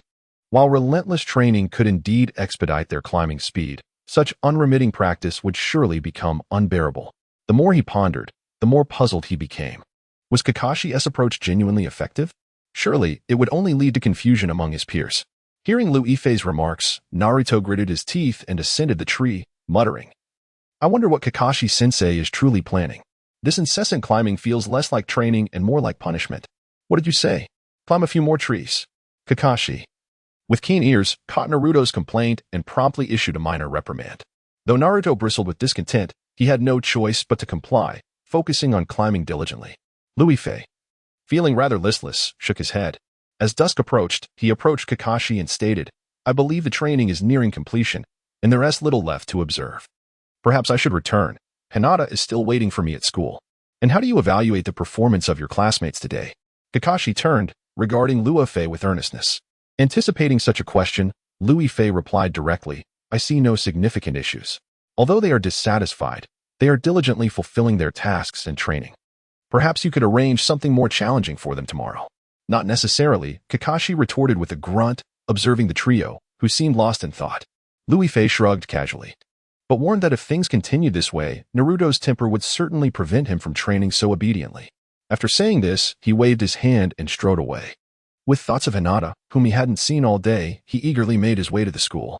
Upon arriving, he spotted Hinata standing with two classmates, and he quietly approached them. It seemed Hinata sensed his presence, as she suddenly turned her head and caught sight of him inching closer. With a gentle smile, she greeted, Hyuga, why didn't you wait for me to finish school before coming?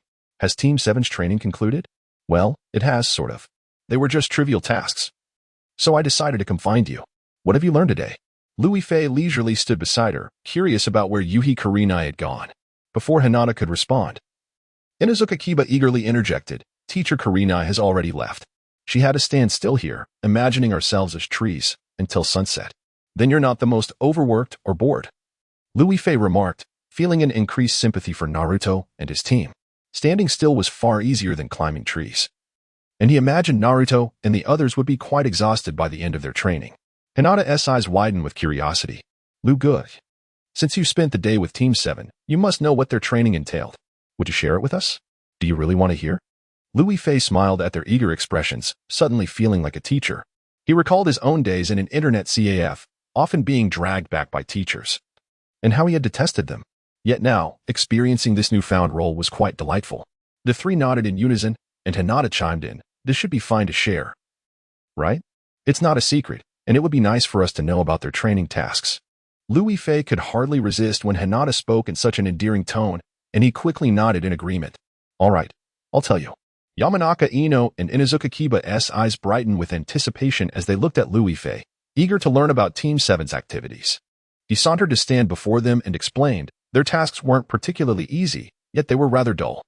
They had to help an old lady in the west of the village find her kitten, and then they were trained by Kakashi-sensei to climb trees for the entire afternoon. Finding kittens and climbing trees? What bizarre training projects are those? It sounds exceedingly dull, Kiba exclaimed, expressing his thoughts. Louis Fei nodded in agreement. I found it tedious as well, so I took a nap. When I woke up, I saw Naruto and the others still climbing trees, completely soaked. At this, Hinata furrowed her brow with concern. Noticing her troubled expression, Louis Fei inquired, What's wrong? Why do you seem so unhappy? I am merely apprehensive that our training outcomes may not measure up to Naruto and his companions. Although their regimen appears straightforward, it nonetheless cultivates stamina and speed. On our first day, we have yet to learn anything, Hinata voiced her concern softly. Upon hearing this, Lu Yifei empathized. For he understood that his classmates were driven by a competitive spirit and yearned for a more enriching training experience. After a moment of contemplation, he reassured her. Do not fret. Regardless of the circumstances, both instructors possess distinct training methodologies, and besides, you have yet to commence formal training. Well, I am quite eager to witness how the official training unfolds, Hinata replied, nodding, her spirits lifting once more.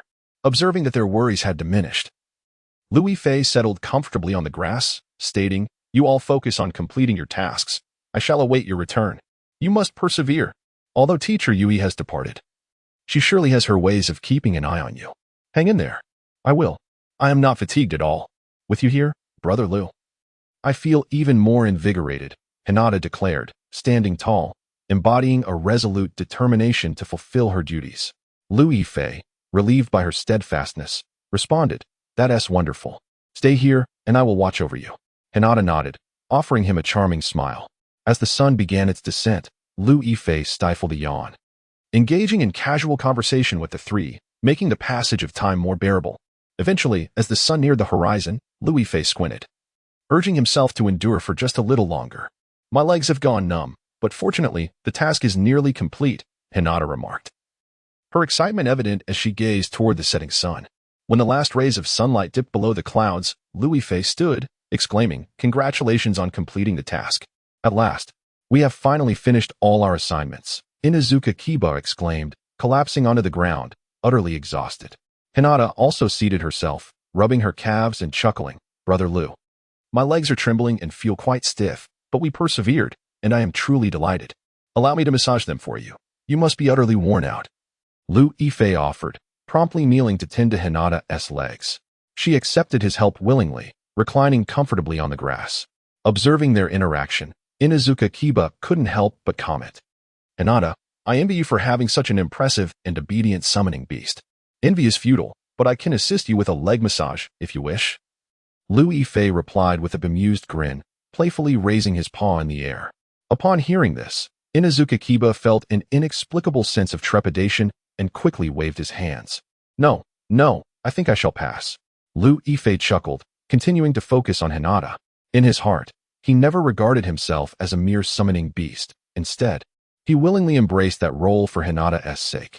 However, Lu Yifei did not wish for others to perceive him merely as a powerful and obedient spirit beast, devoid of any other remarkable qualities. Hinata comfortably squinted her eyes, taking a moment before sitting up. All right, I don't feel uncomfortable at all now. Thank you for your hard work, Brother Lu. It's no trouble at all. Let me take you home. You must rest well after such a tiring day. Lu Yifei chuckled lightly, patting her shoulder. Hinata obediently nodded and followed Lu Yifei as they departed.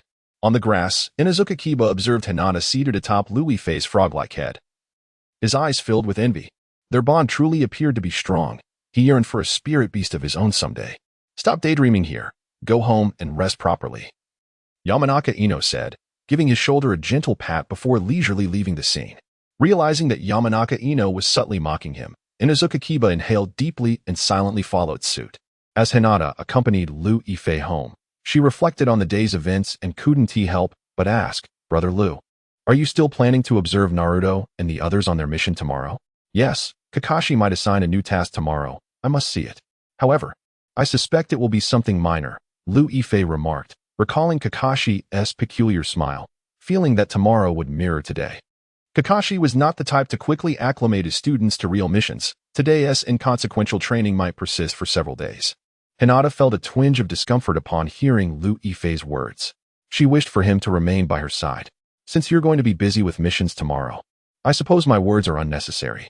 It's all right. Once Kakashi assigns a genuine mission, I will return to train with you. Please don't be disheartened. At least I can still pick you up from school every day, Lu Yifei reassured her with a smile, aiming to lift her spirits. Hinata nodded, remaining silent thereafter. Upon returning home, she proceeded to wash up and prepare for bed, aware of her exhaustion from the day.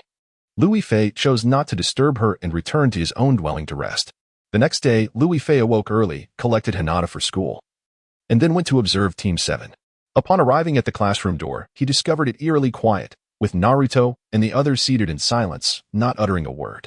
Curious about their demeanor, Lu Yifei inquired, What's the matter? Did you all have a fight? Naruto, usually quite talkative, was uncharacteristically subdued. At this hour, Liu Yifei would typically be greeted by Naruto's lively chatter, but today was distinctly odd.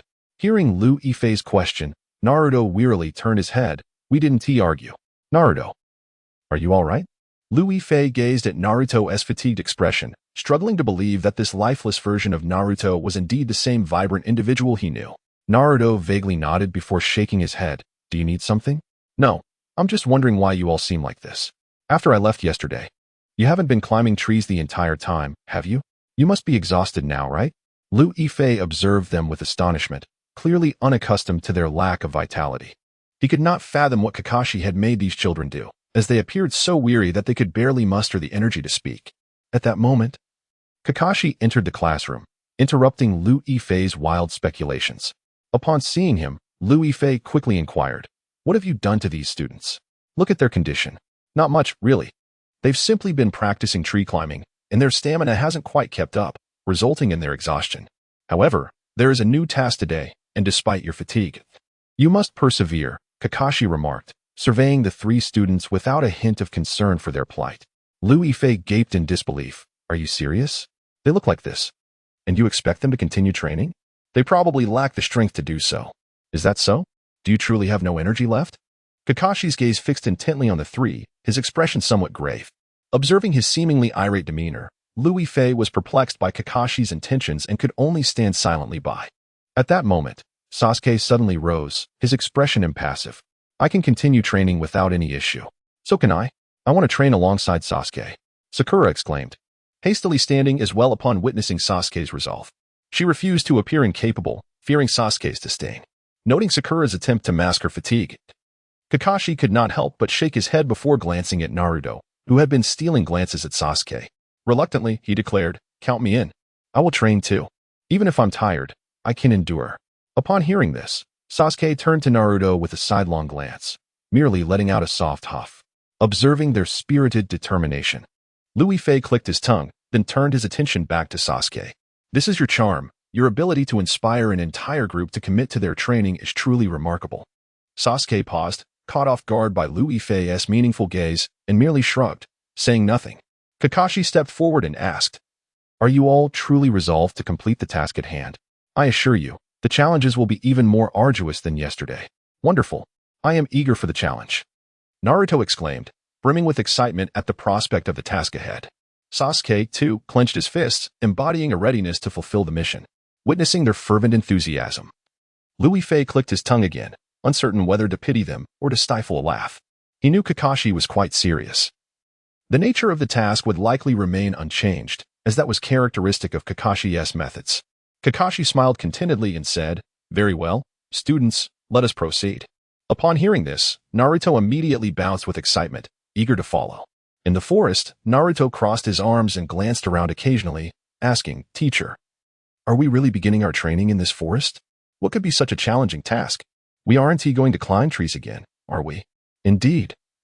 We find ourselves utterly exhausted. Haruno Sakura, trembling with fear, has seated herself on the ground, apprehensive about climbing any further. Observing their expressions, Liu Yifei stifles a laugh, careful not to reveal any signs of amusement. He understands that the forthcoming task is likely to irritate several classmates. Yet he refrains from disclosing this information at such a moment. A sudden wave of pity washes over Liu Yifei for Naruto and the others. Kakashi clears his throat, noticing their wary demeanor, and promptly offers reassurance. Fear not, my students, I shall not require you to climb trees again. This time, our mission revolves around locating a target. As for what that target may be, I cannot divulge, but rest assured, it is certainly not a cat. It is highly probable that it is another creature.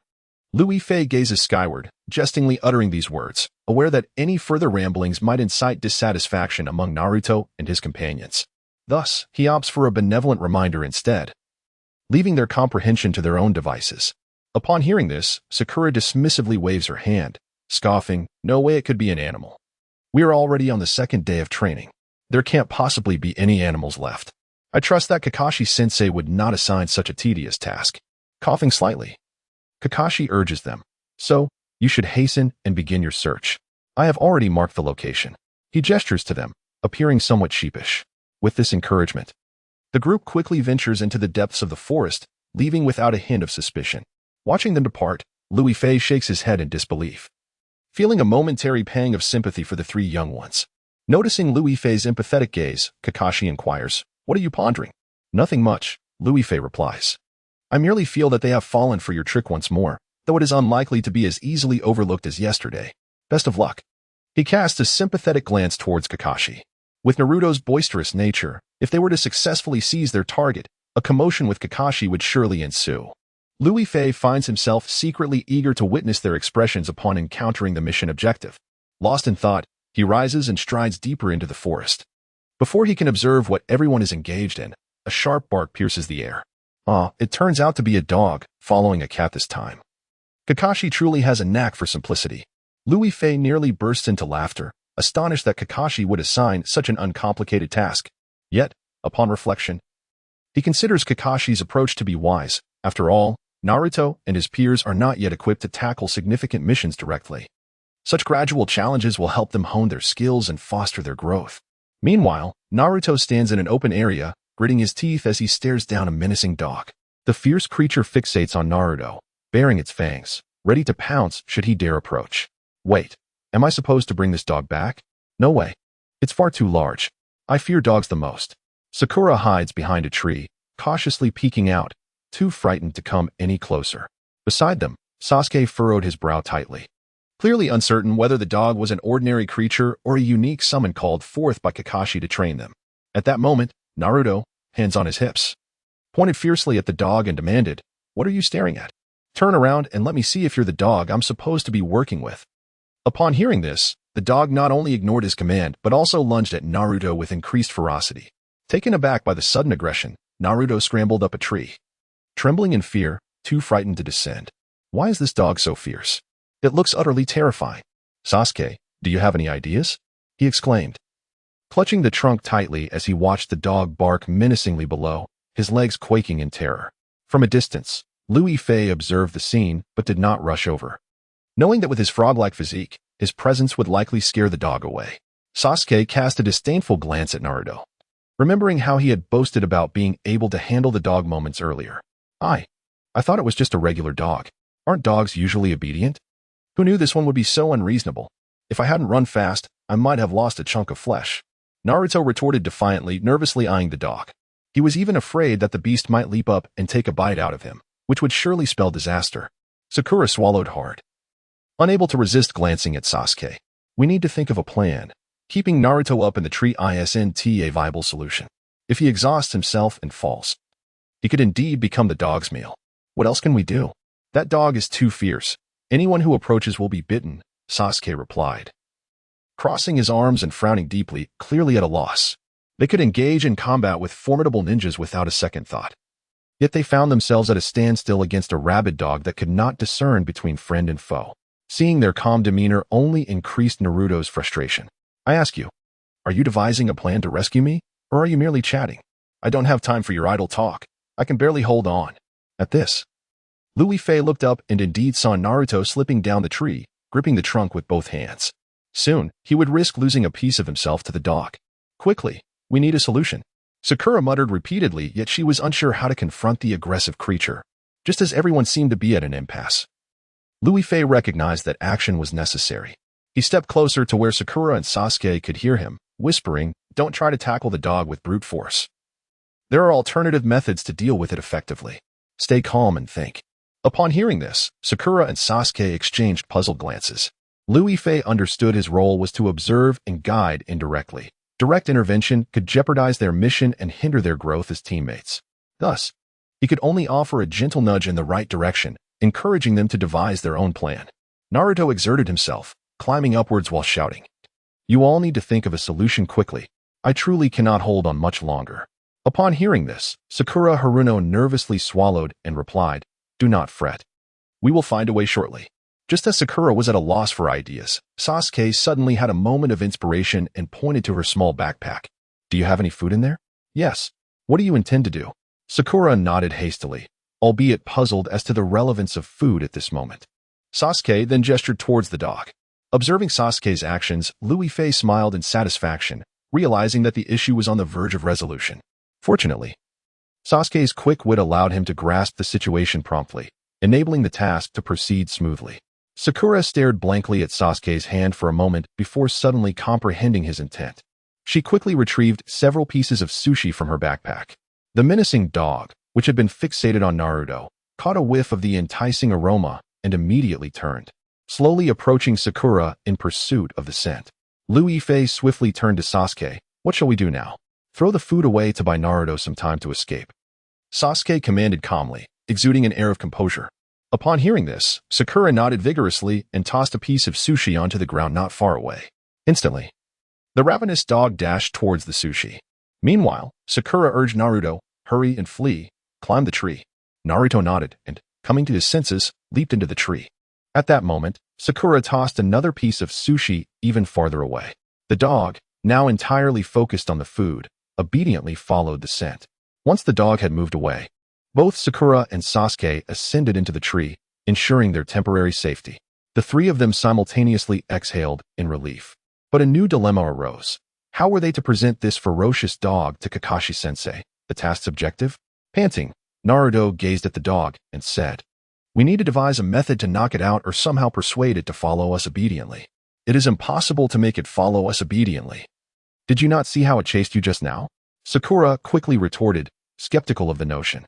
Liu Yifei nodded in agreement, acknowledging that this vicious dog was evidently summoned by Kakashi and brought here through some special means, intended to challenge Sasuke and the others to find a solution.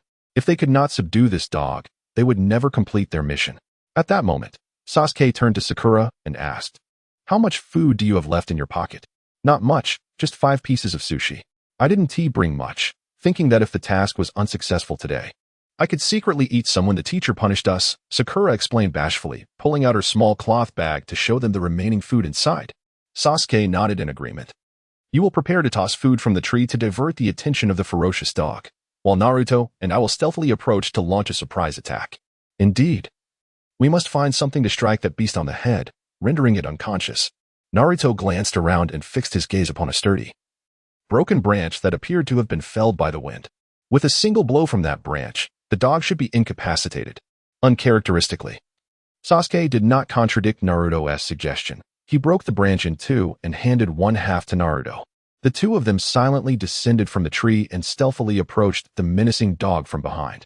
Sakura, holding sushi, leapt onto the path closest to the dog and tossed a piece of sushi onto the ground.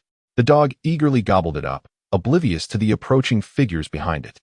When Sakura threw the last piece of sushi, Naruto and Sasuke had already positioned themselves behind the dog. They exchanged a glance before raising the stick and striking accurately at the dog's head. The dog let out a pitiable yelp, convulsed, and collapsed to the ground, quickly losing consciousness. Seeing the dog lying motionless, Naruto dropped the stick and approached, delivering a forceful kick to the dog. "That'll teach you for trying to bite me. Do you now recognize my prowess? Let us see if you dare to confront me again." "All right, enough boasting. You weren't the only one who defeated the dog. Let us figure out how to carry it to Kakashi-sensei and complete our mission," said Liu Yifei, finally stepping forward and directing everyone to take action. Upon seeing Liu Yifei, Sakura turned to him with a smile. "Thank you for suggesting that plan earlier. Otherwise, we would have been at a loss for how to deal with the dog." "It's no trouble. It was your cleverness that brought about the solution. Next time, remember to think critically when faced with challenges." Liu Yifei humbly waved his hand, dismissing their compliments. At that moment, Naruto interjected, "Let us not dwell on that. We must devise a method to transport this dog. It's so large and heavy that carrying it to Kakashi-sensei will surely exhaust us. Regardless of how tiring it may be, we have no choice but to carry it. Do you have any alternative solutions?" Liu Yifei observed them with amusement, envisioning the comical scene of the three struggling to carry a dog. Hearing this, Naruto suddenly turned to him with a mischievous grin. "Liu, you are so strong. Why not balance the dog on your head and lead us back?" "You're mistaken. My head is only suitable for Hinata to sit upon, let alone carry a dog. Hurry and take it back, or we will exceed our mission time," Liu Yifei said, glancing at the sky to remind them of the time constraint. Acknowledging his words, Naruto rubbed his nose and ceased his banter. Resigned, he grasped the dog as hind legs, declaring, "I'll handle the back, you two lift the front." Sakura and Sasuke nodded in unison.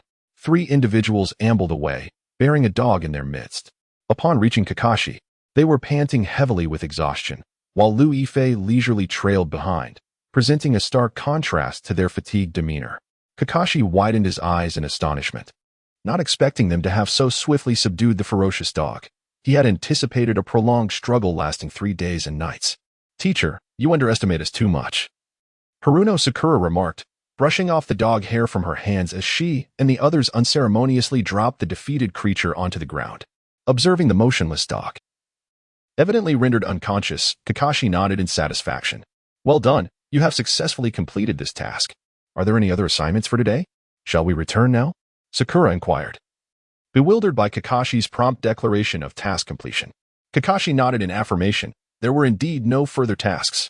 "Let us proceed. We shall resume training tomorrow." With that, they began to walk forward. Suddenly, Naruto halted, exclaiming, "Wait a moment." His unexpected outburst startled everyone, prompting Kakashi to turn and ask, "What is it? Do you have something to say?" "Of course I do. Yesterday's task involved a cat, and today it was a dog. What awaits us tomorrow? We do not wish to undertake such trivial assignments," Naruto declared, then turned to Sasuke for his opinion. Sasuke pursed his lips, casting an impassive glance at Kakashi before slowly nodding in agreement. Lu Yifei understood that both of them yearned for more thrilling and challenging missions, and thus felt dissatisfaction after completing such tasks. Kakashi regarded them with a bemused expression. "Oh, you do not wish to engage in such tasks. What, then, do you desire?" "We seek tasks of greater difficulty, at least something more advanced. Spending our days capturing these insignificant creatures is no different from playing games," Naruto stated, scratching his tousled yellow hair, his countenance reflecting clear discontent. He had always aspired to undertake more challenging missions, particularly those involving combat, as such experiences would enhance his abilities. Kakashi scoffed. "Am I the teacher, or are you? All training decisions rest with me. Your role is simply to follow instructions. Any objections can be addressed once your skills have genuinely improved to warrant the assignment of more challenging tasks. Do you understand?" "I do not comprehend. I feel there is no significance in what we are doing, whether it is dealing with cats and dogs or climbing trees. When will we learn to protect ourselves in real combat?" Naruto continued to counter, growing increasingly agitated and defiant. Upon witnessing his demeanor, Sakura Haruno promptly patted his shoulder, urging him to refrain from further complaints. "Let us simply focus on the training tasks assigned by our teacher. If we exert ourselves diligently, challenging missions will inevitably await us in the future." Naruto vehemently countered Sakura's sentiments for the first time, his frustration palpable. "Kakashi-sensei never intended to train us earnestly. If he truly wished for our growth, he would not assign us such trivial tasks. Sakura, if we persist in completing these mundane assignments, our abilities will remain stagnant." With no alternative, Sakura turned to glance at Sasuke, who remained expressionless, fixated on Kakashi without uttering a word. At that moment, Lu Yifei, unable to bear the situation any longer, interjected, "All right, enough of this futile discussion. Let us proceed with the tasks at hand. Kakashi-sensei must have his reasons for training you in this manner." "Indeed, I share that sentiment," Sakura quickly nodded, wishing to defuse the situation.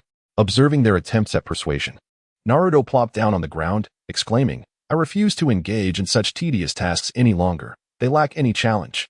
I doubt the students of Class 8 are subjected to such monotonous assignments. Class 8 is no different from you. Just yesterday, Asuma-sensei had all the students stand motionless until sunset. Do you believe there is any distinction between that and the tasks you completed yesterday? All students undergo similar training." "The teachers have their own strategies," Lu Yifei countered, feeling a headache coming on as he noted Naruto's obstinate demeanor. Once Naruto had made up his mind, he was not easily swayed. His insistence on causing a commotion here was merely to provoke Kakashi into assigning more formidable tasks. However, Kakashi undoubtedly had his own training agenda, impervious to Naruto's discontent, and it seemed unlikely that this matter would be resolved today. With this thought, Lu Yifei approached Naruto, extending his hand towards him. "Come back with us for now and train for a while. I am confident that Kakashi-sensei will eventually assign you challenging tasks. But this is not the right moment for such endeavors. How long have you been enrolled? It is impossible to undertake high-difficulty missions so soon." Despite Lu Yifei's words, Naruto remained furrowed in thought, defiantly staring at Kakashi. "But it cannot be these trivial tasks. They serve no purpose and merely squander our time. I will continue to assign tasks based on your circumstances, whether you are dissatisfied or not. Now, return with me." Kakashi dismissed Naruto's protests, walking away without a backward glance. Sakura, seeing Kakashi depart, hastily followed him, and after a moment's hesitation, Sasuke also turned to leave. Only Naruto remained seated on the grass, locked in a silent standoff with Louis Fei. Louis Fei cleared his throat and approached, patting Naruto's shoulder. Do not harbor anger. Let us go. Obeying orders and completing tasks diligently is the matter of utmost importance. Please, go ahead without me, Naruto huffed, shaking off his grip, unwilling to entertain any more of his pointless remarks. Louis Fei, recognizing Naruto's irritable state, could only sigh and depart. He was well aware of the unfolding circumstances and felt no concern for Naruto's burgeoning discontent toward Kakashi. Sauntering unsteadily out of the training forest, he made his way back to the school. Upon entering the classroom, he spotted Hinata, who had just completed her day's tasks, settling into her seat. With a smile, he approached her. How did your tasks go today? Quite well, she replied, her bright smile illuminating the room. We didn't engage in training. We merely listened to the teacher discuss some skills and tasks. How did the mission go for the students of Team 7? It went exceedingly well. They all completed their assignments, and the performance of both your class and mine was commendable, Louis Fei affirmed, nodding in agreement as he took a seat beside Hinata. Given the trajectory of events, he realized that he might soon accompany Kakashi and the others on a mission, possibly not seeing Hinata for 2 days. Observing the contemplative expression on Louis Fei's face, Hinata could not suppress her curiosity. What is troubling you? Is there something weighing on your mind? She had an uncanny ability to sense whenever Louis Fei was out of sorts. Louis Fei, wishing to spare Hinata from worry, refrained from offering explanations and, as customary, escorted her home. The following day, Louis Fei arrived early at the forest, where he found Naruto and the others already assembled, eagerly awaiting Kakashi to commence a new round of training.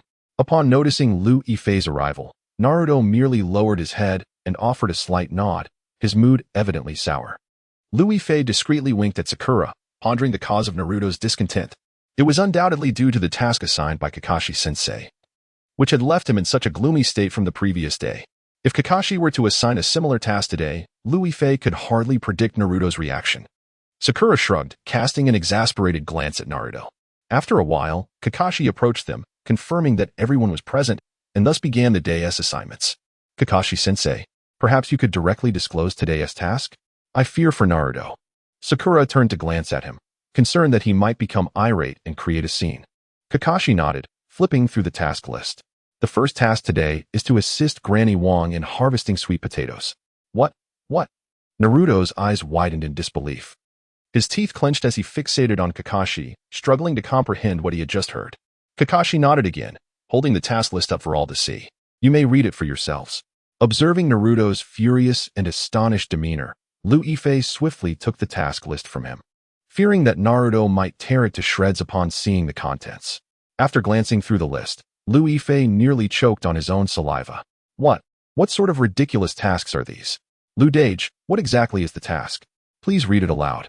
Naruto implored eagerly, his impatience palpable. The moment he witnessed Louis Fei's expression, a sense of foreboding washed over him, fearing the tasks would indeed be of the most trivial nature. Clearing his throat, Louis Fei began. Well, the tasks are to harvest sweet potatoes, climb trees, and help an elder watch over the house. And what else? Naruto clenched his fists tightly. Louis Fei raised the task list. That's it. Must we endure such mundane tasks? We seek challenges of greater difficulty. Kakashi-sensei, are you deliberately toying with us? Naruto nearly erupted, his unruly blonde hair reflecting his agitation. Witnessing his outburst, Louis Fei instinctively took a step back, eager to leave this troublesome situation to Kakashi. After all, he was merely an observer in this matter. Such dissatisfaction would inevitably arise from Naruto and the others. Since it was Kakashi's task, he should be the one to address it. Kakashi, clearly exasperated by Naruto's incessant complaints, responded, Do not misunderstand. While the tasks are indeed my design, the difficulty level is mandated by Lord Hokage. As new graduates, you are assigned the most basic tasks. Lamenting to me is futile. Fine. I shall take this matter up with Lord Hokage. Naruto retorted angrily, turning on his heel and storming off. Upon witnessing his departure, Louis Fei hastily pointed towards his retreating figure and exclaimed, Hey, is he serious? Aren't you going to follow him? Naruto, cease this nonsense. There's no point in seeking out the Hokage. Kakashi swiftly caught up with Naruto, grasping the collar of his shirt. With his feet dangling in the air, Naruto flailed about and shouted, How can we know if it's useless unless we try? Let me go? I must speak with the Hokage. Let him go. If he believes seeking the Hokage is beneficial, then let him pursue it. The Hokage will surely find a way to dissuade him, Lu Yifei remarked, briskly pulling Naruto back. He understood that the anticipated events were inevitable, and Kakashi could not impede them any more than he could. Naruto landed on the ground with a thud, casting a defiant glance at Kakashi before sprinting back towards the village. Kakashi and Lu Yifei exchanged glances and promptly followed after him. They arrived at the Hokage's residence, where they found Naruto fervently recounting the events of the past few days. What sort of missions are these? Even the trainees would dread undertaking such utterly tedious tasks. I request that the Hokage assign us missions of a higher caliber, Naruto complained, seated on the ground with evident discontent. Seeing his demeanor, the Hokage's weathered face broke into a smile. What type of missions do you desire? Anything but these monotonous tasks. Naruto gritted his teeth as he voiced his discontent. Observing this, Lu Yifei quietly stepped aside, aware that someone was about to make an entrance.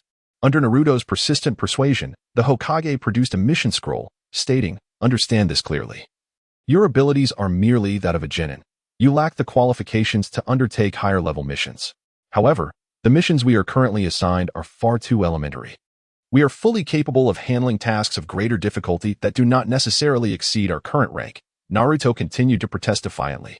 One of the Hokage's attendants, visibly irked, slammed his hand on the table and declared, "Though these tasks may seem simple, they are designed to help you accumulate experience. If you insist on undertaking more challenging missions, your skills must first be improved." Seeing the attendant's brusque demeanor and harsh tone, Lu Yifei felt a pang of sympathy for Naruto. He staggered forward, positioning himself in front of them. Naruto has a point. While these tasks do build experience, our capabilities are not lacking. We could certainly handle more demanding missions. Why must discussions be so confrontational? Who are you, you wretched frog? Utterly hideous. The attendant regarded Lu Yifei with disdain. Naruto pointed at the attendant, fuming. "Hey, why are you saying such things? We are discussing missions, so why insult Brother Lu out of nowhere? It's fine. I may be ugly, but I can still speak." Naruto's requests aren't unreasonable. Just assign him some challenging tasks. Lu Yifei quickly waved his hands, wishing to avoid further conflict for Naruto's sake. Indeed, he felt a twinge of emotion. Naruto had spoken on his behalf, demonstrating a semblance of conscience. The man let out a cold snort, stepping back without uttering another word. The Hokage scrutinized Lu Yifei with interest, remarking, "You, a mere frog, possess a surprising degree of empathy. As a summoning beast, how could I lack such qualities?" Lu Yifei thought to himself, rolling his eyes inwardly at the Hokage's seemingly superfluous comment. The Hokage offered an awkward smile, explaining that the ranks and tasks were strictly delineated by ability standards. These students were all genin, incapable of undertaking high-difficulty missions. However, since they expressed discontent, he would assign them a task. What kind of task? Is it of a higher rank? Naruto inquired eagerly, gazing at the Hokage with anticipation.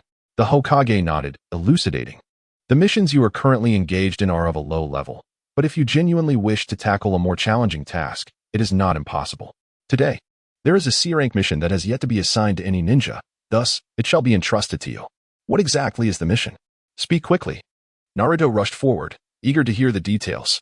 The Hokage clarified, "You are to escort Dasna, the individual you will be protecting, to the Land of Waves. This will be your initial foray into a C-rank mission.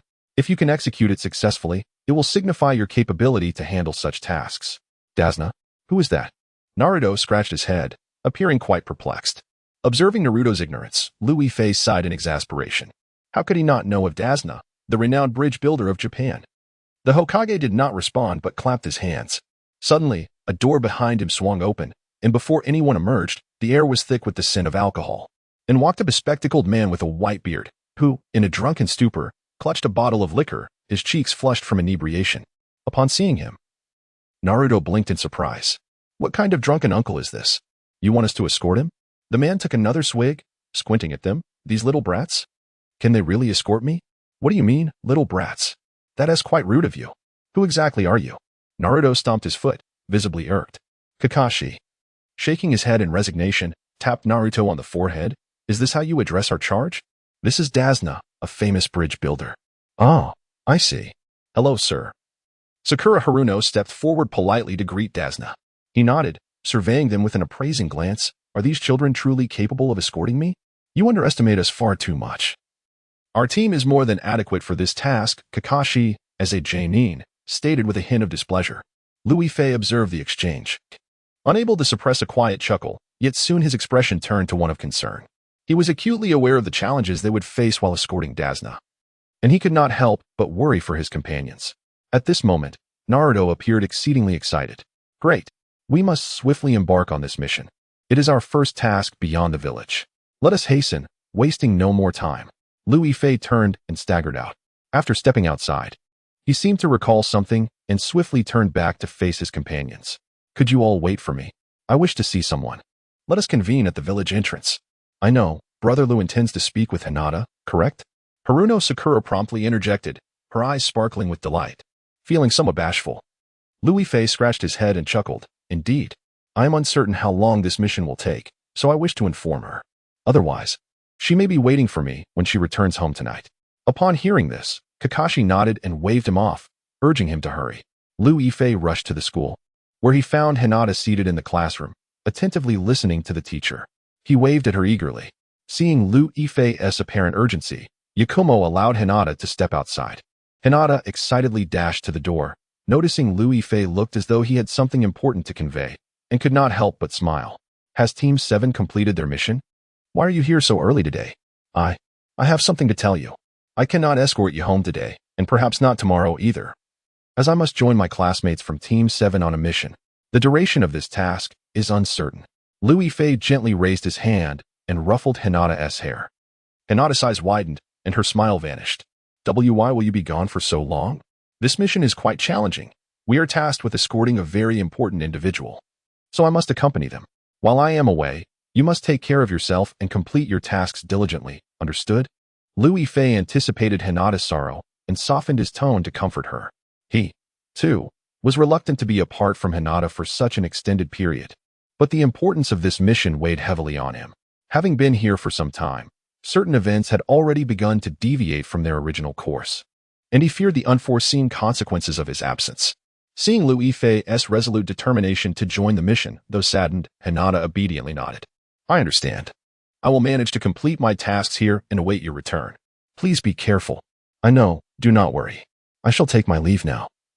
They are waiting for me. Lu Yifei smiled before turning to depart.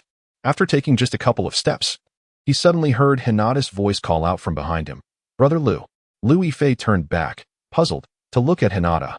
She bit her lip, then hurried towards him, planting a quick kiss on his cheek before bashfully retreating back into the classroom.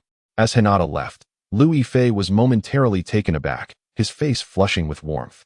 He had not anticipated that Hinata would take such an initiative. The sensation was akin to. Lu Yifei found it difficult to articulate.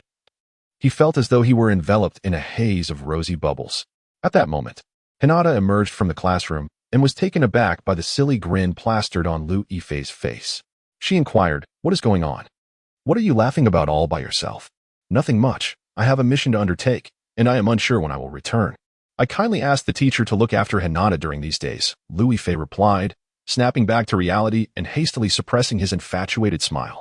Upon hearing this, Hinata nodded in understanding, but her curiosity piqued as she leaned closer and asked, "What kind of mission are you going on? I've never heard of a genin being assigned a task that lasts several days." "It's an escort mission, which Naruto specifically requested from the Hokage, and it was quite a challenge to secure," Lu Yifei responded in a hushed tone. He was aware that this task was confidential, so he refrained from divulging too much detail, lest complications arise. Hinata nodded in comprehension, recognizing that if Lu Yifei was so cautious, the mission must indeed be extraordinary, and she refrained from probing further.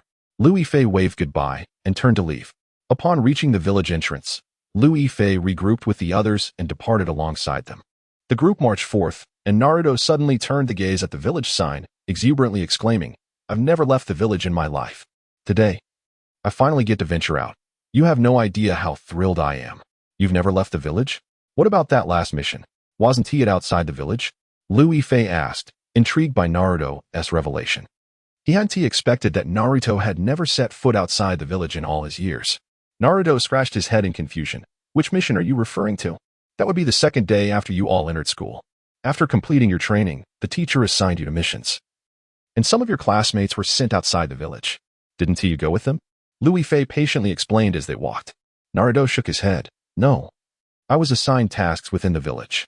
I had no idea many of my classmates ventured outside. I envied them so much. He twirled in place, gazing at the scenery beyond the village with palpable excitement. Seeing his joy, Louis Fei couldn't help but smile.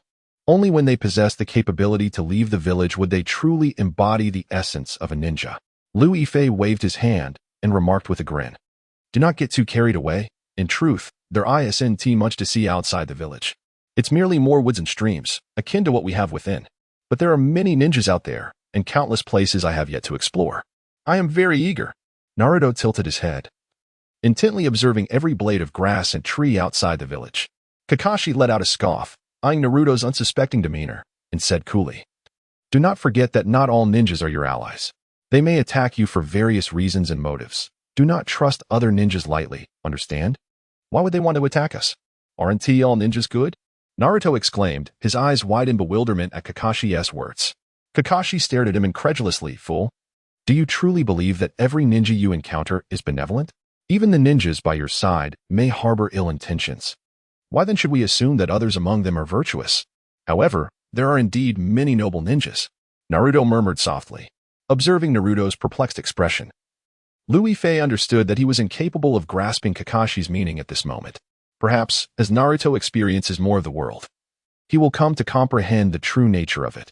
With this thought, Louis Fei ambled over to him and smiled, saying, Kakashi-sensei advises you not to place your trust in any ninja too readily. Moreover, the ninjas beyond your village are scattered across inconspicuous hamlets, making encounters with them rather unlikely. Ah, I see. I shall be cautious then. Naruto nodded, plucking a blade of dogtail grass from the roadside and leisurely observing the scenery. At that moment, the middle-aged man, Dasna, suddenly cleared his throat and scrutinized Naruto, stating, You reckless little brat, are you truly my escorts?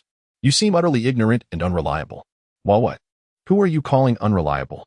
Naruto strode up to Dasna, hands on hips, ready to argue. Seeing his demeanor, Louis Fei shook his head and approached, placing a hand on Naruto's shoulder. Calm down. Proving your ability to safely escort him to the land of waves will take time. Engaging in this argument is futile. Right.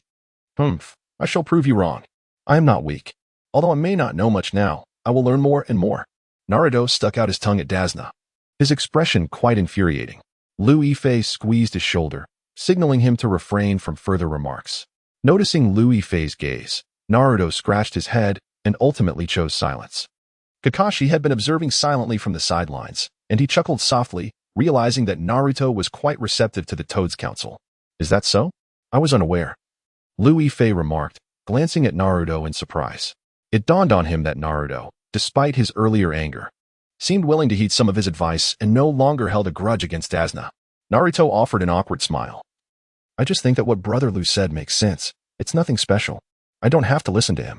Indeed, as his teacher, he ought to heed your words most of all, Louis Fei added, knowing such a topic was exceedingly awkward for Naruto. He appreciated that Naruto could take his suggestions to heart, but with Naruto's strong-willed nature, he would never truly rely on anyone, as that would imply dependence. A resolute individual like Naruto could never be beholden to anyone. He was unique, capable of bearing great burdens alone. At that moment, Dasna halted abruptly, asking, Do you think there will be dangers along the way? Are you beginning to feel fear? With us, you need not worry, Kakashi said, casting a disinterested glance at him. Clearly unconcerned by Dasna's reaction, Louis Fei narrowed his eyes, vigilantly observing Dazuna's demeanor. He was acutely aware that the journey would not be without peril, and that certain individuals would inevitably make their presence known. However, Dazuna's peculiar reactions during this tense moment compelled Louis Fei to remain attentive. Naruto nodded in agreement, reassuringly affirming their capabilities. Rest assured, do not underestimate our strength. Since we have undertaken this mission, we shall ensure your safe return. Dazuna, with a low murmur, responded. Then I shall await the outcome. After that, he fell silent. The group continued on quietly for a while, when suddenly, Louis Fei felt an unsettling chill run down his spine. At that moment, the long-absent system voice echoed in his mind. Master, a dangerous individual is approaching. Do you wish to transform? Should I ascertain the location? Upon hearing this, Louis Fei halted in his tracks. He had suspected that beneath the eerie calmness, something extraordinary was bound to occur, yet he had not anticipated the system's sudden warning. No need, Louis Fei swiftly replied. his gaze sharply scanning the surrounding woods. Exuding a sense of caution, he understood that two hidden figures would surely seize the opportunity to strike, though he was uncertain if they would reveal themselves imminently. Stealthily, he positioned himself behind Naruto, keeping a watchful eye on both him and Dazuna. Moments later, faint rustling sounds emanated from the trees above. Louis-Fei and Kakashi simultaneously paused, sensing an unusual presence. Louis-Fei intently observed Kakashi, noticing his left hand's index and middle fingers were poised together, seemingly casting a spell. It appeared Kakashi intended to conceal himself. Just as this thought crossed Louis-Fei's mind, two figures suddenly leapt from the upper left, launching an attack directly at Kakashi. "Kakashi-sensei, be careful!" Naruto and Sasuke shouted in unison, their mouths agape in disbelief, as they witnessed the two masked ninjas impale Kakashi with their blades. Kakashi's body crumpled to the ground, his breath slowly fading away. Naruto's face drained of color in shock, while Sakura's legs buckled, causing her to collapse, trembling uncontrollably. Seeing their terror, Louis-Fei cleared his throat and remarked, "Kakashi-sensei had incessantly nagged you and assigned you inadequate missions. Perhaps his demise is not such a loss after all?" "Luigi, what are you saying?" Naruto turned in disbelief, shocked by Louis-Fei's words. From a tree behind them, a figure broke into a cold sweat. Sasuke stepped forward, frowning. "You should remain vigilant of the danger behind you." Simultaneously, Louis-Fei and Naruto turned around to find the two ninjas that had previously attacked Louis-Fei lunging towards them, wielding barbed chains.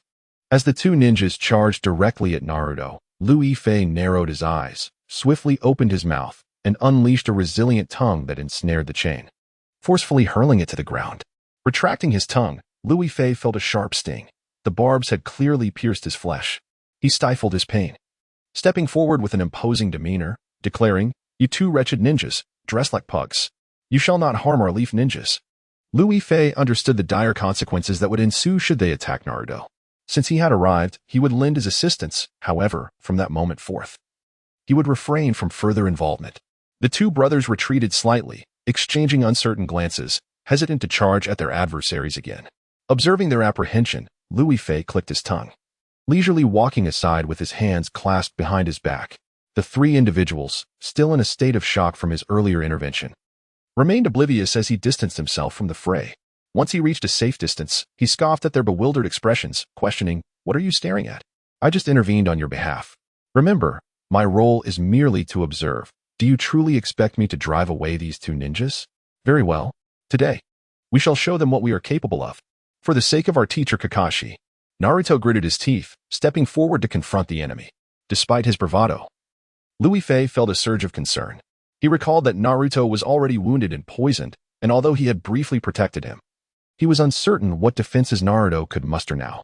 Moments later, the two ninjas exchanged glances and swiftly seized the chains on the ground, advancing towards Naruto.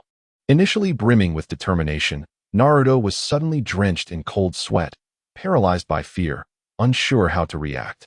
Noticing Naruto's rigid posture, Louis-Fei furrowed his brow and turned to Sasuke, inquiring silently, "Are you not going to act?" Sasuke, taken aback by Louis-Fei's awareness of his intentions, immediately charged forth without hesitation. He had not anticipated that Louis-Fei could perceive his thoughts. Leaping into the air, Sasuke seized 3 sharp shurikens, deftly pinning the chains held by the two ninjas to a tree. He then sprang onto the taut chains, delivering precise kicks to the heads of both ninjas. They crumpled to the ground, unable to rise for quite some time. Naruto trembled, astonished. "Wow, that was incredible." Sasuke let out a cold huff, dusting off his hands as he landed, casting a disdainful glance at Naruto, who remained frozen in place, his body rigid with fear. Noticing this disdain, Louis-Fei subtly furrowed his brow. Meanwhile, the two ninjas, having regained their strength, surged towards Dazna at an alarming speed. Louis-Fei observed Sakura standing beside Dazna, crossing her arms and smiling softly, choosing to remain inactive. "Mr. Dazna, I am here to protect you," Sakura shouted, extending her hands across her chest to shield Dazna's body. Louis-Fei raised an eyebrow at her actions, feeling a complex mix of emotions. Previously, he had only witnessed such moments through a distant screen, but now, witnessing the life and death struggle firsthand, he felt a profound sense of impact. Even though Sakura Haruno lacks exceptional abilities and her frail form cannot withstand the might of Dazna, she resolutely stands her ground. This embodies the essence of chakra and the spirit of a ninja. As Louis-Fei contemplated this, two ninjas rushed towards Sakura. Regrettably, Sakura's petite stature rendered her vulnerable. As one ninja's iron claw was poised to strike Dazna's head. No, get out of the way. Sasuke dashed forward, positioning himself protectively behind Dazna and Sakura, simultaneously calling out. Frog, lend a hand. Me? Louis Fei exclaimed in surprise, pointing at himself yet remaining unmoved. Observing Louis Fei's apparent inaction, Naruto widened his eyes in disbelief. Standing frozen as he watched the unfolding scene, Louis Fei had no intention of intervening, for there remained another combatant yet to act. Just as the ninja's iron claw was about to make contact with Dazna's face, a figure teleported down from a nearby tree, swiftly incapacitating both ninjas in 2 moves. Kakashi. Gripping one ninja, nodded at them. Are you all right? Kakashi-sensei? You're alive. Sakura's face, a mixture of shock and joy, remained rigid. The sight of her frozen expression nearly prompted Louis Fei to chuckle. He recognized that she was genuinely startled, struggling to maintain her composure. Kakashi scoffed dismissively. These 2 ninjas thought they could kill me? The moment I engage, they want to have a chance to react. It will be a swift execution. Swift execution? Sasuke's eyes widened, intently observing Kakashi's confidence, as if stirred by an inner revelation. Noticing Sasuke's reaction, Kakashi remained silent, binding the 2 ninjas to a tree. Then, Louis Fei staggered over to Naruto, asking, Hey, are you okay? Upon reaching Naruto, he realized that Naruto was tightly gritting his teeth, fixated on something on the ground.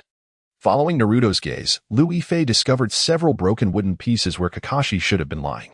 In an instant, Louis Fei understood Naruto's thoughts and hurried over to pat his shoulder, assuring him, It's all right, Kakashi-sensei is fine, the danger has passed. Oh, was it really that simple? Kakashi suddenly approached from behind, standing before the 2. Naruto lifted his head, locking eyes with Kakashi, sitting soaked on the ground. At that moment, Kakashi chuckled lightly. Earlier, the frog shielded you once, Sasuke saved you once, and together with Sakura, they protected Dazna. Yet what did you do? Remain motionless throughout? I didn't. Naruto, stung by Kakashi's words, stared wide-eyed, momentarily at a loss for a response. Seeing him in such a despondent state, Louis Fei felt a deep sense of compassion and immediately said, He was frightened by the sight of your demise, Kakashi-sensei. Your words. Louis Fei wished for Kakashi to temper his remarks. Yet there was a kernel of truth in Kakashi's assertion. While everyone else fought valiantly, Naruto stood frozen, a mere spectator. However, Louis Fei understood that Naruto was merely momentarily paralyzed by fear, for this was the first time he had witnessed his teacher fall in close proximity, mere meters away. Naruto yearned to engage in battle and protect their mission objective, but being a novice, he found himself utterly powerless. So what? Was Sasuke and Sakura not equally shaken? Uselessness is useless. Why fabricate excuses? His performance was, without a doubt, the most abysmal he had ever witnessed in a student. Kakashi continued his relentless reprimand, disregarding the deepening crimson hue of Naruto's face. Observing their exchange, Louis Fei realized it was prudent to remain silent and retreat to the sidelines. At that moment, Sasuke approached. Casting a cold glance at Naruto, the coward, Louis Fei narrowed his eyes, displeased, yet refrained from defending Naruto, whether as a novice or a seasoned ninja. Regardless of the number of missions completed, it was unacceptable for someone like Naruto to stand idly by, awaiting assistance. If this incident did not impart a lesson to Naruto, it was likely he would find himself in similar predicaments in the future. Naruto lowered his head, struggling to articulate his thoughts, but finding himself at a loss for words. Seeing his demeanor, Kakashi and Sasuke turned away, no longer acknowledging him. Naruto, with a complex expression, kept his gaze downcast, obscuring his thoughts. Concerned, Louis Fei approached and whispered, Are you all right? Go away, I need some space, Naruto replied, turning his head and ignoring him. Louis Fei recognized that Naruto was engulfed in self-doubt and negativity. Yet this was not the version of Naruto Louis Fei wished to see. Without hesitation, he grasped Naruto's arm firmly. I know you're doubting yourself, feeling inadequate. However, every journey begins with a first step. Your performance today does not dictate your future potential for growth. I have seen you train tirelessly while others rested. I am aware of your dedication. How do you know? Naruto was taken aback, surprised that Louis Fei had penetrated his thoughts so deeply, his head rising in astonishment, unsure of how to respond. Louis Fei smiled gently and continued. Although your earlier missions were not in real combat, you executed them commendably. You are not incapable. This task was uncharted territory for you. I believe that if given another chance, you would not merely stand by while your comrades faced the enemy, would you? His words compelled both Kakashi and Sasuke to turn and observe the tender encouragement Liu Yifei offered to Naruto. After a moment of silence, Naruto suddenly lifted his head. A look of gratitude directed at Liu Yifei. You're right. I will strive to perform better in the future and ensure this does not happen again. This was the true Naruto, resilient and unyielding in the face of adversity. Liu Yifei smiled encouragingly, feeling a sense of relief within. His timely intervention had spared Naruto from injury, thus preventing the unfortunate incident of self-harm due to poisoning. However, he could not guarantee that other complications would not arise.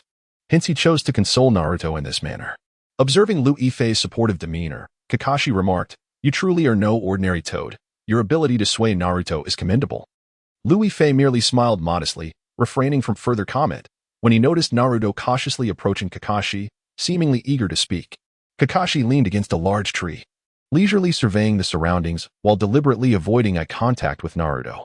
Unable to contain himself, Naruto shyly confessed, "I'm sorry, Kakashi-sensei, my earlier performance was lacking. I promise I won't let it happen again." Such assurances held little weight. If he were to encounter a similar situation in the future, no one would remind him of his promise. Kakashi imparted sagely, "What matters is that you remember not to disappoint your teachers and comrades next time." Naruto nodded earnestly, pledging, "I will strive to fulfill my responsibilities." After this exchange, none harbored any resentment or disdain towards Naruto. At that moment, Kakashi turned his gaze towards Dazna, noting, "You never mentioned that there were such ninjas pursuing you." Dazna, feeling guilty, lowered his head, struggling to articulate a response. Observing Dazna's demeanor, Liu Yifei reflected for a moment and finally grasped the entirety of Dazna's motives for seeking their assistance. However, considering the narrative's progression, he chose not to disclose certain knowledge he possessed. Witnessing Dazna's silence, Kakashi scoffed, "This matter falls outside our escort's purview.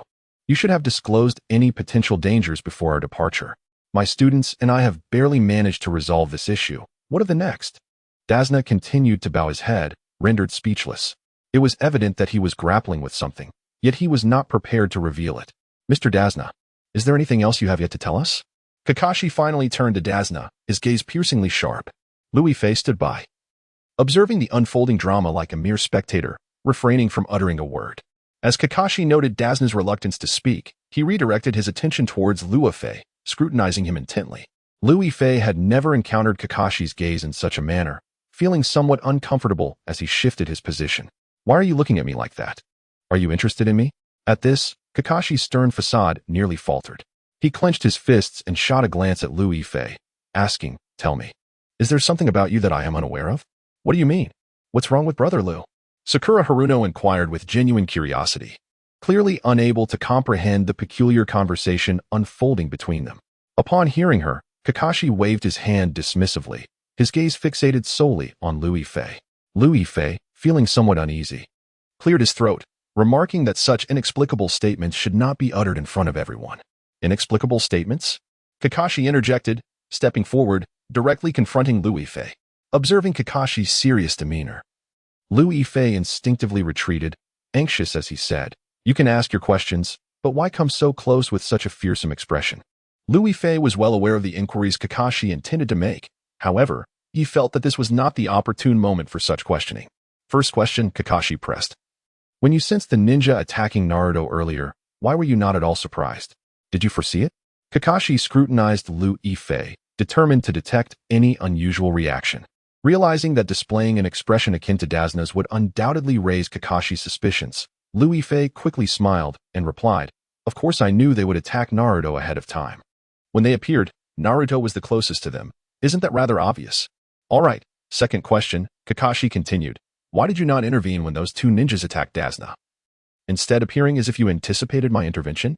Behind them, Sakura and Naruto remained silent, their eyes filled with evident confusion, while Sasuke, like Kakashi, scrutinized Liu Yifei closely, seemingly contemplating something similar.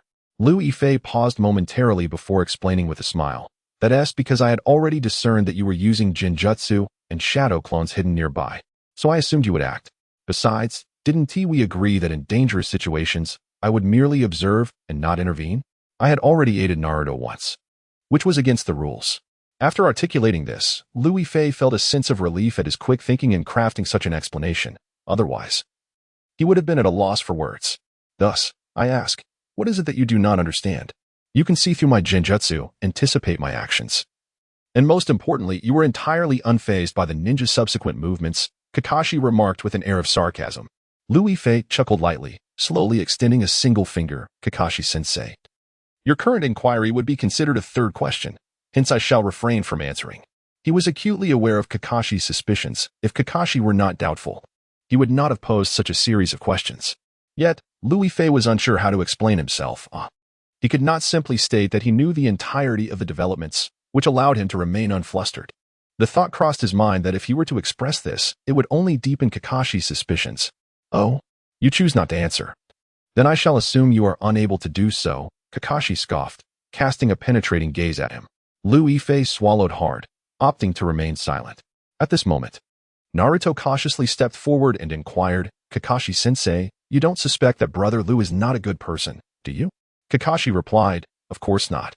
He has not done anything out of line. It is merely that I have never encountered such an extraordinarily powerful toad before. Kakashi's gaze remained fixated on Louis Fei, scrutinizing his expressions and movements without relent.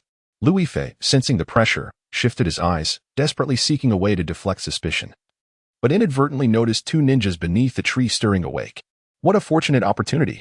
Look, they have regained consciousness, he exclaimed, quickly extending his hand to point at the two ninjas not far away. The moment Kakashi saw the ninjas awakening, he promptly approached them, momentarily redirecting his attention away from Louis Fei. The group gathered before the two ninjas, and Kakashi crouched down to ask, you are awake now. Is there anything you wish to express? One of the ninjas, with a fierce glare, responded, Humph, we failed our mission and did not kill Dazna. It is our own inadequacy. He glared resentfully at Dazna, who, frightened by the stare, hurriedly retreated several steps, hiding behind Sasuke. Kakashi chuckled lightly before continuing. So your mission was indeed assassination. In that case, I have no choice but to send you on your way. With that, he swiftly executed the two, turning them from living beings into lifeless corpses in an instant. Naruto, astonished, could hardly close his mouth, exclaiming, they just died like that. Otherwise, what did you expect? Sasuke shot him a disdainful glance, finding the question utterly superfluous. Scratching his head, Naruto gazed at the two ninjas' remains, insisting, I believe if we interrogate them further, they might reveal something significant. You are overthinking it. They are ninjas sent from the land of waves for assassination. Upon completing their mission, they return.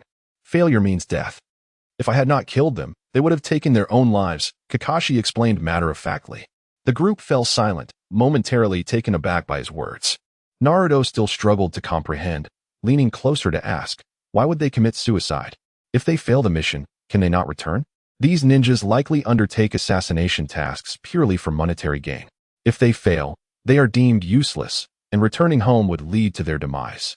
Dazna trembled as he spoke from behind. Louis Fei cast a surprised glance at him, astonished by Dazna's knowledge. However, it was precisely because Dazna was aware of so much that he had employed such a cunning strategy to ensure their protection, was it not?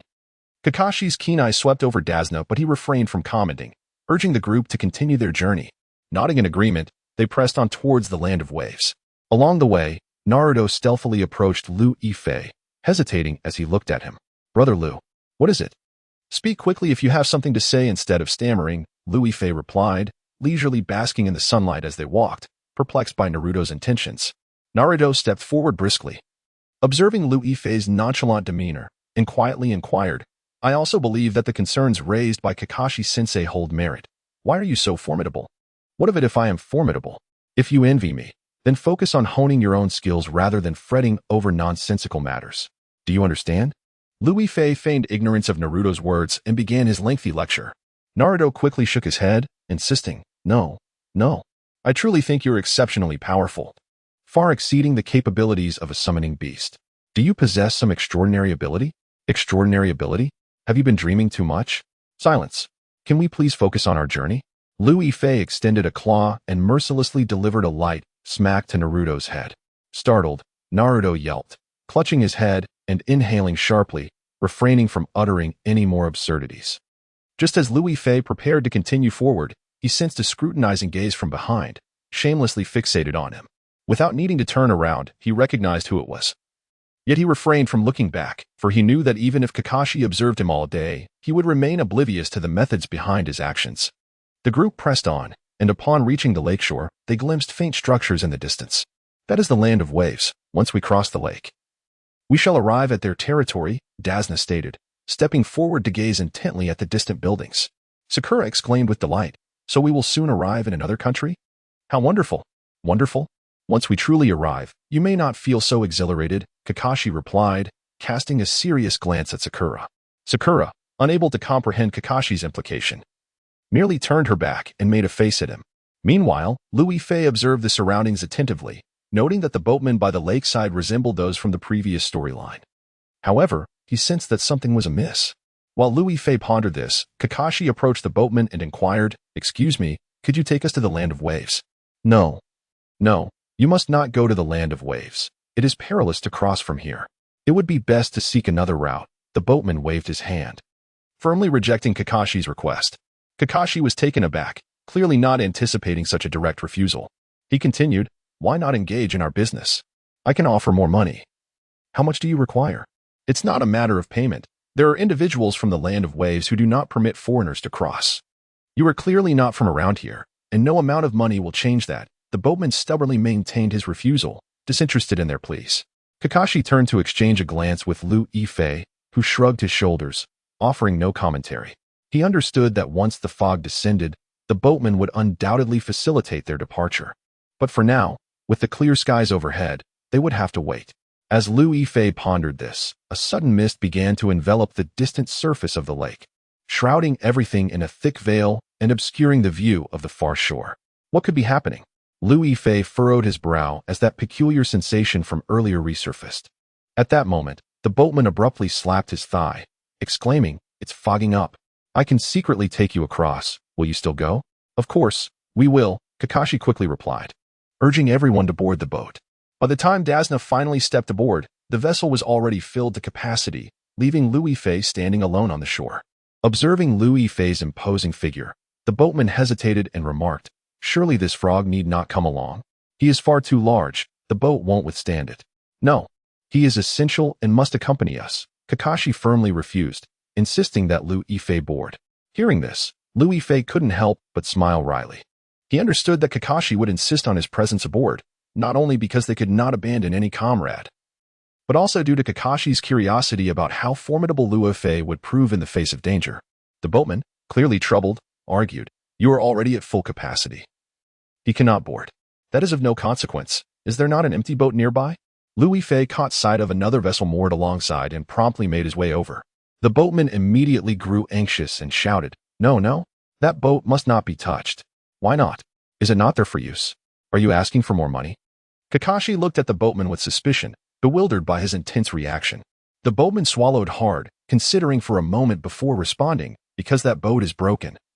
So it must not be moved. This is for your safety." Upon hearing this, Liu Yifei furrowed his brow, unconvinced by the explanation.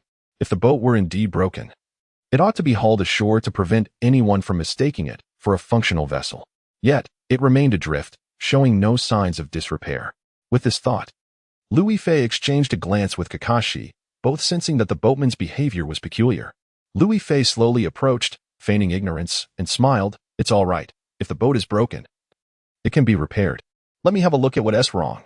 As he spoke, he boldly strode toward the side of the boat. Seeing Liu Yifei approach, the boatmen suddenly leaped from their vessel and hurried to Liu Yifei's side, exclaiming, "Do not touch. I will find another way for you. Just stay away from this boat." The boatman, visibly agitated, extended his arms to block Liu Yifei's path. Liu Yifei narrowed his eyes, increasingly convinced that the boatman was hiding something. Such an unusual reaction surely indicated that there was a clandestine secret aboard the vessel. With this in mind, Liu Yifei focused intently on the movements around the boat, determined to uncover what was amiss. Just as he was observing the activity in the water, he suddenly sensed something lurking beneath the surface, watching him. Liu Yifei grew increasingly perplexed as he observed the situation, and before he could ponder further, the boatman waved his arm in front of him. "How about this? My friend will be arriving shortly. You can take his boat to leave." "All right," Liu Yifei replied, stepping back and refraining from further scrutiny. Nevertheless, He was already convinced that something alive lurked beneath the vessel. Turning to Kakashi, he exchanged a glance fraught with danger. Kakashi's expression shifted dramatically as he whispered, "Students, there is peril nearby. Exercise caution." Huh? Peril? What kind of peril? Sakura leapt up, scrutinizing the lake's surface, unable to discern any issue. Upon hearing this, Louis Fei was momentarily blinded by darkness, nearly fainting. He had not anticipated that Sakura would so thoughtlessly vocalize Kakashi's warning. However, he understood that Sakura did not perceive any threat, merely astonished by the revelation. With this thought, he turned to observe the boatman, only to find his countenance oddly unsettling. Kakashi also stood, his vigilance directed towards the depths, uncertain of when the concealed entities might reveal themselves. Louis Fei cleared his throat. "All right, why is everyone so tense? Since there will be another to take me away shortly, let us disembark and wait here." "Oh, you can leave first if you're in a hurry," the boatman interjected hastily, attempting to dissuade them. His behavior only strengthened Louis Fei's belief that the boatman was indeed aware of something lurking beneath the other boat. Ignoring the boatman's protest, Kakashi directly led Sakura and the others off the vessel. The four stood at the water's edge, cautiously surveying their surroundings, encircling Dazna protectively. Louis Fei deliberately positioned himself closest to the boat, eager to discern what was awry. Noticing their defensive stance, the boatman suddenly discarded his straw hat, stepping forward with a mischievous grin. "You've sensed something amiss, haven't you? You know what lies beneath us, don't you? What are you saying?" Naruto clenched his fists, warily watching the boatman approach. Louis Fei sensed that the boatman intended to act, and immediately stepped in front of the group. "What do you intend to do?" "You'll have to get past me first." "Is that so? Do you think I can't overpower you?" The boatman provocatively glared at Louis Fei, his eyes filled with menace. Louis Fei was acutely aware that the boatman was no match for him, yet he remained uncertain of the boatman's true intentions. "You certainly cannot defeat me. So you're planning to summon your allies from the depths, aren't you? I've sensed your oddity long ago." Louis Fei responded with a cold smirk, his peripheral vision alert to the activity beneath the water. At this revelation, Naruto and the others gasped in horror, instinctively closing ranks around Dazna. Observing their reaction, Louis Fei felt a sense of satisfaction. Regardless of what transpired next, as long as the three protected Dazna, he could join Kakashi in confronting the hidden foes. At that moment, the ferryman abruptly seized the whistle from his waist, placing it to his lips with the intent to blow. Kakashi, quick-witted and swift, teleported in front of him and snatched the whistle from his grasp.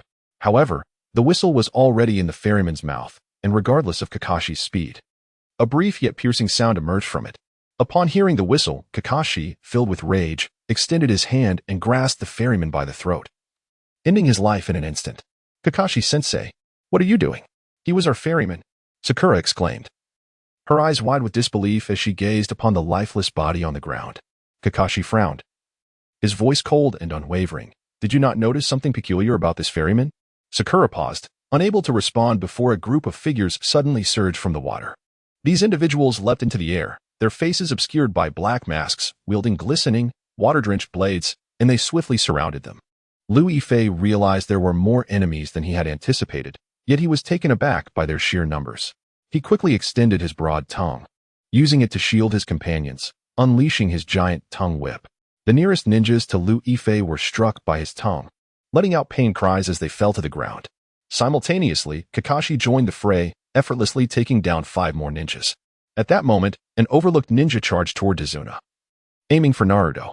Once again facing an attack, Naruto clenched his fists tightly. Louis Fei, witnessing this, felt a surge of anxiety for Naruto, knowing that if he failed to act once more, it would not be long before Naruto succumbed to self-doubt and despair, without needing Kakashi or others to blame him. With that thought, Louis Fei shouted, "Naruto, counterattack! Do you wish to fail the mission and be ridiculed by Sasuke once again?" "Sasuke?" Naruto trembled, seemingly jolted awake by Louis Fei's words, instinctively extending his arms to shield Tazuna, preparing to confront the ninja's assault with his own body. Louis Fei realized it was too late to intervene and instinctively shut his eyes in fear. The impending attack from the ninja was ferocious. If Naruto were to endure it, he would undoubtedly be injured, though the chakra within him would prevent any grave consequences. However, if Naruto failed to withstand the blow, the elderly Tazuna would surely succumb, potentially facing death. Just as Louis Fei closed his eyes, a cacophony of clashing sounds erupted nearby. He quickly opened his eyes to see Sasuke brandishing a dagger, successfully parrying a knife aimed by the assailant. "Hurry, attack him!" Sasuke strained to utter, clearly on the verge of losing his grip on the dagger. Naruto hesitated for a few seconds, then swiftly thrust both hands forward, landing a heavy blow on the attacking ninja. The ninja was sent flying 2 meters, blood spilling from his mouth as he collapsed to the ground. Breathing heavily, Naruto hung his head, staring at his trembling hands, rendered speechless for a long while. Louis Fei felt utterly stunned and hurried over to offer comfort. Do not be afraid. You have already achieved it. You managed to drive away that villain, right? Naruto remained silent, his head bowed, concealing his thoughts from those around him. Even Kakashi, who had dealt with the ninjas, approached, asking, Naruto, are you hurt? The others gathered around, puzzled by Naruto's silence, unsure of his state of mind. Ahaha, I finally defeated a ninja. Sasuke, did you see that? I am no less capable than you. You can no longer call me a coward.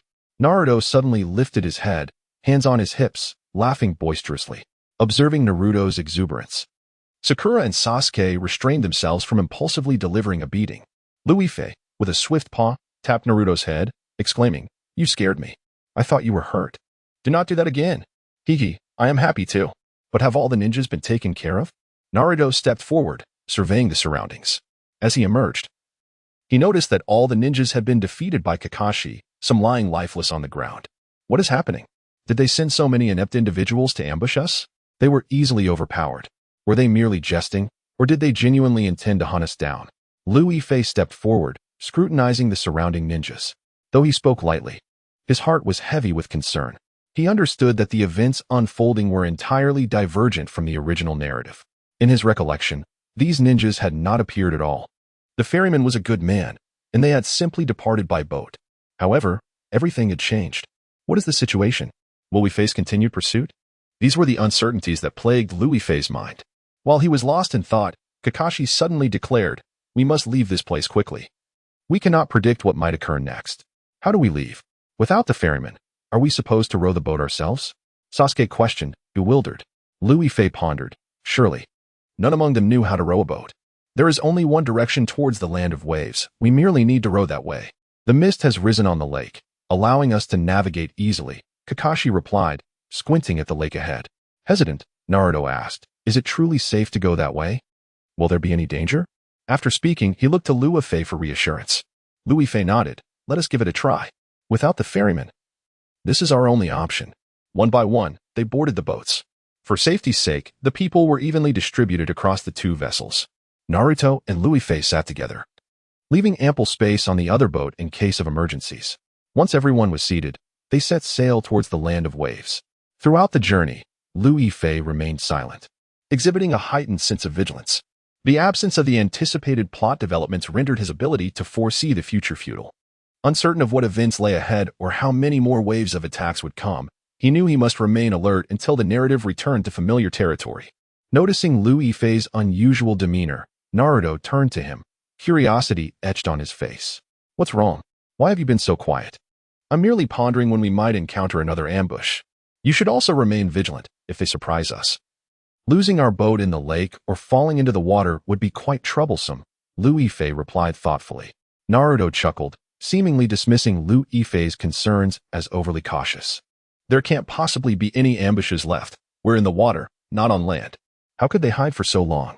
They should have drowned by now. There's no need for you to worry. With a casual wave of his hand, he disregarded Louis Fei's words. Louis Fei nodded in acknowledgement but continued to scan the surroundings, seeking out any signs of trouble. As they paddled closer to the land of waves, Kakashi, who had been silent until then, suddenly cleared his throat and turned to Dazna. Mr. Dazna, we are nearing the land of waves. You owe me an explanation regarding the questions I posed outside the village. What questions? What do you wish to discuss? Dazna replied, his expression wary and guarded.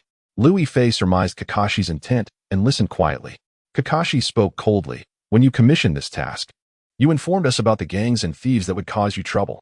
However, we have encountered numerous ninjas along the way, as you have seen, who have brought considerable complications. Had I not accompanied you, this C-rank mission entrusted to Jinin and Chunin would have surely ended in your demise. Indeed, I am grateful to you, and that frog, Dazna said, glancing at Louis Fei. Kakashi waved a hand dismissively. That is not what I seek to know. Given your awareness that assigning a C-rank mission to lower-rank ninjas is a formidable task, why didn't you classify it as a B-rank mission from the outset? This assignment, facing so many ninjas, exceeds the capabilities of our students. Yes, this mission has proven exceedingly challenging. Without Kakashi-sensei and Brother Lu, we might have perished long ago. Sakura chimed in, nodding in agreement. Dasna lowered his head, appearing at a loss for words, a look of guilt washing over his features. Observing his expression, Lu Yifei found it amusing. It was rather pathetic for an old man to display such vulnerability. If you choose to remain silent, we shall escort you to shore and then depart. As for the remainder of your journey, you may proceed on your own. Kakashi suddenly interjected with a threat. Unable to argue, Dasna explained that he lacked funds, which compelled him to resort to such measures. Upon hearing his reasoning, Naruto was left utterly astonished. Is this truly the justification for delegating the task as a C-rank mission? Have you considered that if C-rank ninjas are unable to accomplish such a task, you would still face death? Not only would you perish, but our ninjas would also suffer unjustly. How can you be so selfish? Dasna, lowering his head in shame, replied. I am also in a desperate situation. There is someone who is determined to see me dead. If I do not commission you, my life is forfeit. However, by employing your services, I might just escape with my life. His demeanor was evidently one of guilt. At this juncture, Lu Yifei lost interest, understanding that Dasna, as a renowned bridge builder, bore his own burdens and thus did not wish to cast blame upon him. After Dasna finished speaking, he sighed deeply. Well, if you truly wish to abandon this mission, then please leave me at the edge of the land of waves. However, I will meet my demise, and my daughter and granddaughter will be left to suffer in this world, harboring resentment towards you leaf ninjas. Upon hearing these words, the group fell silent. Kakashi sighed resignedly and agreed. Very well, we shall continue with the mission. He then turned to Naruto and Sasuke, inquiring, do either of you have any objections? Of course not. Naruto quickly shook his head. Sasuke followed suit, also nodding in agreement. Sakura chimed in, I believe we should escort the uncle to shore. Otherwise, who knows what pitiful words he might utter next. Dasna, feeling a bit embarrassed by her comment, cleared his throat but said nothing further. Lu Yifei, standing nearby, held no objections either. Dasna's value was immense. He must not fall into the hands of villains. However, he pondered the potential dangers that lay ahead. With this in mind, Lu Yifei sighed, feeling the situation was growing increasingly precarious. Brother Lu, why do you seem so troubled? You've been acting strangely since we boarded, Naruto remarked. Scrutinizing Lu Yifei with curiosity, too distracted to appreciate the scenic beauty of the boat ride. Lu Yifei cleared his throat and waved his hand dismissively. It's nothing, really. I just feel that this journey has been unusually safe, almost too safe. Perhaps I am overthinking it. You are indeed overthinking, Naruto chuckled. There is no way we would encounter any ninja attacks here. Lu Yifei nodded absently, glancing at the gloomy fog surrounding them. He quickly pointed toward a direction near the city wall. Let us steer the boat over there. It would be safer. Why do you say that? Kakashi inquired. Yet he adhered to Lu Yifei's suggestion and maneuvered the boat closer to the wall. Lu Yifei cleared his throat to elucidate. Do you not notice the guards stationed on the city wall? Since we are attempting to arrive here clandestinely, we must not expose our objective. If we are brazenly rowing in the center of the lake, discovery would lead to complications we cannot afford. This is indeed the most prudent approach, as he is well aware of the perils that accompany this journey to the land of waves. There are individuals here who do not feature in the original narrative, and a moment's carelessness could lead to unforeseen calamities. Dasna cast a discerning glance at Lu Yifei, recognizing that this frog possesses quite a clever mind. However, given the size of this frog, even if it remains concealed for now, it will inevitably be revealed once they reach the shore. Isn't that simple? I can just transform. Don't be frightened, Lu Yifei remarked, clearing his throat and feigning nonchalance. He had never transformed in front of others before, having only done so in the presence of Hinata and a few others. If he were to transform abruptly now, he was uncertain of Kakashi and the others' reactions. Really? You can transform into something other than a frog? Naruto exclaimed, astonished. Indeed, much like your shadow clone technique and Jinjutsu, I can assume various forms to deceive the eyes of others. Lu Yifei laughed heartily, providing a vague explanation in an attempt to divert their attention from the matter. Upon hearing this, Kakashi squinted, his expression curious as he scrutinized the black frog before him. So, you possess quite a few skills, don't you? Oh no, nothing extraordinary. Lu Yifei waved his claw dismissively, feeling a bead of cold sweat forming on his forehead. Why was Kakashi regarding him with such peculiar eyes? It made him feel like a scheming villain. In all sincerity, he merely wished to transform to protect everyone from detection. Sakura smiled gently, urging, all right, enough chatter. Lu, Please transform into a human form for us to see. After gazing at your frog shape for so long, I'm quite curious about what you would look like as a person. Sasuke beside her also widened his eyes slightly, intrigued. With no choice but to comply, Louis Fei closed his eyes and summoned the system in his mind. Supreme Sword Saint. Transform. Master, initiating transformation now. Completion in 3 seconds. 3, 2, 1. The system's cold voice echoed. As the countdown concluded, before Louis Fei could open his eyes, he heard Sakura gasp. He quickly looked down at his body and, indeed, saw his former frog form had transformed into that of a human, adorned in the black and gold armor of the Sword Saint, with a sword sheathed at his waist. In the water's reflection, he admired the striking half of his face revealed beneath the helmet, nodding in satisfaction. Not bad. Not bad? Lou, you are being far too modest. I never expected your human form to be utterly breathtaking. Sakura gazed at Louis Fei with sparkling eyes, eager to leap onto the same boat to admire him further. Embarrassed? Louis Fei scratched his head and chuckled. Really? You're exaggerating. While I do think I look quite handsome, it's best to remain humble. Humph, in that form. You're far too dazzling. You might as well revert to being a frog. Naruto pouted, gazing enviously at Louis Fei, feeling a twinge of discontent within. Louis Fei recognized that this was due to Sakura's praise of him, which had left Naruto feeling dejected. He quickly ruffled Naruto's hair, saying, "All right, enough of that. Our immediate priority is to reach the shore." After speaking, he inadvertently looked up and noticed Kakashi staring intently at him, his expression reflecting surprise and confusion. Louis Fei promptly averted his gaze and waved at Sasuke beside him, asking, "What do you think? Am I not handsome?" "Not as handsome as me." Sasuke retorted with a scoff, immediately turning his head away. Louis Fei nearly spat out his drink in amusement. When did Sasuke become so cheeky? He has definitely picked up some bad habits. Just as Louis Fei shook his head, Dasna raised his hand and pointed towards the bridge tunnel ahead. "Once we pass through that tunnel, we'll be able to reach the shore. Then let's hurry to the shore. The tunnel ahead is obscured, and we cannot rule out the possibility of danger, so everyone must exercise caution." Louis Fei's expression turned serious in an instant. The Sword Saint, already handsome and suave, looked even more strikingly gallant and solemn, prompting Sakura to gasp in awe. As she inhaled sharply, Louis Fei distinctly noticed Naruto momentarily stunned, which only heightened his sense of pride. The two boats gradually approached the dark tunnel, and Louis Fei tightened his grip on his sword, adopting a stance ready for an attack. The Sword Saint's damage potential was somewhat superior to Tahm's. Should any of those assassins reappear, he could dispatch them effortlessly, without Kakashi's intervention. However, to Louis Fei's surprise, during the 2 minutes spent traversing the tunnel, the surroundings were eerily quiet, devoid of any lurking threats. As they emerged from the tunnel, the vista before them opened up magnificently. The flora and fauna around them sparkled with vibrant life under the sun's warm embrace, and the occasional melodious chirping of birds filled the air, bringing a sense of tranquility. "Wow, is this the land of waves? It's even more beautiful than our village," Naruto exclaimed, spreading his arms wide to embrace the gentle breeze and radiant sunlight. Seeing Naruto's excitement, Kakashi sighed resignedly. "We are here to complete a mission, not for sightseeing." "I know, but can't I just appreciate the scenery?" Naruto huffed, his spirits evidently lifted as he gazed around. Standing at the back, Louis Fei surveyed the surroundings, feeling a sense of melancholy. Noticing Louis Fei's unusual demeanor, Sakura turned back in confusion. "Louis Fei, why aren't you moving? Do you also find this place beautiful?" "It is undeniably beautiful," Louis Fei nodded, candidly expressing his thoughts, "but I can't help but wish that Hinata could see such breathtaking scenery and experience it alongside me." He yearned to share this beauty with Hinata, yet she remained in Konoha, oblivious to the splendor surrounding him. How is it that after just a day away, he already began to miss Hinata? Hinata, in the Hidden Leaf Village, must surely be missing him as well. The mere thought of their mutual longing caused Louis Fei to unconsciously break into a smile.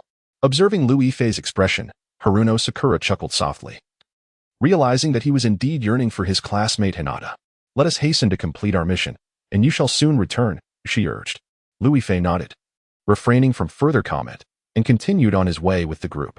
As they walked, Naruto suddenly leapt ahead a couple of steps. "Something's moving," he exclaimed.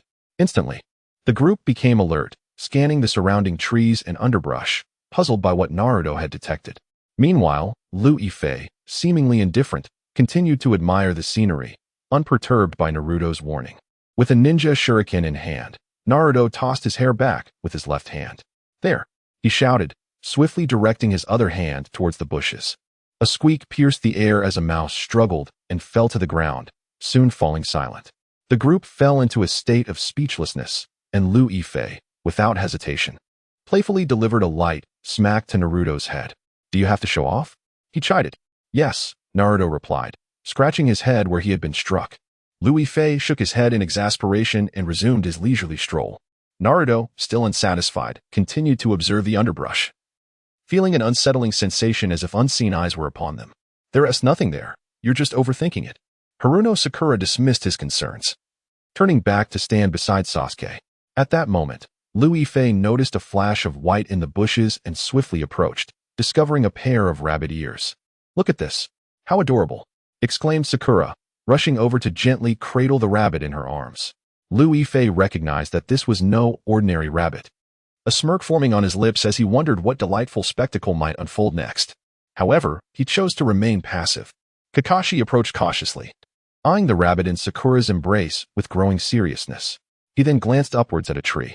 From its branches, a figure descended, a man with a bare torso.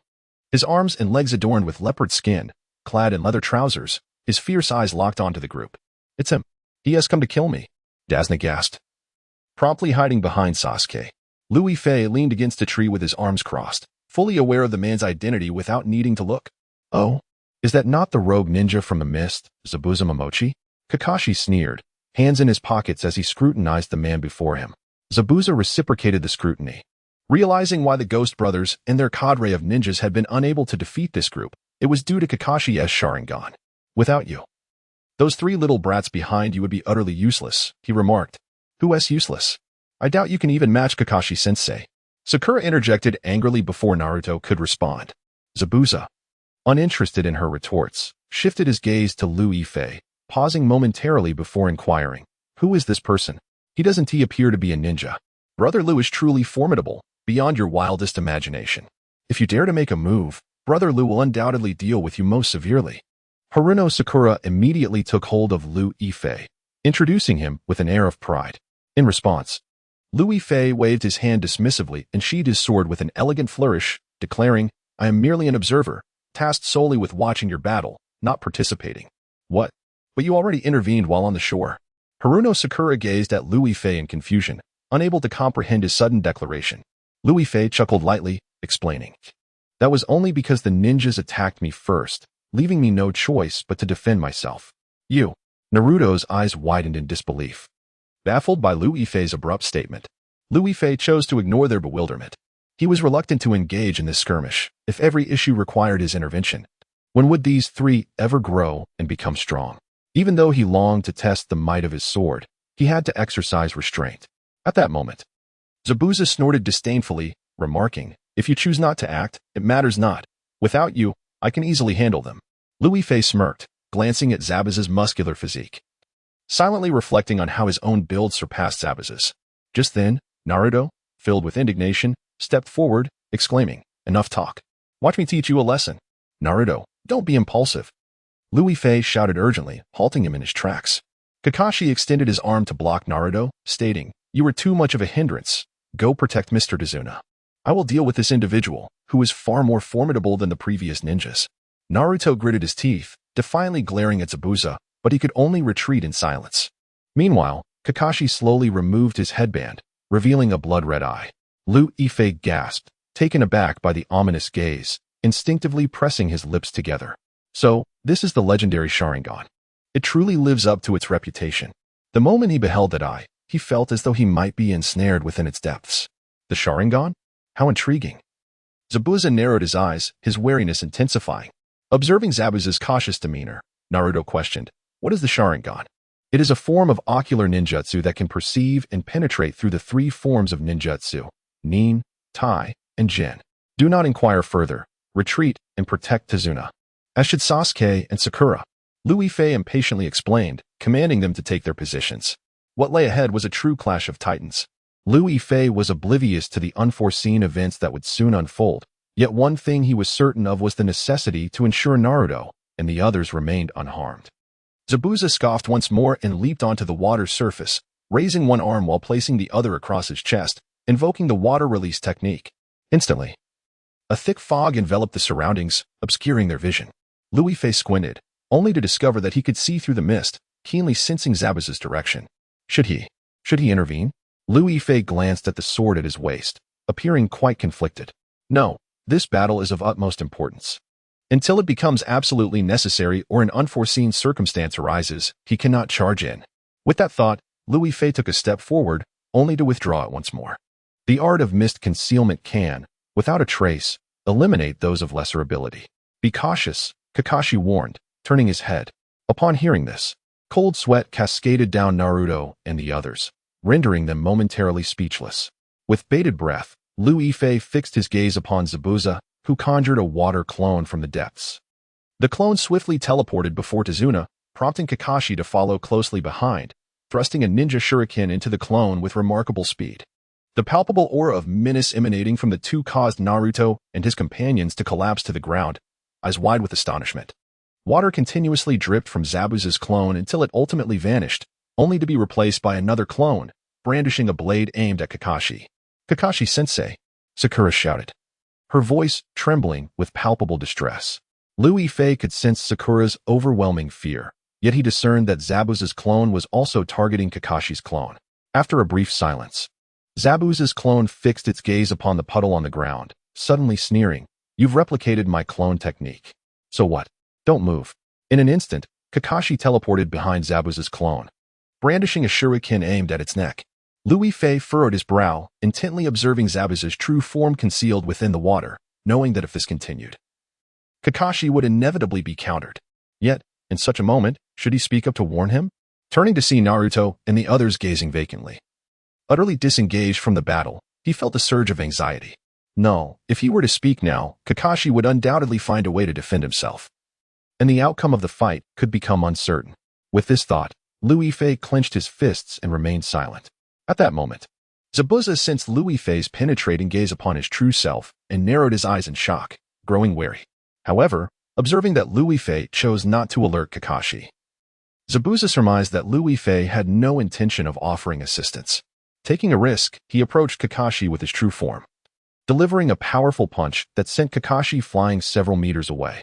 "Kakashi-sensei," Naruto exclaimed, mouth agape, as he watched Kakashi plunge into the water, unsure of how to react. Zabuza swiftly followed, extending his hand to summon the water prison technique, ensnaring Kakashi beneath the surface. "I knew it would come to this," Lu Yifei muttered under his breath, observing Kakashi trapped within the watery confines, inwardly sighing. Naruto took a step back, astonished by the unfolding events, realizing that Kakashi-sensei had been defeated. Kakashi, furrowing his brow, fixated on Zabuza's clone ascending from the water, his expression grave. Zabuza's clone raised its blade, slowly advancing towards the group, declaring, "You are merely children. I need not utilize any jutsu to eliminate you instantly. Toad, take them away at once. I find myself ensnared in this place, unable to escape. I implore you to escort them and Mr. Dazna away from here. I am confident in your ability to lead them to safety," Kakashi shouted. His gaze filled with anticipation and trepidation as he looked at Lu Yifei. Suddenly called upon, Lu Yifei hesitated, feeling somewhat at a loss. No, this cannot be. If he truly led everyone away, they could evade Zabuza's onslaught, but Kakashi would surely perish. Moreover, Naruto and Sasuke would never entertain the notion of fleeing. As if to confirm his thoughts, Sasuke had already drawn 4 shurikens, aiming them at Zabuza's clone. "Sasuke, have you lost your mind?" Sakura cried out, her whole body quaking. It was as though Sasuke could not hear her, as he steadied his aim at Zabuza's doppelganger. Zabuza's clone snorted disdainfully, raising his blade to deflect the shurikens before delivering a fierce kick to Sasuke, sending him sprawling several meters away, groaning in pain upon impact with the ground. Sakura rushed to his side, helping him to his feet. "Are you all right? Overestimating oneself, are we?" "Next, it shall be this little brat," Zabuza's clone remarked, stepping forward and fixing his gaze upon Naruto before turning to scrutinize Lu Yifei. His tone remained relatively courteous. After all, Lu Yifei had yet to make a move. And facing this ambiguous yet formidable figure, he felt the need to maintain a semblance of politeness. Lu Yifei merely waved his hand dismissively, saying nothing. "Brother Lu, we are on the brink of death. Aren't you going to lend us a hand?" Sakura gazed at Lu Yifei in disbelief, unable to fathom his inaction. Lu Yifei, already tormented by indecision, felt a surge of guilt at Sakura's words. He swallowed hard, avoiding Kakashi's and Sakura's eager, hopeful eyes, and simply lowered his head. Zabuza's clone suddenly grinned with triumph, instantly moving to stand before Naruto, tearing off his forehead protector and trampling it underfoot. Naruto, staring at the crushed protector, felt his body stiffen. A lowly child like you is not worthy of the title ninja. Possessing a forehead protector does not make one a true ninja. Now, are you prepared to meet your doom? Zabuza's clone sneered, locking eyes with Naruto's terrified expression.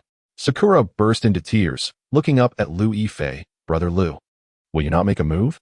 Naruto is on the verge of being killed. Are you going to stand idly by and watch us all perish? Silence. Liu Yifei clenched his fists tightly, fixating on Naruto's frightened visage, hesitating to intervene. Just a moment longer, just a moment longer. Naruto will undoubtedly unleash his power. The plot will not deviate from its course. Kakashi glared intently at Zabuza's clone, his expression dark and foreboding. He truly could not fathom what Liu Yifei was contemplating. With Naruto's life hanging by a thread, why did he not act? As Naruto clenched his fists tightly, Liu Yifei struggled to suppress the urge to step forward and assist. Because he understood that once he intervened, he would, as before, forever deprive them of the opportunity to fight and grow. No. He absolutely must not influence Sasuke and Naruto's development. Just as Liu Yifei was grappling with this turmoil, Naruto let out a roar and charged directly towards Zabuza. Such overconfidence. Zabuza narrowed his eyes and lifted his foot to kick at Naruto. In that fleeting moment when he raised his leg, Naruto seized the forehead protector on the ground, but was simultaneously struck in the chest and chin, collapsing to the ground and spitting blood. Naruto, are you alright? I told you we needed to run. Sakura Haruno exclaimed, her eyes wide with fear as she stared at Naruto on the ground. Struggling to wipe the blood from the corner of his mouth, Naruto declared, I want to reclaim my forehead protector. I am a ninja, a true ninja. Hearing this, Zabuza raised an eyebrow, staring intently at Naruto, surprised by his declaration. Liu Yifei felt a warmth in his chest and lowered his head, letting out a sigh of relief. It seemed that his decision to refrain from intervening was indeed correct. Only by experiencing such trials could Naruto and the others awaken their courage as ninjas. At that moment, Sasuke stepped back, several shurikens suddenly appearing in his hand. Liu Yifei recognized his intent to launch a surprise attack while Zabuza was taken aback, but if Zabuza were so easily dealt with, Kakashi would not have been ensnared in that water prison. Indeed, Zabuza quickly noticed Sasuke's movement, turning around with keen interest. Little boy, do you wish to be the first to perish? Humph. I will not flee, even if it means death. Sasuke scoffed, springing into the air, hurling the shurikens towards Zabuza. Just as the shurikens were about to strike Zabuza, he raised his long sword, effortlessly blocking the attack. Sasuke was momentarily stunned, and before he could react, Zabuza had instantaneously moved behind him, delivering a forceful punch to his back. Liu Yifei heard a dull thud, and when he looked up again, Sasuke was already sprawled on the ground. Zabuza stood triumphantly with his foot on Sasuke's stomach. Sasuke, brother Liu, when will you make your move? Sakura pleaded anxiously. Turning once more to Liu Yifei. Liu Yifei fixated on Zabuza's actions, wholly ignoring Sakura's words. This battle, like every future confrontation, should not involve his presence. Even if he were here, as long as the plot unfolded smoothly and no ninja attacked him, he absolutely could not act recklessly. Any disruption of the development would render everything uncontrollable. What are you thinking, Toad? Kakashi squinted, looking at Liu Yifei in confusion.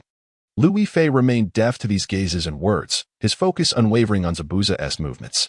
At that moment, Sasuke coughed up blood, laboriously gazing at Zabuza, as he once more grasped a shuriken. Ha ha ha. At this point, you are beneath my foot, and yet you still think of retaliating? In my eyes, you are as insignificant and feeble as an ant. Come now, to utilize your petty tricks. With a derisive laugh, Zabuza pressed down harder on Sasuke, who was struggling to breathe and could no longer muster the strength to retaliate with shurikens, his arm gradually succumbing to the ground. Zabuza sneered coldly, unsheathing the blade from his back, pointing it directly at Sasuke. Kakashi, I want you to witness the sensation of your student meeting his demise before your very eyes. Upon hearing these words, Liu Yifei's eyes widened in disbelief as he watched Zabuza's movements. No, this cannot be. How has the narrative deviated from its original course? Naruto has yet to make a move, and Zabuza is poised to end Sasuke's life? Sasuke. No. Sakura cried out in despair, charging forward with a shuriken in hand. Liu Yifei, taken aback, saw Zabuza click his tongue in annoyance before delivering a punch to Sakura's abdomen. She was sent flying 2 meters, colliding with a tree. her face contorted in pain. Witnessing her vulnerable state, Zabuza turned back, gazing intently at Sasuke. Little one, it has been ages since I've slain a tender young ninja like you. Consider yourself fortunate today. With that, he swung his blade towards Sasuke's neck. Louis Fei quickly glanced back at Naruto, who stood up, teeth gritted. I will not allow you to harm him. With that declaration, Naruto attempted to rush forward. Zabuza, with a calm demeanor, smiled as he seized the shuriken from Sasuke's grasp and aimed it at Naruto. The shuriken, imbued with tremendous force, whistled through the air towards Naruto. Louis Fei's heart raced. He understood that if Naruto could not evade, he would suffer grave injuries. At that moment, Naruto clenched his teeth and executed a roll to avoid the attack. The shuriken struck the tree with such force that it embedded itself deeply. Zabuza, now lacking patience, directed his blade towards Sasuke once more. Everyone stood frozen, bracing for the grim fate that awaited Sasuke. It was now or never. Louis Fei tightened his grip around his sword and swiftly maneuvered behind Zabuza, raising his weapon to strike at his arm. Sensing the impending danger, Zabuza caught sight of the sword's approach in his peripheral vision and was compelled to abandon his assault on Sasuke, narrowly evading to the side. Louis Fei landed gracefully, immediately assisting Sasuke to his feet, and turned to Zabuza with a smile. What is the matter? Is this not your clone? Why do you fear death so? Without this clone, are you incapable of maintaining the water prison? Seeing Sasuke saved, everyone exhaled in relief. Naruto shouted, Lu, what are you doing? Why wait until the last moment to intervene? Kakashi, unblinking, stared intently at Louis Fei, lost in thought. Zabuza, panting and clutching his chest, regarded Louis Fei with growing wariness. Weren't you just reluctant to engage? I initially believed they could handle you. It seems I underestimated the situation. Zabuza, do you take pride in bullying a few children and an elder? Louis Fei provocatively challenged Zabuza, his tone brimming with defiance. He had no intention of intervening or assisting Naruto and the others in effortlessly resolving this crisis. However, upon witnessing the genuine peril they faced, he found himself unable to turn a blind eye. Yet, Louis Fei simultaneously recognized that the moment Zabuza decided to strike mercilessly at Sasuke, he would have no choice but to partake in this conflict. Very well, it seems you wish to aid them in vanquishing me, Zabuza thought as he tightened his grip on the knife in his hand. Louis Fei let out a cold snort, his expression turning decidedly frigid. Indeed, it is Brother Lu who intends to deal with you. With Brother Lu by our side, we are assured safety. Naruto immediately began to boast, forcing a grin despite the pain as he made a face at Zabuza. Beside him, Sakura Haruno also laughed, encouraging, Yes, Brother Lu, please swiftly resolve this matter with Zabuza. Upon hearing this, Zabuza straightened his posture, brandishing his sword in a defensive stance. He scrutinized Louis Fei from head to toe and slowly spoke. I know not who you are, nor can I discern your ninja capabilities, but I, Zabuza, have never feared an opponent I could not comprehend. Come forth and let me witness your true prowess. No, I stated from the outset that I am merely an onlooker. I have no desire to confront you. And the one you seek to challenge is not me, hence I shall not engage in battle. Louis Fei yawned, leisurely strolling to Sakura's side. The group fell silent for a few moments. Even Zabuza was momentarily taken aback, perplexed by Louis Fei's intentions. Brother Lu? Sakura took a step back, observing Louis Fei's outstretched hand, uncertain of his motives. Louis Fei rubbed his stomach, stating, I am hungry, and I know you have food. Please share it with me. Sakura, taken aback, glanced at the equally stunned Sasuke and Naruto, and reluctantly retrieved sushi to hand to Louis Fei. Louis Fei beamed with delight, taking the sushi and settling beneath a nearby tree, watching the unfolding drama with keen interest as he ate, his eyes narrowing in satisfaction. Everyone stood motionless, astonished by Louis Fei's casual sushi consumption. Zabuza, hesitant to act rashly, stepped forward a couple of paces, inquiring, What are you doing? What scheme do you have in mind? Scheme? I do not comprehend your words. Am I not merely eating sushi to regain strength? Louis Fei feigned ignorance, raising the sushi in his hand. Zabuza ground his teeth. You. Louis Fei chuckled, disregarding the tempestuous glint in Zabuza's eyes, and promptly stuffed a hefty piece of fish roast sushi into his mouth, chewing with evident satisfaction. Two crows flitted overhead, dropping a glob of droppings directly in front of Zabuza.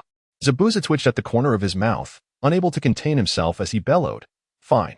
If you do not intend to intervene, then do not obstruct me from dealing with these individuals. Otherwise, I shall assuredly slay you. Be my guest, Louis Fei waved dismissively, his gaze fixed intently on the sushi in his hand.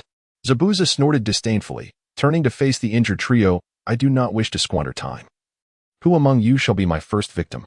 Once I have dealt with you, I shall attend to Kakashi properly."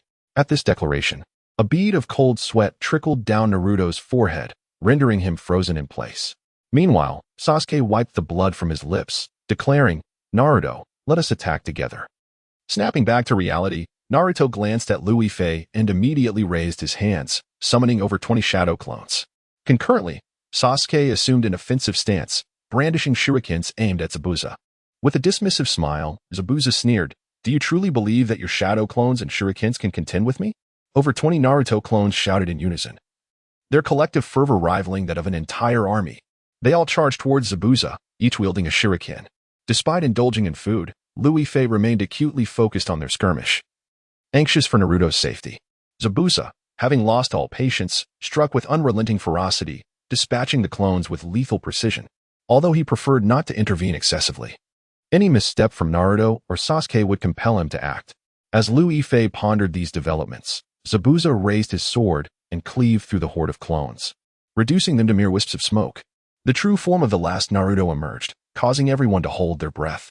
Zabuza glanced upwards, observing Naruto poised for an aerial assault, a smirk tugging at the corners of his mouth. Before he could swing his blade, Sasuke had already launched 3 shurikens. Noticing the gleaming projectiles to his left, Zabuza's expression turned cold. He was forced to abandon his attack on Naruto and tilted his head to evade the shurikens. Both the shurikens and Naruto landed simultaneously. Breathless, Naruto cast a grateful glance at Sasuke, silently thanking him for his timely intervention. Sasuke, however, paid him no heed, swiftly producing another shuriken to hurl at Zabuza. Amused by the unfolding spectacle, Luifei chuckled softly, aware that together, Naruto and Sasuke could not match Zabuza's might. Yet, Zabuza, despite his formidable strength, found it somewhat time-consuming to deal with the two youngsters. As Luifei reveled in the clash, Haruno Sakura, increasingly anxious, implored, "Lu, I truly do not understand your intentions. Are you not going to assist us?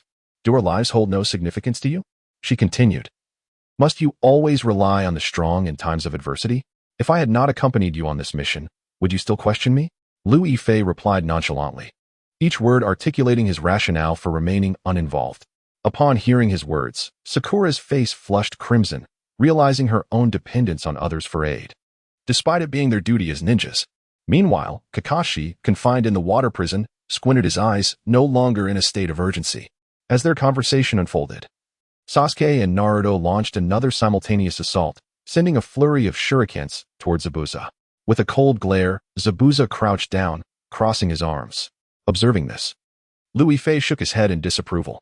Indeed, before even reaching Zabuza, the multitude of shurikens was effortlessly repelled by his defensive technique, falling helplessly to the ground.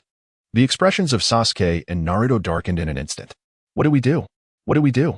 We stand no chance. Are we truly to perish here today?" Dasna stepped back, drenched in sweat, utterly bewildered by the unfolding chaos. Amused by Dasna's fright, Luifei shook his head, quipping, "Uncle, seeing you so terrified, make sure you don't soil yourself." "What are you saying? I am not afraid at all." Dasna's face flushed with embarrassment as he straightened his posture, attempting to portray an air of indifference. Zabuza, with his brow furrowed tightly, plunged his large blade into the ground, exclaiming, "Enough." His thunderous shout nearly startled Luifei into dropping the sushi he held. Taking a deep breath, Zabuza continued, "Do not toy with me any longer. This is merely a desperate struggle. I have indulged you long enough. Now perish." Upon hearing this, Luifei's expression shifted dramatically. He discarded the sushi, rising to keenly observe Zabuza's movements. Zabuza raised his sword, targeting Naruto, and charged forward with astonishing swiftness. In an instant, he appeared behind Naruto, who had no time to glance back before being propelled into the air by a powerful kick. As Naruto flew, Zabuza swiftly pursued, aiming a lethal strike at his waist.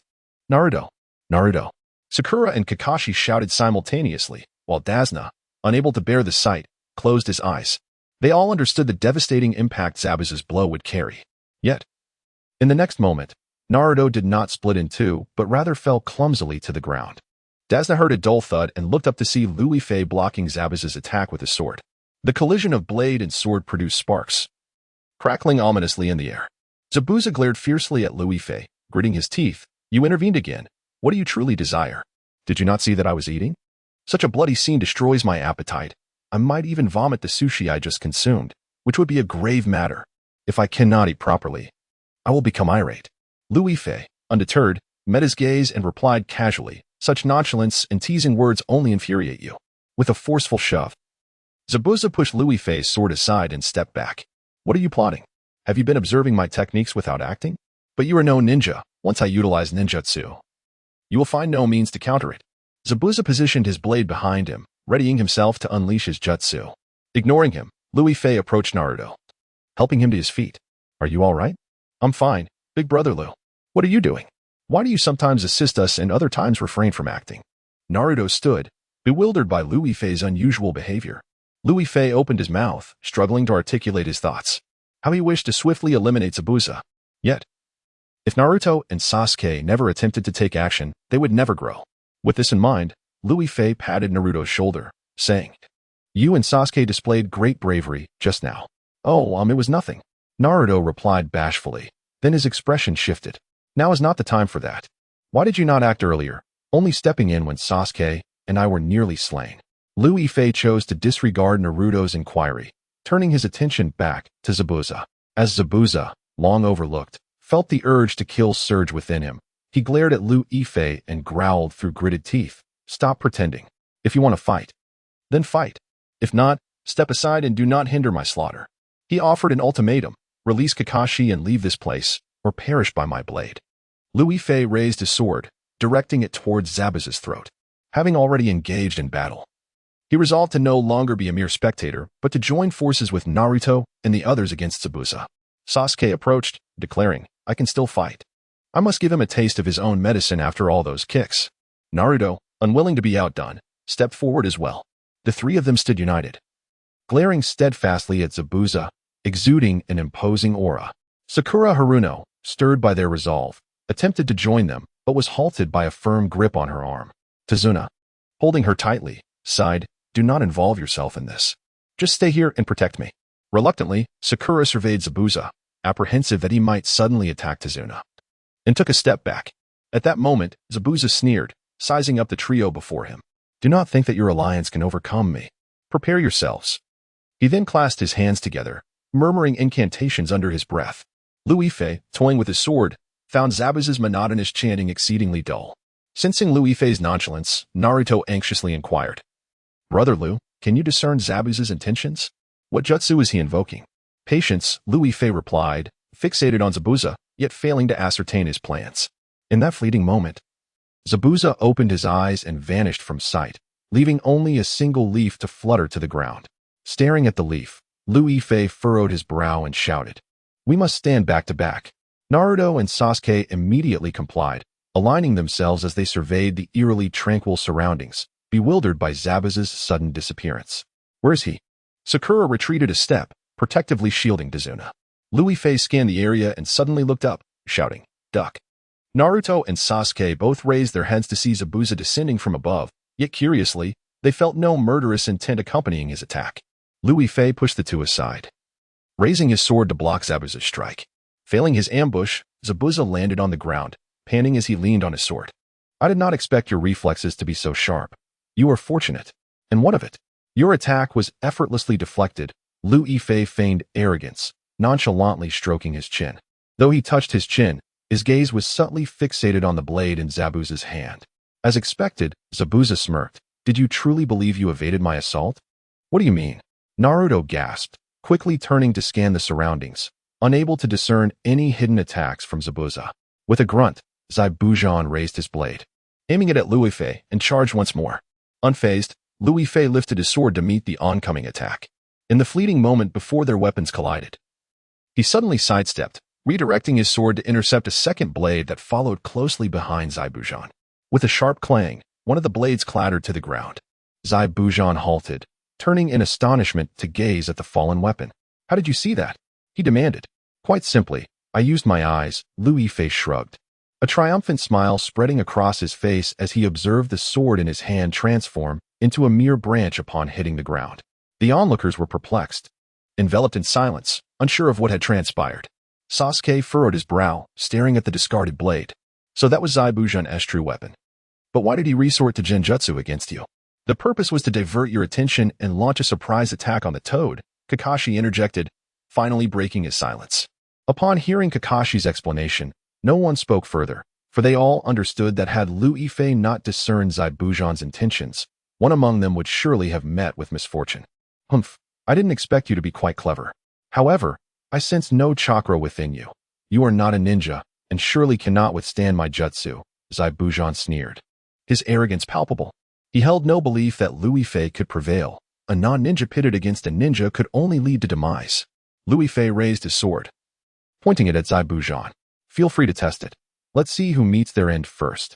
You are currently using the water prison to control Kakashi. If you attempt to use jutsu against me, can your clone truly manage it? Mist concealment technique. Without further ado, Zaibujan utilized his jutsu, vanishing into the mist. Naruto and Sasuke exchanged glances and promptly retreated to the side of Tazuna and Sakura. What is happening? How can Zaibujan's clone still utilize jutsu? Naruto anxiously surveyed his surroundings, sensing a palpable aura of menace. He was aware that Zaibujan was nearby, yet he could not pinpoint his exact location. Kakashi furrowed his brows tightly and spoke, "Do not be overly afraid. His true self is still controlling me. Even if the clone hides, it won't possess the same power as the original. Protect yourselves and Tazuna. There will surely be an opening when he strikes." After speaking, Kakashi glanced at Lu Yifei, who remained motionless, growing increasingly anxious. In this precarious situation, they could only rely on the toad. Lu Yifei paid no heed to their words, standing resolutely in the clearing. Squinting through the mist, fixating intently on the almost transparent figure.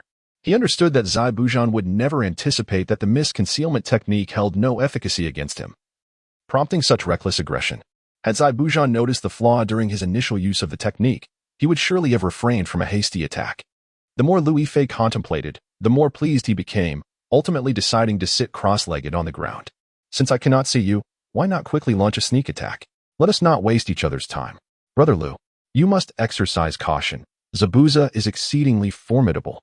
Haruno Sakura hastily interjected, wishing to prevent Lu Yifei from becoming overly complacent. After all, they were in plain sight while Zabuza lurked in the shadows, capable of launching a surprise attack at any moment. Should they underestimate him? It could very well lead to their utter annihilation. Upon hearing her words, Lu Yifei merely nodded, his gaze still fixed intently on the gradually shifting silhouette. He chuckled softly, observing the careful movements within the mist. Aren't you quite impressive? Did you not claim that your ninjutsu could vanquish me? Why not strike directly?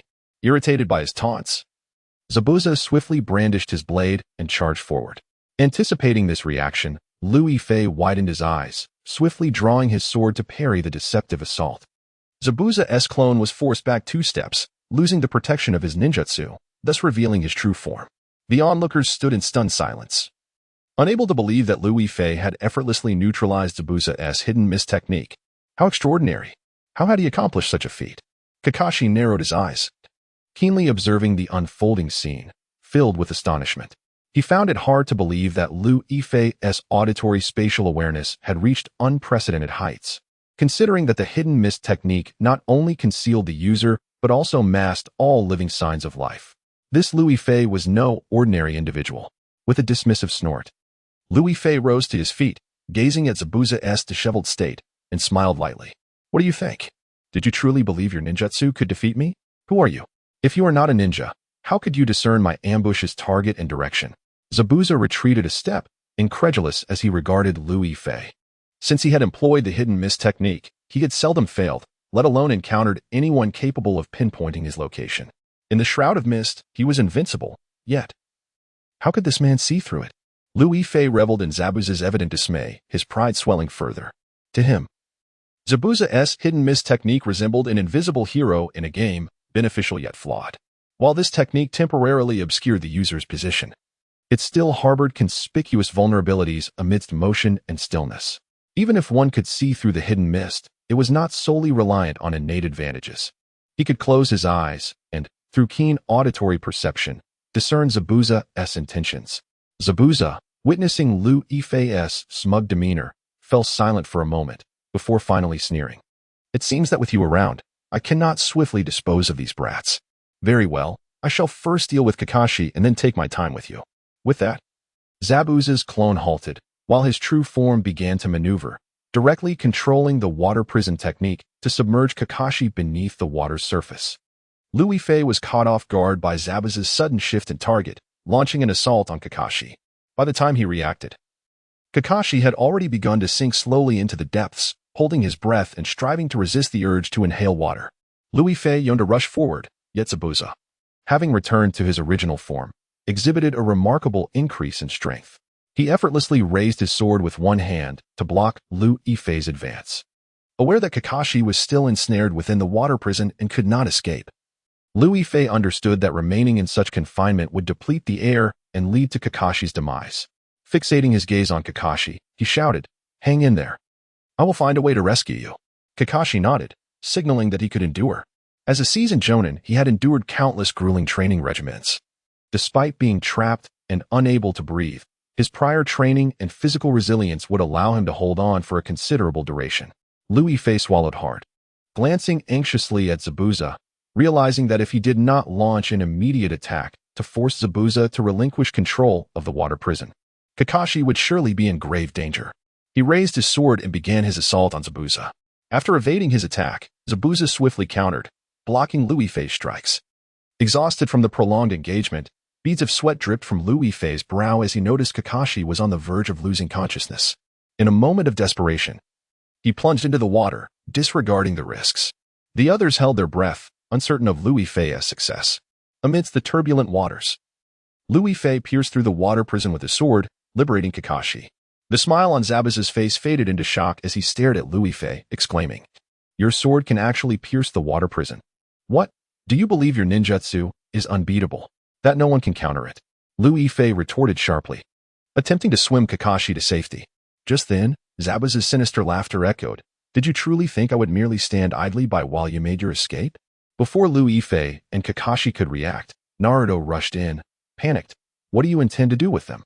Zabuza whirled around, glaring at Naruto with a fierce, intimidating gaze that momentarily stunned him.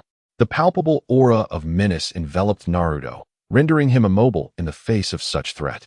Meanwhile, Zabuza turned his attention back to Liu Yifei and Kakashi, summoning the water prison once more, intent on ensnaring them again. Liu Yifei raised his sword to strike, shattering the nascent water prison before it could fully form, causing it to disintegrate into countless shards that vanished into the air. However, rather than feeling relieved at having escaped their confinement, both Liu Yifei and Kakashi's expressions grew more solemn. They looked up to see Zabuza already poised, hands interlocked, preparing to invoke his jutsu, water release, dragon's soul. With a serious demeanor, Kakashi planted his foot firmly against Liu Yifei's body, propelling himself into the air. He swiftly removed his forehead protector, revealing the Sharingan. The Sharingan rapidly replicated Zabuza's jutsu as Kakashi shouted, "Frog, get to the shore." Liu Yifei nodded vigorously, understanding that they were on the brink of a true confrontation, and immediately swam towards the bank. Naruto finally sensed the vanishing aura of menace, stepping forward to pull Liu Yifei from the depths of the water. Meanwhile, on the surface, Kakashi and Zabuza stood opposed, summoning two water dragons that clashed fiercely, causing torrents to cascade down shortly thereafter. Liu Yifei turned, gripping Naruto tightly to avoid being swept away by the sudden surge. Glancing back, he spotted Tazuna clinging desperately to a tree, demonstrating surprising agility for his age. With a soft chuckle, Liu Yifei murmured to himself. However, as he turned again, another wave of water surged toward him from above. Startled, he instinctively raised his hand to shield himself, narrowly evading the onslaught. When he next surveyed the surface, he observed Kakashi had conjured another water dragon, which surged directly towards Zabuza. As anticipated, Zabuza, oblivious to the ruse, attempted to counter with his genuine water dragon. Seizing the moment, Kakashi summoned the hidden water dragon from beneath the surface, which struck Zabuza, who, taken aback by the breaking illusion, could not react in time. He was propelled several meters away, crashing against a tree, unable to rise. Kakashi deftly leaped in front of Zabuza, aiming a shuriken at his throat, declaring, "You have lost." Zabuza dared not move, fully aware that any slight motion would result in the shuriken piercing his neck. Casting a glance at Tazuna in the distance, Zabuza realized this endeavor was destined for failure. Observing Zabuza's frustrated pounding of the ground, Liu Yifei laughed heartily. "What's this? Do you still believe yourself invincible? Now that you've become our captive, cease your futile struggles. What is there to be discontent about? Your skills simply pale in comparison." Had you not intervened, matters would not have escalated thus.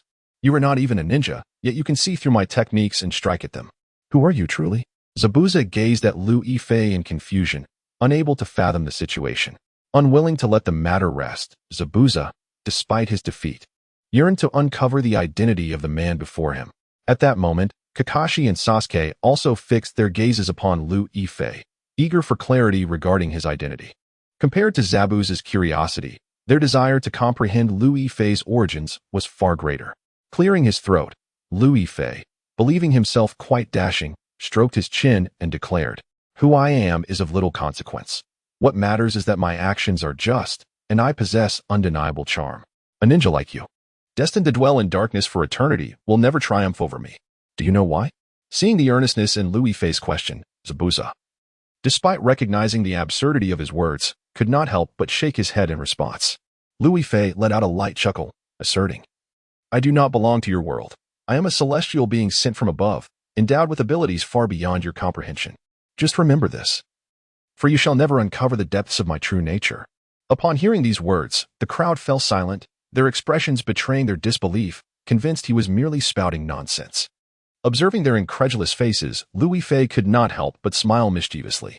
In truth, he was indeed not of this realm, having fortuitously descended here, as if by divine decree to assist noble ninjas in fulfilling their various missions.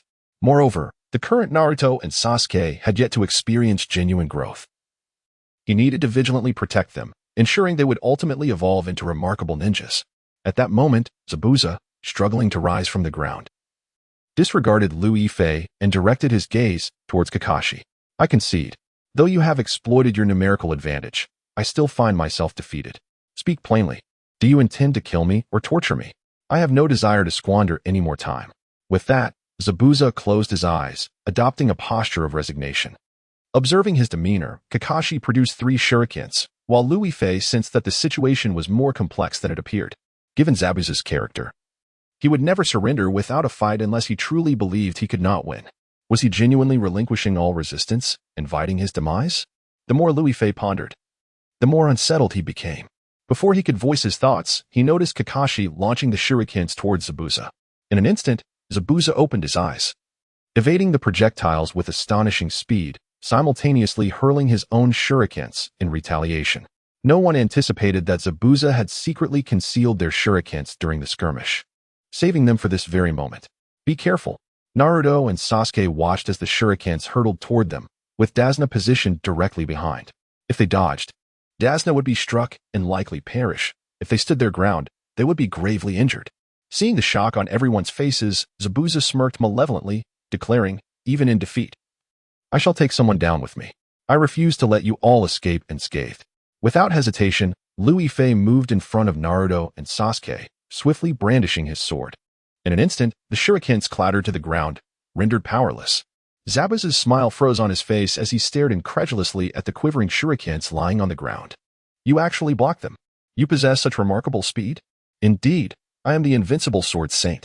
Am I someone you can provoke or underestimate?" Lu Yifei scoffed, brimming with pride. He was fully aware of his own abilities. Such a scene was hardly the most perilous he had faced. Even though the shurikens were propelled with alarming velocity, to his eyes, they appeared to move in slow motion, easily within his grasp. "Now, do you have any other tricks up your sleeve? I have already stated that you should cease your futile struggles." Lu Yifei deftly spun a few shurikens from the ground with the tip of his sword and hurled them directly towards Zabuza's direction.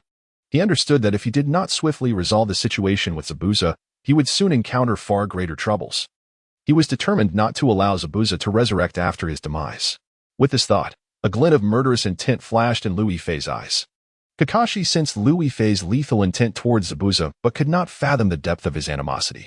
Zabuza, too, was taken aback that Lu Yifei would launch another attack with shurikens.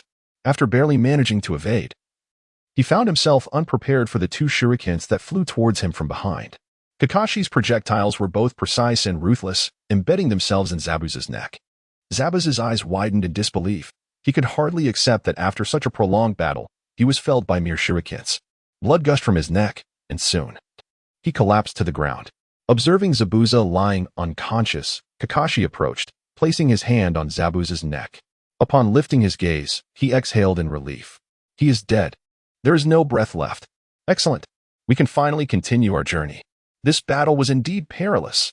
Each of us has sustained some injuries, Naruto said, breathing a sigh of relief as he glanced at his companions. Kakashi nodded and approached, smiling as he remarked, "You all performed exceptionally well today. Your bravery surpassed my expectations." The group was taken aback by Kakashi's praise, their expressions a mixture of surprise and awkwardness, leaving them momentarily speechless. Meanwhile, Liu Yifei did not indulge in the triumph of vanquishing Zabuza. Instead, he surveyed the surroundings, puzzled by the absence of a certain individual. At that moment, Sasuke approached him. "Thank you for saving my life." Liu Yifei was momentarily stunned. Recognizing the discomfort on Sasuke's face and realizing he was referring to the moment when he had intervened to save him from Zabuza's lethal intent. With a grin, Liu Yifei patted Sasuke on the shoulder and said, "Did I not tell you? If you truly wish to express your gratitude, address me as brother and follow me." Sasuke's expression darkened, and the flicker of gratitude vanished entirely. Liu Yifei smirked, surprised by Sasuke's reluctance to call him brother, yet he chose not to dwell on it. Relieved at having defeated Zabuza, Naruto curiously inquired, "Shall we continue our journey now? What about Zabuza's body? Shouldn't we deal with it? He is already dead. What more is there to do?" "It seems too burdensome," Sakura interjected, frowning as she glanced at Zabuza's bloodied form, uncertain of how to handle the corpse. In response, Liu Yifei furrowed his brow and asserted, "We must quickly dig a grave and bury him. We must act now. Why must we bury him? Digging a hole is a waste of time. Let us simply move on," Tazuna countered, displaying evident trepidation. Liu Yifei understood what he feared. The longer they lingered here, the greater the commotion, which could potentially attract a relentless stream of assassins. However, he was determined not to allow Zaibujan to resurrect. If they did not resolve the matter of Zaibujan promptly, they would undoubtedly face even greater troubles in the future. With this in mind, Liu Yifei insisted, "Digging a grave truly wastes time. You all should contemplate how to dispose of this corpse. How about we burn it?" Naruto suddenly proposed. Hearing this, Liu Yifei's eyes brightened. It was indeed a splendid idea. They needed to incinerate the body, ensuring it did not remain intact in this world. Upon hearing Liu Yifei's words, Kakashi cast a few surprised glances in his direction, perplexed as to why he was so intent on the destruction of the corpse. Liu Yifei was aware of Kakashi's confusion, but if he were to explain, he would find it difficult to articulate a coherent rationale. Thus, he chose to feign ignorance of Kakashi's gaze. Naruto boldly stepped forward to the body, declaring, "Leave it to me. I will take care of this corpse." Kakashi and Liu Yifei nodded in agreement and approached Dazna. Observing Dazna's flushed face and labored breathing, Liu Yifei queried, "Really? You merely observed the battle from the sidelines, and you're in such a state? After being caught between life and death, thank you for risking your lives to save me," Dazna expressed, clearly still haunted by the recent encounter with Zaibujan. Liu Yifei shook his head in exasperation, intending to say more when he suddenly heard Naruto exclaim in surprise from behind him. He swiftly turned around to find that the spot where Zaibujan's body should have lain was now empty. The corpse had been taken away. They were indeed a moment too late. Liu Yifei frowned, visibly distressed. "What is going on? What just happened?" Kakashi approached, equally vexed. They had been so focused on Dazna's situation that they had not noticed how Zaibujan had vanished. Naruto scratched his head, looking as though he had committed a grave error, and murmured, "I have no idea how it happened. It just suddenly disappeared." Seeing Naruto's self-reproachful demeanor, Liu Yifei paused, not intending to cast blame.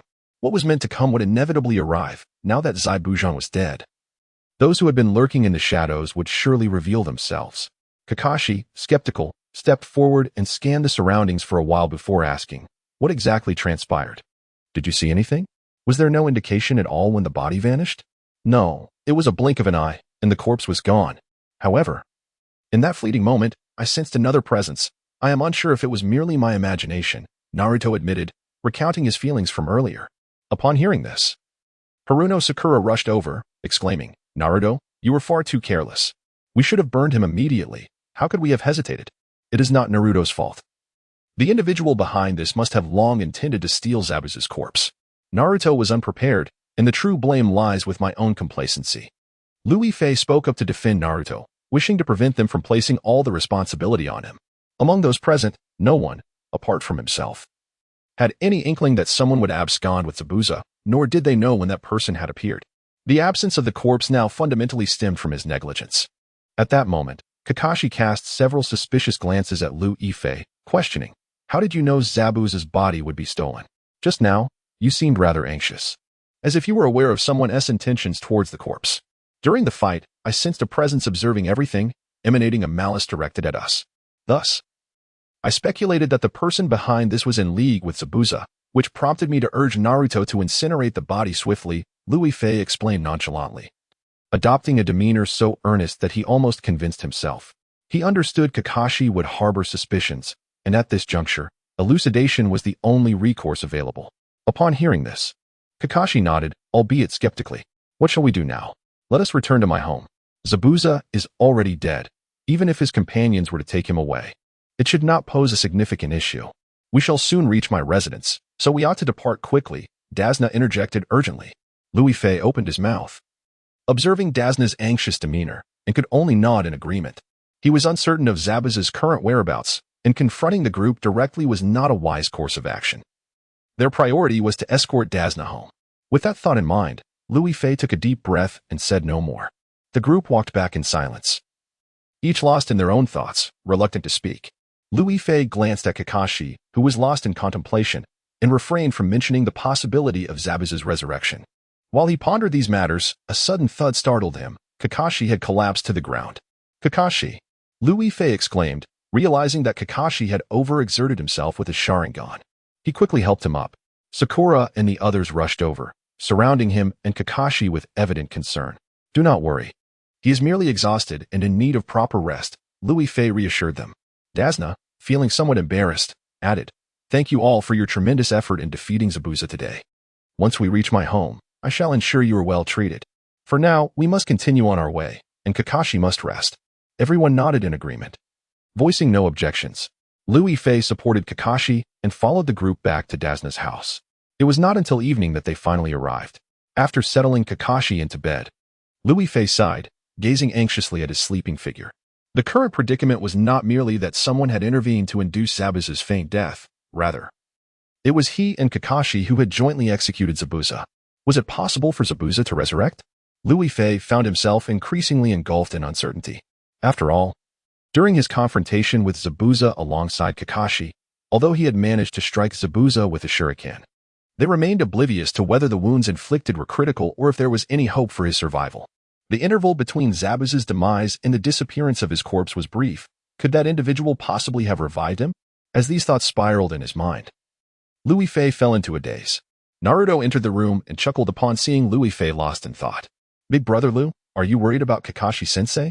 He is merely exhausted and has fallen asleep. There is nothing to fret over. He then inquired, Didn't you join them for dinner? Louis Fei snapped back to reality and smiled at Naruto, who nodded in response. Naruto, concerned, glanced at him twice. I'm not sure why you've been waiting here without eating, but Kakashi-sensei will be fine. He is just too tired, so there is no need to worry. I was merely contemplating other matters, which is why I sat here in a trance instead of dining, Louis Fei replied with a smile, as he tucked the blanket around Kakashi and guided him to the table to sit.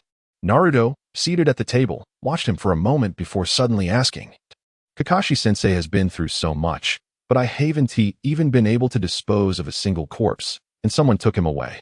I don't know who that person is, and I feel utterly useless for failing at such a trivial task. When Kakashi-sensei awakens, though he may not voice it, he must think I lack capability. Seeing Naruto's self-reproach and guilt, Louis Fei was taken aback by his thoughts.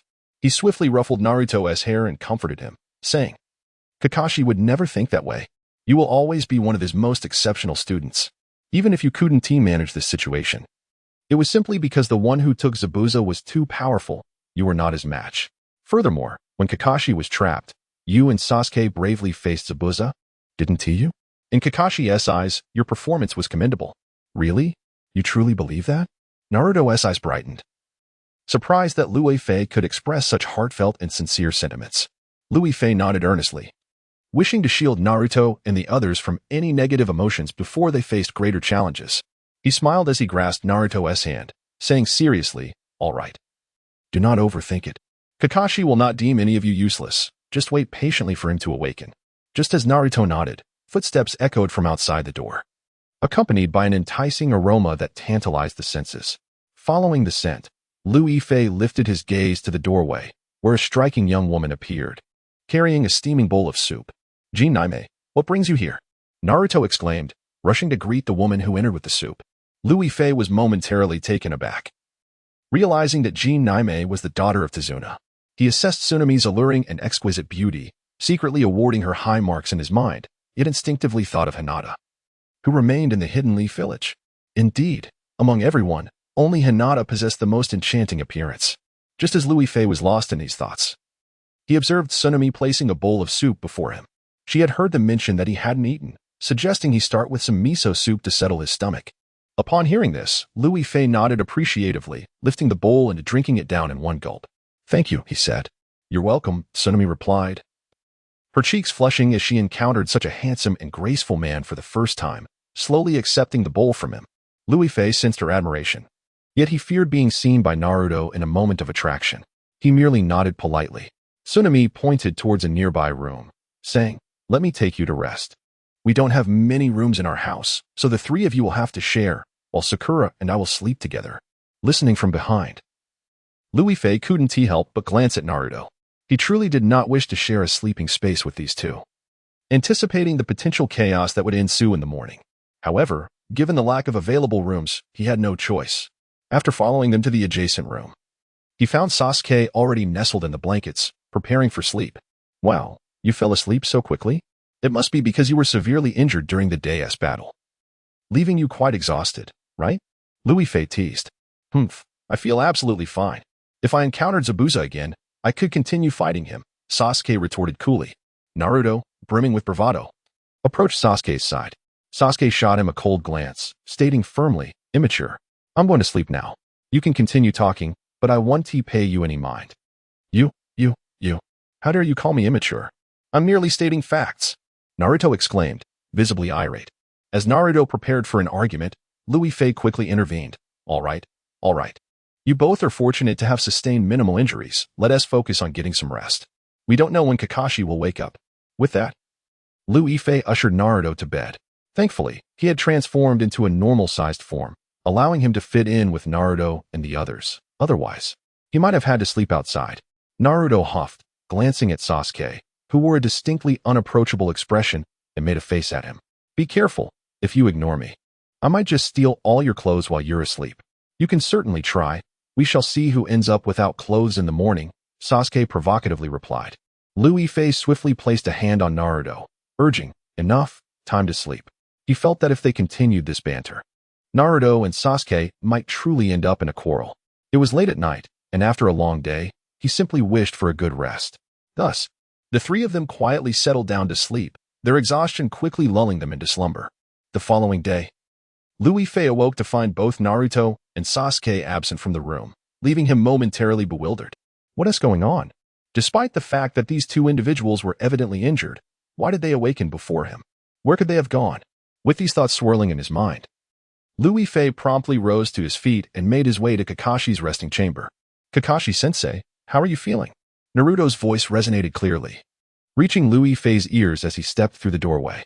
Upon entering, Lu Yifei observed that Kakashi had already propped himself up and immediately approached to inquire. "How is your health? Are there any lingering discomforts?" "I feel rather unwell at present. It's likely that I won't be able to move freely for at least a week," Kakashi lamented, rubbing his temples and adjusting his forehead protector. Noticing Kakashi's exhausted demeanor, Lu Yifei nodded sympathetically and sighed. "It is of no consequence. You should focus on resting." "Indeed, we have safely arrived at Uncle Dazna's home, so we are assured of our safety," Sakura chimed in with a smile. At that moment, Dazna and Tsunami simultaneously entered the room, and upon seeing that Kakashi had awakened, their faces lit up with joy. "You finally regained consciousness. It seems you are not gravely injured," Dazna exhaled in relief as he approached. Kakashi nodded, then hesitantly shook his head. "I feel fatigued. Yet there are no serious conditions to report." "That is good to hear. Please rest easy here with me," Dazna reassured him, finally at ease. Kakashi remained silent, his brow furrowed in deep thought, exuding an air of concern. Noticing his troubled expression, Lu Yifei inquired swiftly, "What troubles you? What are you contemplating?" "For some inexplicable reason, I am struck by an ominous feeling, an unsettling conviction that the matter concerning Zabuza is not yet resolved. Perhaps he truly has not perished," Kakashi confessed, his brow furrowed in doubt. At these words, Lu Yifei's heart sank. He had not anticipated that Kakashi would harbor such a foreboding intuition. This instinct, born from the bonds of ninja camaraderie, convinced him that Kakashi's suspicions were indeed valid. Zabuza had, in fact, survived. With this realization, Liu Yifei clenched his fists in frustration. Had he disregarded Dazna's advice and insisted on burying Zabuza's body, or simply cast it into the water when he thought he had died? Perhaps they could have avoided this predicament. The more he pondered, the more convinced he became of this notion, and he fell silent, bowing his head in contemplation. Now, Zabuza had seemingly returned from the dead. Not only had he failed to resolve this significant dilemma, but he had also entangled everyone in yet another crisis. Observing Liu Yifei's grim countenance, Kakashi could not refrain from asking, "Are you all right? You appear rather troubled." "It's fine, I'm well. I was merely contemplating how we might confront Zabuza should he indeed return," Liu Yifei replied, regaining his composure and concealing his feelings of guilt and frustration. Upon hearing their discussion, the expressions of Naruto and the others darkened.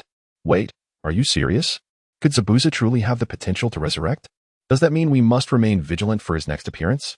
Sakura stammered, swallowing nervously, her anxiety palpable. Naruto let out a grunt, rolling up his sleeves and gritting his teeth, declaring, "All right. There is nothing to fear from Zabuza. As long as he dares to show his face, we will surely vanquish him, leaving no possibility for his resurrection." "Didn't you hear what Kakashi-sensei said? He won't be able to move for a week," Sakura urged, turning her head anxiously. Upon hearing Sakura's words, Naruto glanced at Kakashi, who nodded helplessly. Instantly, Naruto's spirit deflated. How could they defeat Zabuza without Kakashi-sensei? But what about Brother Liu? He is formidable as well. He contributed significantly to Zabuza's defeat, Sakura pointed out, indicating Liu Yifei. Suddenly singled out. Liu Yifei met the expectant gazes of his companions, momentarily at a loss for words. He certainly possessed the capability to confront Zabuza. Yet that was not the crux of the matter.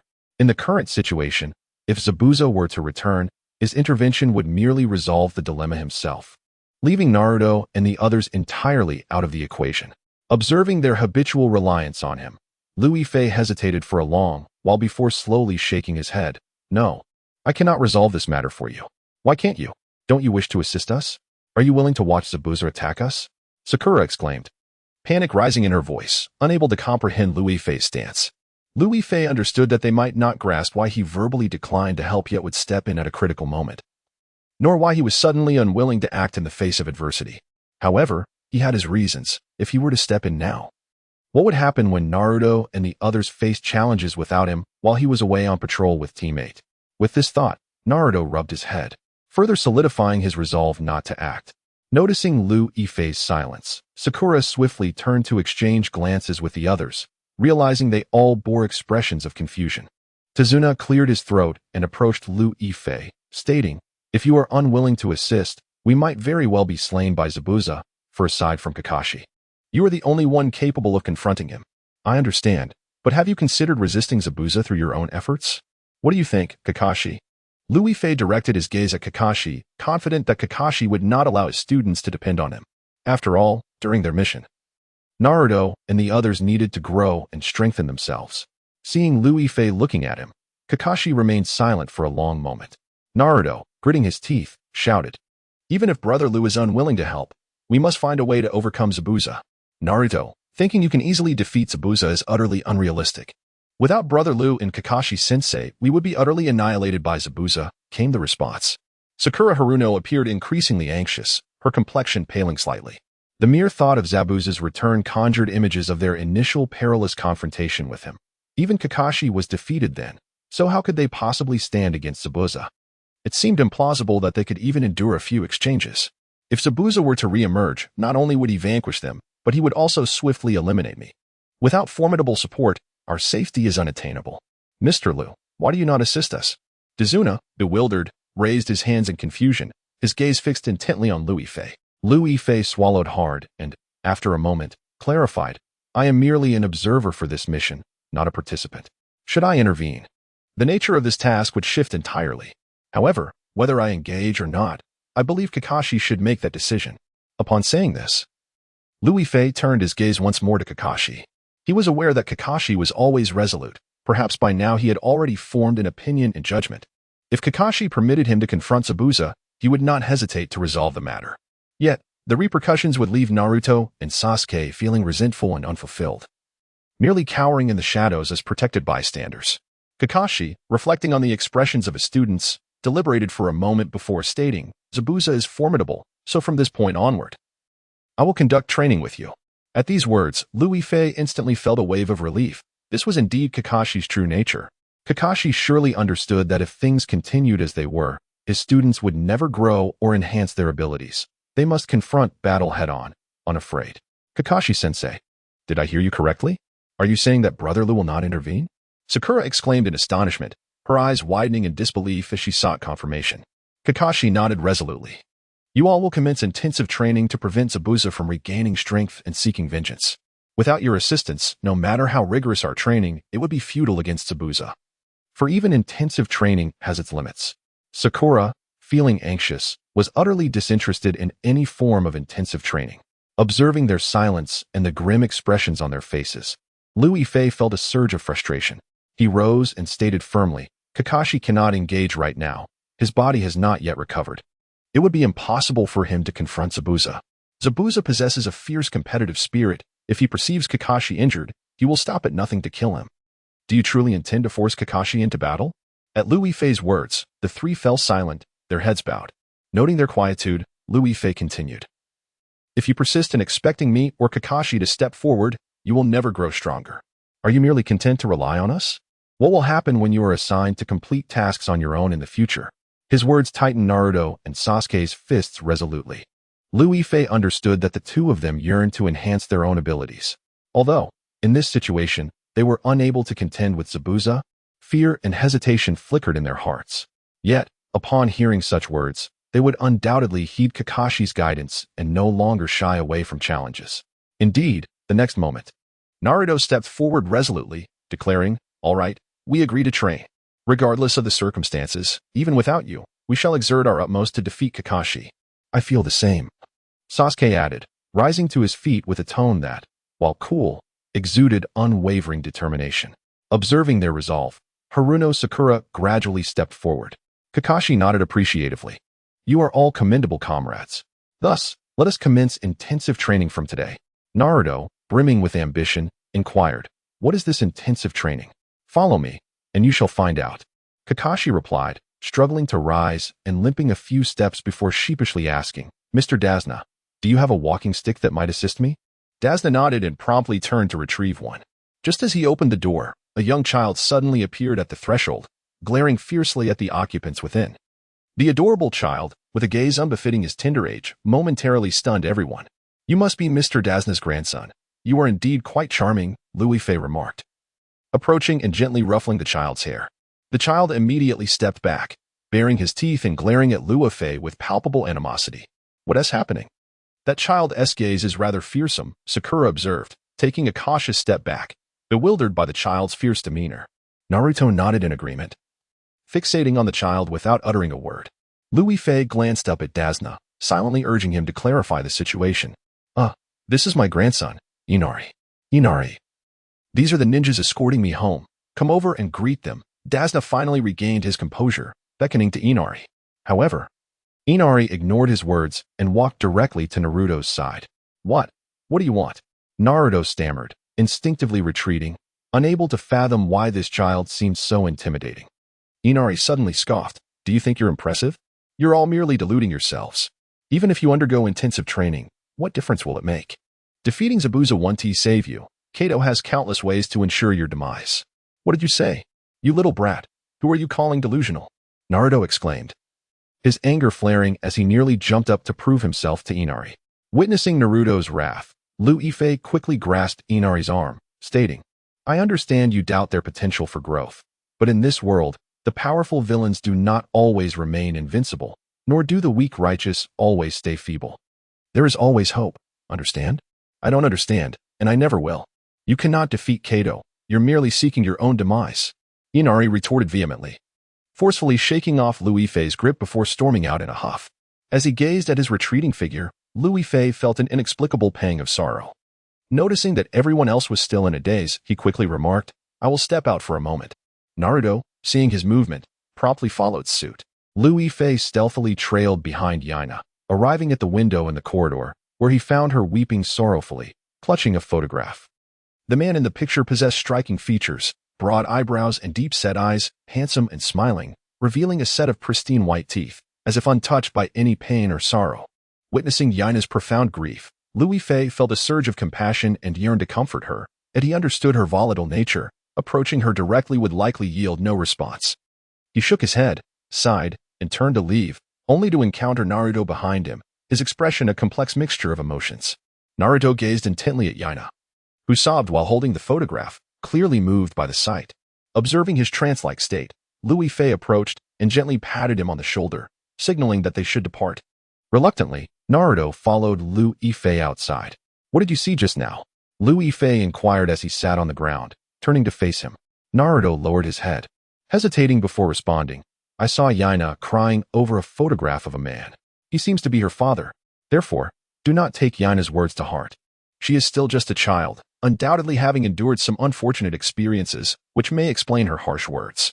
Lu Yifei affectionately ruffled Naruto's hair, concerned he might still be affected by Yaina's remarks.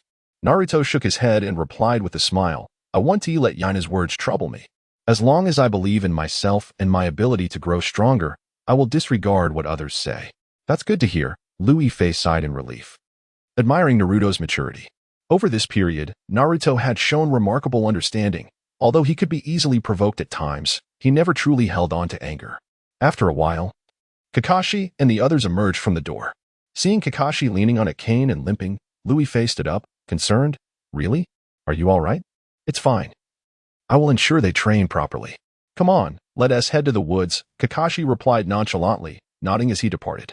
The group followed him into the forest, where Lu Yifei settled beneath a tree, awaiting Kakashi's instructions for their training. Eagerly, Naruto stepped forward. "Kakashi-sensei, what will we be training today?" "We don't know when Zabuza will come to seek revenge. We must train as quickly as possible." "I understand. Which is why today I will teach you how to freely manipulate the chakra within your bodies," Kakashi stated earnestly. At this, the three exchanged confused glances, uncertain of what he meant. "How do we manipulate chakra? Isn't it something we already possess within us?" "We have learned to harness chakra to perform ninjutsu," Naruto exclaimed, unable to contain his bewilderment. Upon hearing these words, Sakura Haruno nodded thoughtfully. Although chakra is divided into two sources of energy, physical and mental, one might wonder if such a thing could truly be acquired or enhanced merely through training. Why not? While chakra can only be utilized in battle, if one cannot wield it judiciously, the more one fights, the greater the depletion of chakra within one's body. Today, I shall have you trained to focus your chakra with unwavering concentration and subsequently accomplish your assigned tasks, Kakashi explained earnestly. Naruto listened, half comprehending, yet nodded seriously. "All right, let us commence our training forthwith."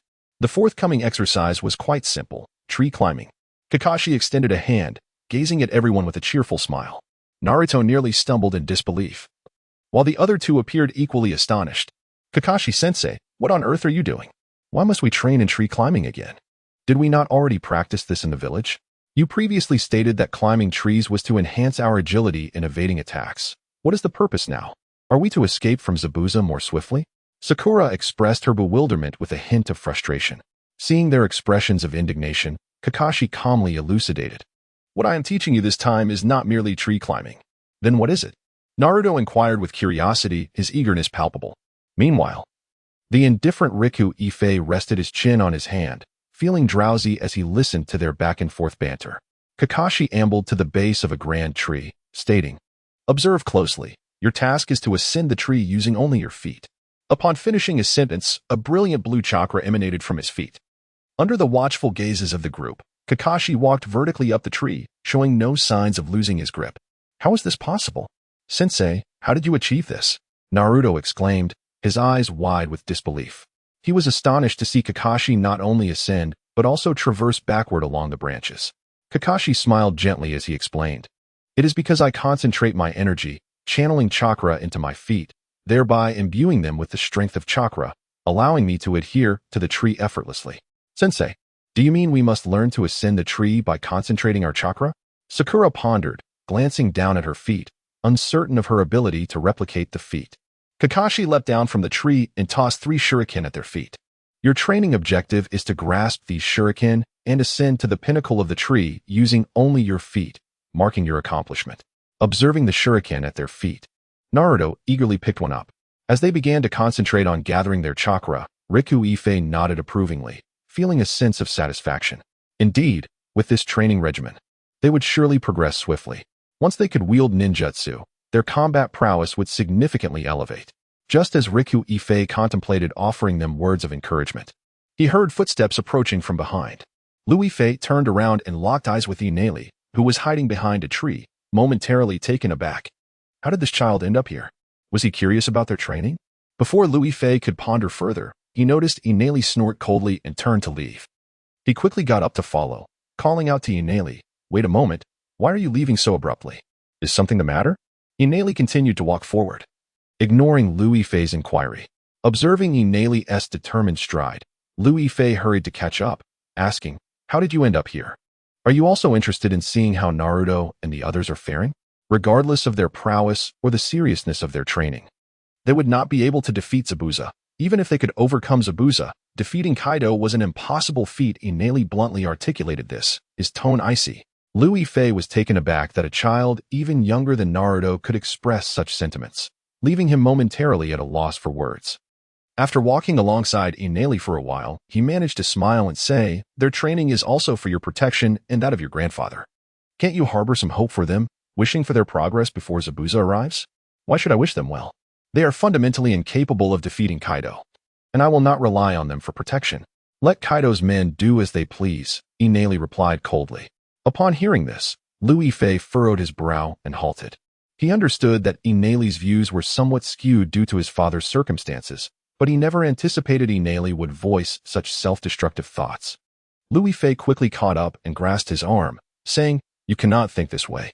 Your life is a gift from your parents, and it must be cherished.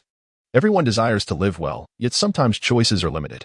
Naruto and the others are diligently training to protect you and themselves. Even if you do not believe they can defeat Zabuza, you should not express such negativity." After this exchange, Ineli lowered his head.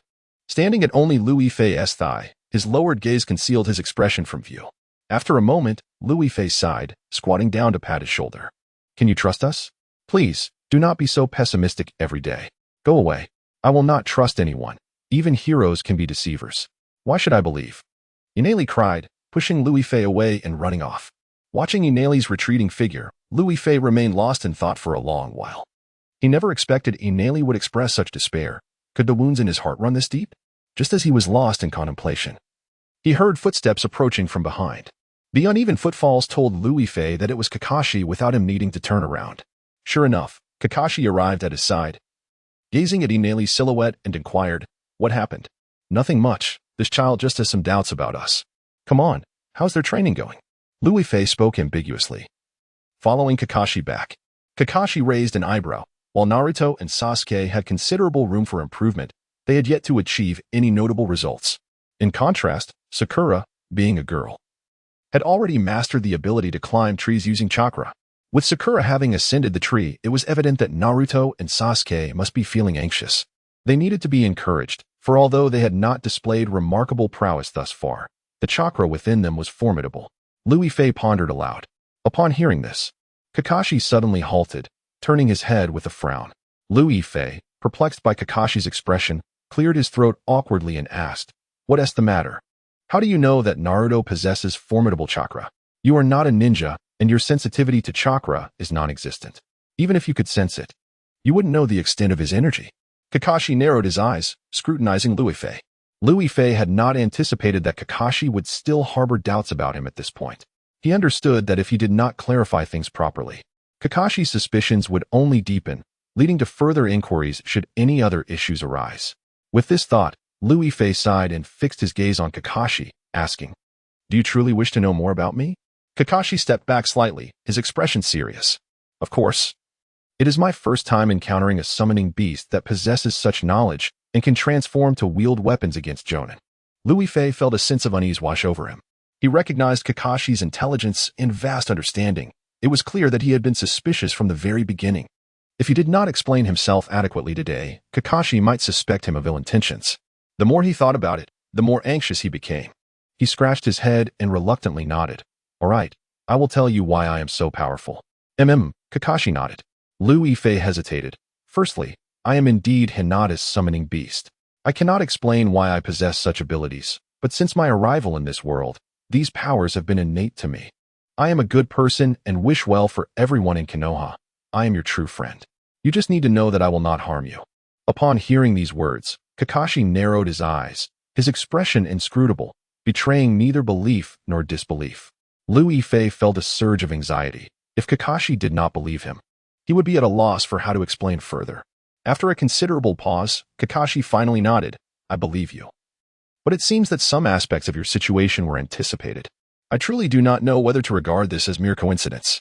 Of course, it is a coincidence. Think about it. With my extraordinary abilities, I am simply more perceptive about certain matters. Is that so strange? Liu Yifei shrugged. In light of this, Kakashi chose to remain silent. The two individuals returned to their training grounds, where Liu Yifei spotted Sakura Haruno perched on a branch, resting, while Naruto and Sasuke, panting heavily, remained on the ground, unable to ascend the tree. Observing their exhaustion, Liu Yifei clicked his tongue in dismay, astonished by their lack of progress and training. If they persisted in such futile attempts, advancement would remain elusive. What do you imply? Kakashi inquired, turning his head, anticipating a suggestion. After a moment of contemplation, Liu Yifei waved towards Sakura above and called out to Naruto and Sasuke. Pause for a moment. Sakura promptly leaped down from the tree and joined Naruto and Sasuke before Liu Yifei.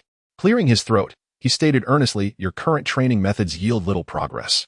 If the initial attempts fail, merely relying on chakra will not lead to the successful completion of your objectives.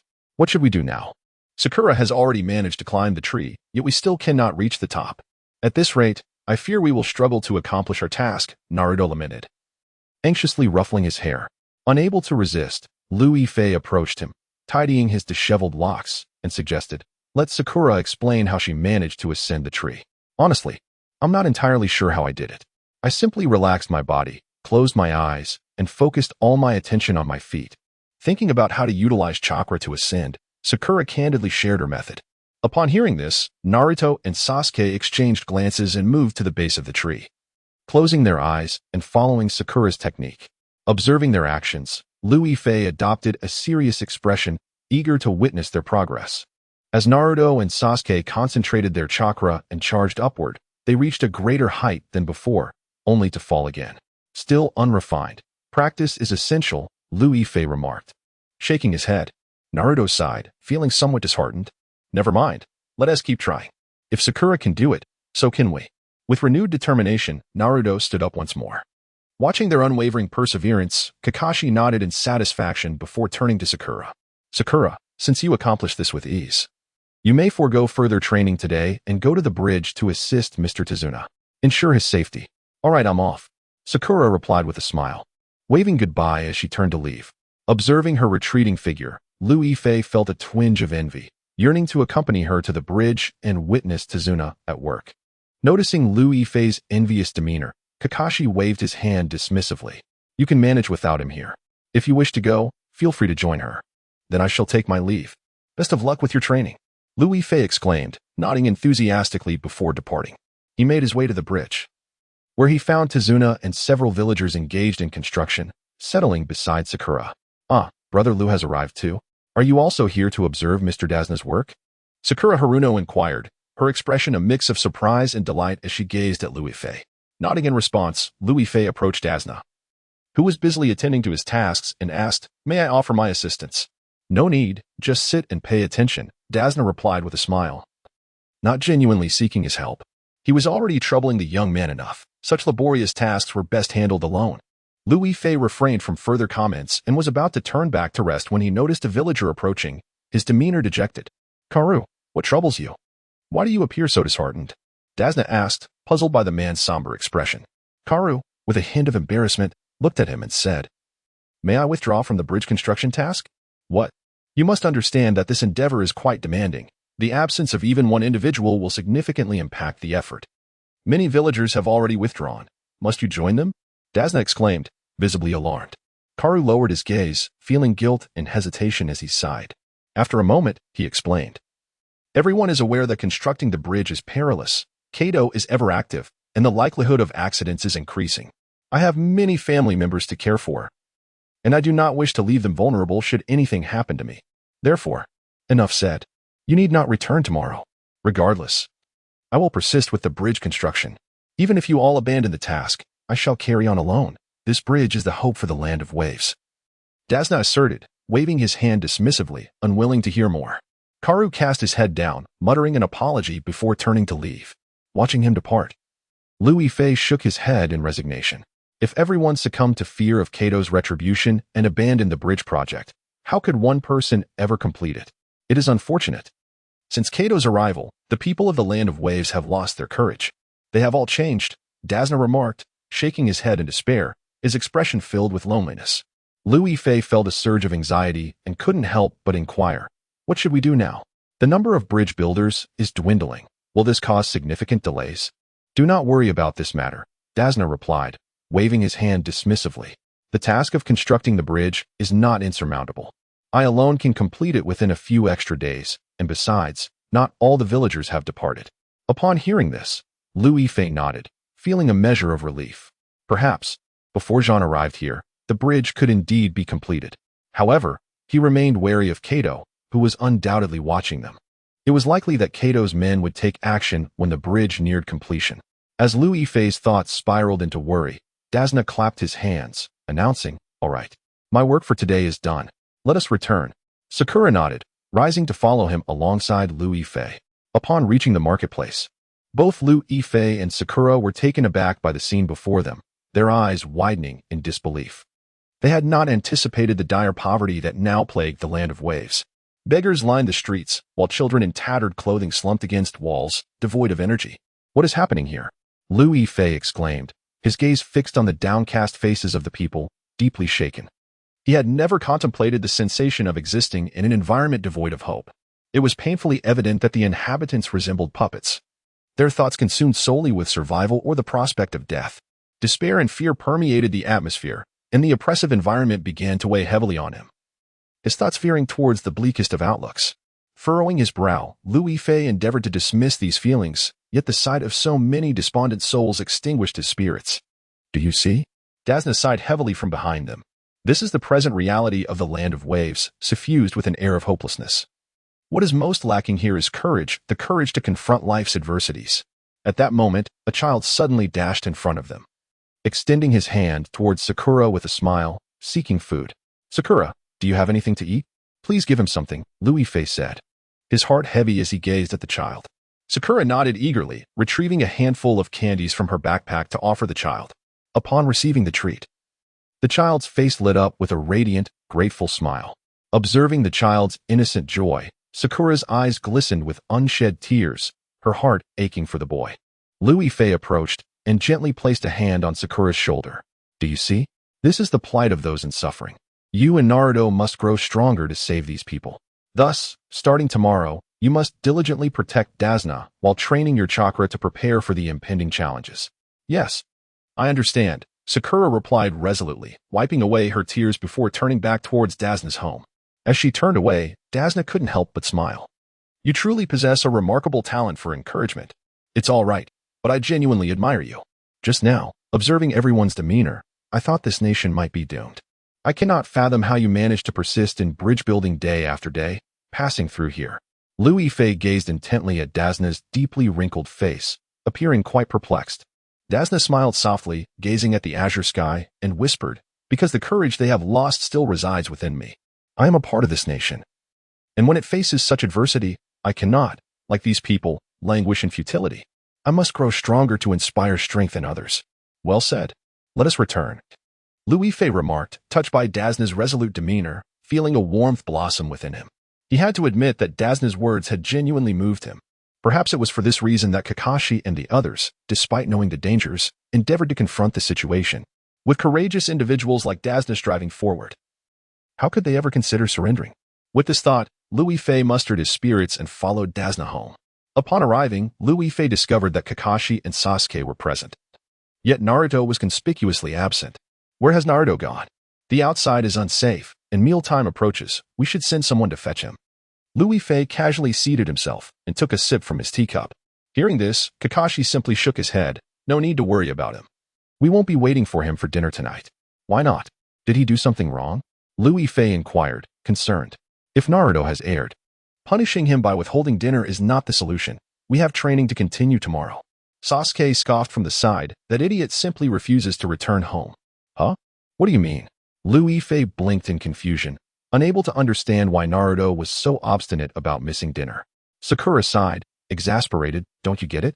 Naruto has not made any progress, so he has chosen to forego dinner in favor of training. Upon hearing this, Liu Yifei fell silent, though worry for Naruto lingered. He refrained from searching for him or insisting he return for dinner. He understood Naruto's stubbornness. As the days passed, Zabuza's condition must surely be recovering swiftly. If Naruto and Sasuke did not make any advancements, defeating Zabuza would be impossible. Perhaps Naruto felt the urgency of the situation himself. With this in mind, Liu Yifei sighed and quietly sat down to eat. After dinner, Tsunade entered to tidy up the table, occasionally glancing at Liu Yifei with a rather ambiguous gaze. Liu Yifei promptly sensed the unusual attention Tsunade was directing at him, yet he pretended not to notice, engaging in conversation with Kakashi. Ahem, Liu. Could you step outside for a moment? Sakura Haruno suddenly stood up with an odd expression, gesturing to Liu Yifei. Confused by the situation and observing that everyone else was at ease, Liu Yifei followed her outside. As they reached the end of the corridor, Liu Yifei realized that night had fallen. The sea and sky merged into a hazy expanse, obscuring any discernible boundary between them.